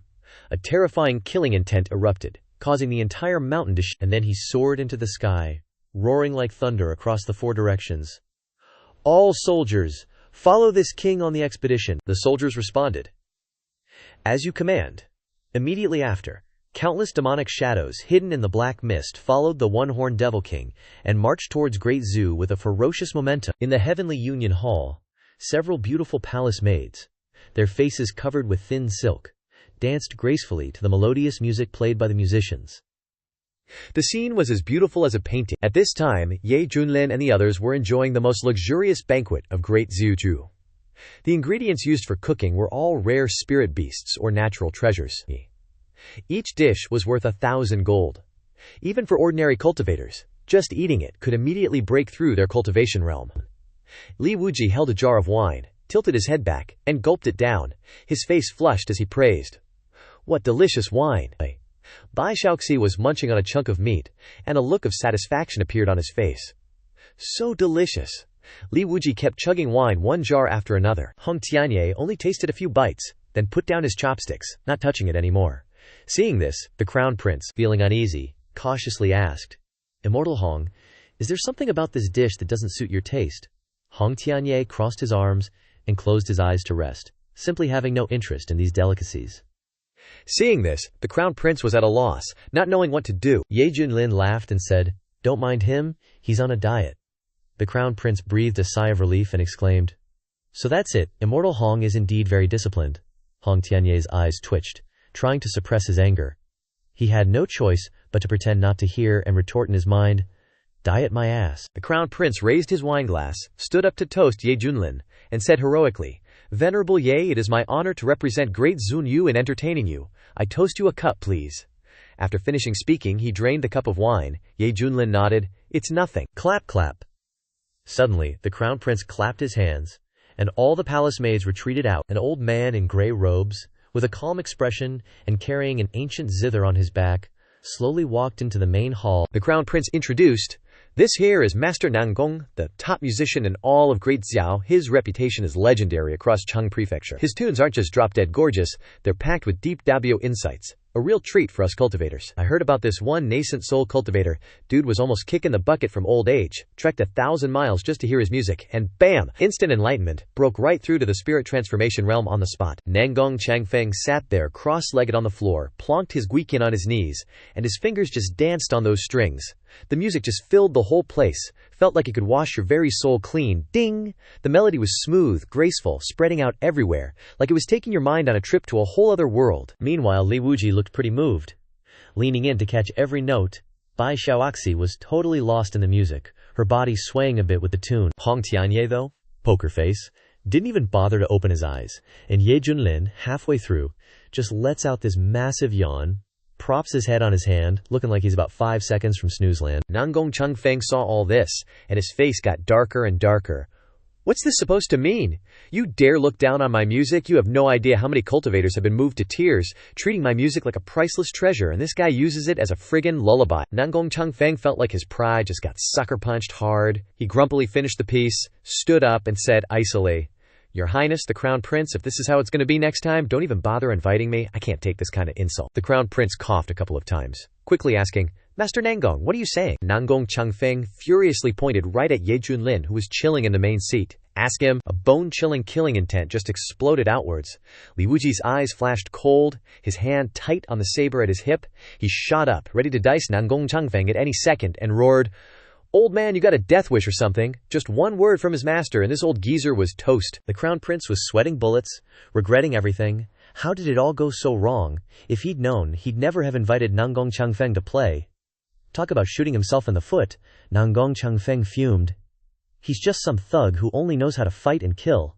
How could he possibly get the subtleties in my music? The crown prince was practically bathing in sweat, thinking, well, this has gone completely sideways, we're so screwed. Li Wuji angrily shot a look at Ye Junlin. Master, Ye Junlin, parked on the main seat, looked totally lost for words. He was just about to say something when, boom! The system's voice popped up. Ding! Congrats, host. You've triggered a choice mission. Option 1. Get mad. Order Nangong Changfeng's execution. Reward: 10 high-grade spirit stones. Option 2. Personally play a piece so awesome it makes Nangong Changfeng die of shame. Reward: 10 bags of super top quality pet food, milk flavor. This pet food's the good stuff. The more they eat, the faster they grow. Sweet, a choice mission right now. Ye Junlin raised an eyebrow. Option 1 was easy peasy, but the reward?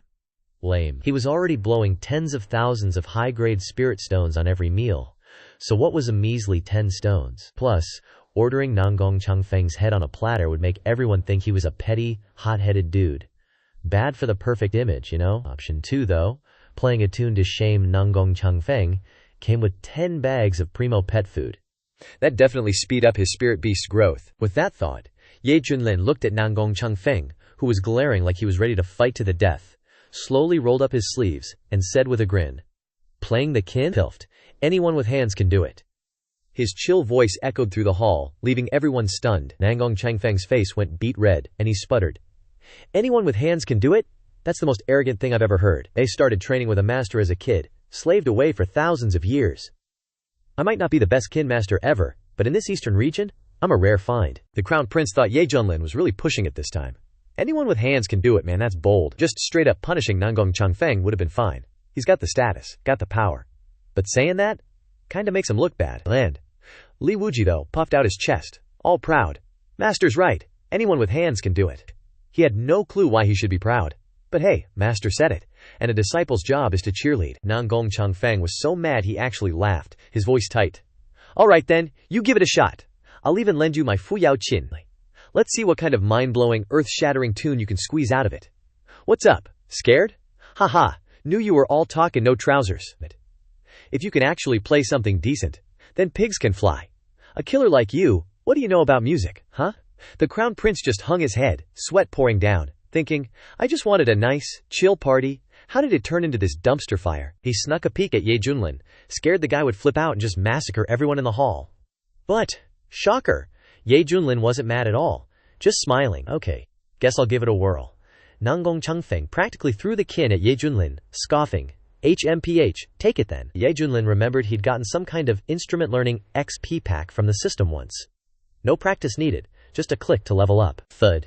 Ye Junlin reached out, gently set the kin on the table, his fingers lightly brushing the strings. The system gave a friendly little ding.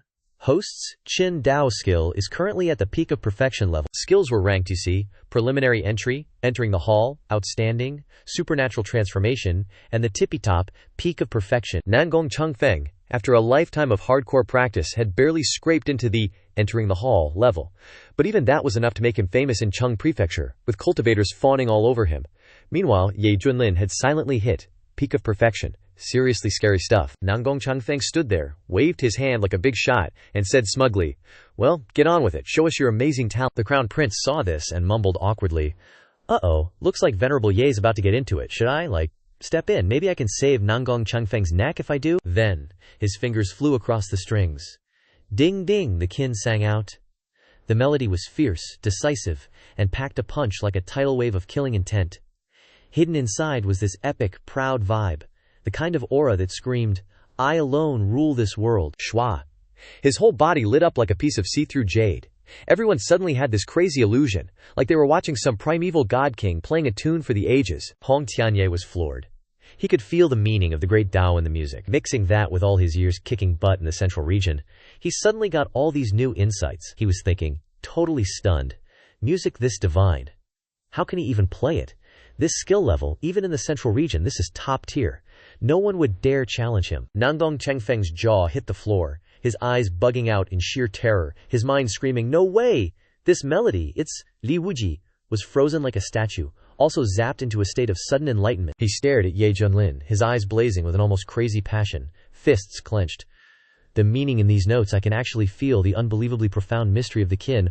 Holy crap, this is insane. My heart feels like it's gonna beat right out of my chest. Ye Junlin's fingers were a total blur now, the music getting faster and more intense. The dude was playing that kin like he was dropping beats at a Vina house rave. Boom. Hongtianye's aura just kept skyrocketing. Early Mahayana, mid-Mahayana, late Mahayana, peak, and finally, full-on perfection. He was just a hair's breadth away from the Tribulation Transcendent stage. A bottleneck shattered. Someone's cultivation realm blasted through from the integration stage straight to the Mahayana stage. An aura, 100 times stronger than before, exploded from their body, their black hair whipping around, their eyes shooting out cold, red sparks. Boom! Just then, a terrifying aura erupted from Ye Junlin himself. The crown prince shrieked in terror. Mid-stage tribulation transcendence. Your excellency, you're actually a void immortal. With that kind of cultivation backing him up, plus those god-tier Qingdao skills, Ye Junlin was like a deity had possessed him. The Qin's song thundered with the absolute power to rule the world. Thump, thump, thump. Strange ripples spread out, resonating with the Grand Tao. The sound echoing across 90,000 miles of mountains and rivers.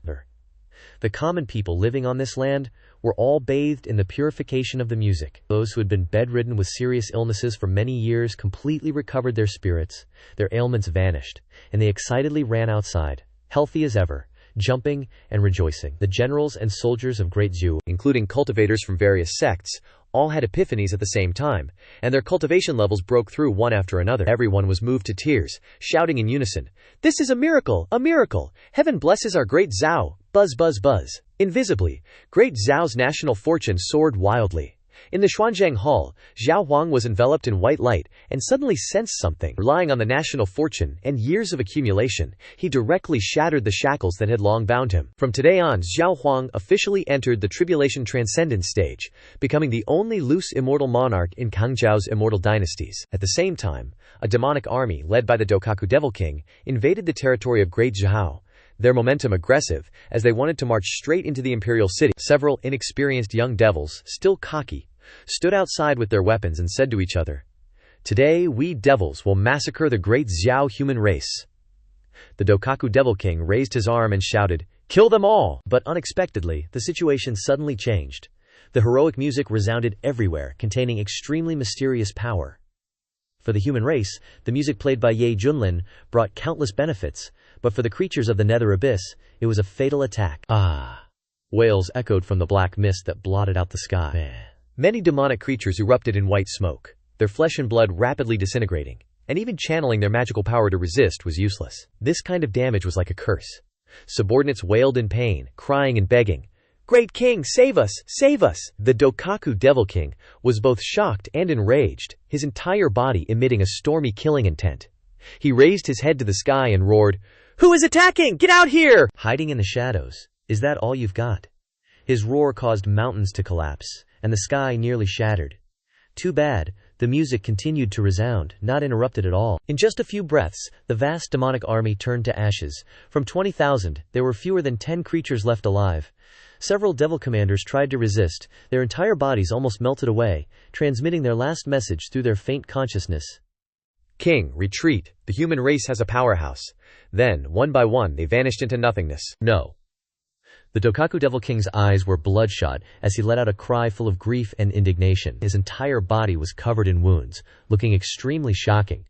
But he was barely hanging on with the support of his early-stage Tribulation Transcendence cultivation. But for the Dokaku Devil King, this entire process was truly an excruciating torment. The Dokaku Devil King roared, but he did not choose to retreat. Who is it? Who is it really? Instead, the raging fury within his heart made him determined to move forward, regardless of the consequences. He knew that he no longer had a way out. He led an army of millions to attack Great Zhu. And the result was annihilation. If he didn't do something to salvage the situation, he would only face severe punishment upon returning. Soon, wisps of white smoke rose from the Dokaku Devil King's body, accompanied by a terrifying sizzling sound. The pain was tearing at his guts, reaching the marrow of his bones, and even his soul trembled. Gritting his teeth, the Dokaku Devil King conjured a purple pill in his hand, radiating an ominous aura. No, if this continues, that's the nether origin pill that the envoy bestowed. Without hesitation, the Dokaku Devil King put the pill in his mouth and chewed it like grass. He swallowed the nether origin pill, raised his head to the sky and roared, his eyes spewing out 2 thick beams of purple divine light that pierced through space. "It's come to this. All I can do is swallow it. No matter the cost, this king must find out who's behind this." He only felt an immense power raging within his body. His cultivation soared from the early-stage tribulation transcendence to the late-stage tribulation transcendence. Rumble, rumble, rumble. The Dokaku Devil King's aura became extremely terrifying. His entire body was covered in a purple-black light, like a demonic shooting star hurtling forward. Along the way, the people below were horrified, no one daring to look directly at him. The Dokaku Devil King felt that, along with the increase in his cultivation, the influence of the music on him had lessened. It was all thanks to the Nether Origin Pill, but he also understood that this was only temporary, and that he would probably suffer unimaginable consequences later. But now, there was no turning back. The mission assigned by the envoy had to be completed. His eyes bloodshot, his face full of killing intent, the Dokaku Devil King roared, "Kill! Kill! Kill!" Even if he had only one breath left, he would definitely rush into the capital and massacre everyone. Clearly, this had become an indelible obsession in his heart. Tang, tang, tang, tang, tang, tang, tang, tang. At this moment, the music suddenly entered a climax, and the mysterious power became even more intense. Everywhere in Great Zoo, strange phenomena appeared, one after another, astonishing the world. The Great Sea reflected a bright moon, the picturesque rivers and mountains manifested, and the stars shone brightly in the sky. The sun and moon shone together. The dragon and phoenix danced in harmony. The entire Great Zoo boiled over, and cheers resounded through the heavens and earth. I've never seen such a scene in my life. Is this the legendary sight of the sun and moon shining together? Are the dragon and phoenix flying into the shining stars in the sky? The gods are blessing our Great Zoo. Poof! A beam of golden light shot straight out of the Great Zoo Palace, piercing right through the Dokaku Devil King. Before the young devil could even get close, he was sent straight to hell with one hit. The Dokaku Devil King was extremely panicked, as if struck by a heavy blow, his body falling straight down, billowing dust rising up. "What, Apaya?" he screamed in pain, looking like a wild boar stuck in the mud, struggling non-stop, his life essence rapidly dissipating, revealing a stark white skeleton, and even the bones were covered in spiderweb-like cracks, as if they could shatter at any moment. The Dokaku Devil King roared in despair, only wanting to see the one playing the zither once, not wanting to die in such a confused manner. Who is attacking? Who is it? If you have the guts, show yourself before this king. Too bad, even this wish became a luxury, the Dokaku Devil King muttered, his face full of fear. Thinking that the human race had a great terror, he was unwilling, utterly unwilling. To think that he was a tribulation transcendence king of the devils, and yet he didn't even know who killed him when he died? It was truly a humiliating death. Finally, in utter despair, the Dokaku Devil King's entire body turned to dust, and his consciousness was forever plunged into darkness. Goodbye forever, world. In the Tianhe Palace, Ye Junlin's fingers lightly stroked the zither strings, his technique no longer as intense as before, and the aura on his body gradually subsided. After a moment, the dominion over the world song officially ended. The surrounding space became silent, utterly silent. Phew. Ye Junlin let out a long breath, raised his hand in front of him, and smiled slightly, saying, "What did everyone think of my dominion over the world song? Just now it was really too exhilarating, to the point that I reached a state of self-forgetfulness. As expected, the dominion over the world song is truly powerful." A playful voice of the system echoed in his head. "Ding! Congratulations, host, for annihilating the demon army. Rewarded with 5 elements, spiritual roots of immortal grade. Gold, wood, water, fire, earth." Ye Junlin thought in surprise. What the heck? What did I do? From beginning to end, besides playing music, I didn't see a single demon. Where did the demon army annihilation come from? Ye Junlin smiled faintly. Tongzi, are you glitching or something? The system seriously explained. Ding! The demon army that invaded Great Zoo just now was annihilated by the host's zither music. I am a very professional system, please don't doubt me, or the system will cry. Wah! Ye Junlin suddenly realized, nodding.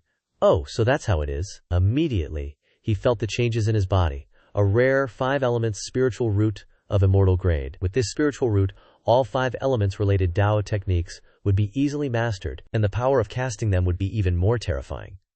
Taking the 5 extremes reincarnation grand destruction art as an example, if Ye Junlin continued to cast this move, all the damage would increase significantly. Once unleashed, it would be like a natural disaster descending. Bai Shaoxi was the first to wake up, excitedly exclaiming, "That sounds amazing, Master is so awesome."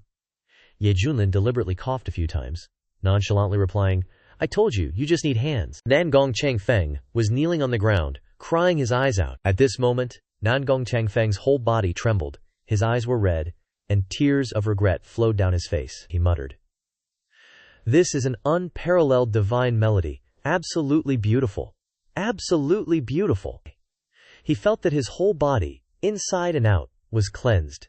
His soul seemed to be upgraded, becoming ethereal. Compared to this divine zither art, his level was not worth mentioning. Nangong Chengfeng was extremely ashamed, kneeling on the ground, hugging his zither, sobbing, his crying filled with sorrow. How pitiful I am, self-satisfied. Calling myself a zither Dao grandmaster, praised by everyone. It turns out I'm just a frog in a well. The crown prince was stunned. Grandmaster Nangong Chengfeng, screamed miserably, "No, I don't deserve to be called a grandmaster. Senior is the true grandmaster. I'm just a clown. A ridiculous fool." The system's notification sounded. Ye Junlin knew his goal had been achieved. Ding, congratulations, host. For completing the selection task, rewarded with 10 bags of top-grade pet food. The crown prince became even more respectful after learning that Ye Junlin was a tribulation transcension stage powerhouse, cautiously asking, Ye Suxian, how do you plan to deal with him? Ye Junlin waved his hand. Let him step down, after all, I've taught him a lesson, I don't want to haggle further. Hearing this, the crown prince was even more convinced, bowing and saying, Ye Zuxian is truly generous, I admire you. Then, the crown prince looked at the lost-souled old man, sighing. Someone? Take Nangong Chengfeng away. Li Wuji snorted coldly. Consider this old geezer lucky, otherwise I would definitely have chopped him to death. Next, he excitedly looked at Ye Junlin, respectfully saying, Master, thanks to your music, your disciple has broken through to the Great Ascension stage. Ye Junlin nodded in response. His gaze swept over Hong Tianye, discovering that this person had reached the Great Ascension perfection. Ye Junlin couldn't help but sigh in his heart. As expected of someone who once became an immortal, the speed of breakthrough is really different. So quickly he's about to enter the tribulation transcension stage. Hong Tianye tried to maintain a calm demeanor, but his heart was surging, thinking, I didn't expect Ye Junlin to have such abilities. Just one piece of music has spared me 1,000 years of hard cultivation. Wait, isn't this a good opportunity? I can use him to quickly restore my cultivation. Hong Tianye regained his confidence after thinking about it, secretly thinking, Ye Junlin, just you wait. I will quickly surpass you. Someone like you, who is lazy and indulgent all day long, doesn't deserve to enjoy this great luck. The humiliation you brought to me, I will repay it 100-fold. At this moment, Hong Tianye had thought of countless ways to torture Ye Junlin, such as making him wash his feet for him, and then drinking all the foot-washing water, and then he would have to thank him and squeal. Whoosh! At this moment, a figure in a dragon robe appeared in the hall, emitting the terrifying aura of the tribulation transcension realm. The crown prince happily said, Father Emperor, you've broken through. In his mind, he thought, with a true void immortal level powerhouse guarding, the position of Great Zhao in Kangzhou is even more stable. And with the overwhelming national fortune, how many people, in the eyes of the tribulation transcension realm, are opponents of the emperor? Zhao Huang stood silently, not saying anything, his face pensive as he looked in one direction. Unexpectedly, Zhao Huang looked towards the silver-haired youth sitting solemnly, without hesitation, kneeling down, loudly paying respects. I am here on behalf of the people of Great Zhao, thanking Ye Juxian for playing the divine melody, benefiting all the people. The crown prince was stunned, glancing at Ye Junlin behind him and thinking, the dignified Mu Kingdom King, a tribulation transcension realm powerhouse, is lowering himself to this extent, so how strong is this profound heaven sect? Ye Junlin waved his hand. Stand up. Being able to break through tribulation, transcension is your own ability. Zhao Huang stood up, his tone full of respect. Ye Xuxian is joking. Thanks to you playing the divine melody, the national fortune of Great Zhao has reached an unprecedented peak, and I also took this opportunity to break through. Before, his realm was Great Ascension perfection, he was a little wary of Ye Junlin, but that was all. He felt that no matter how strong the other party was, with the support of national fortune, he could still suppress him. After all, this was Great Zhao, his territory, not a remote place like Huangzhou. But now, through the complete zither music containing the great Dao sound, Zhao Huang's vision suddenly broadened after the breakthrough of his cultivation, and finally saw the horror of the floating mist peak belonging to the profound heaven sect. Before, he only saw the tip of the iceberg. The difference in strength between him and the other party could absolutely not be made up for by national fortune alone. Realizing this, Zhao Huang immediately came forward to show his support, forgetting all the face of a king, lowering his stance to the lowest level. First hug the thigh. Ye Junlin seemed to have a thought. It seems you are sincerely grateful to me. Zhao Huang replied. Yes, as long as Ye Xuxian gives the word, Great Zhao will absolutely cooperate to the best of our ability. Ye Junlin said. Okay, then take me to visit the ancestral mausoleum. Zhao Huang replied. Please, I will lead the way for you, the crown prince spoke up. The ancestral mausoleum is the most heavily guarded place in the entire imperial palace, and it is also the burial place of the kings of Great Zhao throughout the ages. Zhao Huang waved his hand to remove the restrictions, and then led Ye Junlin into the ancestral mausoleum. Inside the ancestral mausoleum there was a very large space, filled with an ancient aura, Zhao Huang said helplessly. In fact, in the ancestral mausoleum, apart from the burial objects that may interest tomb robbers, there is nothing special about other places. Even I don't understand why we are targeted by such existences, and even incited the demon race to send troops to attack Great Zhao just to occupy this place. Li Wuji shook his head, thinking, this era is indeed full of strange things. Until a few people walked to the end of the corridor, Ye Junlin raised his eyebrows and said, really didn't find anything unusual? Let's go back. When Ye Junlin shook his head, preparing to leave this boring place, Hong Tianye, standing behind, narrowed his eyes, using one hand to cast a Dao technique forward. Rumble! A sound like a millstone came from the void. Gradually a vast ancient door named Stargate appeared, exuding an unpredictable and mysterious aura. This is... Zhao Huang's eyes widened, completely unprepared for this situation. How could there be this thing in the ancestral mausoleum of the Zhao family? He, as Zhao Huang, didn't even know. Ye Junlin turned his head to look at Hong Tianye, discovering that his expression was also full of surprise. Bai Zixi's eyes lit up, exclaiming, wow, this door is so beautiful. Then, she curiously circled around the Stargate. When she reached out her small hand to touch it, she discovered that her hand passed through, as if she was only seeing an illusion. This Stargate didn't exist at all. But Ye Junlin knew. This Stargate absolutely existed. It was just that it hadn't yet manifested in the real world. To completely activate it, perhaps a price had to be paid. Ye Junlin asked, Zhao Huang, how long has this dynasty existed? Zhao Huang, with a somewhat proud expression, reported, Yi Suxian, Great Zhao has existed for over 100 million years, a cultivation force, regardless of the form it exists in. As long as it can maintain itself for over 100 million years, it has the qualifications to be called an immortal Dao tradition, because this means that each generation has a great ascension sitting guard, and it must be great ascensions through generations. If you lose the great ascension, you may be excluded from the immortal Dako tradition. And Zhao Huang, as a tribulation transcension realm powerhouse, is also one of the immortal great powers in Kangzhou, the only one with void immortal level strength in this Great Zhao. Ye Junlin continued to ask, are there any other countries? Zhao Huang was taken aback, honestly saying, according to the available records, there are at least several dozen countries, and even some that are no longer possible to study for billions of years, as endless as Great Zhao.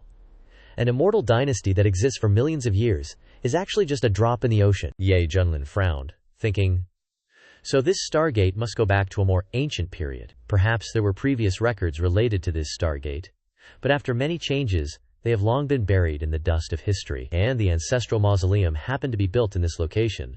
Even the rulers of Great Zhou throughout the ages were unaware, simply feeling that this place had better feng shui. Looking at his eldest disciple whose face was changing, Ye Junlin said in a meaningful tone, little Hong, tell master, do you know anything? Whoosh! All eyes immediately focused on Hong Tianye. Hong Tianye was stunned for a moment, then spoke up. Regarding the origin of this Stargate, this disciple has only heard rumors. There is no concrete evidence. Ye Junlin waved his hand encouragingly. It's okay, just say it, and let's hear it. Hong Tianye nodded, and slowly recounted. Legend has it that in ancient times, the Kunlun realm had many teleportation gates that led directly to the Great Thousand Worlds. Countless cultivators of the Kunlun realm could freely traverse the universe and travel everywhere. However, for unknown reasons, these teleportation gates were later sealed by the seniors, and never reopened. Hearing this, everyone was astonished, their eyes simultaneously focusing on the Stargate hovering before them. Is this thing really that capable? Legend says that the Kunlun realm is a massive cultivation star, and there are many similar stars scattered throughout the vast universe. In the past, cultivators at the Transformation God realm and above could fly out of the Kunlun realm and travel in the infinite universe. But since who knows when, an invisible force has restricted Kunlun realm cultivators, preventing them from leaving this world, forcing them to live and die here. The only way to break that limit is to undergo tribulation and become a true immortal, then follow the rules and ascend to the immortal realm, and only through the immortal realm will you be qualified to go to other stars in the universe. But undergoing tribulation to become an immortal is no easy feat. So for cultivators in this lifetime, they can only hang around in the Kunlun realm, and this Stargate can now nullify that restriction, easily connecting to other stars in the universe. If this news spreads, it will definitely cause a huge shock, the Crown Prince exclaimed excitedly. Father, in that case, our great Chu can expand its territory outwards.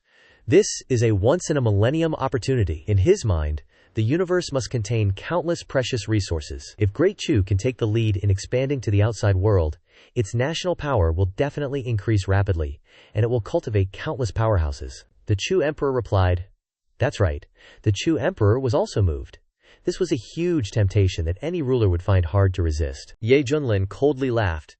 "You guys are really just daydreaming." Hearing this, the faces of the Chu Emperor and the Crown Prince turned pale, and they awkwardly asked, "Ye Immortal Lord, what do you mean by that?" Ye Junlin's successive rebukes were like cold water splashed on the faces of the Chu Emperor and the Crown Prince, immediately extinguishing their fledgling delusions. "Are you sure Great Chu has enough ability to expand outwards?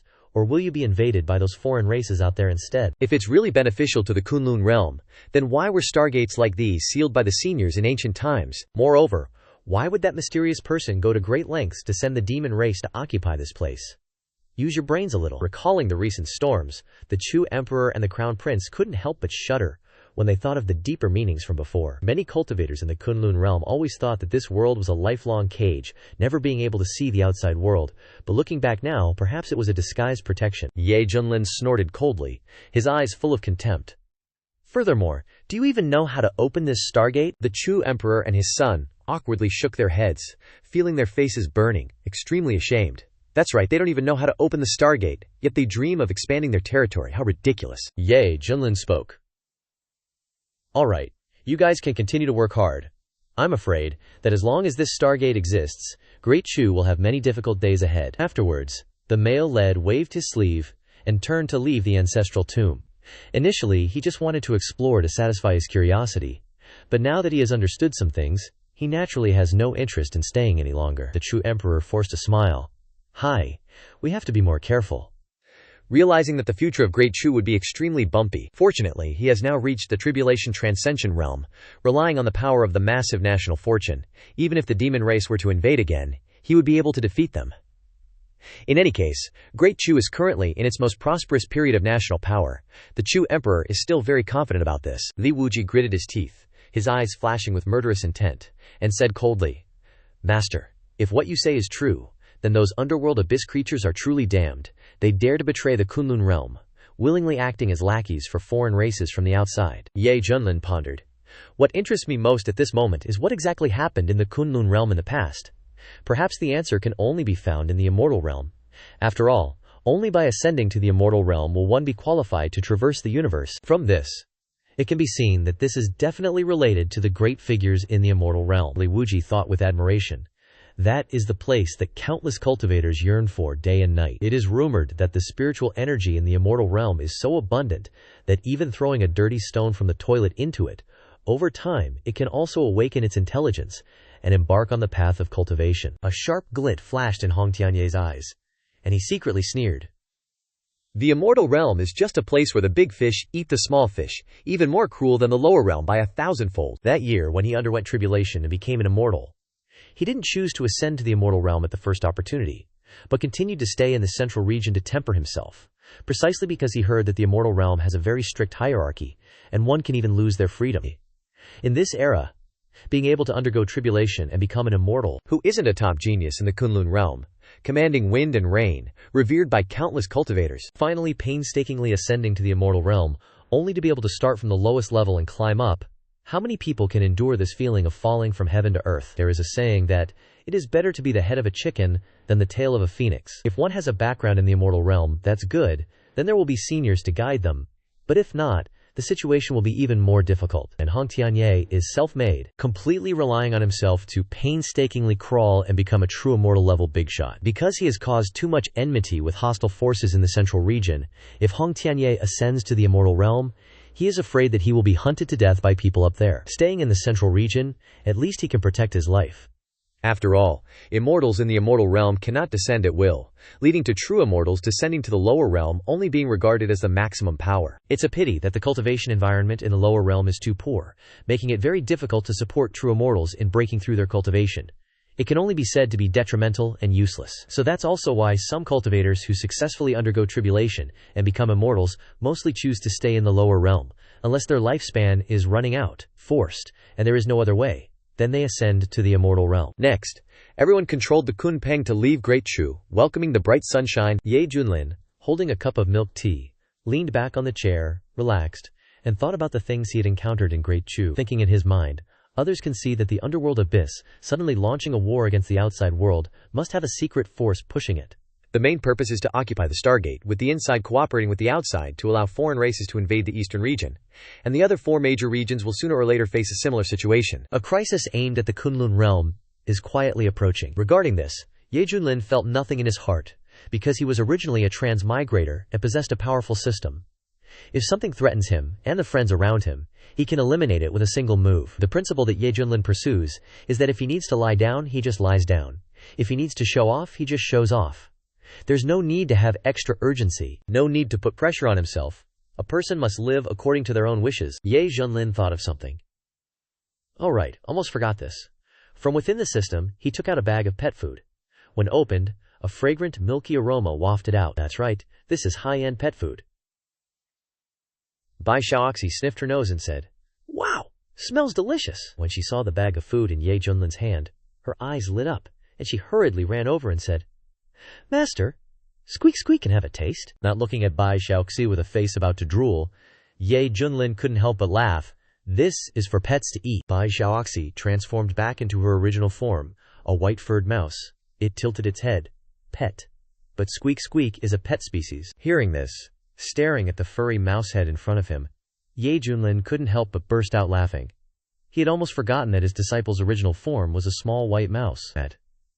At first, he adopted it as a pet, perfectly fitting the concept of a pet.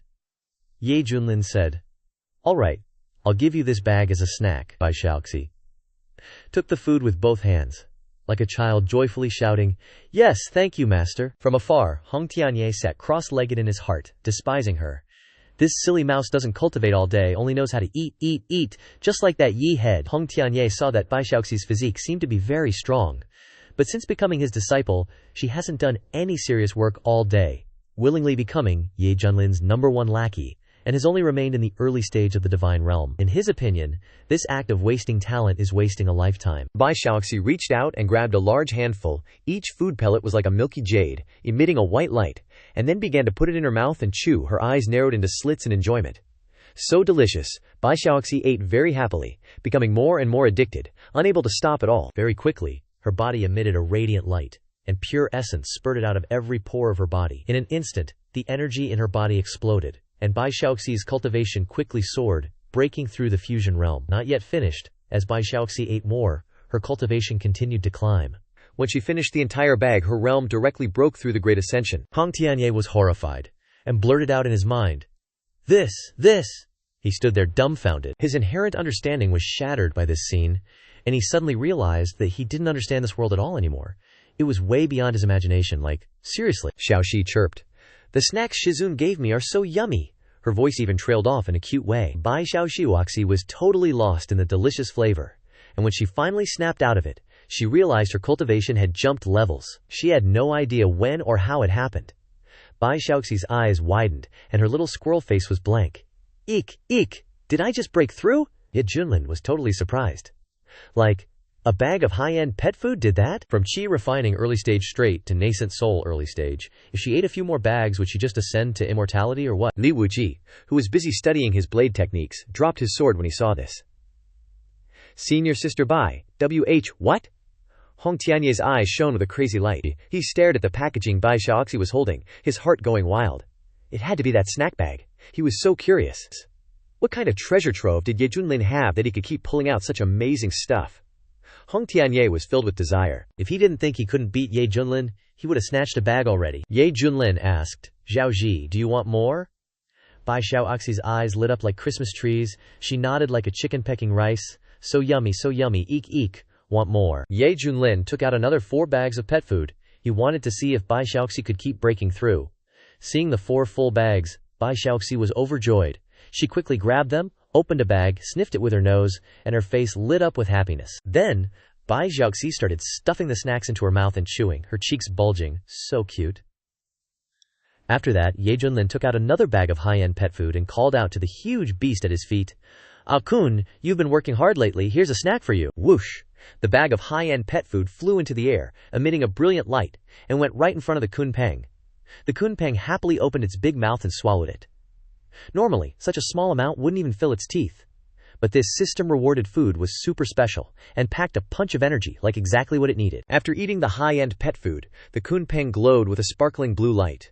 Probably because of its pure divine beast bloodline, its cultivation went from nascent soul early stage straight to perfection. The Kunpeng let out a happy cry, sending waves of joy to Ye Junlin, happy as a kid getting a treat from their parents. Li Wuji almost lost his mind, his eyes widening so much they nearly popped out. Heavens, just eating this stuff and their cultivation levels jump like crazy. Shizun is truly unfathomable. Li Wuji sighed and looked at the silver-haired youth, his eyes filled with even more respect. Hong Tianye was stunned at first, then his face turned angry. He thought, is this a joke to those who work hard to cultivate? I must strongly condemn this on moral grounds. Most importantly, this stuff definitely works. Even if someone begged me to eat it, I wouldn't. Ye Junlin secretly watched Bai Xiaoxi and noticed that after eating the third bag, her cultivation only jumped to body integration stage. Ye Junlin now understood that eating a lot in a row reduced the effect a lot.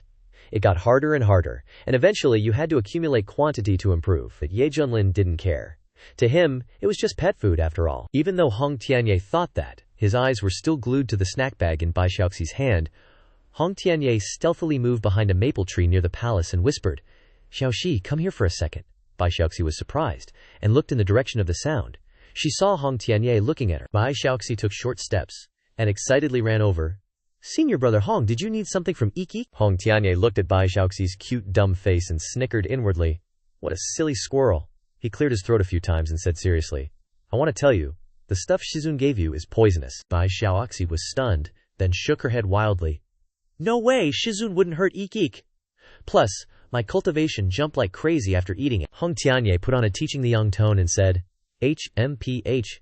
Everything has two sides. Even pills for cultivation leave drug residue in the body, and you need to refine the leftovers, or it will affect your foundation. Bai Xiaoxi's head was spinning, and the chewing in her mouth stopped. She swallowed with difficulty and said weakly, but Shizun gave it to Ikik, so it must be okay. Hong Tianye kept scaring her. That's why most cultivators who rely on pills have very weak foundations. What you're eating might seem to help you break through, but it's just forcing the seedling to grow too fast. There's definitely accumulated toxins in your body. Eating more is like slowly committing suicide. Xiaoxi exclaimed, Senior brother Hong, are you misunderstanding? Plus, I don't feel anything. My body doesn't feel uncomfortable at all. Hearing that, Hong Tianye frowned and put his hand on Bai Xiaoxi's head, closing his eyes to check inside her. All the meridians are perfect. The foundation is extremely solid. There's even pure immortal qi. And there's no accumulated toxins at all, Hong Tianye thought in surprise. There really are no side effects. This is even more effective than using medicine. Not hearing Hong Tianye say anything, Bai Xiaoxi giggled. Senior brother Hong, am I okay? If there's nothing wrong, I'll go first, okay? In that moment, all his previous understandings were overturned. Hong Tianye stared at the snack bag in Bai Xiaoxi's hand, his eyes flashing with unconcealed greed. Feeling his gaze, Bai Xiaoxi felt uncomfortable all over and carefully said, Senior brother Hong, if you don't need anything, Ik will go first. Hong Tianye stared straight into Bai Xiaoxi's eyes with overwhelming force and said, Leave the snacks behind. Bai Xiaoxi looked at the snack bag in her hand, unwilling to part with it, and said softly, Senior brother Hong, Ik hasn't eaten enough yet, Hong Tianye urged. Hurry up, I'm your senior brother, you have to listen to me, Bai Xiaoxi replied. But Shizun gave it to Iki. Seeing that this squirrel was resisting his orders, and driven by his desire to raise his cultivation, anger rose in Hong Tianye's heart. He smiled maliciously, reached out, and snatched the snack bag, shouting, Give it to me! Bai Xiaoxi stood there dumbfounded, staring at the stolen bag of snacks, clear tears welling up in her eyes. Hong Tianye held the snack bag in his hand, then looked seriously at Bai Xiaoxi with a pitiful expression and shouted, What are you crying about? Shut your mouth! And you can't tell Shizun about this, got it? Hong Tianye's powerful aura made Bai Xiaoxi shrink back and weakly respond, Yes. Seeing this stupid squirrel just irritated him, Hong Tianye said impatiently, What are you still doing here? Get out of my sight! Bai Xiaoxi tried to hold back her tears, turned around and ran away, crying, Big brother stole Ikik's food! Ikik's heart hurts so much! Watching the panicked figure running away, Hong Tianye revealed a contemptuous smile and muttered in his mind, Zhaoji, this one can easily take advantage of you. Hong Tianye looked down at the snack bag in his hand, his eyes flashing with clarity. Heh. Next is the moment to break through the tribulation stage. Afraid that another accident will happen, without another word, Hong Tianye immediately poured the whole bag of snacks into his mouth. The sweet, milky, and delicious flavor melted as soon as it entered his mouth. It was really good. After eating, Hong Tianye frowned, a trace of doubt appearing in his eyes. He thought, "What's going on? Why does my stomach feel so bloated and uncomfortable?" Hong Tianye didn't know that this was pet food made especially for pets. If humans ate it, it would cause a rejection reaction and wouldn't help with cultivation at all. At this moment, streams of pure energy were raging throughout Hong Tianye's stomach. Hong Tianye's expression changed. Cold sweat broke out on his forehead, and he thought, "This is bad. If this continues and I let this energy run wild, my body will be ruined. I have to quickly find a way to resolve it." While thinking, Hong Tianye immediately circulated his energy to guide the energy in his stomach. His pale face gradually turned as red as an apple. Beads of sweat as big as beans poured down, and his breathing became rapid. Puffed. A fart sounded, and a powerful stream of energy exploded out. At this time, on the Kunpeng's back, besides the palace that Ye Junlin had moved, there were also pavilions and terraces, small bridges in the sandy courtyard, and plants. From a distance, it looked like a small resort island. The sound from the fart was like a bomb exploding, causing sand and dust to fly into the air, and the trees to rustle. Hong Tianye only felt an invisible force explode under his butt, lifting his body into the air. Ye Junlin asked in surprise, "Huh, what's that? Why is little Hong flying up there?" Li Wuji, standing beside him, also looked up and said, "Why does the wind smell like sweet milk? Dude, these two are seriously inhaling Hong Tianye's farts and calling them fragrant." "Ha ha!" Ye Junlin glanced at Bai Xiaoxi, who was standing behind him looking gloomy and sad, and asked in surprise, "Xiaoxi, what's wrong with you?" Bai Xiaoxi sadly replied, Since the food was snatched away, Bai Xiaoxi has always felt down. Usually, this Xiaoxi never knows sadness and is always full of energy. Why is she so sluggish now?" Thinking of this, Ye Junlin seemed to understand what the problem was, and Bai Xiaoxi wanted to speak up, but thinking of the consequences of doing so, she had to swallow her words. She felt really sad inside, but she didn't say it out loud. Bai Xiaoxi felt that if she told Shizun would definitely punish Hong Dage, and then he would definitely hate her even more. Ye Junlin angrily gritted his teeth and looked at Hong Tianye in the distance, muttering, "So that's how it is, Hong Tianye." Ye Junlin raised his hand, emitting a terrifying suction force, directly pulling the opponent from thousands of meters away. Whoosh! Hong Tianye staggered and fell to the ground. His exquisite and flawless face flushed as if it was about to bleed. He was so embarrassed that he wanted to find a hole to crawl into.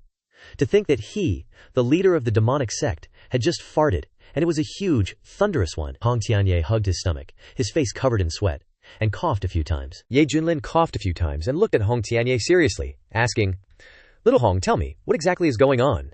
Ye Junlin stood sternly, looking at Hong Tianye at his feet, waiting for him to answer. But he stood there for a long time without Hong Tianye saying anything. This time, Hong Tianye probably shat his pants, haha, in front of this silver-haired youth. Hong Tianye, who was full of momentum just now, had vanished, replaced by anxiety and unease, stammering and unable to speak. Ye Junlin's eyes flashed like lightning, and a powerful aura exploded like heavenly might descending. "Are you mute, I'm asking you?" Hong Tianye's psychological defenses completely collapsed. He unconsciously knelt on the ground, lowered his head, and shouted, "This disciple knows his mistake. Please forgive me, Shizun." He knew that the person in front of him usually loved that stupid mouse the most. If the food snatching was discovered, he would not die, but he would be skinned alive. Ye Junlin angrily shouted, "Tell me, why did you steal little Shi's food, you little rascal?" Bai Xiaoxi scratched her head beside him and said with a smile, "That's right, squeak squeak for senior brother." He said he wanted to try it too. "Ha ha!" Ye Junlin sneered. He immediately guessed that Hong Tianye must have seen that the pet food was top grade, so he had bad intentions, and snatched it directly from Bai Xiaoxi's hands. As a result, the pet food was only for animals, and not suitable for humans, so it created the current situation. Moreover, stealing from his junior sister was a bit odd. It seemed he needed to be taught a lesson. Ye Junlin raised his hand and said, "I know you will do everything you can to improve your cultivation, but Xiaoxi is your junior sister." Hong Tianye was terrified and blurted out, "Shifu, this disciple is guilty, please spare my life." But just as Hong Tianye finished speaking, oh dear, the feeling was strange again and he felt extremely uncomfortable. Finally, unable to bear it any longer, Hong Tianye shot straight into the sky like a rocket from a launch pad. With dust flying everywhere on the ground, Ye Junlin waved his hand and shouted, "Remember to come back and take your punishment after you fart." At this time, Hong Tianye gritted his teeth while suppressing the energy in his stomach. From behind, he was constantly releasing bursts of gas to help him fly over mountains and seas, chasing after the direction the Kunpeng disappeared. Hong Tianye had an uncomfortable face and was full of regret.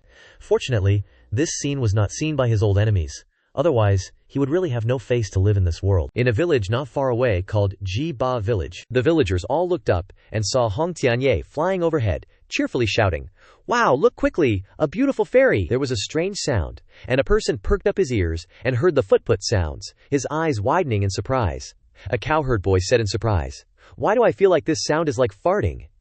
The old village chief hit the cowherd boy on the head with his cane and scolded, "How could that be? How could such a beautiful fairy fart?" Immediately afterward, he looked at the beautiful figure in red on the horizon and excitedly shouted, "This is a fairy descending, bringing good fortune to us, villagers. Everyone quickly absorb the spirit chi. Quickly absorb the spirit chi." It turned out to be spirit chi. No wonder it smells so fragrant. Quickly absorb the spirit chi. The entire Jiba village was boiling, and they ran one after another in the direction of Hong Tianye, sniffing with their noses, their faces full of excitement as if inhaling more meant greater benefits. This matter would later become a legend in this village.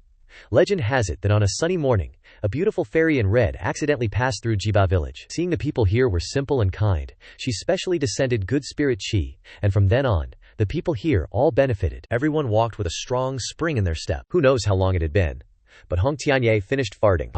He flew down onto the back of the kunpeng and knelt in front of Ye Junlin, sighing, "Shizun, this disciple has purged the energy in his body. Please forgive this disciple." Ye Junlin stood with his hands behind his back and replied, "I know you have a very high self-esteem, but in this case, you must prioritize Bai Xiaoxi. For the next 3 months, you must do everything Xiaoxi tells you to do, to atone for your mistake. Did you hear me clearly?" Hearing this, Hong Tianye thought to himself, "I never thought that I would become a servant to this damn mouse." Then little Hong spoke up and replied, "This disciple has heard. Thank you for Shizun's grace." 3 months later, the sun was shining brightly, and the clouds were rolling. A luxurious treasure ship was controlling the air currents and flying towards a certain place. On top, it looked like a large resort, and many cultivators from all directions were inside. Some were drinking and discussing dako, some were discussing trivial matters, some were flaunting their status, and some were eating and drinking happily. I really want to get to Wuzhou quickly. I heard that the Medicine King Valley is about to open, and I don't want to miss this rare opportunity. Oh, it will definitely be very competitive then. Look, the entire ship is going to Wuzhou. That's right, I heard that the VIP rooms all over the place are full of Hua Shen experts sitting inside. We, like little Foundation establishment fish, can only stand outside and watch the wind. That's nothing. I heard that in the more upscale VIP areas, there are more than a dozen heavenly lords from the immortal Dao Tong. Those heavenly lords are the big shots of the integration realm. Medicine King Valley has always been full of mystical colors. This place in the eastern region is a magical place full of opportunities. Legend has it that Medicine King Valley was originally created by a divine physician called Medicine Sovereign. He had extremely superb medical skills in the ancient period. He was praised by all cultivators. He planted all kinds of famous medicines in the Medicine King Valley, and there was a super large spirit gathering formation inside. They directly absorbed the spiritual energy of half of Wuzhou to cultivate any kind of precious medicine. Throwing out an ordinary precious medicine could cause a storm. Places like this should have been stared at by forces, but Medicine King Valley can be independent, not only because Medicine Sovereign knows how to treat diseases and save people, and made many friends, but the most important thing is that his strength is also terrifying. His cultivation is profound and unpredictable. Later, Medicine Sovereign used medicine to prove the Dabo and overcome tribulation to become an immortal. He used great divine powers to transform Medicine King Valley, setting up various formations. After completion, he flew up freely, leaving countless legends to the human world. Since then, Medicine King Valley has opened once every 100,000 years, and the opening time is limited. And the number of people entering is also limited. Moreover, anyone who causes trouble in the Medicine King Valley or harms the scenery will be destroyed by the power left by Medicine Sovereign. Medicine Sovereign did this on one hand, to bring good fortune to all living beings, and give future generations a chance to change their fate, and, on the other hand, to maintain the normal operation of the Medicine King Valley, so as not to waste the precious medicines inside. In these past few days, it just so happens that the Medicine King Valley is opening up again. So countless cultivators, hearing the news, have rushed to Wuzhou, eagerly awaiting the opening. For ordinary cultivators, this is definitely a chance to change their fate. As for those big-shot figures, naturally they want to take their cultivation one step further. A constant clamor arose from the treasure ship.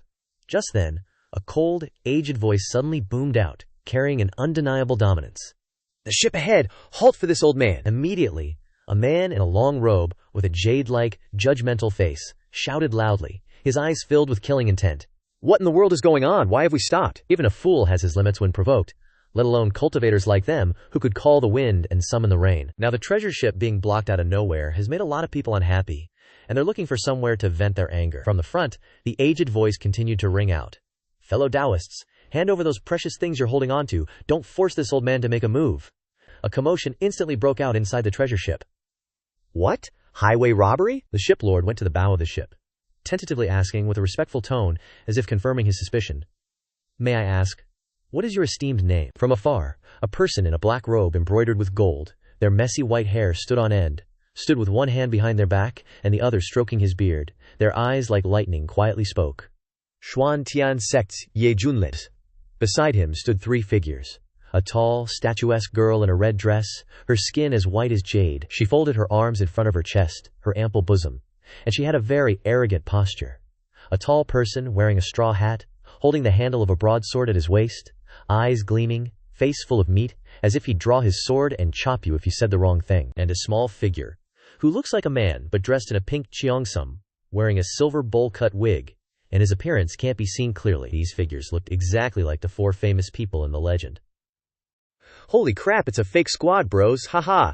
Next chapter is going to be fun to watch. Remember to subscribe to the channel and stay tuned for the next episode. Especially that old white-haired guy. When he publicly stated his identity, it scared the shiplord into a stupor. As soon as the words came out, the killing intent of the angry customers was instantly, like ice water poured on them. They couldn't help but shudder, their whole bodies trembling, their eyes looking forward full of fear. As for the treasure ship, the premium rooms, even the VIP suites, immediately retracted their killing intent, as if nothing had happened. Everyone was trembling and regretting their words just now. That person is the famous white-haired murder god who's known throughout the eastern region. He's dirtied his hands with the blood of tens of thousands of cultivators and stomped on the face of the feather transformation sect. Even at the Xia family's party before Xia broke through the tribulations, the giant sun void immortal, Xu Yang, who came looking for trouble, was immediately killed by him on the spot. It was also at that time that many people knew that Ye Junlin of the Xuantian sect wasn't just a venerable, but actually a true immortal. And now, this guy dares to block the road and rob people in broad daylight. The crowd there immediately stirred. Is that really him? I feel like someone of his stature wouldn't do something like this. It must be a fake. Are you blind or what? Don't you see those people next to him? They're exactly like they are in the legends. That woman is the Hong Fairy, that man is the Blade Devil Li Wuji, and that shortest one is the guard beside the Bai Fa Sha Shen. With this lineup, you still think it's fake? I really admire you for your intelligence. If you want to die, don't drag us down with you. Seeing this scene, the old white-haired man gave a meaningful smile, coughed a few times, and said with an act of seriousness, Li Wuji? The man in the straw hat respectfully replied, Master, your disciple is here, Ye Junlin continued. Hurry and accept the good intentions of these fellow friends, Li Wuji replied. Yes, master. Then, he turned around with a sinister smile, pulled out his broadsword, and rushed towards the treasure ship like a vicious robber, roaring, If you know what's good for you, quickly hand over all your valuables. Don't force this old man to chop you up. The cultivators on the deck only dared to be angry and dared not speak. Each of them only knew to take out their storage rings. Li Wuji paced leisurely with his broadsword, his eyes extremely vicious, and no one on the road dared to look him straight in the eye. It is said that the demon sword Li Wuji had chased and chopped the young master of the Xia family at the Xia family's party, and he could be said to be extremely reckless and without any rules. At this moment, seeing the man in the straw hat with an arrogant aura, everyone in their hearts became more and more certain. This is real. Li Wuji accepted their storage rings and then went to each place and brandished his broadsword, shouting, Damn it, are you dead in there?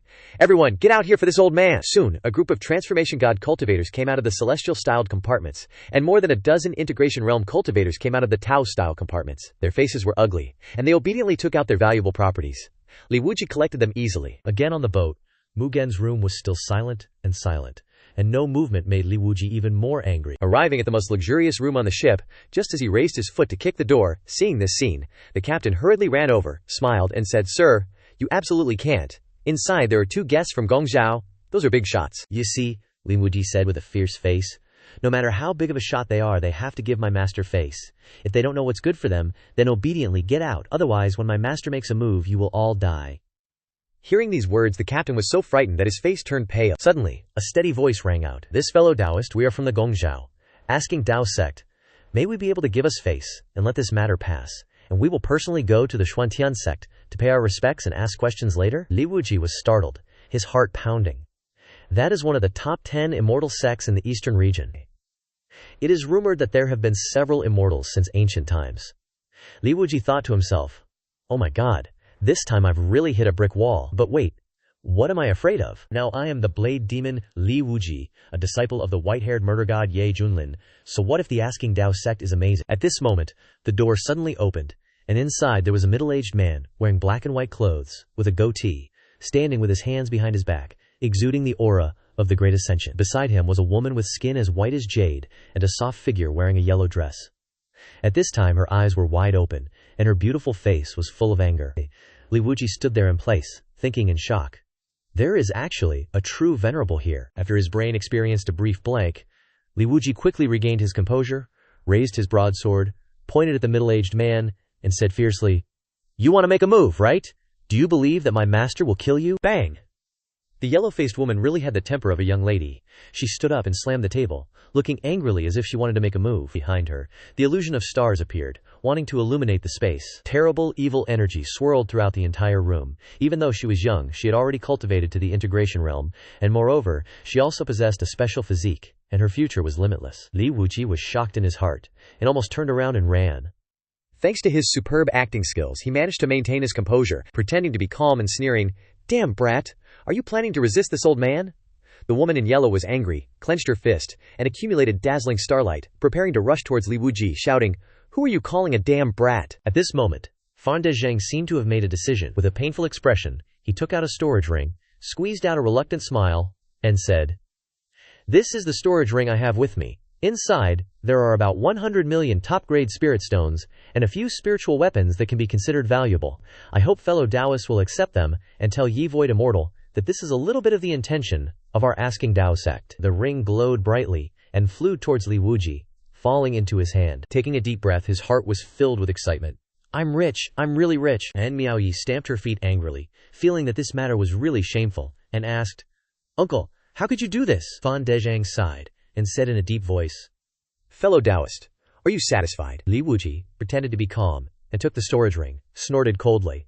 "You know what's good for you? I'll go back and report to my master." After saying that, he put his broadsword on his shoulder, and swaggered out of the room. Ye Junlin was dressed in a black robe, his aura was solemn and majestic, his eyes were as sharp as a knife, and he said slowly, "Well, it seems that there are still people who give my Ye Junlin face. Let's go." Li Wuji replied, "Yes, master." Whoosh whoosh, about the same as a group of people riding cranes flying away, gradually disappearing into the rolling clouds. In the deluxe room on the upper floor, An Miaoyi was cold, her beautiful face full of anger and blame. "Uncle, you have really disappointed me." Fan Dezheng frowned slightly and sighed.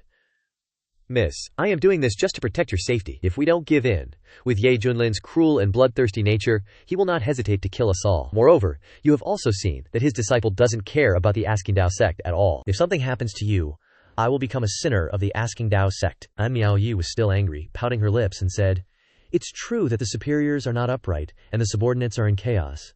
This Ye Junlin is really too much. On what basis can he be so lawless and run amok in the eastern region?" Fan Dezheng could only smile bitterly, not knowing what to say.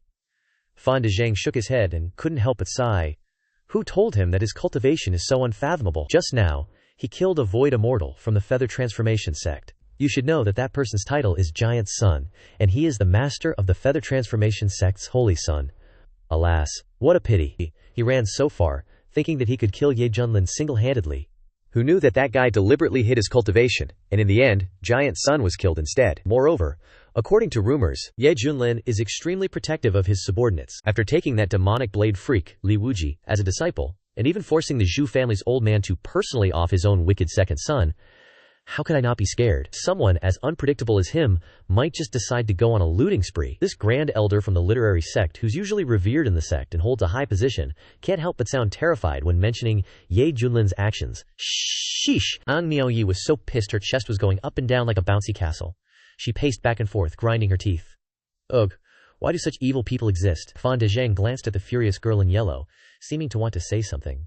He said solemnly, "Young miss, focus on cultivating. With your talent, you'll surpass the tribulation stage, and even achieve immortality someday. Don't forget, you possess the spiritual immortal physique. This kind of physique is no less impressive than the solar immortal physique of the Yuhua sect's Holy Son." Hearing this, An Miaoyi's eyes filled with determination. "Don't worry, Uncle Fan, I'll train hard. When I'm strong enough, I'll eliminate evil and uphold justice. I'll definitely destroy this kind of villain myself." Cut to a remote mountain peak, where a few figures sat cross-legged, dividing their spoils. Haha, Ye Junlin's name is really useful. These past few days, our robberies have all been successful, without exception. A short, dwarfish figure took off his hat, revealing a cunning grin. Hey, what a rush. I was so scared I almost blew our cover. Luckily, that venerable from the literary sect valued Ye Junlin's reputation so much that he obediently submitted. Li Wujifei said excitedly. That's a venerable who's usually high and mighty. I never thought he'd show me respect. Haha, this feeling is awesome.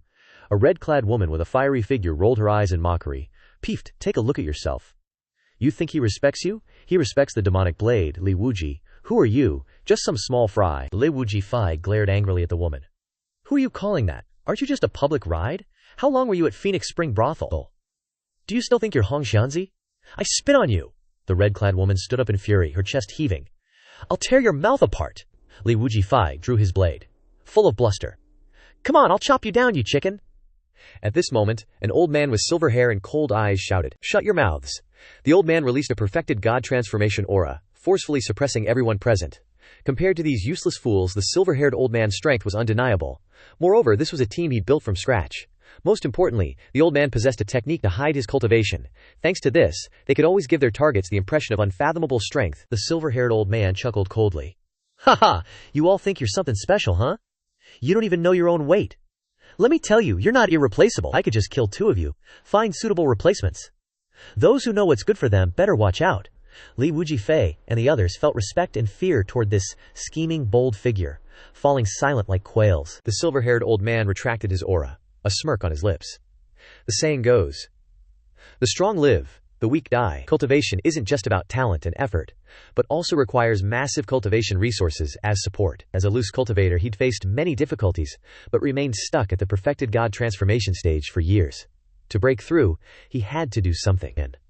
And this trip to the Medicine King Valley was a good opportunity. Taking advantage of the upcoming opening of the Medicine King Valley, impersonating Ye Junlin was the perfect opportunity to cut grass and eliminate roots. Because during this time, traffic was at its peak, and it was the most profitable time to just sit back and enjoy the fruits of their labor. Luckily, Ye Junlin had a fearsome reputation, and with his team, all the targets directly abandoned resistance, obediently forking over money for peace, earning them a tidy sum. This made the silver-haired old man secretly sigh at his own cleverness. As for whether doing this would negatively affect Ye Junlin, he didn't have the slightest regret. After all, this robbery was no different from a mosquito biting a horse compared to wiping out an army of million cultivators. The old man's eyes lit up and he laughed coldly. After this last score, everyone will disband. We'll play even bigger next time. Rumble. Suddenly, dark clouds rolled in from the horizon, and a massive body, tens of thousands of meters long, soared past, creating a powerful airstream. Even from afar, the terrifying pressure made people's hearts pound. The silver-haired old man felt his scalp tingle, his whole body as if he'd fallen into an ice cave. His eyes revealed utter horror. What is that? So scary. What kind of demonic beast is that? It was Tem Ye Junlin Hung Yu's Kun Peng just flew past. Lucky for them, they weren't discovered. Otherwise, they'd all be screwed. Li Wujifei swallowed hard, his face pale.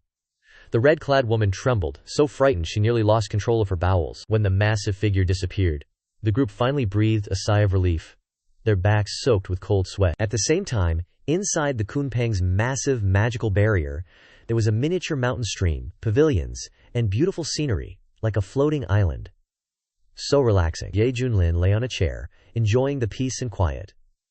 Beside him, Hong Tianye sat holding Bai Xiaoxi and gently scratching its head. Ye Junlin spoke. Little Hong, your punishment period is almost over. Your master will give you a wonderful gift. Little Shi, go get the chocolate ice cream that your master has carefully prepared. Bai Xiaoxi took the finished product and ran over excitedly. Senior brother, here's the swirl ice cream you wanted, the chocolate flavor. Ye Junlin replied. Just leave it there. At this moment, Hong Tianye stood up and looked at the ice cream that Zhao Ji had brought. The corner of his mouth lifted into a slight smile. Hong Tianye shrugged, picked up the ice cream made by Bai Xiaoxi, looked down at expression like an old man on the subway looking at his phone and thought, wow, this shape looks like a pile of dung, and it's black too. Hong Tianye looked at the item that looked like an exam, his expression like he was constipated. Is this food? Seeing Hong Tianye pondering while looking at it, Ye Junlin asked, Little Hong, are you not satisfied with the reward your master gave you? Finally, Hong Tianye tried to restrain his discomfort and secretly used his fingers to scoop a piece and put it into his mouth. At that moment, Hong Tianye's eyes lit up, and he no longer resisted. As before, the coolness melted away. Hong Tianye's face beamed, and he blurted out in his head, This is ice cream. It's delicious, master. Li Wuji ran over excitedly to report, Master, we've arrived at Wuju. I heard that the Medicine King Valley will open in a few days. Li Wuji's eyes immediately shifted to Hong Tianye, who was eating black ice cream next to him. His expression was strange as he thought, Oh, senior brother Hong looks like he's eating. It's really hard for senior brother Hong to pretend to enjoy eating like that. At this time, Ye Junlin raised his eyebrows and asked Li Wuji, "What is this Medicine King Valley?" Li Wuji replied.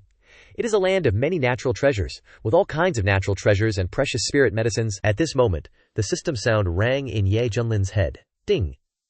Discovered that the host has entered Wu Zhao, specially refreshing the check-in location. Please complete the check-in at Medicine King Valley to receive great benefits. The system's notification sound rang in his head. Ye Junlin said, "Since we're here, let's take a trip to Medicine King Valley. Anyway, if there are benefits, let's go." Cut to Heavenly Spirit City. Heavenly Spirit City has gathered many monks recently, because Medicine King Valley is about to open. Inns and restaurants from all directions are packed. It is common to see a foundation establishment cultivator every 5 steps, and a golden core cultivator every 10 steps. Although monks occasionally have conflicts, they quickly subsided, because there are many bosses hidden here, fearing that they will accidentally bump into someone and die on the road. The Dragon Gate Inn was crowded with people, extremely lively. 4 figures in cloaks stood in front of the inn looking at the sign. Li Wuji said respectfully, "Master, this is the largest inn within 100 miles. We can stay here for a few days and wait until Medicine King Valley officially opens before going in." The leader was tall, with thick silver hair hidden under his hat, and under the brim was a handsome face, his eyes like sparkling stars. Ye Junlin nodded. "Okay, let's stay at this inn. Although we can stay on the Kunpeng, it's a bit boring after staying there for a long time. If we move into this inn, we can experience the local customs and hear about interesting things recently." When the 4 of them walked in, the waiter stretched out his hand to greet them. "Please come inside, esteemed guests." Ye Junlin and the others walked into the inn. Because they were wearing hoods covering their faces, the surrounding guests didn't pay much attention. The reason for doing this was to avoid affecting the surrounding order. After all, Ye Junlin's 4 people are too famous throughout the entire eastern region of the cultivation world. Gathering together easily attracts attention. Hong Tianye followed behind, hesitating for a long time before daring to open his mouth. Quote, "Master, why do we have to hide like this?" In the eyes of this demon sect leader, they all possess strength, and there was absolutely no need to worry about the eyes of outsiders. Anyone who dared to talk nonsense would be killed. Ye Junlin sighed and said, "Oh, my reputation is so great now, there will definitely be many die-hard fans. If I reveal my identity, they will flock to me to ask for autographs, which will make me very miserable." Hearing that, Hong Tianye choked, his facial muscles twitching. He'd thought of countless reasons along the way but never considered this. Sure enough, you shouldn't use a normal person's way of thinking to guess what he's thinking. Hong Tianye took a deep breath, his face full of self-blame, mentally preparing himself again. "It's my fault. Very wrong." Ye Junlin picked a spot on the 2nd floor, gently tapping the table and asked, "Hey waiter, anything worth trying here?" The waiter quickly rushed over, smiling.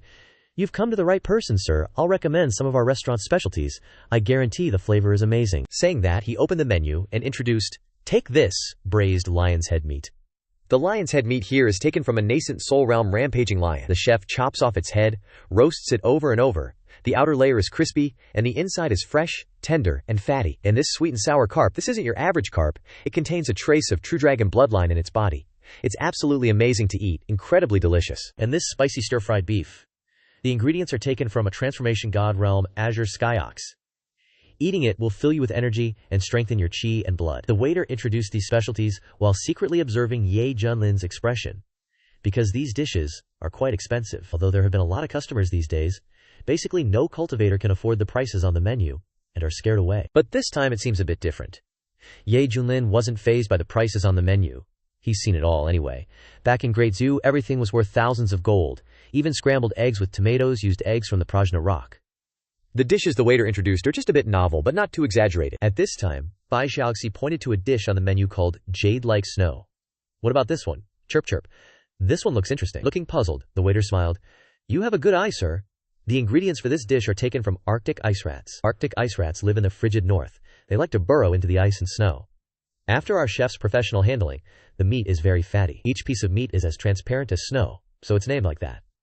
I recommend you prepare a hot pot to dip the meat in." Bai Xiaoxi still had some appetite, but hearing such cruel descriptions, she almost fainted. The waiter tentatively asked, "Sir, would you like this dish?" Xiaoxi shook her head repeatedly, her voice with a sob. "No, chirp chirp, no more." The waiter's face was strange, thinking, "Huh? Why is this little girl's reaction so big? Wait, does she look like a furry rat?" Ye Junlin took out a storage ring with abundant wealth and slammed it on the table. "Besides that snowflower jade meat, I want everything you just mentioned." The waiter was startled. His divine sense probed into the space. Seeing it full of high-grade spirit stones, his mouth was dry, his tongue parched, his heart pounding. thinking in his head, "Wow, what a big spender." The waiter stuttered and quickly left the scene. Yes, this guest, please wait a moment. I will inform the kitchen to prepare immediately. Xiaoxi hugged her head, tears streaming down, feeling sad for the fate of her own kind.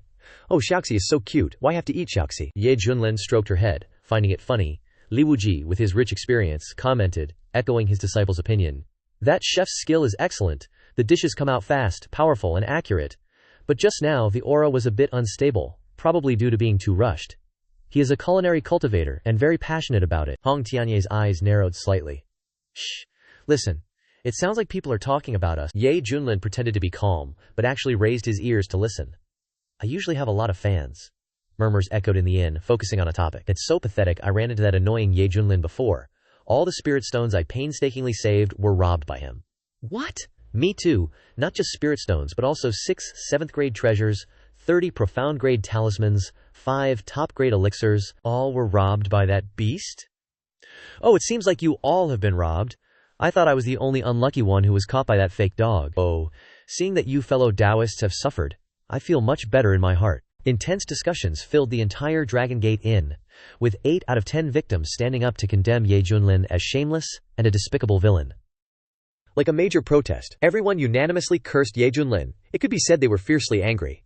They acted as if the Ye Junlin in their mouths was an unforgivable criminal, worthy of being punished by heaven, ground to dust, and pushed into the 18 layers of hell, never to be reincarnated. Hong Tianye lowered his head, his shoulders shaking, as if trying to hold back laughter.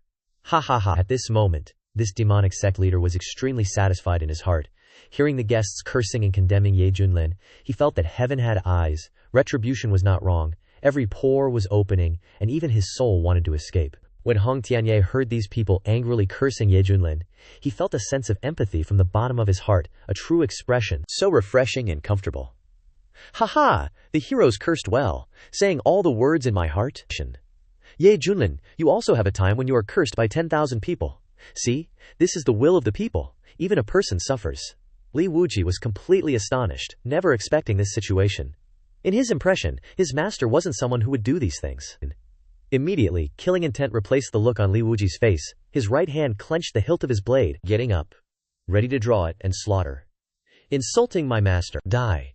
At this time, a large hand pressed down on his shoulder, forcefully holding Li Wuji back. Surprise flashed in Li Wuji's eyes. Master, master, you! Ye Junlin shook his head. Don't be agitated. Listening to them, it's clear that someone is impersonating me to scam others. Who wouldn't be upset being cursed for no reason? It's really like sitting at home and getting hit by trouble from the sky. Ye Junlin tried to remain calm, his expression somewhat unsightly. He saw his eldest disciple next to him bowing his head. He said meaningfully, Little Hong, if you want to laugh, just laugh, don't hold it in. Hearing this sentence, Hong Tianye suddenly felt a chill down his spine. Large beads of sweat rolled down his forehead. Next, he quickly adjusted his state. When he looked up again, his face was full of anger. His eyes were about to spew fire, angrily gritting his teeth and saying, Damn it, these insects are really despicable. Master, as long as you give the order, this disciple will immediately take action, leaving no one alive. Haha. Ye Junlin knew that with Hong Tianye's scheming personality, when he saw him being cursed, he must be secretly laughing in his heart, just not showing it on the outside. Otherwise, he would probably jump in and join the fun because he was too excited. Another person said, It is rumored that Hong Tianye has a nation-toppling appearance, a cold and unparalleled temperament that makes countless men admire. But when I saw her with my own eyes, she wasn't what was rumored at all. Although her appearance is quite decent, somehow there is a scent that seems to be from a courtesan. You are right, with my many years of experience playing around, Hong Tianye only deserves a fair ranking. I don't understand why the rumors are so exaggerated outside. Hearing is not as good as seeing. Another man chimed in, his face full of lust. Fellow Taoist is too objective.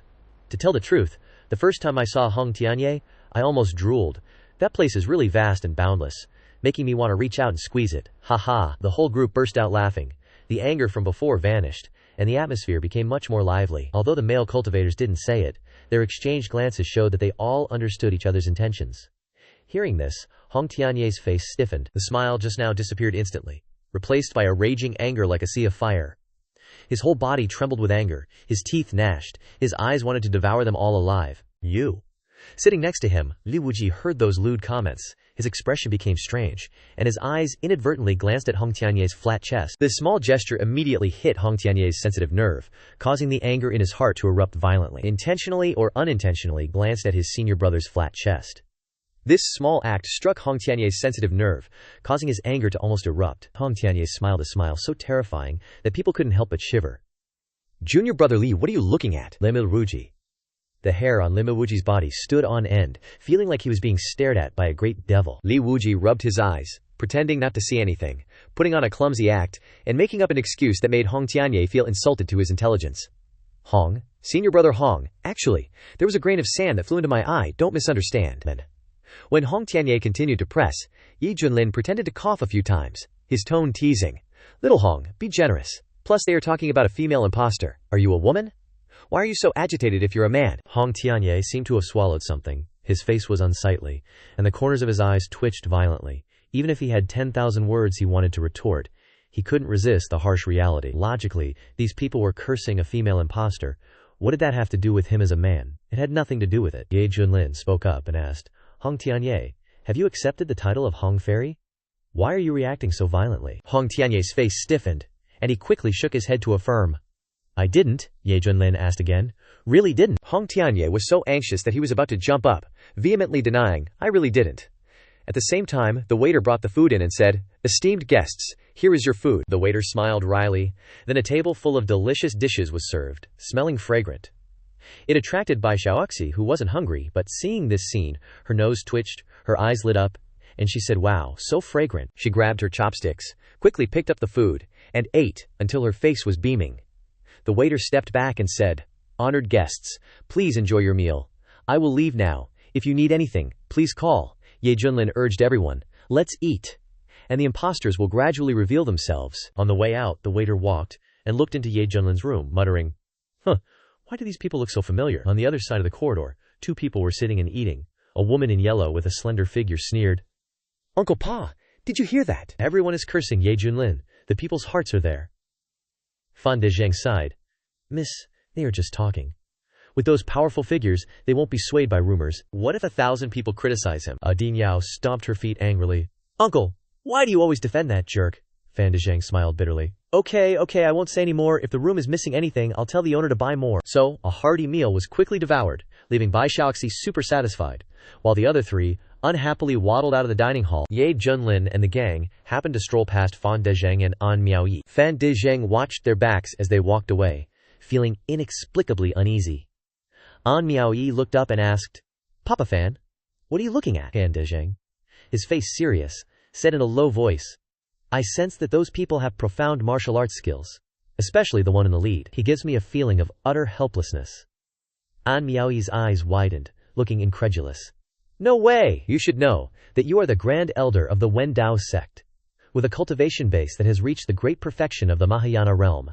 And you possess several ancient secret techniques of the sect. Your strength is terrifying, yet even you are wary of them. Those guys, especially the one in the lead, make you feel helpless. How strong could that person possibly be?" An Miaoyi swallowed hard and asked, "Could he be a loose immortal?" Fan Dezheng gave a bitter laugh. "Miss, be careful when you go out. The Yaowang Valley is about to open, and this inn is sure to be filled with powerful cultivators. It's normal for some to be stronger than me." Scene change. Outside the inn, several oddly shaped figures appeared. Then, on the other side, in a dark corner of the Longmen Inn, more than 10 bizarre figures of the demon race emerged. Their black pupils narrowed, snake tongues darting out, and an evil aura filled their gazes as they stared at the inn with murderous intent. A subordinate respectfully asked, "Honorable High Priest, is it time to act now?" Jia Lugu wore a silver-mouthed hat and a magnificent robe symbolizing earth, holding a jade scepter inlaid with emeralds that emitted a mysterious green light in the night. He flicked his tongue, his eyes cruelly sinister. His voice, cold and deep, as if from hell, weakened the resistance of the human race. "Tonight, I will begin the great massacre plan from this inn, all for the holy war of Mingyuan," Jia Lugu coldly said. The illusory Dream Grand Formation is an extremely ancient formation. There are almost no records of it in the outside world.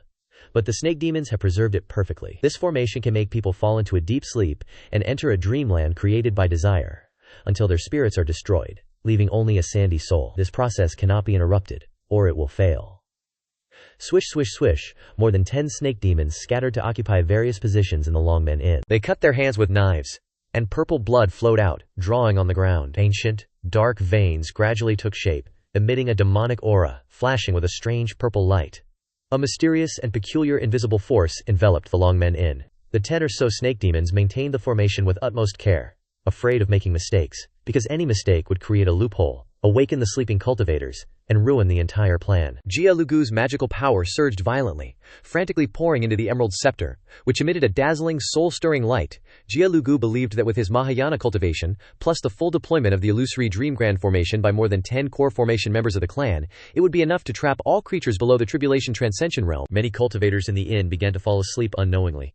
Some lay sprawled on the table, drool escaping their mouths. Some maintained a sitting posture, but their minds had sunk into a dream. The three bros Hong Tianye, Bai Xiaoxi, and Li Wuji were now fast asleep, lost in a beautiful dream. Many cultivators in the inn began to fall asleep without realizing it.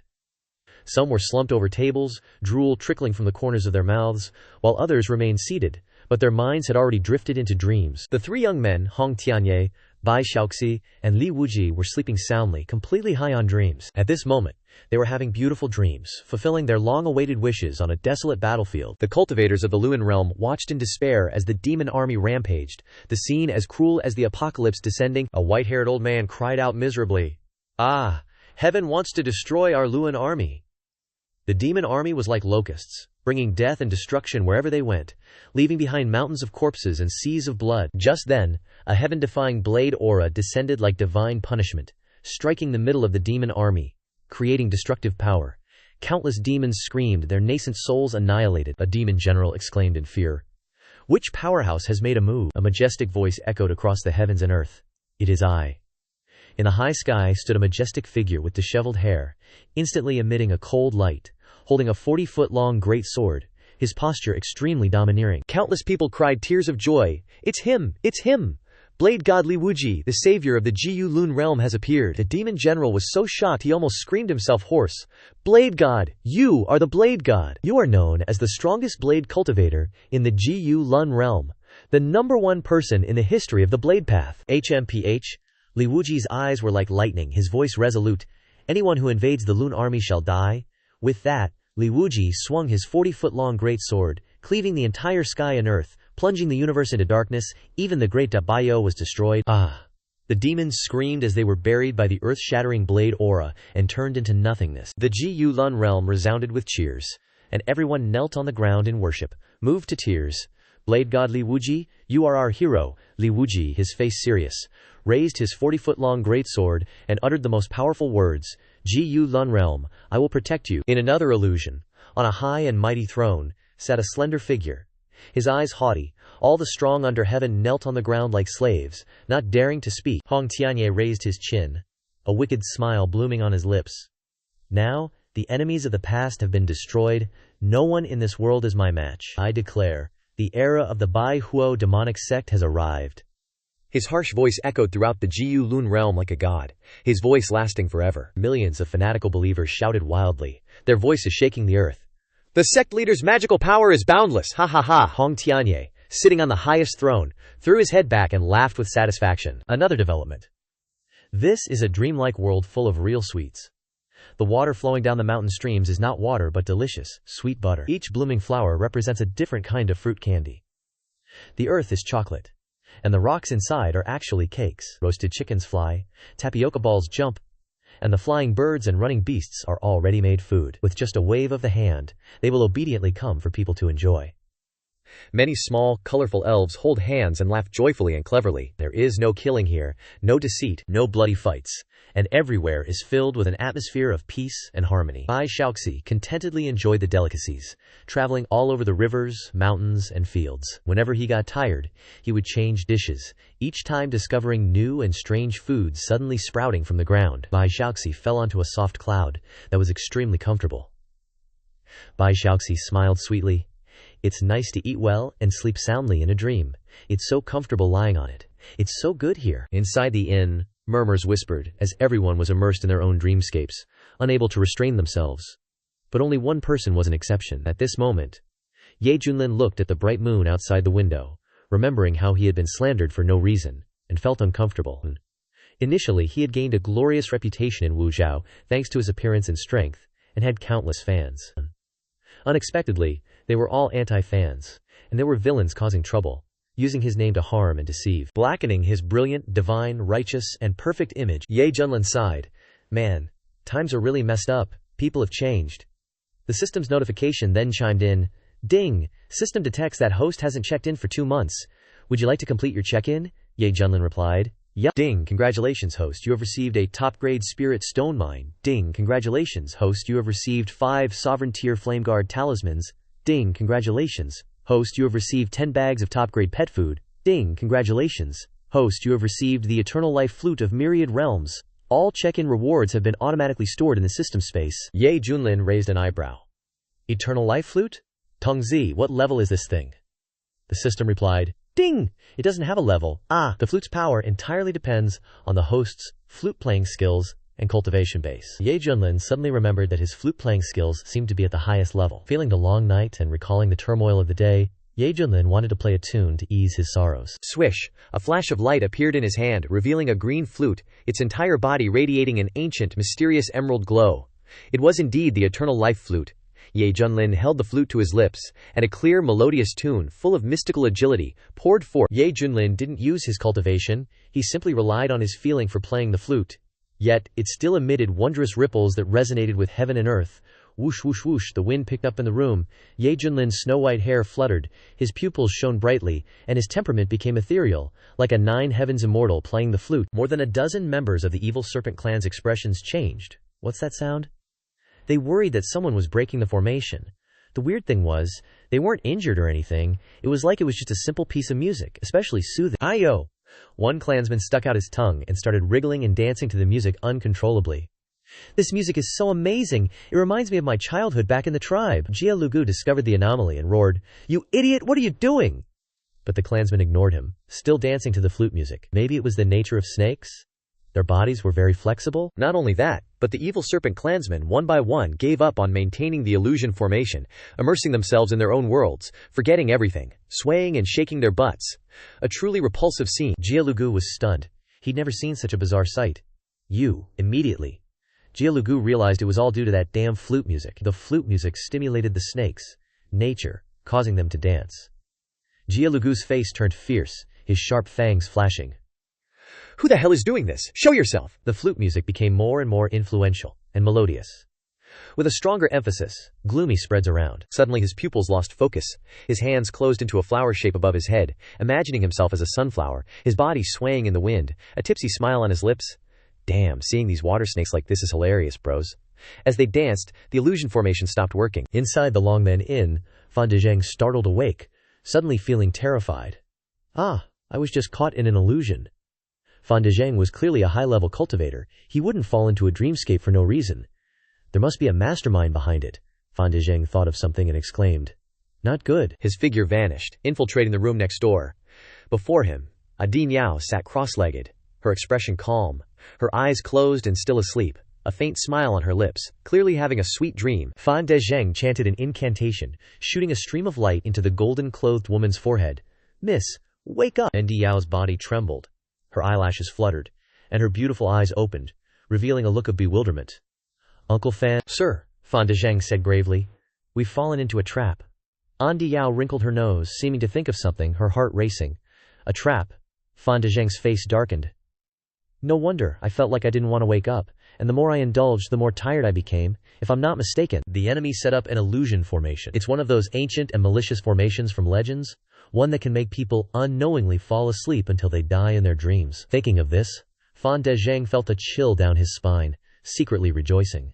Even a great ascension completion powerhouse like him had difficulty restraining himself. If this continued, he'd lose his life here, without any signs of battle, dying silently. And Din Yao didn't believe it. How vicious. What do they want to do? Kill and rob us? Fan Dezheng said in a low voice. Miss, don't wander around, I'll go out and check the situation. Whoosh! His figure flashed, disappearing instantly, then flying from inside the room to the outside. He arrived on the roof of the inn.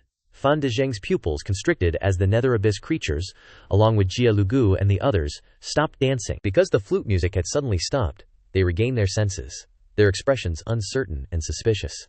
One clansman's scalp tingled, very worried. High Priest, about that strange phenomenon just now. Can this plan still continue? Jia Lugu's eyes flashed with murderous intent as he said coldly. Although it was interrupted just now, most of the human cultivators will choose to continue sleeping soundly because of the beautiful dreamscape. As long as we provide timely treatment, there's still a chance. An angry shout rang out. Stop!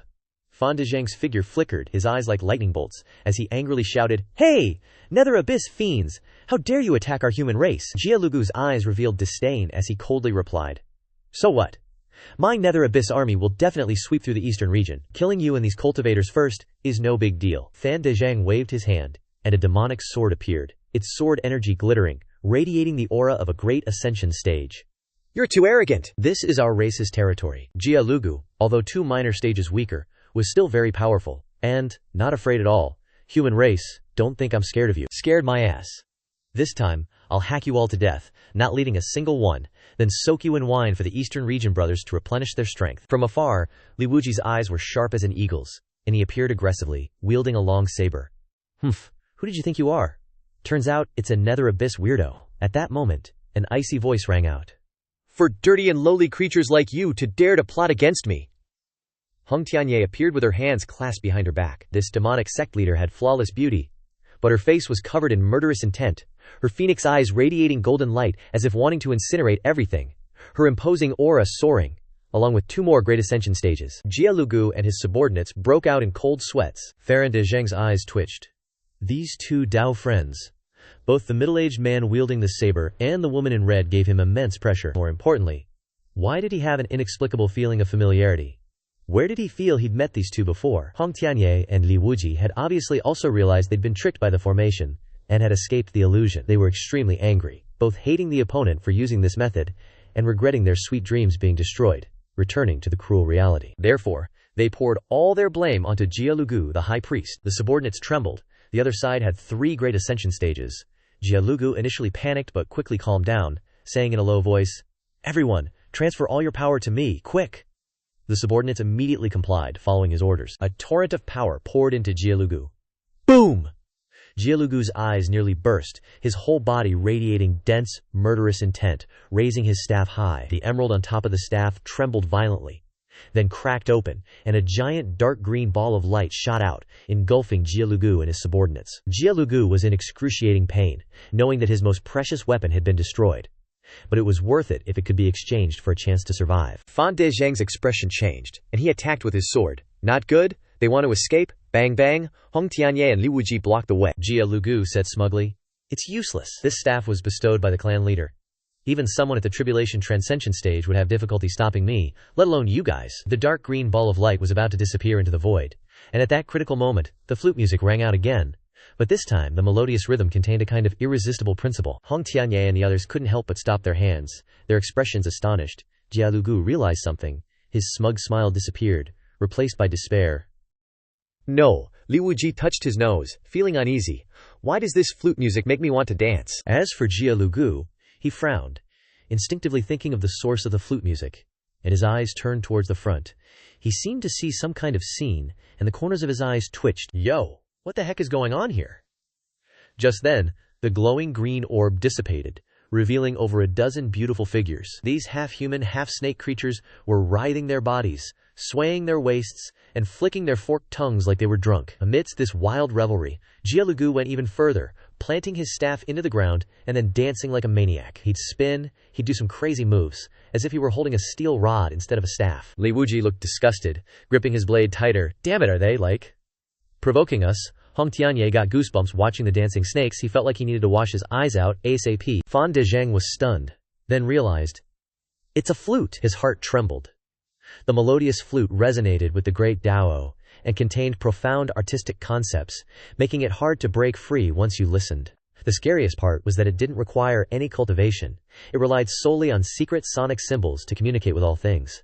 Who could do this? Their skill must have reached an unmatched level, worthy of being revered by all musicians in the eastern region. Fan Dezhang knew that without this senior, the cultivators at the Longmen Inn were doomed. Fan Dezhang sighed. As expected, this inn was full of hidden masters. Inside her room, An Miaoyi's eyes lit up as she tilted her head, listening intently, and said in surprise, "Who's playing the flute here?" The flute music was melodious and leisurely, very gentle. The more An Miaoyi listened, the more she liked it, feeling that the person playing this tune must be very interesting. Over there, Ye Junlin stopped playing the flute midway to switch techniques, adjust his mood, and think to himself, Not bad. Playing the flute is relaxing, soothing both body and mind. As for the things happening outside, Ye Junlin knew, but he was too lazy to care. He had 2 disciples to handle it. A moment later, Ye Junlin finished playing the flute, seemingly sensing something. Stepping outside and opening the door, he saw a beautiful woman in yellow, with fair skin and a captivating appearance. An Miao Yi, who was immersed in the flute music, took a few steps back when the door opened, her hands trembling. Her big, bright eyes reflected the figure of a silver-haired young man, exuding an otherworldly aura, like a fallen immortal. An Miao Yi's heart raced. She didn't expect the musician to be so handsome. She stammered, all flustered.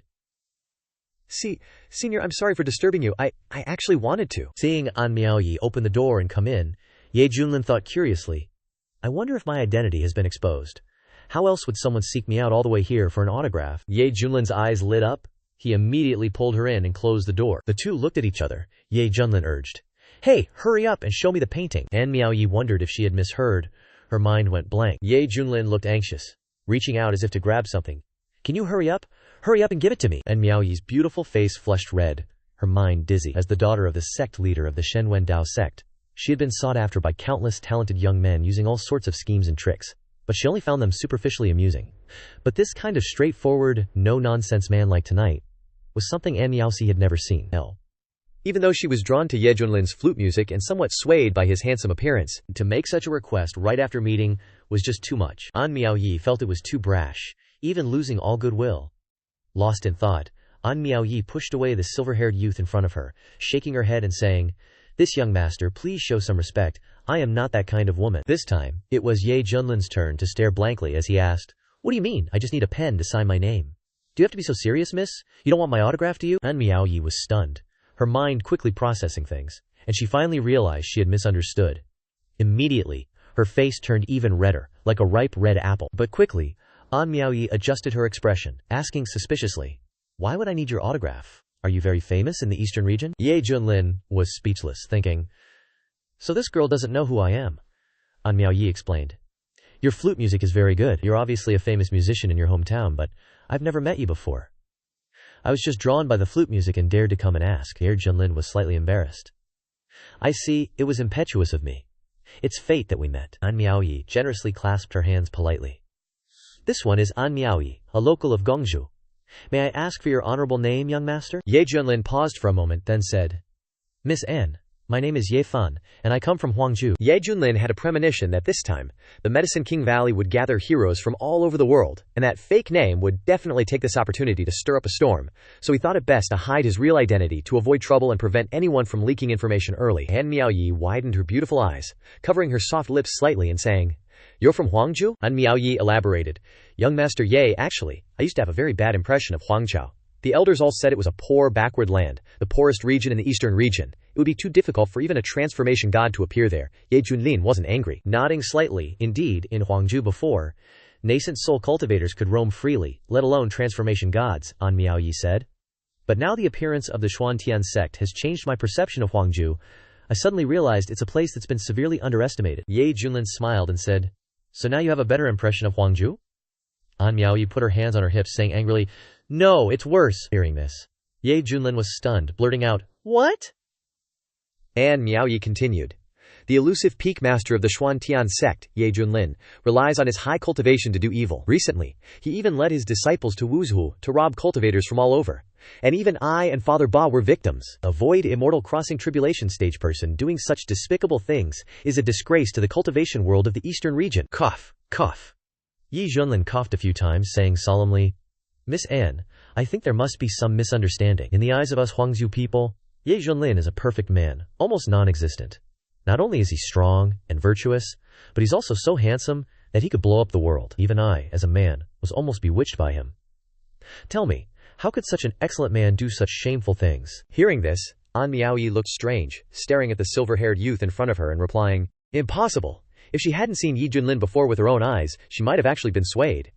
As for being strong, she definitely believed it, but she didn't believe at all that he was virtuous and handsome. An Miao Yi's beautiful eyes sparkled, her voice sincere. Young Master Ye, there's no one else here, you can tell me the truth. You don't have to worry about speaking out and being retaliated against by that old white-haired woman. Ye Junlin's mouth twitched, sighing, Miss An, your imagination is very rich. An Miao Yi continued, looking at young Master Ye's expression. It was enough to prove how many crimes that old white-haired man had committed.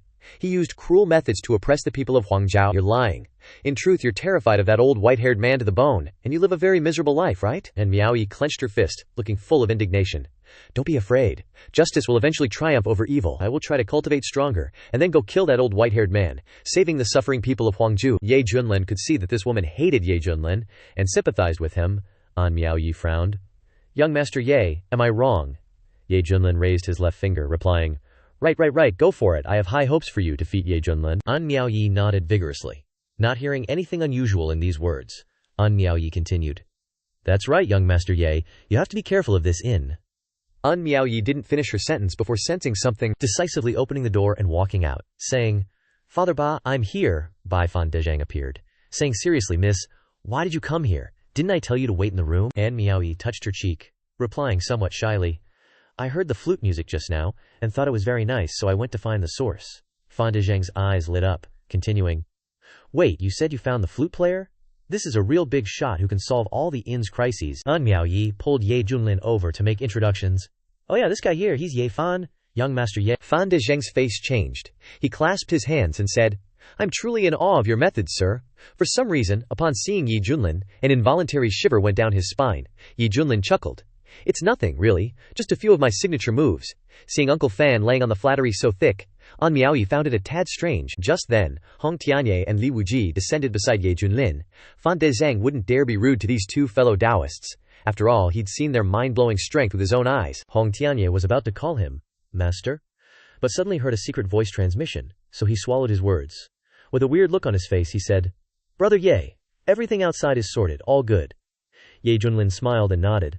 Miao Yi's eyes went wide. Her eyes seemed glued to Hong Tianye, marveling at how this person was as beautiful as a fairy with such an amazing aura. These two are, Ye Junlin started to explain frankly. The one in red is named Wang Kuihua, and the one with the saber is Li Tiedan.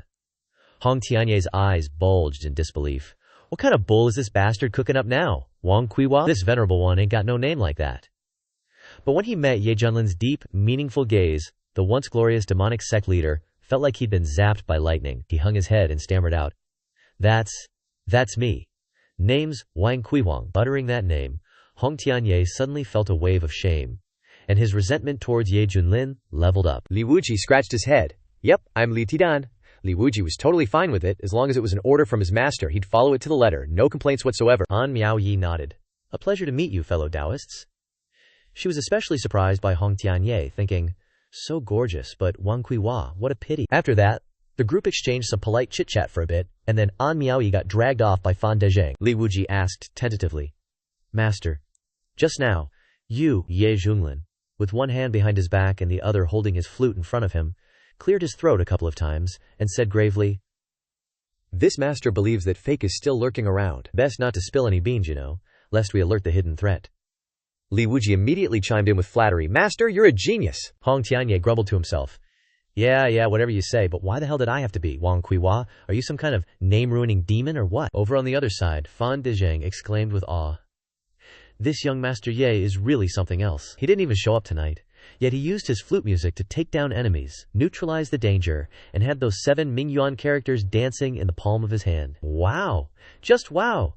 And Miao Yi, surprised, said, Uncle Fan, you're not exaggerating just a teensy bit, are you? Plus, I've noticed those other two always kinda secretly call him Master, or something super respectful. That just makes me even more sure that young Master Yi is incredibly powerful. Fan Dezhang's eyes grew even deeper. I can't quite put my finger on it, but this group, they give me a strange sense of déjà vu, Miao Yi said. Uncle Fan, you're overthinking things. Young Master Ye and his friends are good people. When Medicine King Valley opens, we can totally travel with them, Fan Dezhang replied sternly. Young miss, you can see their faces, but not their hearts. You've been cooped up in the Wendao sect for too long. You don't realize how nasty the world out there can be. Listen, if you ask me, those guys are a bit fishy. We better watch our backs. Early the next morning, people in the inn started waking up, totally oblivious to last night's events. Some even remarked on how unusually good their dreams were. Right at that moment, 100 miles away from Tianling City, a mountain valley shielded by a mysterious magical array suddenly let out a huge roar. Boom! Rumble! Blinding rays of light rocketed skywards, zillions of tadpole-like glowing symbols danced in the air, and the whole misty valley pulsed with an overwhelming pressure. Right away, every cultivator who'd been keeping tabs on things like this had their jaws drop. their eyes shining with shocked excitement. Shouts of amazement ripped through the air. Medicine King Valley's open! Medicine King Valley's open! The news shot like a rocket to Tianling City. Suddenly, Tianling City was buzzing like a kicked beehive.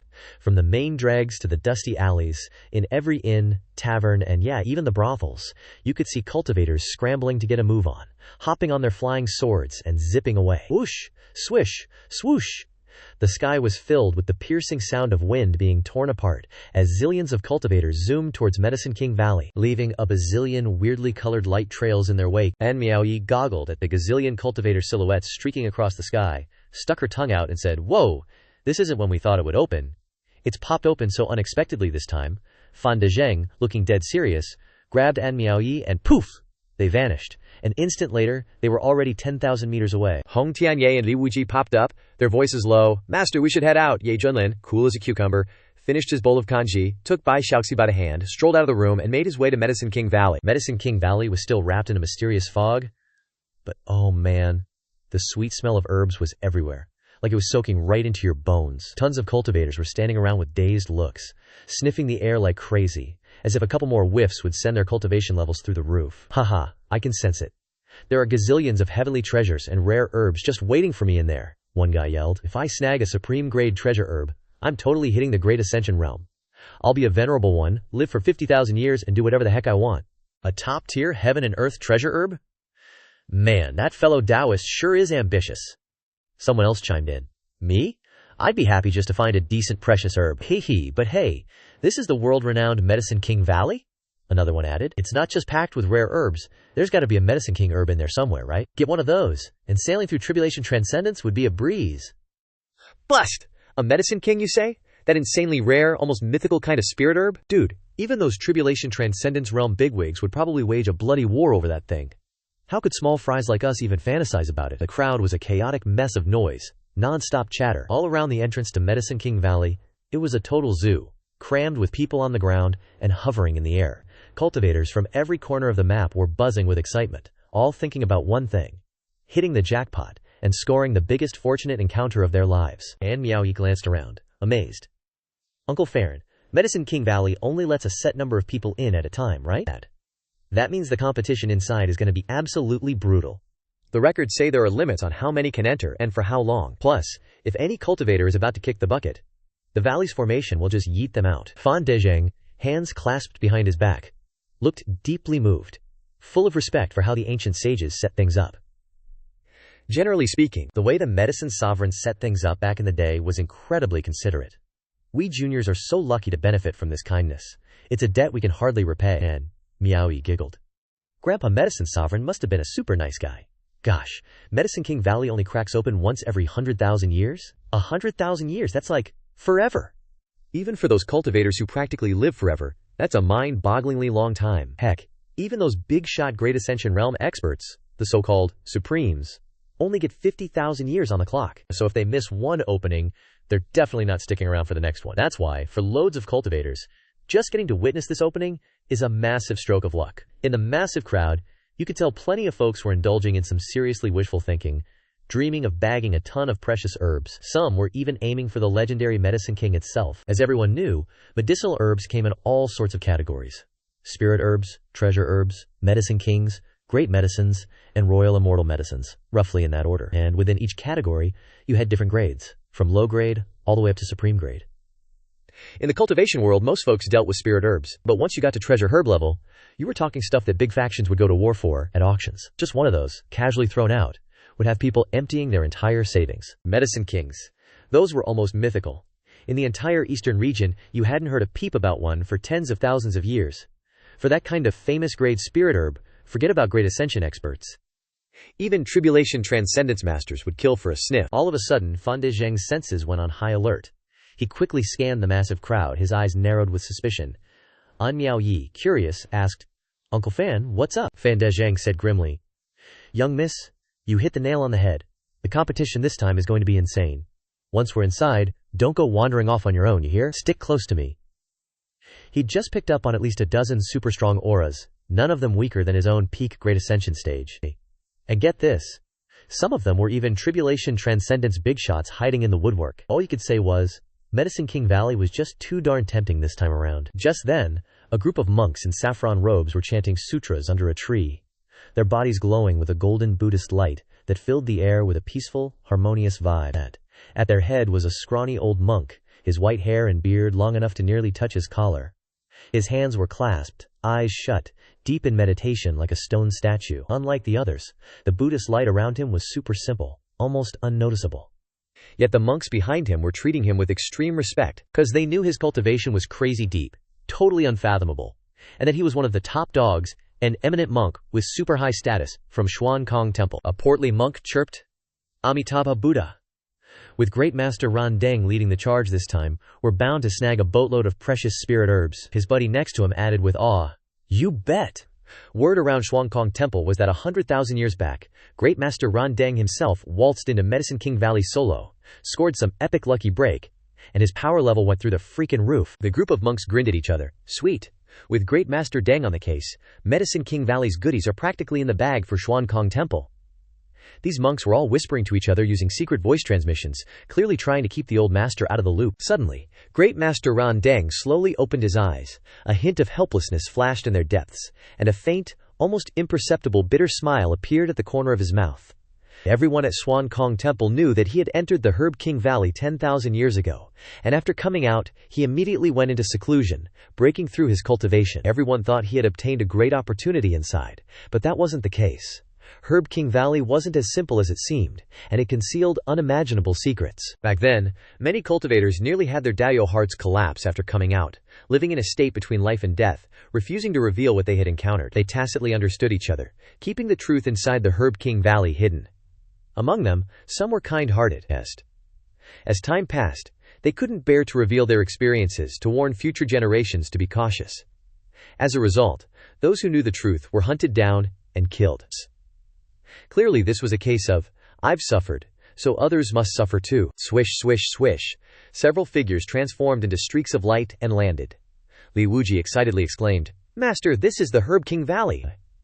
I've heard that the valley is filled with countless natural treasures, and rare herbs that are unseen outside are abundant here. If we can refine a few precious herbs, breaking through our realms will be much easier." Hong Tianye's eyes flashed, showing great interest in this Herb King Valley. Interesting. According to the descriptions, even in the central region, this area would cause fierce competition among the immortal sects. After all, no cultivation power would refuse more cultivation resources for themselves. Ye Junlin shrugged. He was only here to complete the system's check-in mission. Even the rarest medicinal herbs were worthless to him, because he didn't need to rely on these things to enhance his strength or break through realms. Just then, an anomaly appeared at the entrance to Herb King Valley. A massive vortex quickly condensed and began to expand continuously. The crowd of cultivators rushed into the vortex like crazy people. "Hurry, get in! Charge!" Fan Dezheng pulled An Miaoyi along, his great vehicle realm aura erupting and sweeping away many cultivators who were blocking the way, then fearlessly charged inside. "Miss, let's go!" Great Master Ran Deng sighed. This was the nightmare he could hardly forget, but now he had to face it again. If he didn't fail this time, he would surely achieve enlightenment and become an immortal in the future. Great Master Ran Deng finished his arrangements and led his people into Herb King Valley. "A few of you stay behind to provide support. The rest will follow this old monk inside," the remaining people responded. "Understood." On the other side, Ye Junlin calmly entered the vortex with a few disciples. In the blink of an eye, he felt the world spinning, and countless strange runes flashed around him. Soon, they appeared on an open space. Flowers bloomed, birds sang. It was like spring all year round. The sunlight was bright, the vegetation was lush, and the spiritual energy was unbelievably rich. Ye Junlin and the others stood on the top of the hillside, looking into the distance. The rolling mountains looked like a sleeping dragon, shrouded in mist, resembling a fairyland. The Herb King Valley was indeed magnificent inside. Hong Tianye initially looked up and frowned. Then his expression suddenly changed, and he exclaimed, "What's going on, my realm?" He was shocked to find that his perfected great vehicle cultivation had somehow dropped to the most basic qi refining realm, and he was stuck at the 9th level of qi refining. Li Wuji reacted in horror. Me too! For a great vehicle realm expert, falling to the qi refining realm was unacceptable. Like a wealthy merchant suddenly becoming penniless. No different from a beggar on the street. Ye Junlin couldn't believe that his mid-tribulation transcendent cultivation had also dropped to the 9th level of qi refining. This was the result of so many years of hard work. Admitting that it was a bit exaggerated, Ye Junlin's expression quickly returned to normal. and he didn't feel heartbroken at all. For him, the realm was just a number. As long as he faced a tribulation-transcendent expert, his cultivation could be restored immediately. Moreover, the decrease in cultivation must be related to the Herb King Valley. Ye Junlin stroked his chin and said, "This is interesting. It seems that old Herb Sovereign is playing tricks." Ye Junlin looked around and said, "He wants to forcibly suppress our cultivation and then let us fight in this valley. It's just that the destructive power of the 9th level of Qi refining is quite small, and even if everyone fights desperately, it won't affect the valley. But going from big shots to pecking at each other like chickens will inevitably feel uncomfortable. Herb Sovereign is a righteous person, and he must be doing this fairly." Now that everyone is at the 9th level of Qi refining, there is no difference in cultivation or magic treasures to suppress each other. Lion Wuji shook his head and sighed. "Alas, but I can't use my sword, because the difference in realms is too great, and I can't wield it. My sword is a 9th grade spiritual weapon. I simply can't use it with the Qi refining realm." A rusty-looking broadsword appeared in Li Wuji's hand. But from the faint ripples of spiritual energy, one could see that it was a magic tool. Li Wuji was secretly pleased. "Luckily, I still have this." Ye Junlin was curious. "You've kept this most ordinary magic tool until now?" Magic tools were the lowest level of magic treasures, followed by treasured artifacts, spiritual weapons, mystic artifacts, and immortal artifacts. Li Wuji said embarrassedly, "Master, I won't hide it from you. This is the first magic tool I obtained when I embarked on the path of cultivation. This sword has been with me since I was at my weakest, until now. And I still keep it." Li Wuji reached out and gently stroked the old broadsword, his eyes full of nostalgia as he muttered, "Old partner, I didn't expect that we could fight together again." How can a sword cultivator be without a sword? Having a weapon in hand is the only way to unleash one's strength. Without a sword, it's like cutting off one's own hand. Ye Junlin nodded. "That's the reason." The system notification rang. Ding! Detected that the host has arrived at Herb King Valley. Do you want to check in? Ye Junlin thought to himself. Check in. Ding. Congratulations to the host for receiving a bottle of Supreme Enlightenment Tea, which can be brewed and drunk during leisure time. Supreme Enlightenment Tea. When consumed by cultivators, their cultivation and techniques will increase sharply. Ye Junlin shook his head. It was useless to him. Forget it. It's good to take it out to quench my thirst. At this moment, Hong Tianye narrowed his eyes and stared at the silver-haired youth, secretly channeling his inner strength in his sleeves. In the past, he had to be wary of the other party's cultivation, but now everyone was at the 9th level of Qi refining, which was fair. As long as he found the opportunity to strike with all his strength, how could he not defeat him? Hong Tianye had already thought of ways to torture this person, such as tying him to a tree and flogging him, burning his lips with fire. But Li Wuji's next sentence ruined Hong Tianye's plan. That's right. I heard that if cultivators fighting in Herb King Valley are in danger of losing their lives, they will be automatically teleported out. Li Wuji held the sword, his face full of satisfaction. So we don't need to worry. We can just fight with all our strength. Hong Tianye's mouth twitched. If that was the case, he would definitely be settled scores with after going out. After the painful lesson before, he didn't dare to risk exposing himself without absolute certainty. Ye Junlin glanced at him and saw that this senior disciple seemed unusual. He sneered in his heart, knowing what he was thinking, and let him continue to calculate. Suddenly, there was a small noise in the grass. Bai Shaoxi discovered it, raised his hand, and said with a surprised expression, "Ah, look!" Myriad lively medicinal herbs grew in the grass. There were leaves that reflected the light of the Milky Way, and tangled roots crawled everywhere. There were flowers like sunflowers that shone brightly with a compelling pressure, and there were foxtails that swayed gently. They all contained the essence of medicinal power, enough to prove that they were the purest treasures. One should know that spiritual wings with spirituality are relatively common medicinal materials, while treasures that have opened their minds can think for themselves and even move freely. Li Wuji laughed loudly. Ha ha, heaven is helping me. So many treasures are coming to my door. Hong Tianye frowned. Well, these low-grade treasures. We are all at the 9th level of Qi refining, and the Qi refining realm has 10 levels. They don't feel strange to the treasures. Cultivation. Treasures that have opened their minds naturally also cultivate, but even so, their natural combat power is weaker than that of human cultivators, because medicinal materials are not suitable for fighting. Their advantage is their long lifespans. As long as they hide, they can slowly cook to death those cultivators who covet them. That's also an important reason why collecting treasures is difficult. Seeing this, Li Wuji and Hong Tianye rushed forward. Li Wuji spoke. My dear T, luckily I can suck up spiritual herbs again. Hong Tianye flew right behind him, quickly reminding, don't be careless. These spiritual herbs have opened their minds, and our cultivations have been suppressed. We can't be careless at all. Several mushrooms revealed sinister smiles, their laughter eerie and strange. I want to strip them naked and make them run around the valley, ha ha. Another foxtail trembled excitedly. What's so good about that? I want to make them run backward, so that these human races can taste the humiliation in Herb King Valley. These arrogant words startled Ye Junlin and the others. Li Wuji's expression was strange. What? Treasures dare to be so arrogant? Normally, they hide, afraid of being captured and refined by human cultivators. How can they be so arrogant? Hong Tianye sneered. HMPH. They really don't know how to live or die. He casually waved his hand, and a purple ball of fire flew out, dragging a dazzling aura. The white foxtail bent down, shooting out countless sharp wind blades. Boom! The wind blades and fire collided, creating a strong energy wave. Hong Tianye was a little surprised, and a thought flashed through his mind. What? For fear of burning these treasures to ashes, he only used 40% of his strength. But the power was still strong enough to suppress most chi-refining cultivators, yet it was blocked by a foxtail. Li Wuji was shocked and exclaimed in surprise. This! Li Wuji almost thought he was hallucinating. Even he had to try his best to receive it. But the move was easily resolved. These treasures in Herb King Valley are not simple. The foxtail angrily conveyed its thoughts. You stinky woman, dare to attack me, I will strip you naked and hang you on a tree to be. Hearing that, Hong Tianye's forehead bulged with veins as he said in a cold voice, You want to die? Just a single piece of treasured herb, and you dare to act presumptuously before me. It's a joke for the world. This time, Hong Tianye used his magic power to unleash a powerful red flame, its might terrifying. The dogtail grass swayed madly, shooting out countless sharp wind blades that tore the ground apart, yelling, I let the women go, but you came. I won't be gentle with you. Boom, boom. The scene was extremely horrifying. It was hard to believe this was a battle between cultivators in the 9th level of chi refining. Hong Tianye felt ridiculous. To actually be wrestling with a treasured herb, he attacked even more fiercely. The dogtail grass couldn't withstand it, retreating continuously, burning in the flames, crying out, What are you guys spacing out for? Save me! I'm about to be burned to death by this bitch. A dozen other treasured herbs giggled as if watching a play. But they couldn't just watch their own side die, so they attacked Hong Tianye together. Swish, swish, swish. Several powerful streams of energy shot over, and the powerful flame was immediately blocked. Hong Tianye's face was ugly.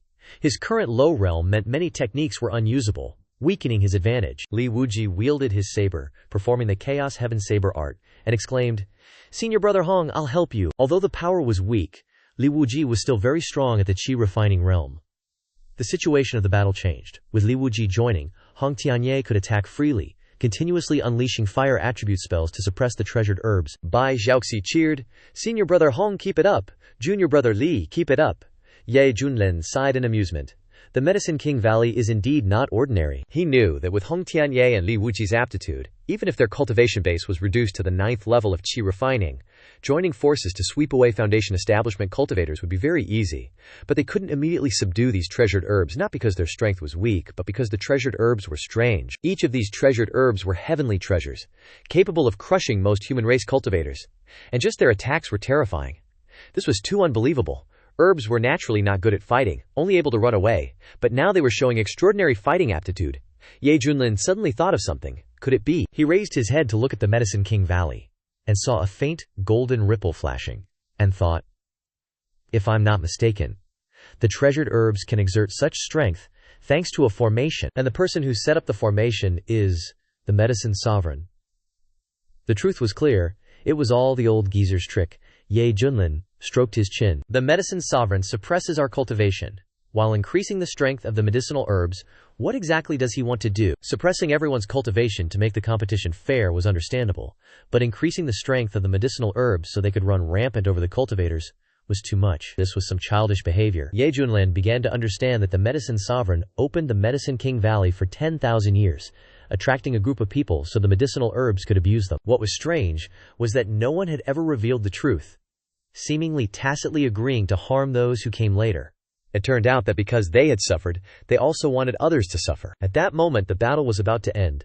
A dozen treasured herbs were beaten to pieces, each of them losing their minds, collapsing raggedly on the ground. The dogtail grass was charred black by the fire, a strong medicinal smell filled the air, and urgent pleas replaced its previous arrogance.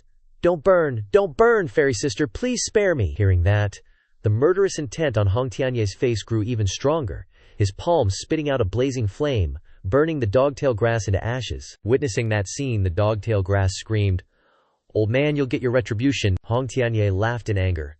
A terrifying firework appeared in his palm. He rushed forward and swung his hand down fiercely. The sunflower shot out a dazzling golden beam, powerful enough to tear the earth and pierce mountains. But it still couldn't withstand Hong Tianye. Ah! The sunflower shrieked miserably. Its body was smashed into pieces, scattered throughout the forest. Li Wuji's footwork was nimble. His saber spun like lightning, chopping the treasured herbs into neat and clean sections very quickly. Ye Junlin said, "It's all over, clean it up, and we'll cook it into soup later." Li Wuji replied, "Yes, master," Bai Xiaoxi exclaimed. "Ah, this one is still alive." Then she squatted down to look at a severed, dry vine that was still wriggling like a snake. She poked it with a branch, and the dry vine seemed to understand its despair, using the last of its strength to bloom a small flower, then released a dazzling silver light ball. Boom! With a loud explosion, the silver light ball exploded in the sky, revealing an image of a pure white axe. After that, the dry vine helplessly fell down. No longer moving, Li Wuji frowned, seeing the image of the pure white axe. Ye Junlin revealed a strange expression. Could this be a distress signal from the Axe Gang? He realized that the treasured herbs had gained intelligence. And having lived in the Medicine King Valley for many years, they also knew how to form gangs. The dry vine just now was clearly asking for help. In other words, they were about to face an encirclement by a pile of treasured herbs. Hong Tianye sneered. "Is this a good thing or a bad thing? No matter how many come, I'll burn them all to ashes." Li Wuji coughed a few times. "Senior brother Hong, restrain yourself a little. These are all treasured herbs. I think cooking them is the way to go. HMPH. Hong Tianye turned his face away and said. Ye Junlin smiled. "You guys must have noticed something during the battle." The two nodded. "Master, these are not ordinary herbs. Following this trend, they will become even stronger in the future. Most cultivators who enter the Medicine King Valley, I'm afraid." Li Wuji paused. But the meaning was clear. Even they had to spend a lot of effort to suppress them. Let's see how many cultivators can handle it. I bet a ton of them are going to get screwed over, humiliated by these spirit herbs. Hong Tianye is like, "I suspect Yazun did this on purpose.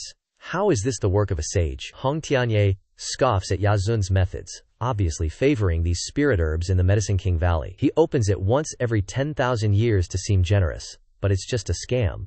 He's still an immortal. Li Wuji frowns. "No way!" Rumor has it that Yazun does good deeds, and his medical skills are superb. In ancient times, he could bring the dead back to life. He's renowned as a great figure praised in the eastern region. I don't think he'd go so far as to set a trap. He's probably just favoring them to protect them. Hong Tianye shoots back, "Haha, do you even hear yourself? If he really wanted to protect them, why open the Medicine King Valley at all? Just keep it closed forever.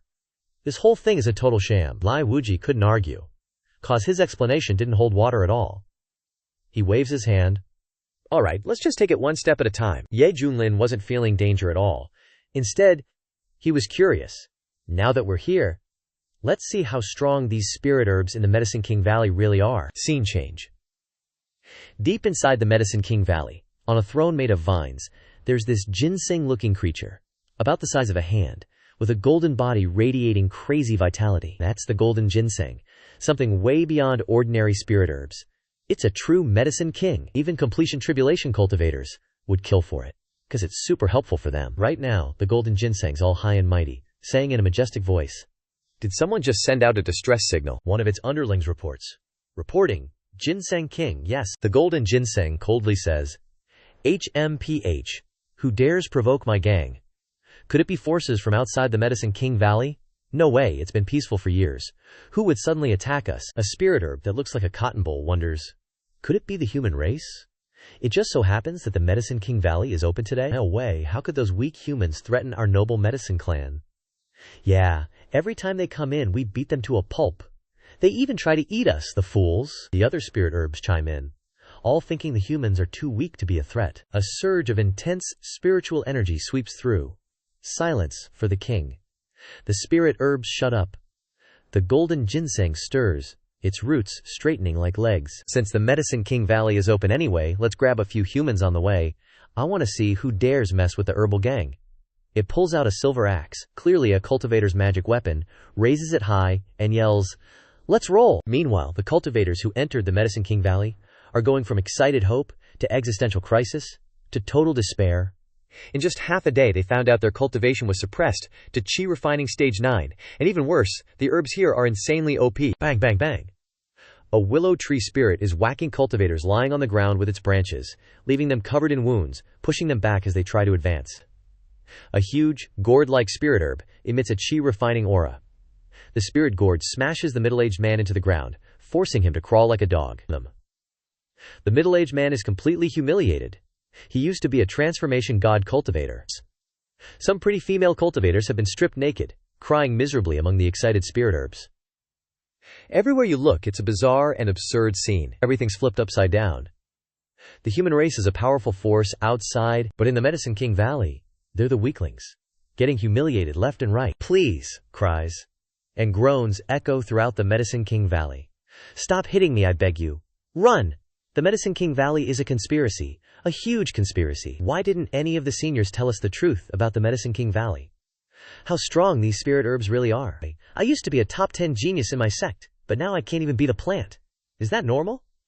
This experience is definitely going to leave them with some serious trauma. Amidst the chaos, a group of monks from the Xuankang Monastery are surprisingly calm and collected in the Medicine King Valley. Thump. A deep bell sound resonates as a large golden bell appears, covered in intricate patterns, radiating an unshakable aura of defense. Grandmaster Randang is using the golden bell shield to easily block the spirit herbs' attacks, then lightly raises his hand like it's made of glass, instantly closing the distance and striking several spirit herbs in quick succession. Boom, boom, boom, boom! The spirit herbs are struck by lightning, falling to the ground, silent. A disciple hurries over, excitedly picking up the fallen spirit herbs and stuffing them into his storage pouch, saying, Grandmaster Randang is truly amazing. With you leading us, we're sure to return victorious. The Xuankang Monastery monks are thrilled, looking at Grandmaster Randang with admiration, seeing him as a god.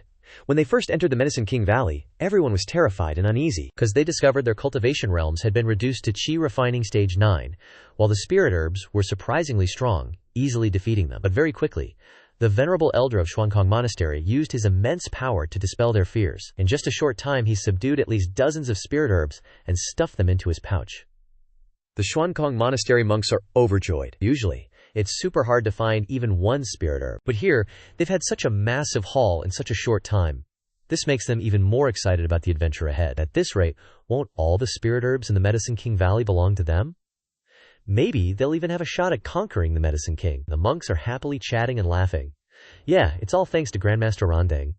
When we get back to Xuankang Monastery, we're definitely getting rewarded big time. This trip was worth it. Amitabha, Grandmaster Randang, puts his hands together in prayer, chanting Buddha's name, but his eyes gleam with cunning. It's hard to miss the smug look on his face, that all the preparations he's made are worthwhile. Last time, his cultivation was suppressed, revealing a lot of weaknesses, and he was miserably tormented by these little demons. But this time, he can finally breathe freely and hold his head high. After that, Grandmaster Randang's group continues forward.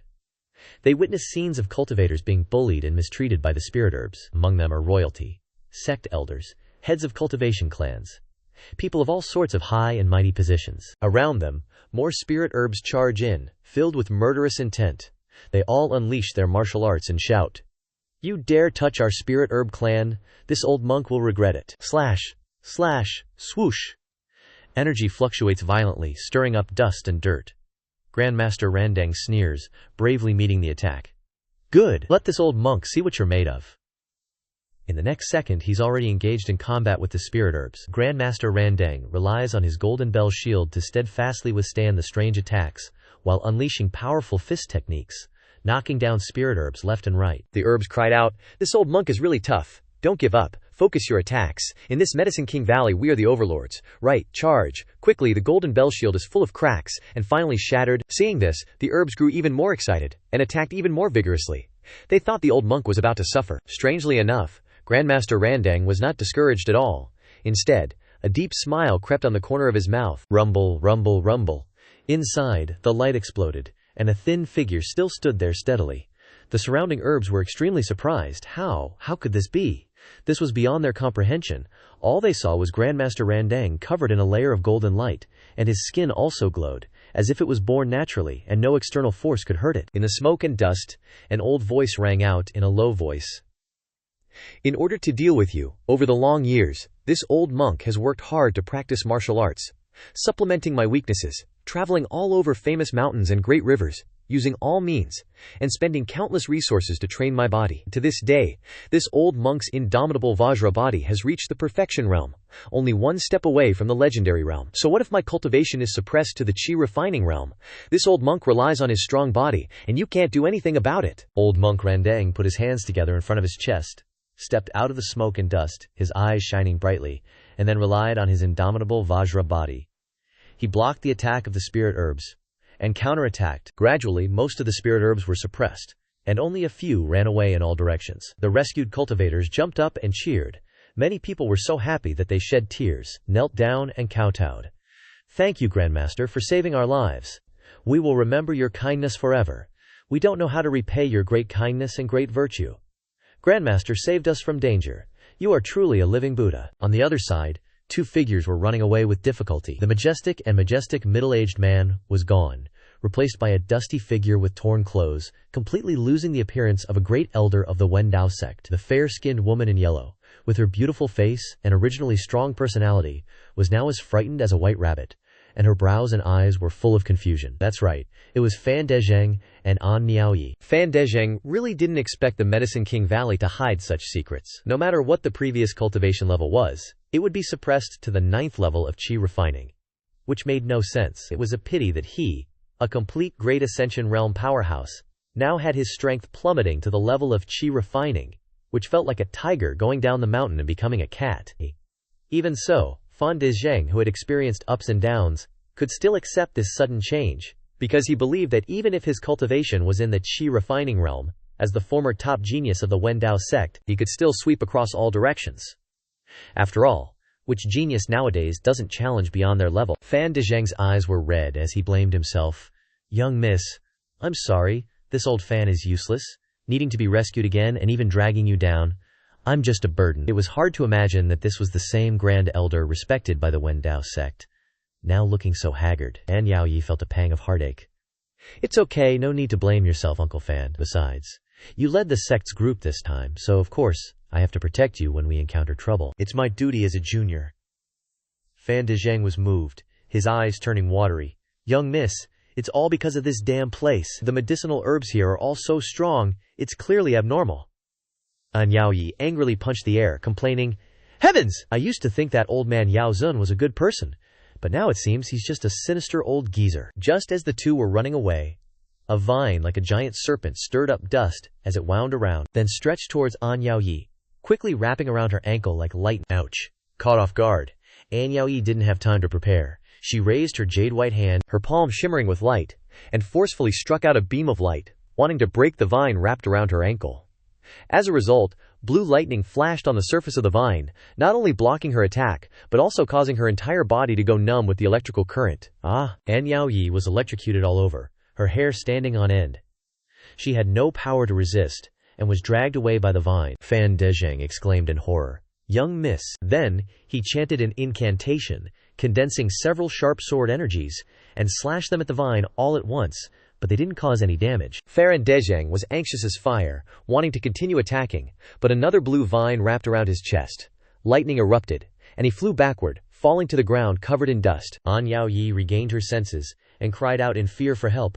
"Uncle Fan, save me! Hurry, save me!" Fan Dezheng struggled to his feet, gritting his teeth and chasing after her. Damn it! Which medicinal herb is attacking? In an instant, the scene before him stunned him. It was a giant tree with lush foliage, with over a dozen intertwined blue vines coiling around its trunk. The entire vine emitted a turquoise light, and upon closer inspection, one could see mysterious patterns, making it look incredibly mysterious. Fan Dezheng was stunned, cold sweat running down his back. Could this be the Zhu Ji Lei Tang? Because this was clearly a middle-grade herb king. Its cultivation level was already at the middle stage of foundation establishment, according to the Herb King Valley's standards. This meant its power far surpassed that of ordinary precious herbs. Fan Dezheng's spirit collapsed. He could only deal with ordinary precious herbs. How could he deal with this kind of herb king?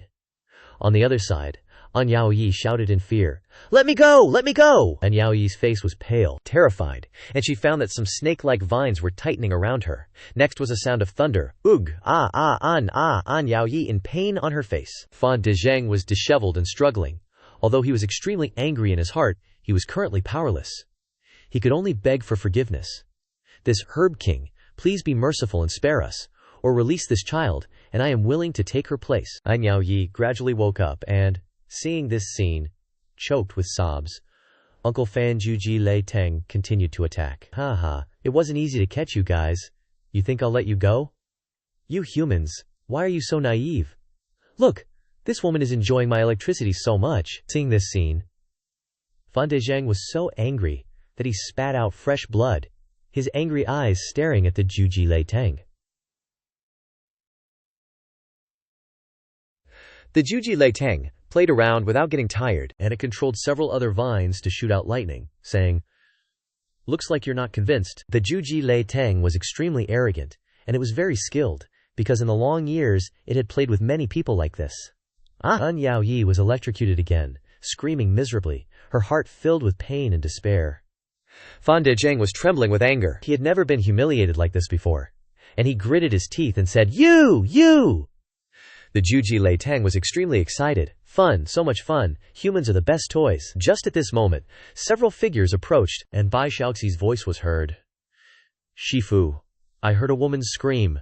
No doubt she's being tortured by medicinal herbs. Inside, there's a little older sister tied up, and she looks very painful. Ye Junlin heard the voice and looked over, stunned on the spot. Heavens, what kind of picture was this? In Ye Junlin's eyes, An Yao Yi was tightly bound by the vines, her soft figure even more prominent, and her expression was embarrassingly indescribable.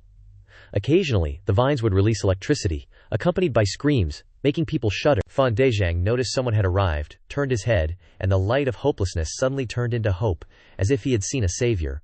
He didn't know why he felt these people were very reliable, and he quickly cried out for help. Fellow Taoists, please help us. Once this matter is over, our Wen Dao sect will definitely repay you. Hong Tianyé's eyes lit up. Hey, this is a Juji Lei Teng, a good item. This is a middle-grade herb king. Li Wuji gripped his saber tightly, his eyes burning with ambition. Whether to save people or not, they wanted to seize this herb king because the benefits were too great. Ye Junlin was indifferent, but since it had come to this, he might as well let these two test the Juji Lei Teng's strength. Ye Junlin's expression was serious, and he said in a deep voice, Miss Anne, you have a connection with me. How can I bear to stand by and watch? Go Wang Kuiwa and Li Tiedan. This sentence had the commanding tone of someone summoning a pet. Hong Tianyé's eyes twitched, and he cursed inwardly. This guy, does his entire family need face? Who orders people around like that? Li Wuji seemed very familiar with it. He waved his saber and rushed forward, tossing back a sentence before leaving. Wang Kuiwa, remember to help me. Hong Tianyé's eyes widened in disbelief. This dog, still has strength. Taking a deep breath, he tried to raise his voice and shout, Li Tiedan, I'm coming to help you. Two white figures turned into a beam of light rushing away. The Juji Lei Teng saw the cultivators coming to save them, and not only did it not get angry, but it was happy. Ha! This is bringing new toys for this daddy. Hong Tianyé's eyes were full of murderous intent. Wait till you're burnt to a crisp, and let's see if you can still laugh. Then, his right hand chanted an incantation, shooting out a brilliant flame, with the power to penetrate the hardest metal. Swish. A blue vine tore through the air, carrying extremely terrifying blue lightning. The vine smoked black, charred a patch. The Juji Lei Teng felt pain and flew into a rage. Ah, damn humans! Dare to hurt this daddy! It controlled several other vines to attack at the same time. Each vine exuded a clear lightning, as if heaven's thunder was guiding it, and its power was extraordinary. HMPH. Li Wuji cast his saber technique, and the saber light was dazzling as he fought with several vines. Hong Tianyé found the right time, and continued to chant an incantation in the void. Several blue fireballs flew out, falling on the vines, forming a thick layer of ice, slowing down the speed and causing more damage from the cold. The Juji Lei Teng was forced to get angry, releasing the vines that were binding An Yao Yi. Clearly, this herb king was going to fight to the death. In the chaos, Fan Dezheng pulled An Yao Yi back, watching the two figures fighting with the Juji Lei Teng. Their hearts were battered like a boat in a storm. Among them, An Yao Yi was the most shaken, saying in her heart, so strong, even in the same realm the difference in strength is still so big. She was the strongest talent of the Wen Dao sect, praised and admired by everyone since she was young. Even when she met Hong Tianyé and Li Wuji at the Dragon Gate Inn, she thought it was just due to the difference in realm. An Yao Yi thought to herself, if she cultivated to that realm, her strength might be even stronger than theirs. But the scene before her directly shattered the arrogance in her heart. They were both at the 9th level of Qi refining. She had a spirit immortal body, and could barely deal with ordinary precious herbs, while they could already fight against a herb king. It would be foolish not to recognize this difference. Anyao Yi was disappointed, and her voice was weak. Uncle Farron, you and my father both lied to me. I'm not a genius like you said at all. Fan Dezheng didn't know how to retort, honestly. When he initially sought help from Ye Junlin, it was just a desperate gamble. Who knew the guy would just send 2 people and already push the 9 Tribulation Lightning Vine this far? Their strength and potential are just too damn high. At this moment, the 9 Tribulation Lightning Vine was absolutely furious. It's been living in the Medicine King Valley for so long, and it's the first time it's encountered such tricky human cultivators. It roared. This daddy vine will definitely bind you all and shock you to death with lightning. Rustle, rustle, rustle. A dozen vine tentacles snaked around, unleashing terrifying lightning bolts, forming a cage to trap Hong Tianye and Li Wuji. The two were like headless chickens, struggling a lot. And Miaoyi's heart pounded. Oh no, are they not going to make it either? Fan Dezheng frowned and remained silent. On the other side, Bai Xiaoxi blurted out anxiously. Senior brother Hong and junior brother Li are in danger. Chirp chirp, let's go save them. With that, she dashed forward. Ye Junlin, who was observing, was slightly surprised to see the white hamster suddenly make a move, he thought. Finally wants to show off her combat potential, huh? The two were besieged by a dozen vine tentacles, and the situation was very unfavorable. Li Wuji gritted his teeth and said, Damn it, I underestimated the advantage of the Medicine King Valley. It's hard for me to deal fatal damage to it. He tried to activate his demonic bloodline, but there was no reaction, probably due to his cultivation being suppressed. Hong Tianye's face was pale. This was even more uncomfortable than being bullied by that guy. After all, he was a child of destiny. A fight is a fight. Now he was being controlled by a herb. Something that's supposed to be medicine has this much power. Suddenly, Hong Tianye noticed something and said in surprise, Why is this silly hamster running over here? Li Wuji was worried. Hey, it's dangerous here, senior sister Bai, get out of here. The 9 Tribulation Lightning Vine sneered. You little critter dares to join the fun? Perhaps I should treat you even more gently. It controlled a vine tentacle, wrapped in lightning, and fiercely struck towards her. A dazzling golden light radiated from Bai Xiaoxi's entire body, carrying a holy aura. She used her small, white hand to grab the terrifying vine tentacle, then forcefully pulled it and shouted, Don't underestimate, chirp chirp. Snap, the vine tentacle was torn apart, spraying out green liquid. The 9 Tribulation Lightning Vine emitted a powerful mental wave, and everyone heard a miserable scream in their minds. The cultivators exclaimed. Serves you right for being cocky. Bai Xiaoxi's entire body shone brightly. Each punch and kick seemed unstructured, but were simple, yet powerful, containing profound Daoyo intent. The originally sturdy cage was shattered by this small hamster, and the vines were sent flying. The 9 Tribulation Lightning Vine wailed in pain. Hong Tianye thought in astonishment, is she faking it? That hamster only knows how to follow people around and eat good food. Li Wuji swallowed his saliva. Senior sister Bai is so strong. Actually, Li Wuji used to see Bai Xiaoxi as just a pet when he first joined the sect. Hey. An Miaoyi and Fan Dezheng gasped, their scalps tingling. In their eyes, the small, cute hamster wearing a hat and a short skirt was directly beating the 9 Tribulation Lightning Vine until it couldn't handle it anymore. Ye Junlin smacked his lips in praise, thinking, As expected, the power of the #1 immortal physique in the myriad realms is extraordinary. With the Grand Luo immortal physique and top-tier cultivation techniques, Bai Xiaoxi unleashed her terrifying combat talent for the first time. Thanks to Bai Xiaoxi breaking the situation, Hong Tianye and Li Wuji were like gods assisted, and the raging flames crashed over like surging waves, and the blade light and sword shadows flashed. The 9 Tribulation Lightning Vine never expected to fall into this situation, assaulted by a storm of attacks, and the 2 juniors, Hong and Li, attacked while shouting, Damn you, damn your whole family. The 9 Tribulation Lightning Vine completely exhausted its vitality and collapsed limply to the ground. Bai Xiaoxi cheered happily. Awesome, I won. The little girl happily ran to Hong Tianye, put her hands together, stood on tiptoe, and had a dazed and adorable expression, obviously wanting the senior brother to praise her. Hong Tianye snorted coldly, flicked his sleeves, and walked away. Seeing the little hamster was so strong, this proud devil sect leader felt uncomfortable. Seeing Bai Xiaoxi running over, obviously showing off, of course he couldn't show a good face. Seeing her senior brother ignore her, Bai Xiaoxi lowered her head dejectedly, tears welling up in the corners of her eyes. Chirp chirp, did I do something wrong? Cough cough. Li Wuji pretended to cough a few times, with a sincere expression. Senior sister Bai, you were so awesome. Li Wuji had always considered Bai Xiaoxi to be just a spirit animal, but it turned out that was just on the surface. Li Wuji thought, indeed, those who are accepted by Shizun are not ordinary people. Hong Tianye had to frown and reluctantly praise. Well, I was quite impressed with you today. Hearing people praise her, Bai Xiaoxi was very happy in her heart and said a little shyly, Actually, It's nothing. Chirp chirp, just wanted to help. An Miaoyi recovered, and pulled the middle-aged man over and said, "Let's go and thank them quickly." An Miaoyi spoke up. Thank you, fellow cultivators, for your assistance. Miaoyi is very grateful. Li Wuji cupped his hands and said, Fellow Taoists, you don't need to be polite, it's just a small matter. Hong Tianye still had a cold face and said nothing. An Miaoyi looked at Bai Xiaoxi. But because the hat covered her face, she couldn't see clearly.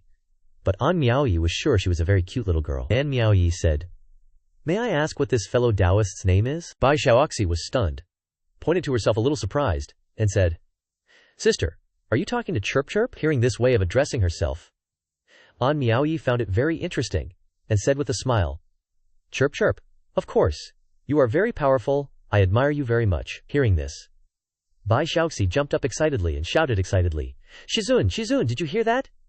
This sister admires Chirp Chirp. Chirp Chirp is also admired. Fan Dezhang blurted out in his mind, Shizun. His eyes lit up as he looked at the handsome silver-haired youth, and a chill couldn't help rising in his heart. He increasingly felt that this group of people was very similar to the rumors. Fan Dezhang was in a mess. His face was ugly. Could it be that his previous encounters were just a facade? Ye Junlin smiled and stepped forward, gently patting Bai Xiaoxi's head.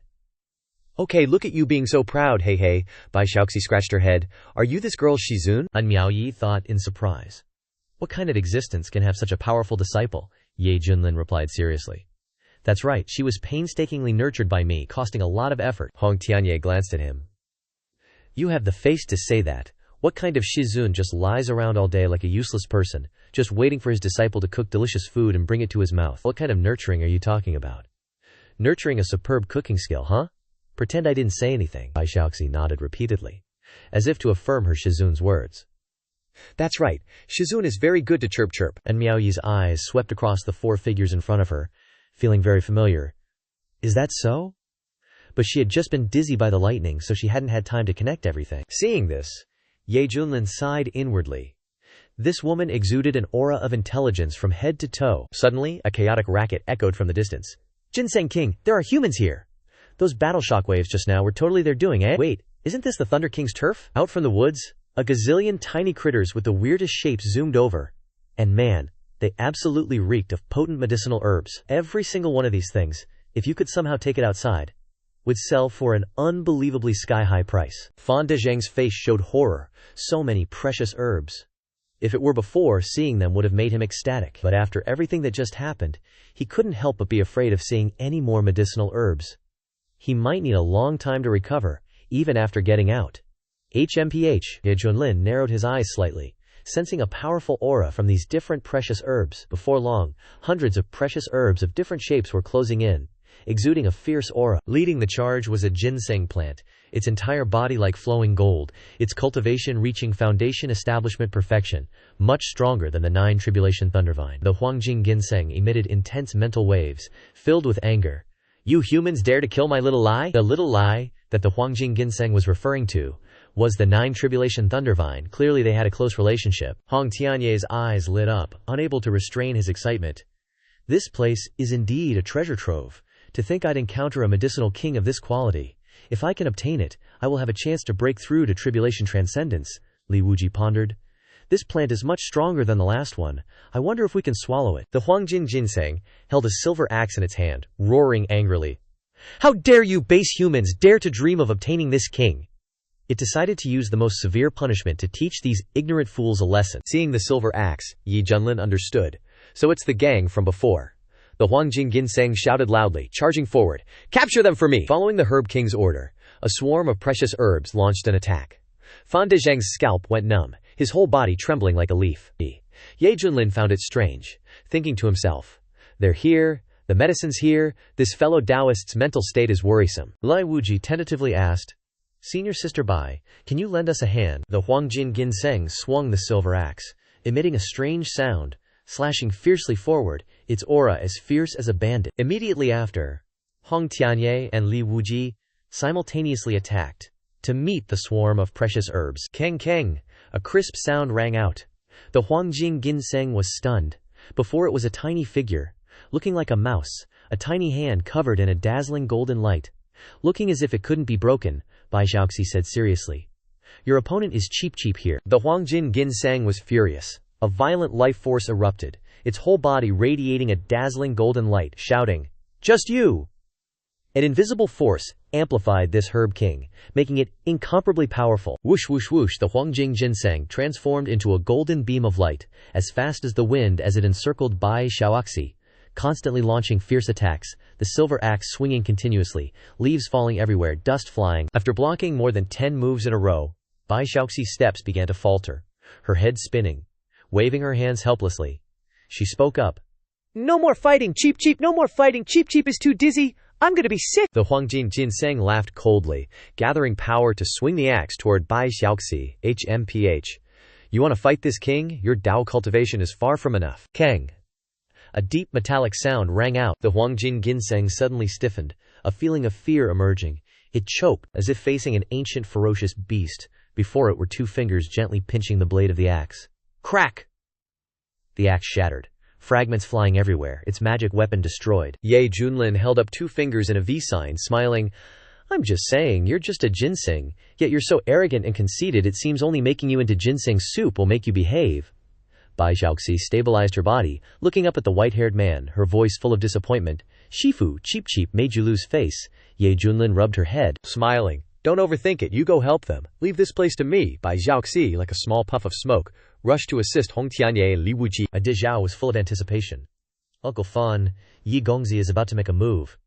Fan Dezheng stared at the black-robed figure, feeling his eyebrows twitch incessantly. This person gave him an unfathomable feeling. The Huangjin Ginseng roared. "You human brat who still smells of milk, dare to spout nonsense in front of this king. Let's see how I teach you a lesson." The Huangjin Ginseng clenched its fist, rushing forward with the speed of an arrow, leaving a deep pit on the ground. Its roots transformed into fists, each punch landing, the golden light dazzling, radiating a terrifying power. Boom! The surrounding air exploded, the sound resonating to a creepy degree. Just as Ye Junlin was about to act, the system's voice rang out. Ding! Detected host, being attacked by a Foundation Establishment Perfection enemy, activating passive effect. Stronger when facing the strong. Cultivation reaching early golden core. Immediately after, Ye Junlin's realm, which was suppressed at Qi refining level 9, suddenly increased powerfully to early golden core. Ye Junlin didn't know what to say, exclaiming, "Good stuff, this place works." In the next second, Ye Junlin gently raised his hand, a streak of palm light like a flying dragon soaring into the sky, surging with power. Boom! A loud explosion. The Huangjin Ginseng, as if struck by lightning, the roots deeply embedded in the ground were pushed back more than 100 zang, leaving a deep trench with smoke billowing, its entire body dripped with liquid, a strong aroma spreading, its mental waves fluctuating violently, incomparably horrified. Suddenly, Ye Junlin's cultivation returned from early golden core to Qi refining level 9, as if what just happened never existed. Andy Yao widened her eyes, murmuring, "Uncle Fan, just now Ye Gongzi's cultivation broke through to golden core?" Fan Dezheng was like a lost soul, answering uncertainly. It seemed like it, because Ye Junlin's cultivation is still at Qi, refining level 9 at this moment. The outbreak of golden core cultivation only happened in a flash, to the point where Fan Dezheng couldn't even be sure if he had seen it wrong. The Huangjin Ginseng adjusted its state, its heart full of shock mixed with doubt. "Human, what tricks did you play in the end?" As the one directly engaged in the battle, it was certain that this white-haired youth had something unusual about him, because in an instant the opponent's cultivation suddenly increased to early golden core. This was the peak cultivation in Herb King Valley. In Herb King Valley, all kinds of spiritual herbs rely on quality to increase their cultivation. For example, low-grade precious herbs reach Qi refining level 9. Top-grade precious herbs reach Qi refining level 12, and Herb Kings reach Foundation Establishment. And so on. Moreover, since ancient times, all humans who entered Herb King Valley had their cultivation suppressed to Qi refining level 9, without exception. But now, there was an exception. In the battle with it, this person suddenly increased his cultivation to early golden core. The Huangjin Ginseng was confused. What was going on? Ye Junlin said sincerely, "I'm clearly just a small Qi refining cultivator. What tricks could I play here? It's obvious you're too weak. If you don't believe me, try hitting me one more time." He wanted to test his hypothesis. Hearing this, the Huangjin Ginseng felt insulted, immediately turning its roots into fists, its entire body bursting with sharp golden light, its aura burning. Despicable human, taste this king's Huangjin fist. Whoosh whoosh whoosh. The small fists wrapped in golden roots constantly shot out like shooting stars, each punch carrying an aura that shook the heavens and the earth. The fist winds howled, the power so great that just sensing it would suppress people. Fan Dezhang's face turned pale, shouting loudly, "Too strong! The Huangjin Ginseng is capable of wiping out all qi-refining cultivators." In his estimation, even golden core cultivators outside would find it difficult to deal with, let alone those suppressed in Herb King Valley. Facing the dazzling golden fists that were rushing in densely, Ye Junlin stood still, his expression calm. In his mind, the familiar sound of the system rang out again. Ding! Detected host, being attacked by a Foundation Establishment perfection enemy. Activating passive effect. Stronger when facing the strong, reaching early golden core. The corners of Ye Junlin's mouth curved up, seizing the opportunity to unleash the human king seal, muttering, "It really is like that." Boom! A giant emperor phantom appeared behind him, the terrifying pressure like a tide sweeping over. The dense golden fists disintegrated. The golden ginseng was struck by an invisible force, flying backward like a kite with a broken string, crashing heavily to the ground. At the same time, Ye Junlin's aura rapidly declined, dropping from early golden core stage back to qi refining 9th level. Fan Dezhang was stunned, feeling like his perception was turned upside down. No mistake, just now Ye Gongzi's cultivation had indeed reached the early golden core stage. How could this be? And Yao Yi's eyes sparkled. Could it be that he has a unique secret technique? The golden ginseng, covered in blood, or rather liquid, lay prostrate on the ground, gasping, "Treacherous humans, you tricked me." Ye Junlin feigned innocence, like a virtuous person being wrongly accused. "Heaven and earth bear witness, I only have qi refining cultivation right now." Through the battle just now, Ye Junlin knew that his cultivation increased, due to the passive effect of getting stronger when facing a stronger opponent, which helped him forcefully reach the early golden core stage. As for why it dropped back down, it was clearly due to the suppression from the Medicine King Valley. As expected, the system is truly professional. In another corner, the scene that just happened immediately attracted the attention of other precious herbs. The little guys witnessed their boss being defeated by a human, and their mental waves immediately became chaotic, frantically exchanging with each other. "Impossible! How can humans be so strong? It's been so many years since we've encountered this. Wu Wu. Is the Medicine King Valley about to face disaster?" Li Wuji expressed his admiration from the bottom of his heart. As expected of Shizun, even though his cultivation is suppressed to our level, his strength is still something we can't reach. Hong Tianye stood there dumbfounded, his spirit heavily struck. He felt the terrifying power of this Medicine King. If he faced it alone, he would definitely be suppressed miserably. But that guy casually made a move and easily defeated it. The difference between the two sides is really too great. Hong Tianye screamed in his heart. Clearly, both are at the 9th level of qi refining. Why are you so strong? Why? The funniest thing is that he even had bad intentions at first. Luckily he gave up in time, otherwise he would be the one suffering. The golden ginseng forced out its last resentful words with mental waves, then fell completely silent. "Human, I hate you." The other precious herbs immediately lost their fighting spirit, and fled in panic. "Run!" Even so, there were still countless, dazzlingly colored precious herbs on the ground, dazzling people's eyes. Li Wuji rushed forward, swinging his knife, grinning with excitement, and said, "What a great harvest!" As Ye Junlin prepared to call the disciples to check the spoils, he spoke up. "Zhao Li, you did a great job. Keep these precious spirit herbs safe." Being praised by Shifu made Li Wuji extremely happy. The young man bowed down to pick up the spirit herbs, hugged them in his arms, squinted his eyes, and smiled. "Yes, thank you for your praise, Shifu. It's all thanks to you subduing the golden ginseng, disciple. This is all based on your aura." Suddenly, a dense whistling sound came, like a large group of people were flying over. The lively chatter rang out. "Look, there are so many precious herbs on the ground. Heavens, who took these down? Could it be that besides Ren Dengdashi, there is another senior in Medicine King Valley who can do this? There are a few people in front. It seems like they did it." Countless cultivators flocked to the scene, looking at the colorful pile of precious herbs on the ground, their eyes bursting with ambition, but then containing awe. They understood the strength of the precious herbs. Defeating such a large number of them, the person who made the move must be unimaginably powerful. They couldn't act rashly. A monk from Xuankongsi floating in the air tentatively asked, "Dashi, look." Rendeng Dashi glanced over the battlefield, noticed a golden ginseng, his eyes lit up.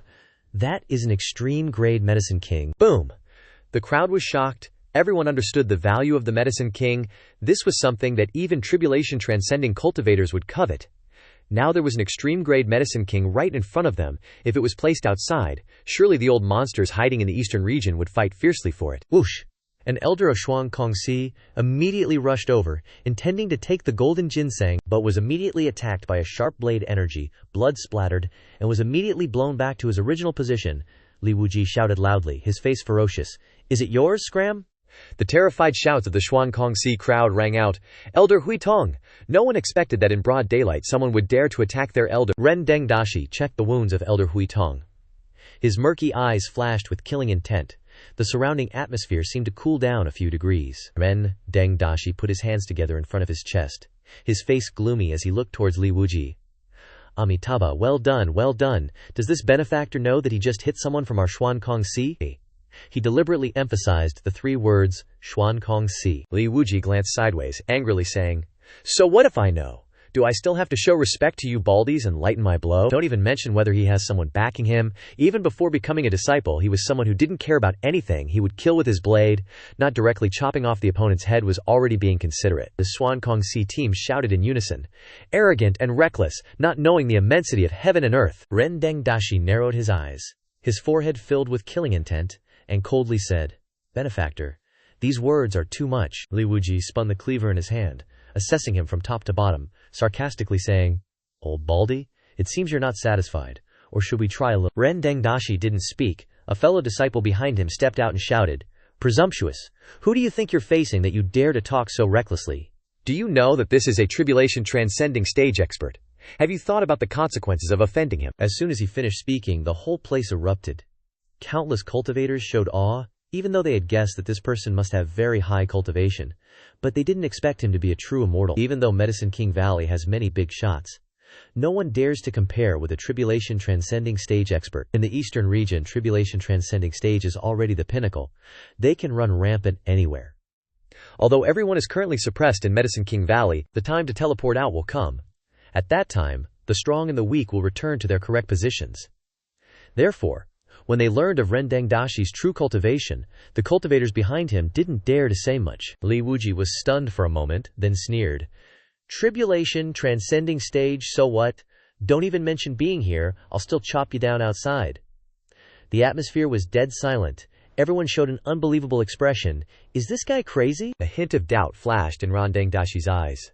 The opponent knows my cultivation, yet still dares to speak so arrogantly. It seems that he is not an ordinary person outside. Thinking of this, Ren Deng Dashi probed, calmly asking, "May I ask for the benefactor's name?" Li Wuji laughed coldly. "Listen carefully. This granddaddy's name is Li Tiedan." Everyone looked at each other. Li Tiedan. They had never heard of any powerful figure with this name, yet he dares to confront a tribulation transcending stage expert. Seeing this, the surrounding sects all shook their heads. Ren Deng Dashi was certain that this was just an ignorant junior who didn't know the value of life. His expression immediately became gloomy. "Benefactor, your killing intent is too heavy. Let this old monk purify you." After speaking, he rushed over. His 2 hands formed a seal, creating a lotus flower that attacked like artillery shells. This move was extremely powerful and terrifying. If it was a normal Foundation Establishment stage cultivator, they would definitely be seriously injured or killed instantly. Li Wuji became excited. "Great, it's a rare opportunity to fight against a tribulation transcending stage expert." Swish! The blades slashed across yin and yang. Blade energy shot out in all directions. Ren Deng Dashi's pupils shrank, feeling intense pressure. Boom! The air exploded. Ren Deng Dashi took 2 steps back, his face a little ugly, but it didn't stop there.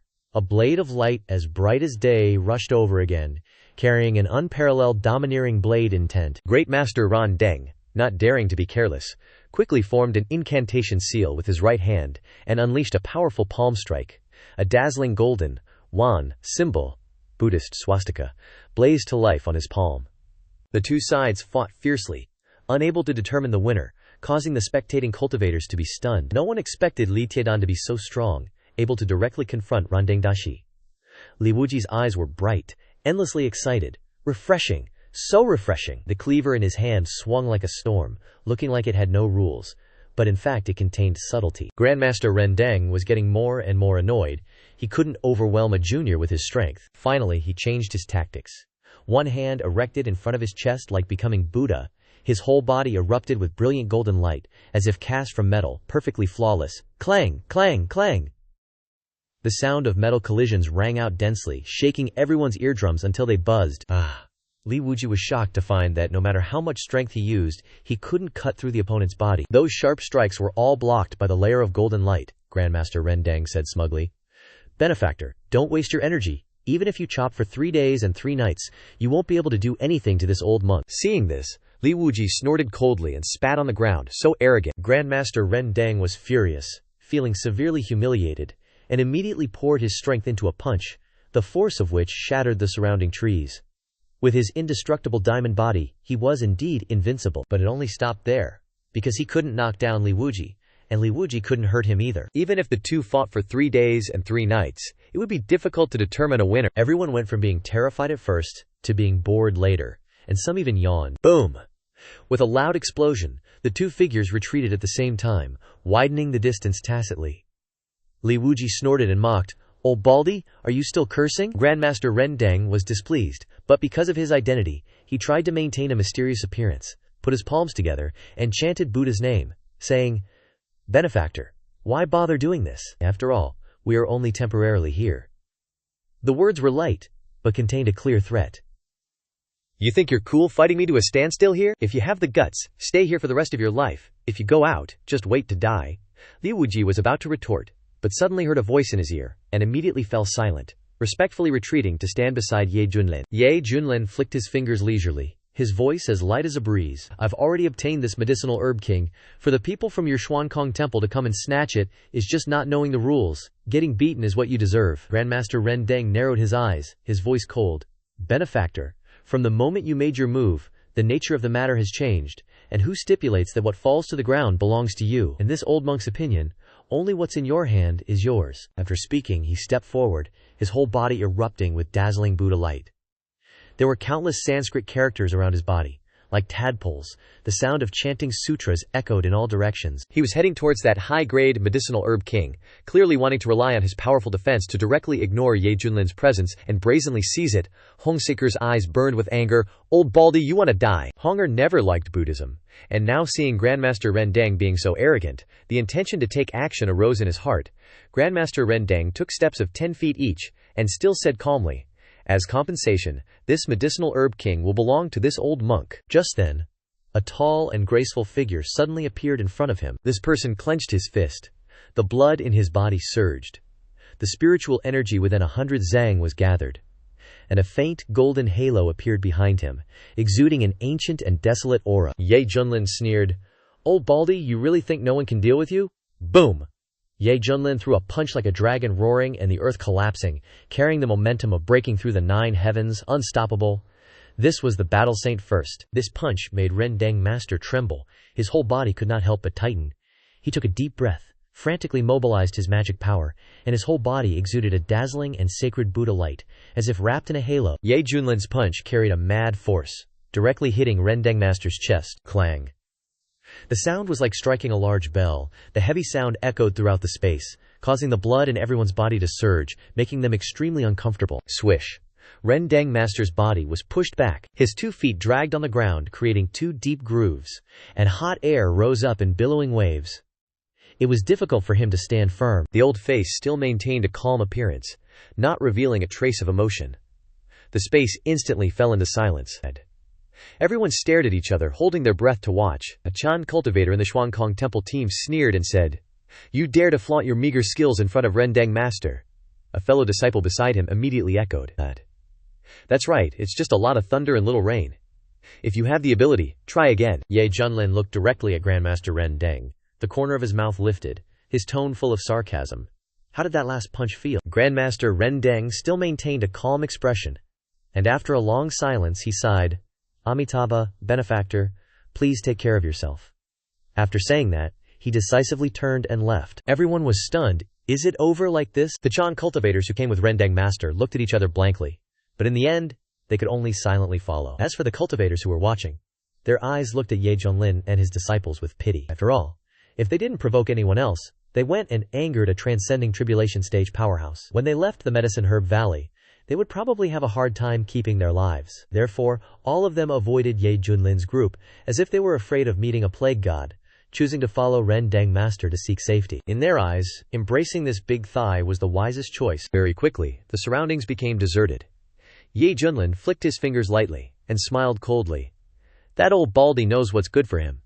In reality, due to the suppression of his magic power, the Battle Saint First just now only exerted a very small part of its original power. Moreover, due to the special nature of this place, even if they continued to fight, it would be meaningless, because no one could die. In a distant corner, after leaving, Grandmaster Ren Dang's face was gloomy, his hand placed on his injured chest, and a look of pain flashed in his eyes. Then suddenly he spat out a mouthful of blood. Ye Junlin's punch just now really made him feel a sense of crisis. If he were to take a few more punches, he'd probably lose face, even if he didn't die, so choosing to temporarily avoid them was the best option. But at the same time, he couldn't help but wonder, just who the heck is that guy?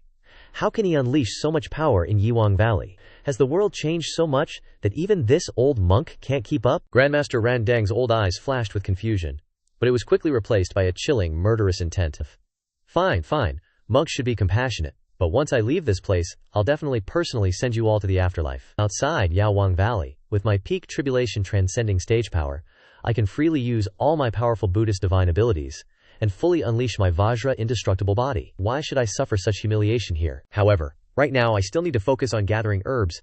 I'll settle this debt later. Not long after, Ye Junlin and Grandmaster Ran Dang's appearance stirred up a huge storm in Yawang Valley.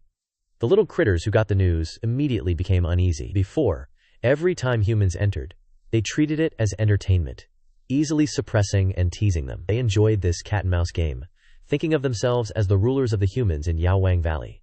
But this time, the situation completely changed. News spread that the humans were sweeping up a bunch of precious herbs and killing a lot of their kind.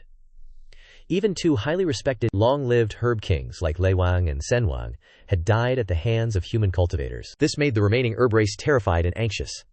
What should we do? I'm afraid of being caught by those humans and cooked into soup. Haven't the humans always let us play with them as we pleased when they enter Yawang Valley? What's going on now? Heavens! Even Lei Wang and Sen Wang were captured, let alone herb races like us. Run! The only way now is to wait for Yawang Valley to automatically close, and those scary humans will be teleported out. Waves of spiritual energy spread throughout Yawang Valley, filled with fear and anxiety. The herb race was completely in chaos, because they had never encountered a situation like this before. Among them were those who wanted to surrender, believing that the safest way now was to hide in secluded places, avoiding human attention. The one who spoke was a blood jade flame-bone bamboo, its whole body as red as blood, shining with a dazzling, glazed color. When this species is made into medicine, it can detoxify all kinds of poisons in the world. I don't accept this. Why should we run? This is our territory. For so many years, humans have been enslaved by us. Are we supposed to retreat just because of one defeat? Stand up and resist. A small crimson star ginseng the size of a palm. This is a top-grade medicinal material for refining healing pills. Its whole body bright red, jumping up and down excitedly. That's right, we are the masters here.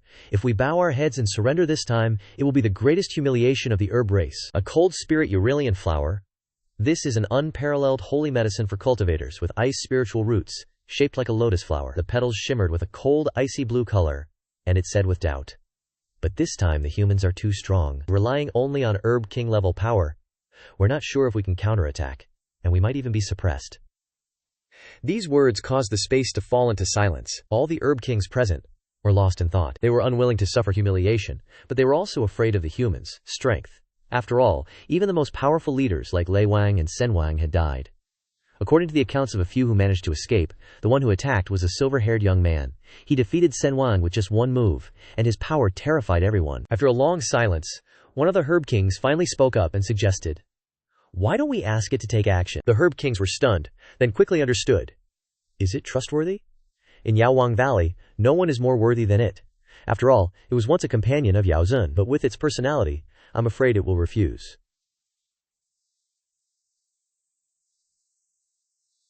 HMPH. Now is the time when Yawang Valley is facing destruction. If the first successor of Yao Zun doesn't care, does it deserve to be called a member of our race? Sounds reasonable, we won't know until we try. Let's go, we have to convince it. With the decision made, the herb kings immediately took action, quickly heading in one direction. Deep within Yawang Valley, there was a long, narrow path between the mountains. Those herbs decided to go find the strongest one. The air around was humid and cold, Anyone who stayed here for a long time, no matter how cheerful, would easily become depressed. At this time, a group of small creatures were hopping around anxiously. They arrived at the end of the canyon, and what caught their eyes was a large black mushroom growing on an ancient stone pillar covered in vines. The mushroom was about 1 meter tall, looking extraordinarily ordinary. Only the herb race in Yawang Valley knew that this mushroom was the oldest creature here, possessing an unparalleled noble status and position. Currently, the mushroom was silent, without any signs of life, like a dead object.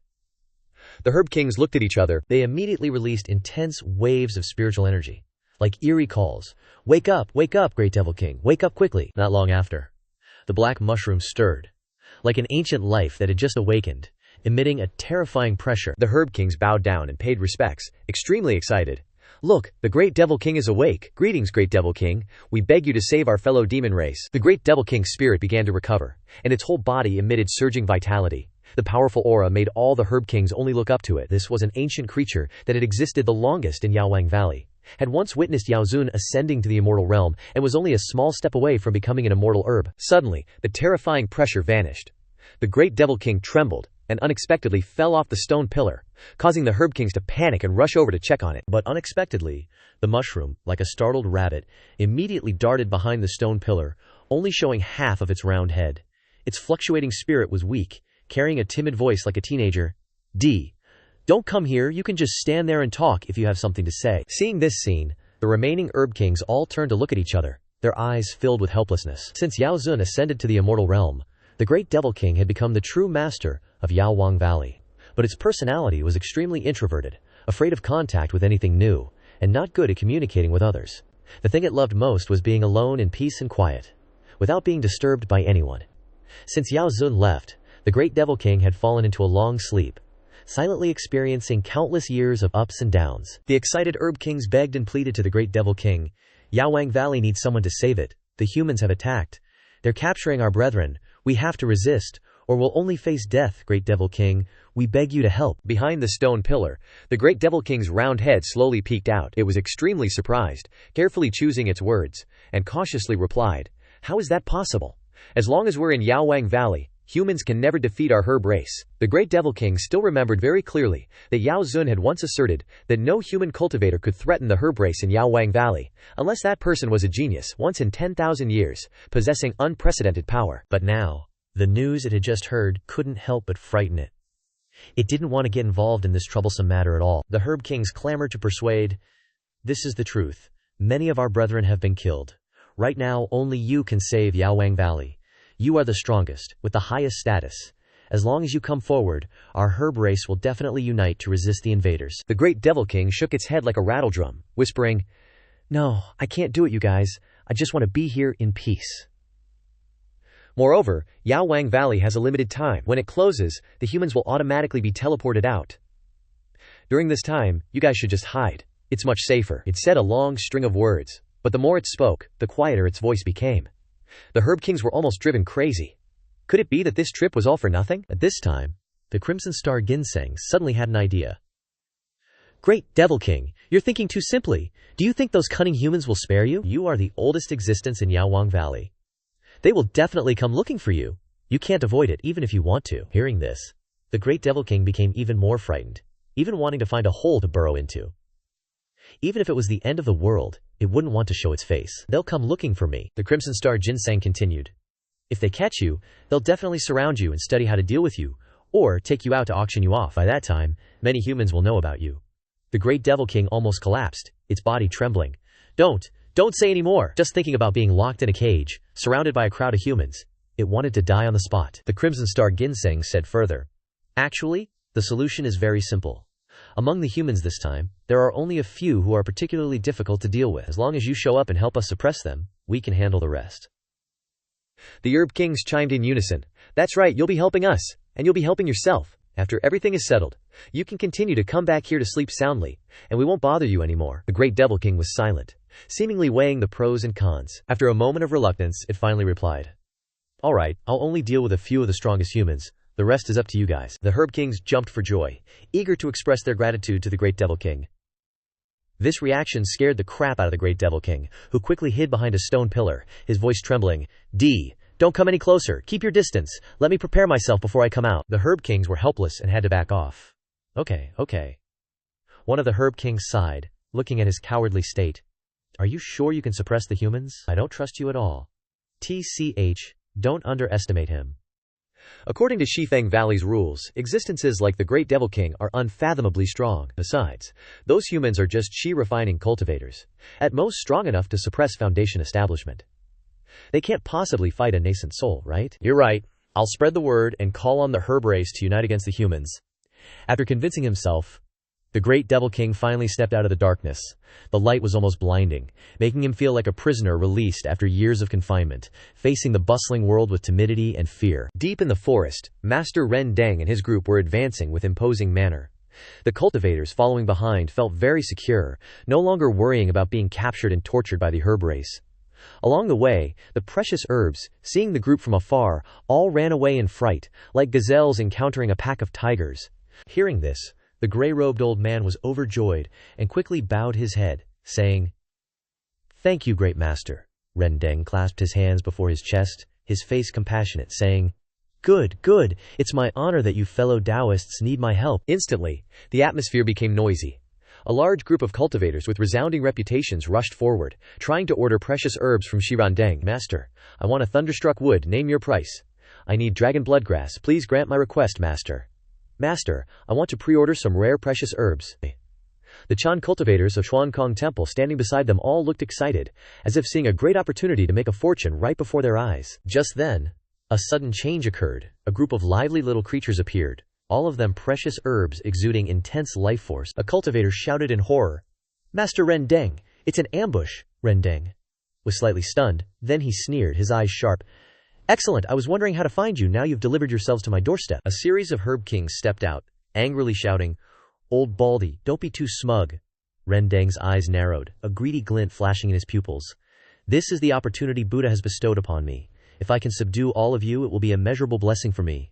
Stubborn and unwilling to repent, let me enlighten you. His entire body emitted radiant Buddhist light, his footsteps like blossoming lotuses, carrying an aura of holiness. Instantly, the herb kings charged forward together, surging energy sweeping across all directions, causing others to tremble in fear. Rumble, dust filled the air, and from the misty haze, a golden figure emerged, his posture unwavering, like an old monk on his way to the western heaven, to seek scriptures. The herb kings all showed astonished expressions. This powerful, so defensive, Qi Jingji shouted, Great Devil King, it's your turn to act. Quickly suppress this old baldy. We beg you, Great Devil King. Please help the herb race resist the human. Hearing this name, the faces of the surrounding cultivators immediately changed, a chill running down their spines. Master Ren Deng's eyes showed suspicion. Great Devil King, could it be that Shifeng Valley has a hidden demonic cultivator expert? But even though he was called repeatedly, this Great Devil King did not appear. He turned around and saw that the little mushroom had already turned around and run away, burrowing into the ground.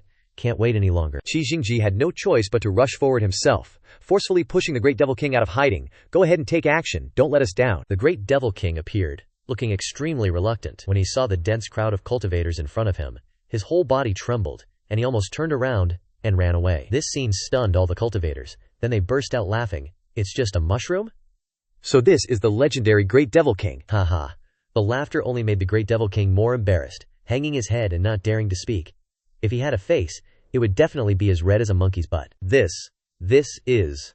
Master Ren Deng's eyes gradually changed, from doubt to bewilderment, and finally to extreme surprise and fanaticism. He remembered a record in the ancient books of Xuankong Temple, talking about a type of ancient herb that looked like a black mushroom, called the imperishable chaos ancient. According to the description, if a cultivator could refine this ancient herb, their strength would increase unprecedentedly, their lifespan would be extended by hundreds of millions of years, and even if it was made into medicine, it could regenerate the body and strengthen the meridians. If you drank it for a long time, you could reach a realm approaching the immortals. Master Ren Deng trembled with excitement, his breathing becoming rapid. This is the greatest opportunity of my life. It must be that my sincerity has moved Buddha, bestowing upon me such a great treasure. Amitabha, I am truly grateful to the compassionate Buddha. Ren Deng couldn't restrain his excitement, and gathered his strength to raise his hand, golden light shining brightly, like Buddha taking action to suppress demons. Swoosh! A giant golden hand descended from the sky, pressing down on the Great Devil King's body. In an instant, sand and dust rolled up, and everyone cheered excitedly. The master is mighty, Master Ren Deng said solemnly. This ancient herb is destined for Buddhism. I will take it first. Boom. At that moment, the golden hand was crushed to pieces. It felt both wronged and angry. That's too much. Why did you pat my head? The aura emanating from the Great Devil King became terrifying. Everyone was stunned, because the other party's aura was that of a perfect nascent soul. Heavens, this is the ultimate precious herb king. An ominous premonition rose in Randang's heart, but he still tried to maintain his composure. Demon, don't even think about running wild. A herb king beside him shouted, Great Devil King, he's gonna catch you and auction you off. The Great Devil King was momentarily stunned, then his anger flared up fiercely. I will never let you have your way. Next, swoosh! The Great Devil King jumped up high like Mount Tai, pressing down, heading straight for Randang, his power so terrifying that even a nascent soul cultivator would be afraid. Master Randang tried to suppress the unease in his heart, raising his hands high, chanting scriptures non-stop, his whole body emitting holy Buddhist light, as if he wanted to become a Buddha on the spot. I have an indestructible diamond body, you can't, boom boom boom. The explosion shook the heavens and the earth. When everyone regained their senses, they were stunned, only to see, under the Great Devil King's butt, a white-browed old monk was lying pinned down, spewing blood from his mouth, his face full of pain. This old monk has the Vajra indestructible body, you can't possibly handle it.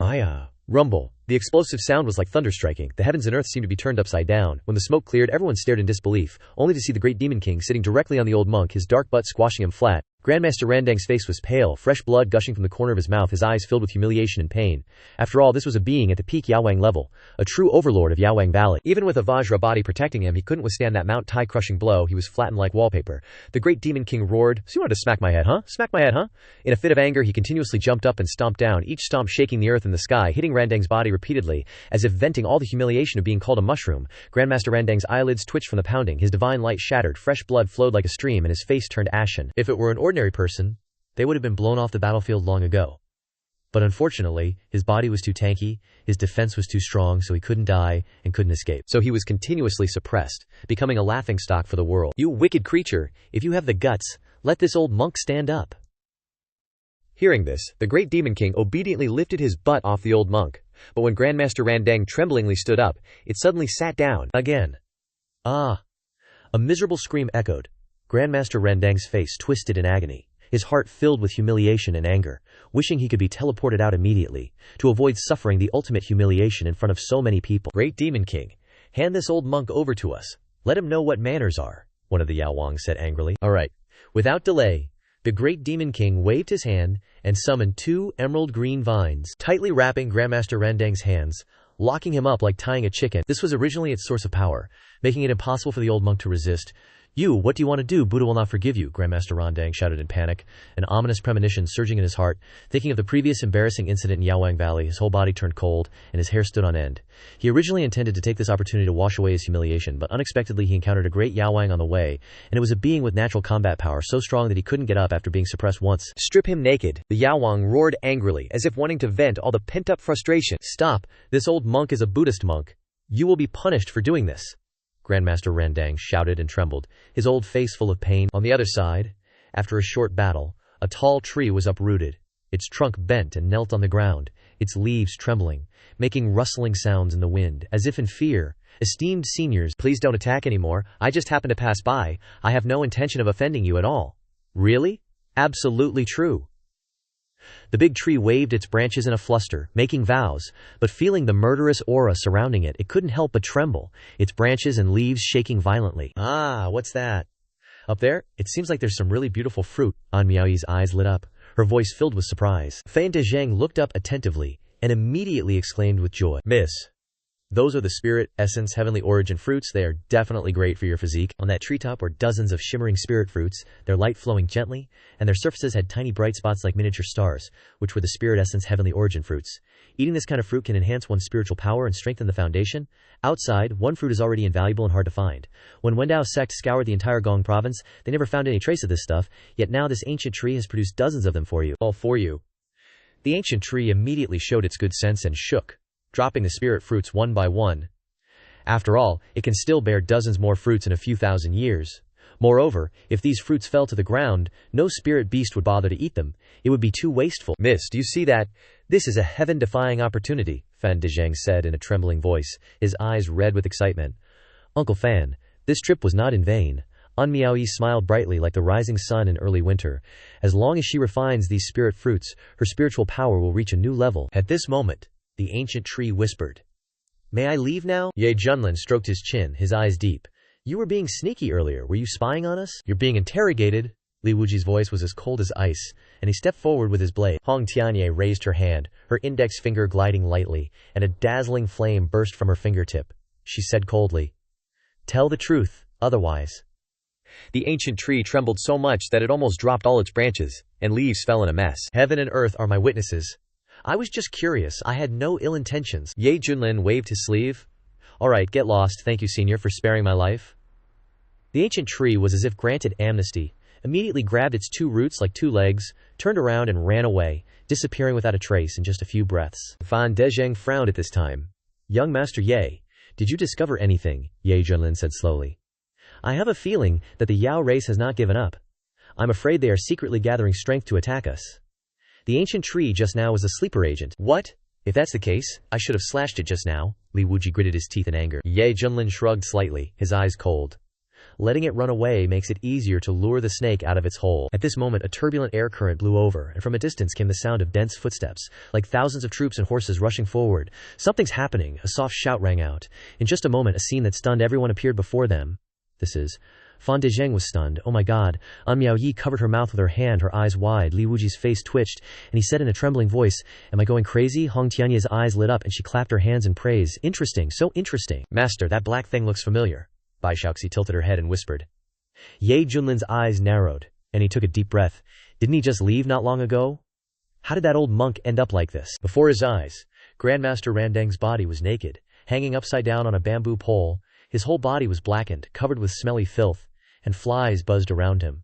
His face was dazed, his eyes were dim, completely different from his previous appearance as a noble monk. Below them were rows of cultivators kneeling on the ground, carrying medicinal herbs on their backs, looking like livestock but were actually people. If this scene were to happen outside, it would definitely shake the entire cultivation world. A medicine king coldly swept his gaze over them, looking at Ye Junlin and the others, and snorted, "You guys better kneel down and beg for forgiveness now. Otherwise your end will be just like that old monk behind you." "No way, that old monk was really captured by them." Li Wuji was shocked. He had fought with Randang before and knew how tough the other's Vajra body was, yet he was defeated by these medicine kings. How could this be? But the scene before his eyes completely shattered his understanding. Even Randang was humiliated to this extent. How could he resist? Hong Tianye's expression gradually became solemn and couldn't help but tremble. "No, I don't want to be hung up and have dung poured on me. That's no different from killing someone by crushing their self-esteem." Ye Junlin, on the other hand, smiled lightly with interest. "I really want to know who gave you guys the balls to do this. After all, he witnessed Randang's abilities firsthand. Whoever can suppress this guy must be no pushover." As soon as he said this, the entire medicine clan immediately flew into a rage. "Too arrogant! This human is too conceited." At this time Randang was tied upside down to a bamboo frame, his body covered in filth, his aura dim, his face as pale as paper, his mouth filled with disgusting smells, and his dignity completely gone. The ideas of revenge and washing away his shame that once surged in his heart had now all turned to ashes. In his heart there was only one thought: to get out of this godforsaken place as soon as possible. But when he saw Ye Junlin standing there, his sleeves fluttering as he calmly faced the medicine clan, Randang's eyes flashed with a cold light. The corners of his mouth curled up in mockery. "Kid, enjoy the rest of your time as a human. When you get tortured later, you'll understand what real suffering is." He had endured humiliation and hardship, so he wanted to see Ye Junlin suffer 100 times more than him. Only then would his heart be comforted. At the same time, a cold shout echoed through the air. "Outside, you humans may be the strongest experts, but don't forget, this is Medicine King Valley, the territory of our medicine clan. You lowly humans are only fit to be sacrifices." As soon as he finished speaking, Qi Jingji raised his hands high and shouted, "Please welcome the Great Devil King! Great Devil King! Great Devil King! Great Devil King!" The whole world seemed to shake, and the entire medicine clan excitedly roared. Their emotions were extremely frenzied, and the shouts echoed like roaring waves, surging like the sea roaring and the mountains collapsing. "Great Devil King!" Fan Deju was terrified. His face turned pale. "Is there such an evil existence here?" Hong Tianye frowned, his brow twitching incessantly. Even he in his prime had never dared to call himself a great devil king. Just who is this person? As for Ye Junlin, he only lightly raised an eyebrow, his eyes as sharp as lightning, and said in a deep voice, "Oh, I really want to see just what kind of holy figure this great devil king you speak of is." The shout still resounded through the heavens and the earth, but that great devil king was slow to appear. Seeing this, Qi Jingji anxiously jumped into the crowd and forcefully pushed out a giant mushroom that was hiding at the end of the formation, shouting, "Great Devil King, you are the strongest bad guy here, only you can defeat that human." Under the bewildered gazes of everyone, Ye Junlin remained in place, his cold eyes looking at the dark giant mushroom in front of him, a mushroom over 1 meter tall and all black. "This is the Great Devil King." Everyone was stunned. The eyes of Ye Junlin, Fan Dezhu, and Hong Tianye were all full of question marks, doubting whether they had seen wrong, and that black mushroom obviously didn't like being watched by everyone, its voice trembling but still gritted its teeth and replied, "That's right." That answer made the crowd even more speechless. Hong Tianye's expression changed drastically at this moment, as if he had remembered something. A gleam of light flashed in his eyes, and he said in a deep voice, "No way. Could this be the immortal chaos mushroom?" Ye Junlin tilted his head. "What did you just say? This mushroom—" Hong Tianye almost vomited blood, trying to suppress his emotions, and explained through gritted teeth, "This is not an ordinary mushroom, it is the immortal chaos mushroom, a legendary ancient medicine. Eating it can enhance one's strength and lifespan, its effects are endless. In the cultivation world, it is considered the closest thing to an immortal medicine." "Closest thing to an immortal medicine," Fan Dezhu repeated in a trembling voice, his expression changing. There was no longer a trace of greed in his eyes, only deep horror. "A peak medicine king. According to the division of strength in Medicine King Valley, this is equivalent to a perfected golden core." "It's over." Fan Dezhu felt a chill run down his spine, his whole body trembling. Just then, boom! A terrifying aura like a volcanic eruption shook the air, causing all the surrounding trees to sway non-stop, and leaves to fall everywhere. "Be careful," Li Wuji cried out, his hair standing on end, screaming in his heart. This is a level he couldn't possibly resist, not even on the same level. No wonder Randang was suppressed so easily, only to see the black mushroom Devil King angrily shout, "You guys are going too far, still want to eat me? Who allowed you to disturb my sleep?" Whoosh! Its figure disappeared in an instant, and a powerful aura like Mount Tai pressing down from the sky. Everyone was struck by lightning, their faces pale, their figures staggering, and they quickly retreated backwards. Hong Tianye was also extremely horrified. The difference in strength was too obvious. But in the midst of the surging storm, he saw a black figure still standing in place, standing as still as Mount Tai. A second later, Hong Tianye's pupils shrank violently, his eyes widening in disbelief. Ding! Detected that the host is being attacked by an enemy at the perfected golden core stage, activating the passive effect. The stronger the enemy, the stronger the host. Cultivation base skyrocketed to the early Nascent Soul stage. The system's voice echoed in Ye Junlin's ears. At that moment, the aura of Ye Junlin's entire body increased crazily, instantly jumping from the 9th level of Qi refining to the early Nascent Soul realm. His long silver hair fluttered, his eyes like lightning, and his fierce killing intent surged endlessly. He was like a god or demon descending, his aura like a tornado sweeping across the sky and the earth. His deep, cold voice echoed throughout Medicine King Valley, carrying a majesty that shattered the clouds above. "Well done, boom!" A force like a falling meteor collided in a heaven-shattering collision, but Ye Junlin was able to suppress it with one hand, forcibly pushing back the killing blow. Crack! Crack! Rows of trees collapsed, rocks shattered, and the ground cracked into a spiderweb pattern. In the middle of the deep pit was still a clear imprint of the giant mushroom. The entire place was silent, so quiet that you could hear a pin drop. "Great Devil King!" Dr. Wang shouted in a cracked voice, his eyes revealing disbelief. They all knew that the Great Devil King was the strongest existence in Medicine King Valley, yet at this moment he was sent flying by that human with just one hand. "Uncle Fan, young Master Ye, just now he directly increased from Golden Core to Nascent Soul," An Yaoyi muttered, her voice trembling. Fan Dezhu's eyes were full of admiration, and he sighed softly. "This method is truly earth-shattering. Even the suppression of Medicine King Valley can't stop him. Just what kind of secret technique is this?" Hong Tianye's expression was solemn, and a deep doubt flashed in his eyes. "It doesn't make sense. This is simply impossible." Since entering Medicine King Valley, he had gradually seen the secrets of this place. The reason why the Medicine Clan is thriving here is not only due to the foundation of spirit medicines, but because of the rules personally established by the Medicine Sovereign. Anyone who enters Medicine King Valley will be affected by this rule. No matter if you are Golden Core or Nascent Soul, Integration or Great Ascension, as long as you have not become an immortal, you will be forced back to the 9th level of Qi refining. This is the gap between immortal and mortal, an insurmountable difference, an absolute order that no one can resist. Yet now, there is someone who has broken that rule. He forcibly boosted his cultivation to Nascent Soul, and powerfully knocked away the real Medicine King. No way. How could such an existence exist? Hong Tianye felt cold sweat dripping down. His body stiffened, and an indescribable feeling surged in his heart. If it's true, then it's not just Medicine King Valley that's doomed, but he's afraid he won't be able to escape the devil's clutches either. "Wang Tuihua, are you okay?" Li Wuji cautiously asked. "Scram." Hong Tianye was annoyed and immediately snapped angrily. Li Wuji was stunned and could only shut his mouth in embarrassment. Not far away, Grandmaster Randang, who was taped to a bamboo tree, had originally hoped to witness Ye Junlin being ruthlessly suppressed by the Great Devil King. But now the entire situation had completely reversed. His eyes were wide open, his mouth almost torn to his ears. He still remembered that punch hitting his chest so vividly. He originally thought that even if Ye Junlin's strength was high, he couldn't stand against the Great Devil King's anger. After all, the opponent was a Golden Core completion stage, and was blessed by the rules of Medicine King Valley. His power had far surpassed the Nascent Soul stage, enough to injure even a transformation god expert. Yet Ye Junlin slapped him away. If that slap had landed on him, he was afraid that he would have been teleported out of Medicine King Valley long ago. Strange, he clearly didn't use this kind of power before. He deliberately let me stay here as bait, to lure these medicine clansmen to mock and humiliate me. Thinking of this, Grandmaster Randang's face turned green as he raised his head to look at that black figure, his eyes revealing obvious hatred. Damn it. It's all your fault. I will get this debt back one day. In the deep pit filled with broken rocks and dust, the Great Devil King was dizzy, and only slowly regained his senses.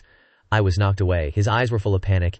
He clearly felt Ye Junlin break through the rule suppression in that short moment, his cultivation directly rising to the nascent soul stage. No way. The Great Devil King trembled and muttered. Back then, it was Medicine Honored One himself who set up the rules and vowed to guarantee that no one below the true immortal level could break them. What's going on? Did it lose its effectiveness because it's been too long? Facing the cracked deep pit, the aura on Ye Junlin's body suddenly dropped, falling from the nascent soul realm back to the 9th level of chi refining. That giant mushroom. Ye Junlin smiled slightly, his smile lazy yet sharp like a knife's edge. If you still have any abilities, just use them, otherwise I'll pluck you and make soup to see if the taste of a 1,000-year-old demon mushroom is any different. He deliberately used provocative words to lure the opponent to take the initiative to attack. Only then could the system activate the counterattack mechanism. Boom.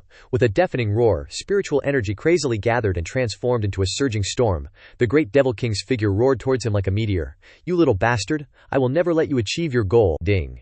Detected that the host is being attacked by a golden core completion enemy. Passive activated. Become stronger when facing stronger opponents. Cultivation skyrocketing to the initial stage of Nascent Soul. In Ye Junlin's mind, the system's voice sounded. At the same time, the aura on his body suddenly surged, leaping from the 9th level of chi refining to the initial stage of Nascent Soul. Facing the Great Devil King rushing over like a storm, he didn't panic or get flustered, raised his right hand to meet the attack, his movements as skilled as flowing water and drifting clouds. Rumble, rumble, rumbles. The dense sound of collision rang out, like dragon roars and tiger howls shaking the heavens and the earth. The Great Devil King became more and more panicked as he fought.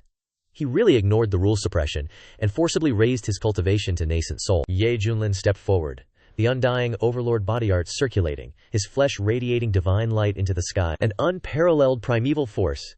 And then he threw a punch, like thunder descending. Bop! With a heaven-shaking sound, the Great Devil King's body was slapped away, again plunged straight into the ground. Boom!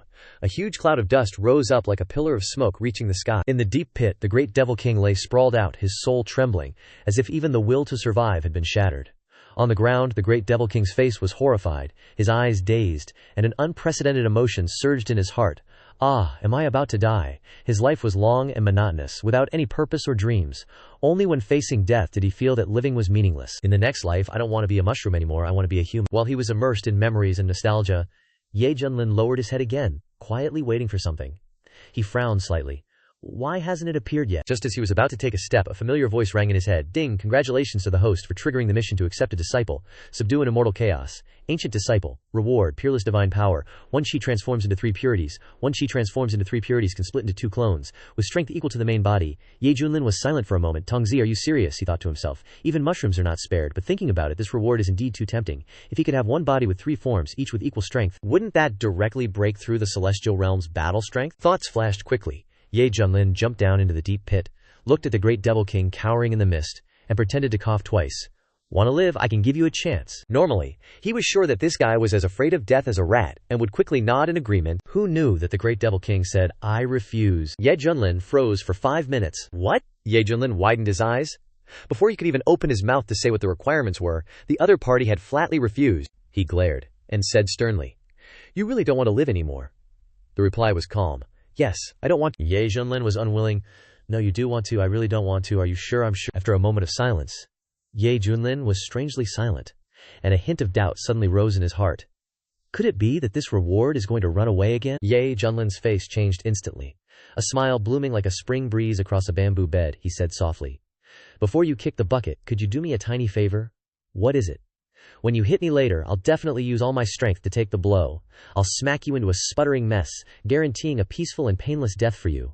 Like just falling asleep. The Great Devil King was stunned, hardly believing his ears. Is this what a human would say? Nah, this is straight up animal talk. He angrily turned his back, not wanting to say another word. Just kill me already, hack me to bits if you want, but cut the crap. Seeing this, Ye Junlin narrowed his eyes, the corners of his lips twitching, his gentle smile slowly turning sinister. He chuckled softly like a demon crawling out of the depths of hell. All right then, since you've decided, I'll just toss you into a pot to make mushroom soup, or kill a few chickens to stew with you for some chicken and mushroom goodness. Don't worry, I'll eat every last bit, leaving nothing behind. With that, from who knows where, he pulled out a massive black pot, big as a well, and banged it a couple of times with a ladle. Get in here, don't you want to die? I'll help you fulfill your wish. The Great Devil King instantly trembled all over, stammering, Give me a chance. Huh, Don't want to die anymore? No, I want to try living a little longer. Alright, Ye Junlin grinned. But first, you have to become my disciple. Ding. Congratulations, host, for successfully taking in a disciple, rewarding you with a peerless divine ability. 1 chi, 3 purities. Ding. Detecting disciples' high aptitude, granting an additional supreme cultivation method. Azure Emperor Everlasting Art. Ye Junlin was overjoyed, like he'd struck gold. Finally, he'd accomplished his goal. Ye Junlin strode forward, glaring at the great Devil King. Come here, from now on you're my disciple, I'll protect you. Finishing his words, he closed 2 fingers and pointed out a stream of green light, turning into a ray of starlight that shot straight into the great Devil King's forehead. This is the cultivation method your master is giving you. Quickly accept it and start cultivating. Boom! The great Devil King's head felt like it was about to explode. The Azure Emperor Everlasting Art, a cultivation method containing supreme great Tao principles, instantly unfolded in his sea of consciousness like a sacred scroll. In an instant, his body trembled in waves, his spirit violently fluctuating. He was utterly astonished. What kind of cultivation method is this? How can it be so terrifying? Everyone knows. The herb race are innately weak, not good at fighting. Their only advantage is a lifespan far exceeding that of humans. But if they could make up for that weakness, then for the herb race, it would be a huge stroke of good fortune. And the Azure Emperor Everlasting Art was the key to compensating for their fatal flaws, lack of combat power, and slow cultivation. As a top-grade herb king, possessing the potential of the immortal chaos, once he cultivated this technique, it would be like a carp turning into a dragon, defying the heavens and changing his fate, ascending to the sky in a single step. At this moment, the great Devil King completely believed Ye Junlin's sly words, his eyes shining brightly. He kowtowed, his voice trembling. Master, please accept this disciple's obeisance. He jumped up from the ground and respectfully prostrated himself before Ye Junlin. Ye Junlin clasped his hands behind his back and nodded slightly. This scene, falling into the eyes of the surrounding people, was like being struck by lightning in broad daylight. Everyone was petrified. What the heck is going on? They were fighting to the death, but suddenly he takes the guy as a disciple, and it's a mushroom. Like, what kind of weird fetish is that? Li Wuji's eyes lit up as he slapped his thigh and laughed. See? This is the master's plan. We'll never be able to keep up with this kind of thinking. Hong Tianye next to him glanced over, shushing him softly, inwardly cursing. Does this bastard have to have an obsession even when taking a disciple? In the cultivation world, battles are always a matter of you die or I live, but taking someone as a disciple mid-fight? Never seen that before. Hong Tianye even began to activate his demonic thinking. Could he be planning to nurture it into an immortal herb, waiting for the right time to refine it and swallow it whole? The more he thought about it, the more sense it made. Because the immortal chaos, if it grows to its peak, truly has the potential to transform into an immortal medicine. And once it's an immortal medicine, even immortals would fight to the death to snatch it. While the crowd was still blankly speculating, Bai Xiaoxi happily clapped her hands. Great, trying again, there's another little junior brother now. On the other side, Grandmaster Randang was clinging to a bamboo tree, his eyes glazed over, like he'd lost his soul. He began to doubt his life. Has the world evolved to a point that he can no longer understand? If you counted from beginning to end, perhaps he was the one who was most severely harmed. At this moment, Ye Junlin turned around, carefully looking at the Great Devil King, his voice sincere. Now that you've joined my sect, you should also have a proper name. The title of Great Devil King easily causes misunderstandings. The Great Devil King hesitated slightly, speaking softly. Master, then please bestow a name. Ye Junlin nodded approvingly. You look like a black mushroom, and you have the destiny of the Azure Emperor, with extremely high growth potential. Combining all that, let's call you Little Black. The Great Devil King hesitated slightly. He wanted to object, but looking into Ye Junlin's eyes, he didn't dare to speak. On second thought, Little Black wasn't bad either. Humble, simple, and naturally rustic. Immediately after, Ye Junlin asked with a serious face. That's right, let me ask you about something from the past. Back then, why did Yawang Valley, under the control of the Medicine Sovereign, put on so many shows to suppress the human race while protecting your herb race? Ye Junlin frowned, genuinely puzzled, because he had always been unable to figure it out. The previous Medicine Sovereign clearly opened up Yawang Valley for the human race to freely gather herbs, outwardly appearing generous and magnanimous, but in reality he allowed the herb race here to oppress human cultivators. It was no different from a giant trap. That kind of two-faced behavior was really screwing people over without any discussion. Over the years, countless people still respected the Medicine Sovereign on the outside, but who knew that this place was a human race's slaughterhouse? Anyone who entered could only swallow their grievances and become a grandson.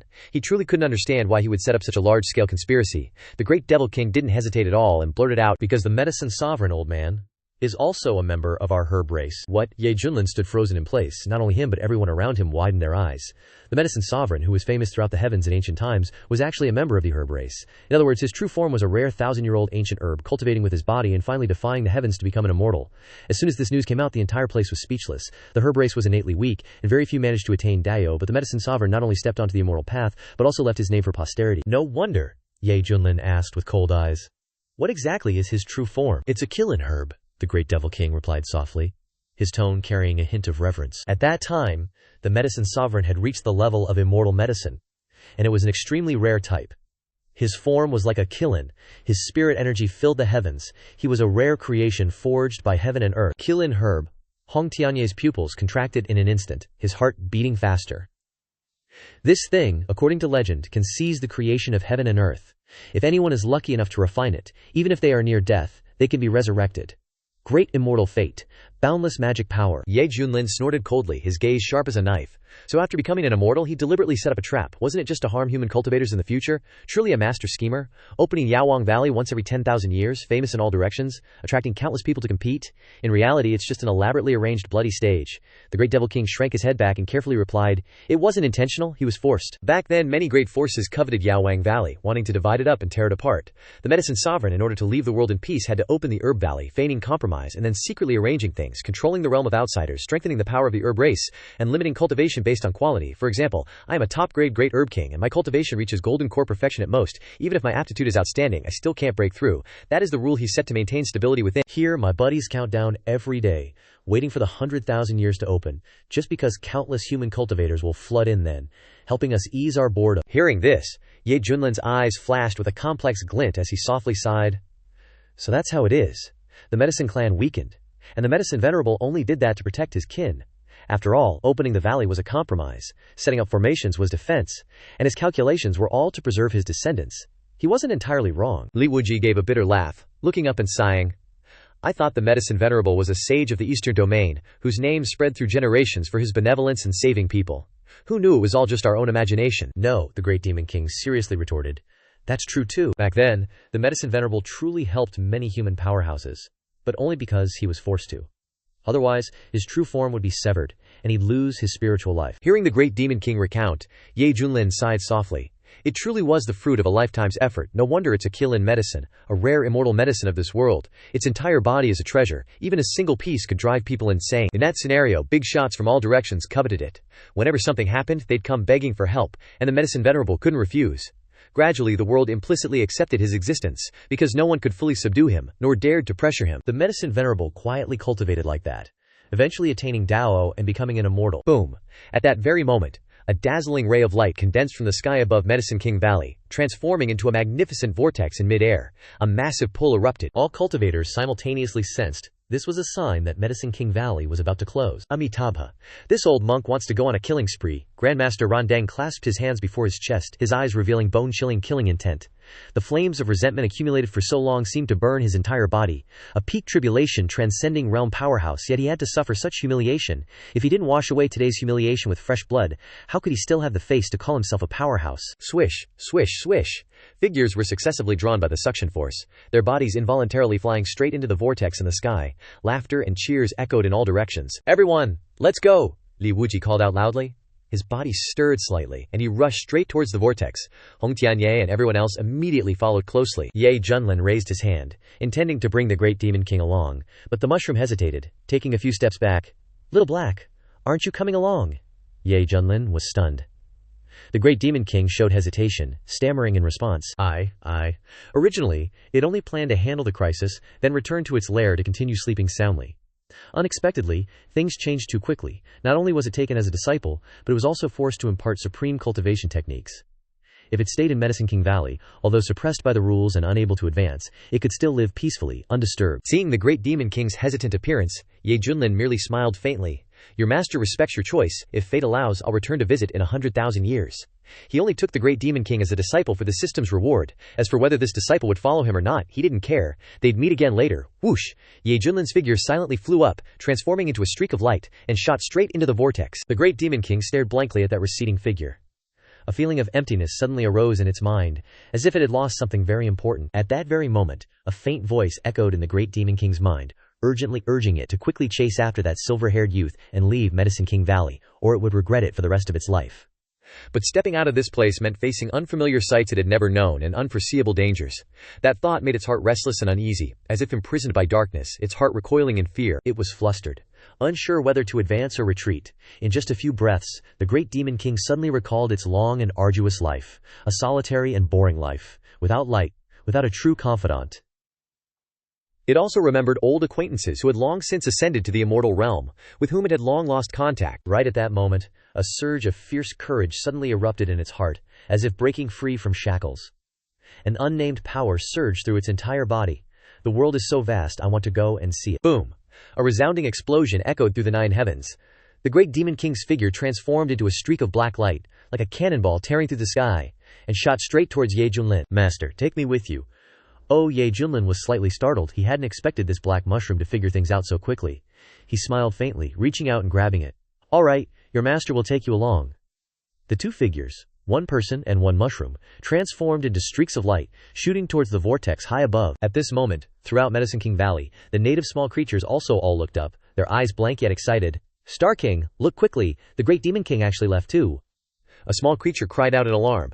They all clearly saw the great Demon King actively rush towards the sky, and was finally grabbed by a human cultivator and taken away. Qi Jingji also wide-eyed. What's going on here? Immediately after that, the vortex began to shrink, then completely vanished in midair. Whoosh! Outside Medicine King Valley, countless cultivators were successively teleported back out. Feeling their cultivation realms and their bodies recover once again, everyone was overjoyed and delighted, looking up at the blue sky and white clouds, breathing the free air outside greedily as if wanting to drink up the essence of heaven and earth. Finally free— oh my god, freedom feels so good. They're out. A group of cultivators who hadn't managed to enter the valley earlier were now waiting outside, and immediately erupted in commotion upon seeing people emerge from inside. Look at them. They must have had a huge haul. Heavens, if I'd known earlier, I would have fought tooth and nail to get in. Not being able to enter the valley is truly the biggest regret of my life. Just then, a streak of golden light flashed. Boom! A filthy figure, a foul stench assailing the nose. It was none other than Grandmaster Rundeng, the one who once had a shocking reputation and now escaped the valley. He immediately cast a spell, cleansed his body, and changed into a brand new Kasaya. At first glance, he was once again the enlightened monk he used to be. However, the only difference was that his eyes were no longer as serene as before, but held a layer of violent killing intent. Hidden beneath his compassionate expression was a rage like a volcano about to erupt. Grandmaster, did you have any gains this time? Several Xuankong Temple elders stepped forward to greet him, smiling as they asked.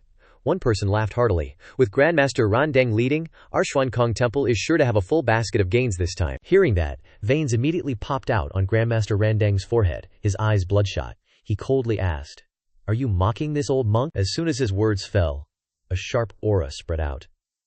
That cultivator started dripping cold sweat, his whole body trembling, not understanding what mistake he had made. Just then, a loud roar like thunder exploded, shaking the entire area. All you who entered Medicine King Valley, stop right there for this old man! Everyone simultaneously looked over. The one who just spoke was a tall, middle-aged man wearing a wide-brimmed hat, his eyes revealing fierce killing intent, with an imposing aura. Beside him was a captivating woman in a red dress, with a graceful figure and beauty capable of toppling cities, her chest rising and falling temptingly. Additionally, there was a short figure wearing a hat whose form was blurry, making it hard to discern their face. Deep in the shadows, there was also an old man wearing a black robe embroidered with golden patterns, his hair as white as snow, his hands clasped behind his back, with a free and unrestrained demeanor, his indifferent eyes seemingly having seen through all worldly affairs. Under the gaze of countless people, upon seeing that familiar group of 4 appear, the cultivators who had been robbed couldn't help but shiver in fear. Someone's voice trembled. It's the old demon with white hair. No way, are they coming to rob us again? Heavens, do they even know what shame is? Shh, keep your voice down, do you want to die? Whispers spread in all directions, and the surrounding crowd also wisely retreated, actively keeping their distance from the group that had just emerged from Medicine King Valley. Listen up, everyone. My master said whoever dares to resist is going against him, so they better face the consequences themselves. The wide-brimmed hat guy, wielding a big broadsword and looking all brutish, shouted loudly, his arrogance unmatched. The white-haired old dude maintained his icy expression, acting like a mysterious sage, but inside he was freaking ecstatic. This time he decided to pull off a big one, robbing every cultivator who ever entered Medicine King Valley clean. After all, no one can leave that place empty-handed, so robbing them is like having a fat cake delivered right to your doorstep. The white-haired old coot glanced at the crowd, cowering in fear, a sinister smile creeping onto his lips. This feeling of throwing your weight around by borrowing someone else's power is just too damn satisfying. Ye Junlin's name is just too good to use. Just then, the faces of the cultivators who had just left Medicine King Valley froze. So unlucky, no sooner had they left the valley than they ran into a notorious gang of robbers. The important thing is, they don't even have any herbs left to hand over. Are they trying to take our lives? Damn it, it's those guys again. An Miaoyi's face flushed red with anger, her white hands clenched tightly, her almond eyes wide. Fan Dezheng's eyes lit up, but he carefully observed the reactions of his 4 companions. Not daring to act rashly, Ye Junlin laughed out of anger. Alright, these guys want to get caught, huh?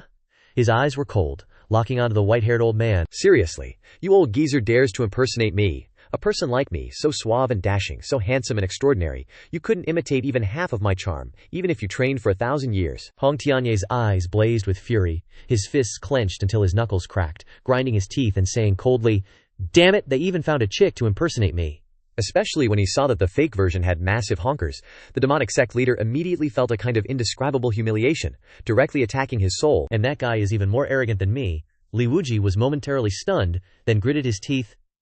He's the Blade Devil, a name that strikes fear into the hearts of people, yet now he's being impersonated by some low-level bandits. The great Demon King shrank back, seeing the unfamiliar environment, and with so many people around, his social anxiety instantly kicked in, and all the courage he had gathered vanished. Seeing this, Bai Xiaoxi reached out her small, tender hand and gently patted his mushroom head, comforting him softly. "Junior brother, don't be afraid." The great Demon King's body trembled. He really hated being patted on the head, but in the little girl's innocent and bright eyes he felt a rare warmth and closeness. "May I ask how I should address you?" Try calling me Bai Xiaoxi, so your senior sister Bai. Nice to meet you. Nice to meet you. Oh, there's no need to be so polite. Bai Xiaoxi happily spun around in place. Hearing the little junior brother call her senior sister, it felt like she had just eaten a sweet candy. "Senior sister Bai, what's the situation now? It looks like there are some people wearing clothes just like yours," the great Demon King asked curiously.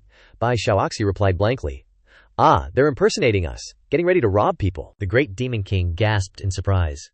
"You humans really know how to play." But just then, a vast and terrifying aura shook the heavens and the earth. The pressure of a peak tribulation transcendence realm cultivator instantly spread like a tide, causing countless cultivators to feel a chill all over their bodies, their minds buzzing, their bodies unable to move. Golden Buddhist light shone across the sky. An old white-browed monk stepped on lotus flowers and flew into the air, his eyes like lightning striking down, locking onto the four figures in front. The old man's voice echoed in all directions, his killing intent concealed to the point of being impossible to hide. "Fellow benefactors, must you go this far?" Grandmaster Randang, who had been gathering his anger and waiting to unleash it, finally found an excuse to erupt like thunder. Boom! The white-haired old man and his three companions were struck by lightning out of the blue, cold sweat pouring down like rain, their eyes wide, unable to believe it. How could this be? Someone actually dares to resist him. He doesn't seem to be afraid of us, motherfucker.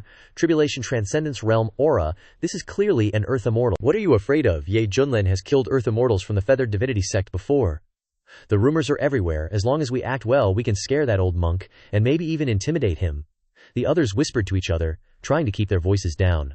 The white-haired old man tried to suppress his panic, stubbornly sneering, clearing his throat and ordering, "Disciples, this is not your place to interfere. Step back, yes, master." The wide-brimmed hat guy was as if he had been granted amnesty, and retreated in a panic, disappearing without a trace. The white-haired old man narrowed his eyes, his gaze cold, his voice revealing a deep warning.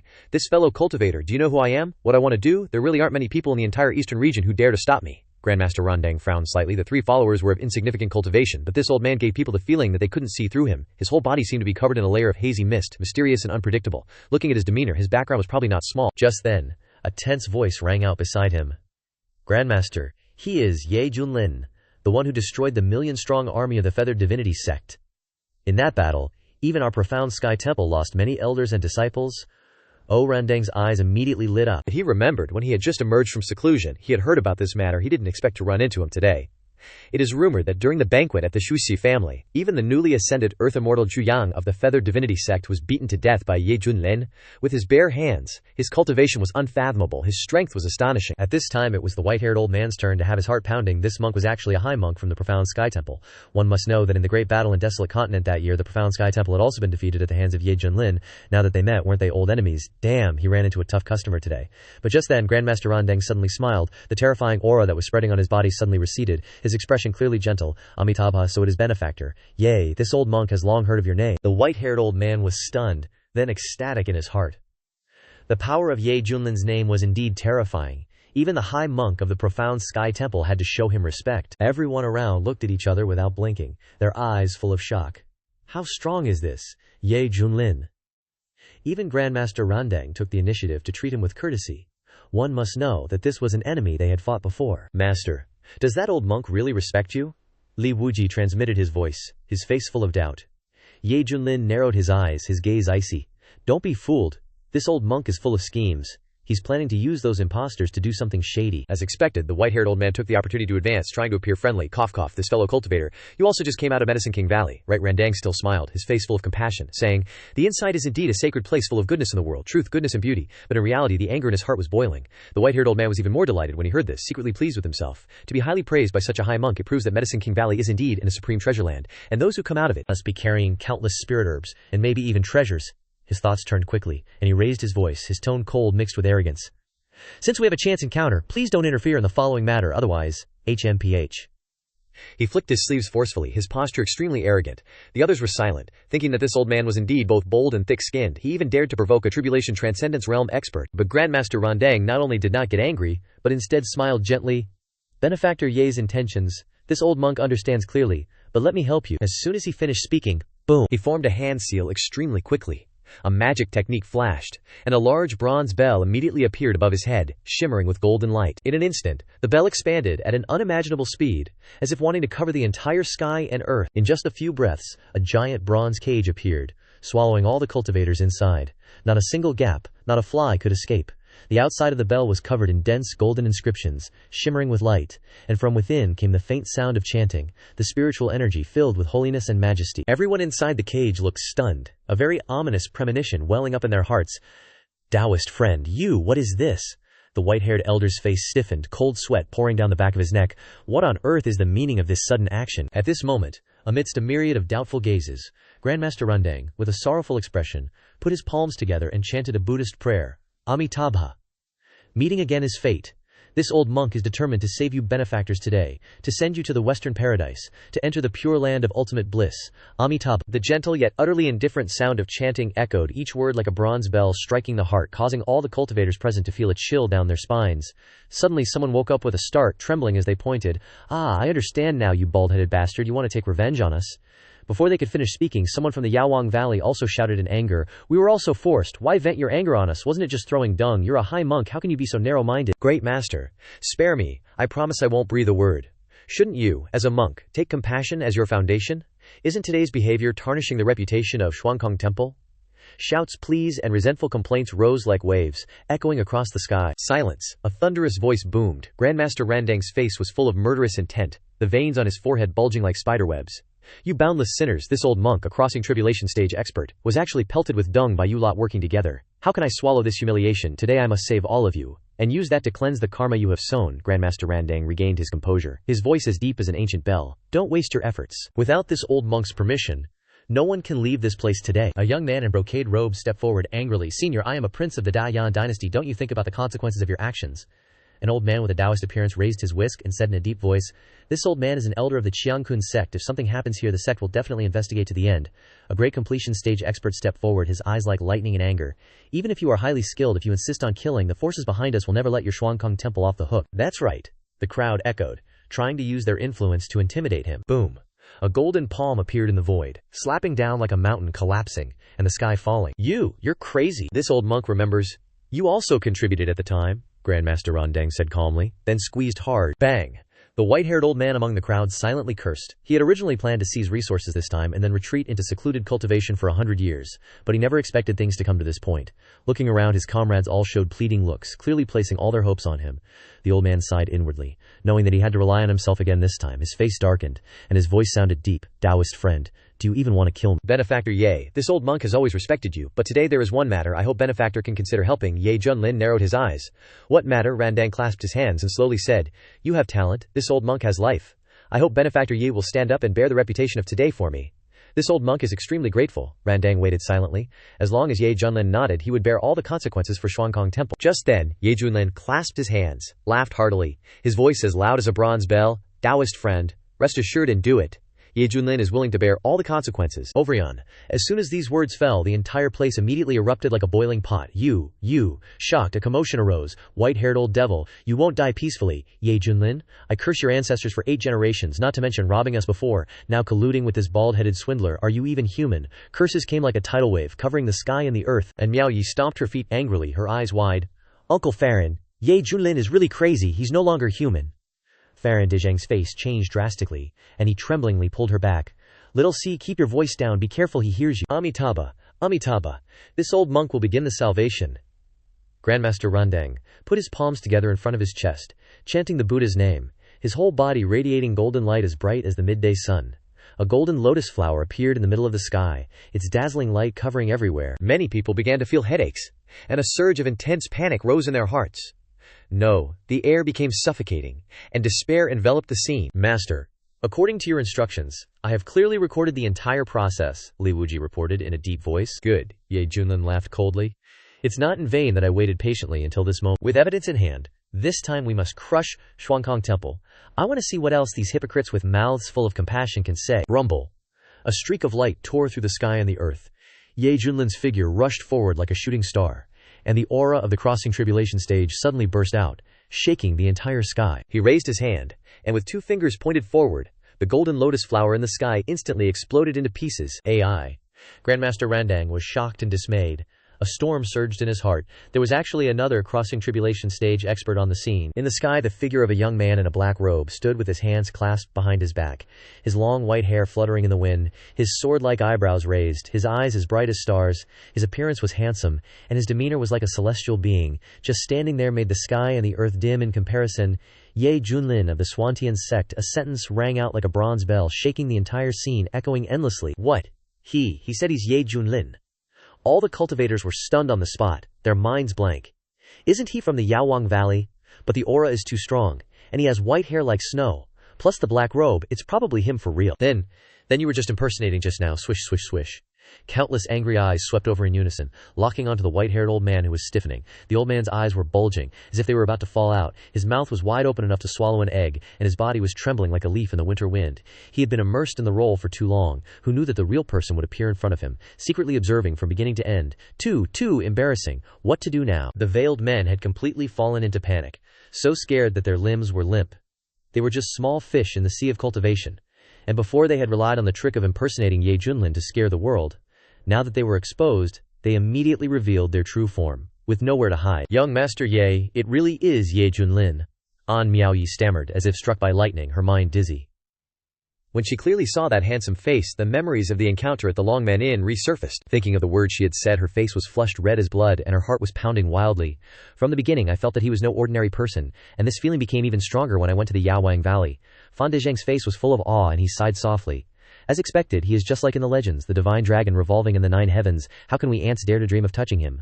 An Miaoyi's cheeks flushed red, and she resentfully blamed, Uncle Fan, so you knew long ago. Why didn't you remind me, making me look like a fool in front of young Master Ye? Fan Dezheng smiled wryly and did not answer, only shook his head helplessly. I did remind you, but you didn't listen. How can you blame others? At this moment, Grandmaster Randang was stunned in place. His eyes shifted to the silver-haired old man who was bowing his head to avoid him, his expression flustered. You! Randang also saw that this person was clearly an imposter. He never expected that he had called him brother just now, who knew that he was just a fake. Grandmaster Randang smiled on the surface but hated him to the bone, staring at the white-haired old man, hissing through his teeth, Amitabha benefactor, you are playing too much. The old man was sweating all over, not daring to look him straight in the eye. At this moment, Grandmaster Randang's gaze suddenly swept towards another figure, his eyes shooting out a cold light like knives as he coldly said, You rebellious scoundrel from Yaowang Valley dares to oppose this old monk. I originally planned to kill you all and seize the undying chaos ancient root after leaving, but who knew you would actually be Ye Junlin? No wonder you're so capable. Ye Junlin curled his lips and smiled faintly. Old Baldy, the whole act you put on earlier was already recorded by my disciple, using an image recording magic artifact. If I release it to the world, how do you think people will treat Shuangkong Temple? Grandmaster Randang was so enraged that he laughed.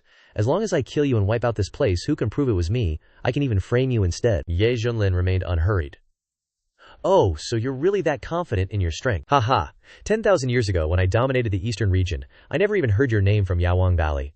Because my cultivation realm was suppressed, I couldn't unleash my full power, and even my Vajra indestructible body couldn't display its true might. But now, boom. Grandmaster Randang's aura erupted like a flood, his white eyebrows fluttered, and his body was like divine glazed gold, glittering with holy light, filled with an aura of unstoppable dominance. On his body, faint golden Sanskrit characters appeared, like a layer of shining Dharma armor around him. Just looking at it made people tremble.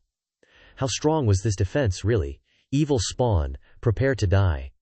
With a shout as loud as a bell, Randang raised his hand to strike, his palm condensed with golden light, revealing the character Wan Dai Sheng, Eternal Saint. Its radiant Buddha light covered the entire heaven and earth. Previously, he only sensed that Ye Junlin's aura was at the mid-stage of tribulation transcendence, while he himself was at the peak stage. Instantly, absolute confidence arose in his heart.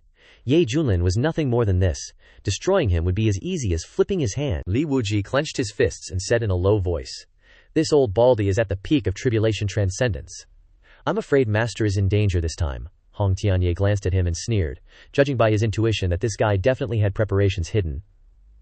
How could someone who could repeatedly break the rules of immortals be so simple? In everyone's sight, the golden light of the Wan character covered the sky and earth, and the light of the Buddhist sect enveloped like a waterfall. sacred and majestic. Ye Junlin smiled slightly. This was the moment he had been waiting for. Bing. Detected that the host is being attacked by an enemy at the peak of Tribulation Transcendence realm.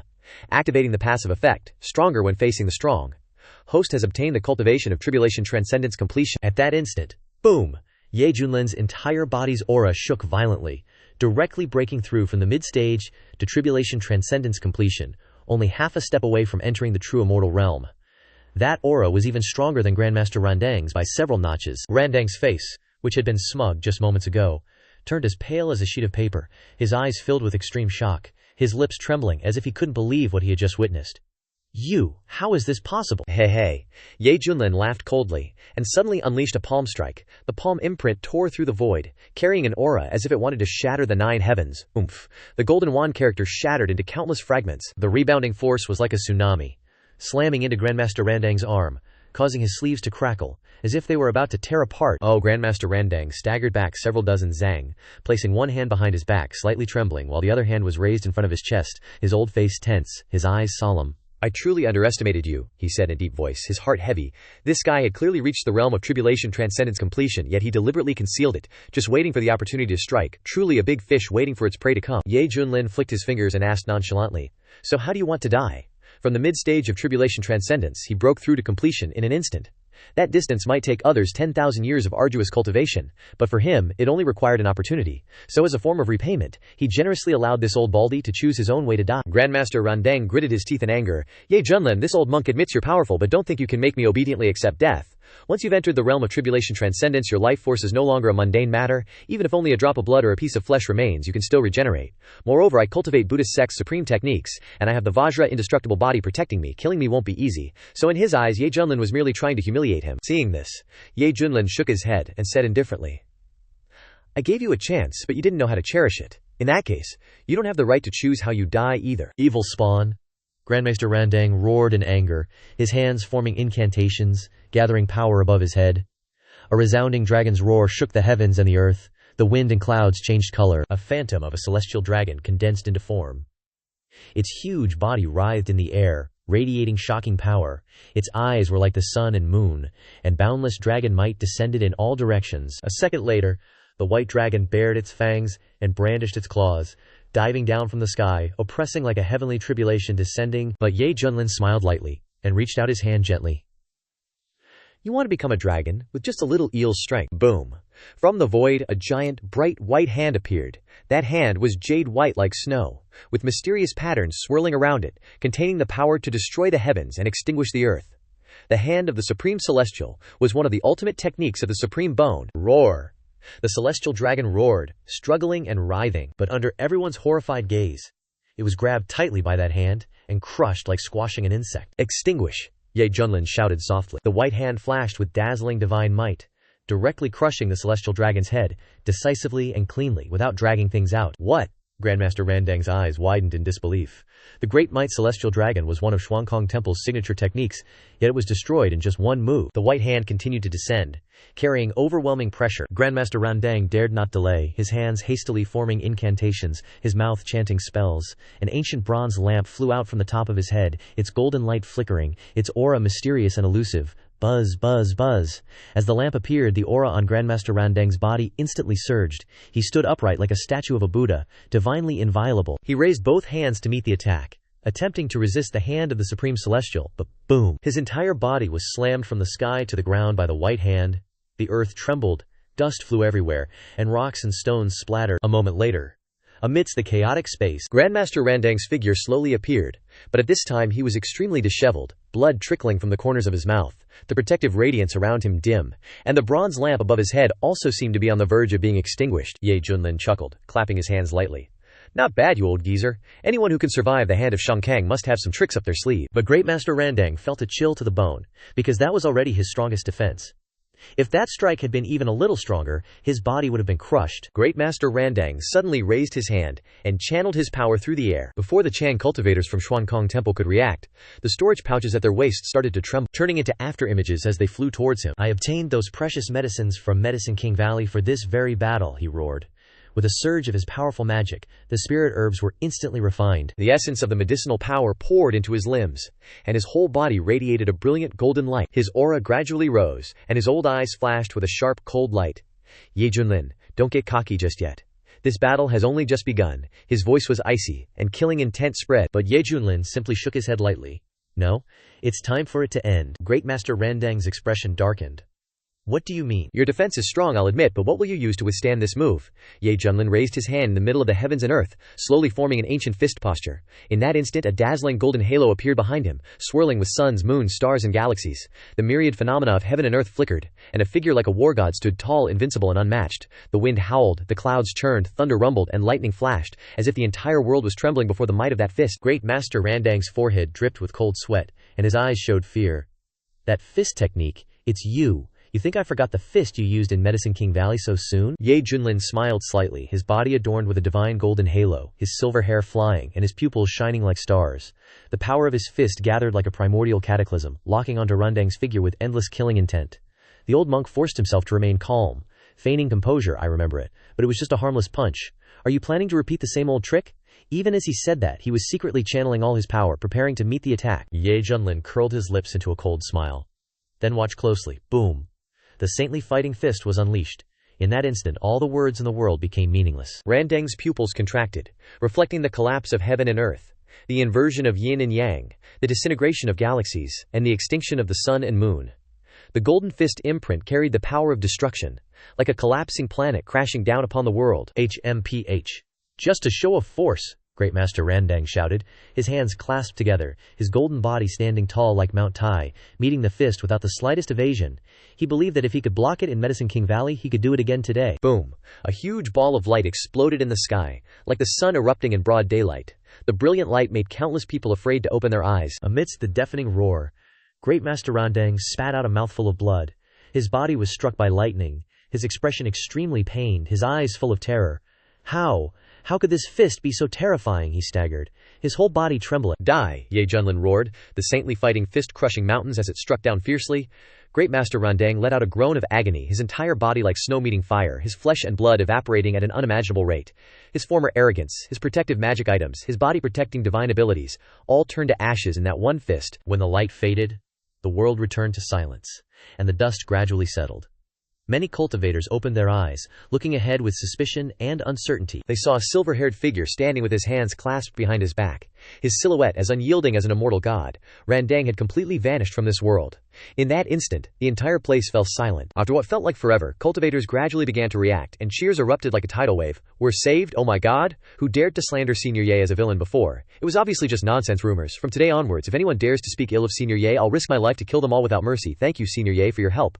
Wiping out the evil monk of Kong Temple with one fist, all the cultivators at the scene revealed expressions of reverence, cupping their hands together in unison. They bowed deeply, their eyes full of admiration and respect. Many female cultivators blushed like peach blossoms, secretly gazing at that proud, transcendent figure, their hearts suddenly filled with an unspeakable admiration. Young Master Ye is truly too amazing, An Yaoyi murmured, her eyes vacant.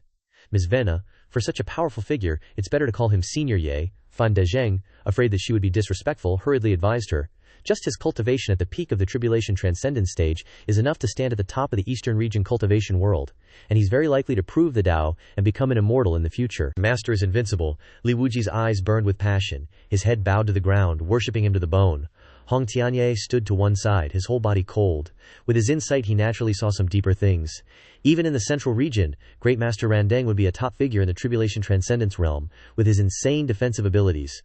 Once you've reached this realm, your vitality is extraordinarily strong. Even if you're a level or two higher, you still might not be able to kill them. Winning or losing in a Tribulation Transcendence fight is possible, but death is extremely rare. If you can't win, you can still run away. But just because he was careless and too confident in his past experience, Randang was turned into ashes with one punch, his soul scattered and gone. Just who is this guy? Confusion clouded Hong Tianye's eyes, and his heart was in chaos. Seeing Great Master Randang die a tragic death, the dozen or so fellow elders who had come with him all turned deathly pale, their lips trembling, their eyes filled with utter horror. Only they understood how high the status of that great master was in the Xuankong Temple. The death of one of them shook the very foundation of the temple. Run! Return to Xuankong Temple! The group of monks looked terrified, turning around to flee, but at that moment, a thunderous roar that shook the heavens and earth rang out behind them. What are you bald donkeys running for? Ling Wuji immediately drew his saber energy surging, a single strike bringing inevitable victory, the saber light like lightning piercing the sky. Perf. One monk after another was pierced by the saber energy. Their bodies splattered with blood, chopped into pieces like sand by a sharp sword, their corpses neatly cut like they were molded. In a flash of lightning and flint, Li Wuji sheathed his saber and turned around, as elegant as a gentle breeze passing over the water. So fast? Did everyone just swallow their saliva at the same time? Ye Junlin instantly blocked the path of those imposters. He clicked his tongue and chuckled. Using my name to make a profit, and now you want to run? How dare you? The ones who were still holding on to hope just now, upon seeing Zhu Feng blocking their way, instantly crumbled. Senior Ye, spare us. We were foolish, blinded by greed for a moment. Please don't hold it against us small fries. It was him, he masterminded everything. The wide-hatted guy frantically pushed the blame onto the white-haired old man. That's right, it was all instigated by this old fart. The white-haired old man trembled with rage, gritting his teeth and yelling, Senior Ye, I admit I was greedy and did something stupid, but I couldn't have done it alone. Please, give a fair judgment. The old man still wants to drag others down with him. You have no conscience. The wide-hatted guy angrily cursed, woo-woo. If I knew it would be like this, I wouldn't have listened to you. I was doing so well at Phoenix Spring Brothel before. Me too. I used to be a spirit herb farmer, growing hundreds of spirit grains. Only because of a moment of greed did I stray from the path. If I could go back, I would definitely work hard at farming. Ye Junlin shook his head, his eyes devoid of any sympathy. These guys really have guts as big as the sky. When they weren't exposed, they were all so smug. Now that they're exposed, they're crying and begging. Just as he was about to open his mouth to punish them, Fan Dezheng rushed forward, grabbed the wide-hatted guy by the collar, and roared, Shameless bastard, daring to swindle me out of 5 million top-grade spirit stones. Spit it out now. Being suppressed by the pressure of a great ascension cultivator, the wide-hatted guy's face turned pale, and he stammered, Senior, I'll pay. The money is all on me. We can negotiate, but what about us? Return the spirit stones, magical artifacts, talismans, and me. A group of angry cultivators surged forward, their faces filled with murderous intent, surrounding them like a forest of swords and spears. The white-haired old man was covered in sweat. Ye Junlin saw this and nodded slightly. In this cultivation world where the big fish eat the small fish, they were destined to die without a complete corpse. No need for him to take action. Li Wuji originally intended to strike and kill, but upon closer inspection, the opponents were just a few weaklings, unworthy of dying by his blade, only snorting coldly before stepping back behind his master. Hong Tianyé's face was as cold as ice. In his eyes, a woman with big boobs but no brains was not worth his time.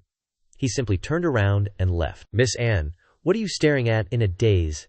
Ye Junlin smiled and asked. An Miao Yi regained her senses, put her hands on her hips, and said angrily, Ye Gongzi, you deceived me. All my trust in you was wasted. Ye Junlin shrugged and chuckled. I didn't expect your mind to be so simple, only realizing it now. Are you calling me stupid? An Miaoyi pouted, her eyebrows furrowed. No, that's called the heart of a child. You have this quality, your path of cultivation will definitely be smooth, Miss Anne. I think highly of you. Ye Junlin smiled sincerely. An Miaoyi was stunned, her eyes shimmering like autumn water, reflecting a pure and innocent light, and asked naively, Really? You're not lying to me, are you? I never lie to people. Let me tell you, don't think you're invincible. I will definitely surpass you in the future. An Miaoyi raised her chin, her face filled with pride and soaring confidence. Ye Junlin laughed. Then work hard, I'll be waiting for you. After saying that, he waved his hand gently, summoning the Kunpeng. Boom.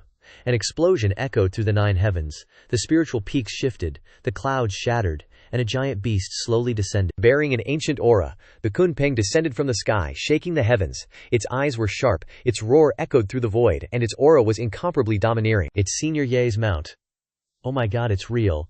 It's the legendary divine beast Kunpeng. The scene instantly boiled over. Countless eyes were shaken, and exclamations never stopped. Ye Junlin clasped his hands and smiled. Miss An, see you again. Looking at the back of the white-clothed youth, his silver hair fluttering in the wind, An Miaoyi's cheeks flushed slightly, and her lips pursed. We'll meet again if fate allows. Ye Junlin nodded, turned around and walked away. He and the others lightly soared onto the Kunpeng. Poof! Amidst countless shocked gazes, the Kunpeng soared through the void, transforming into a streak of light 90,000 miles long, disappearing into the distant horizon. Farewell, Senior Ye. The entire crowd clasped their hands, bowed respectfully, and their solemn voices resonated throughout the heavens and earth. Everyone listened. When they returned, they must spread the truth, dispel all false rumors, and protect Senior Ye's reputation. On the vast back of the Kunpeng, mist and clouds covered it. Pavilions and towers were reflected in the murmuring streams. Small bridges meandered. Lush vegetation, interspersed with artificial mountains, like a fairy tale village floating in the air. The great demon king had just landed, and his soul was already dazed, as if he had strayed into a paradise beyond the world. At this moment, Ye Junlin's expression turned serious, and his gentle voice sounded, "Today we have a new junior brother joining the sect. Let's all clap to welcome him." The sound of applause rang out crisply. Li Wuji seriously carried it out. Bai Xiaoxi jumped and clapped non-stop, while Hong Tianye perfunctorily waved his hand a few times just for show. The great demon king was a little embarrassed, his face flushed red. Thank you, senior brothers and sisters. Ye Junlin chuckled and patted Hong Tianye's shoulder. Xiao Hei, this is senior brother Hong Tianye. This person is exceptionally enthusiastic. If you have any doubts about cultivation, just ask him. Hong Tianye's body trembled slightly, squeezed out a smile that was uglier than crying, and said stiffly, Shizun, master is right. If fourth junior brother has anything unclear, just come and find me. The great demon king was startled. What? This is a man, but I have never seen such a beautiful human being in 10,000 years. Did the two of us misjudge? Afterwards, Ye Junlin didn't say much, waved his sleeve and slumped onto the lounge chair. Xiao Bai, come and massage Shifu's shoulders, try out your skills. Hong Tianye secretly breathed a sigh of relief. Just as he passed by the great demon king, the corner of his eyes glanced slightly, with a deep meaning, boom! In that instant, the great demon king only felt a flash of greedy fire in the other party's eyes like a wild beast. His mind was shaken, and he involuntarily took a few steps back. Was he trying to eat me just now? But Hong Tianye had already settled down under the shade of the phoenix tree, closed his eyes in meditation, his expression calm, as if nothing had happened, but in his heart he had already made a prediction. This Xiao Hei is a living elixir that Ye Junlin deliberately kept, just waiting for the day to harvest and refine it. This kind of thing is not uncommon in the demonic path. The most famous is the blood demon Shi Tianju, teaching the Gongfa, cultivation technique, waiting for the other party to succeed, and then turning around to devour them, strengthening himself. Ye Junlin's schemes are too deep. If it were me, I would have refined and swallowed him whole long ago. How could I keep him by my side and cultivate him? Hong Tianye thought to himself. Meanwhile, the great devil king was in turmoil, wanting to report to his master but lacked evidence. He was genuinely scared of being devoured, but if he spoke up, he feared being seen as paranoid and causing trouble. Just then he noticed a middle-aged man squatting quietly in the corner of the courtyard, his back to him, seemingly doing something shady. It was his third senior brother, Li Wuji. During the introductions, the great devil king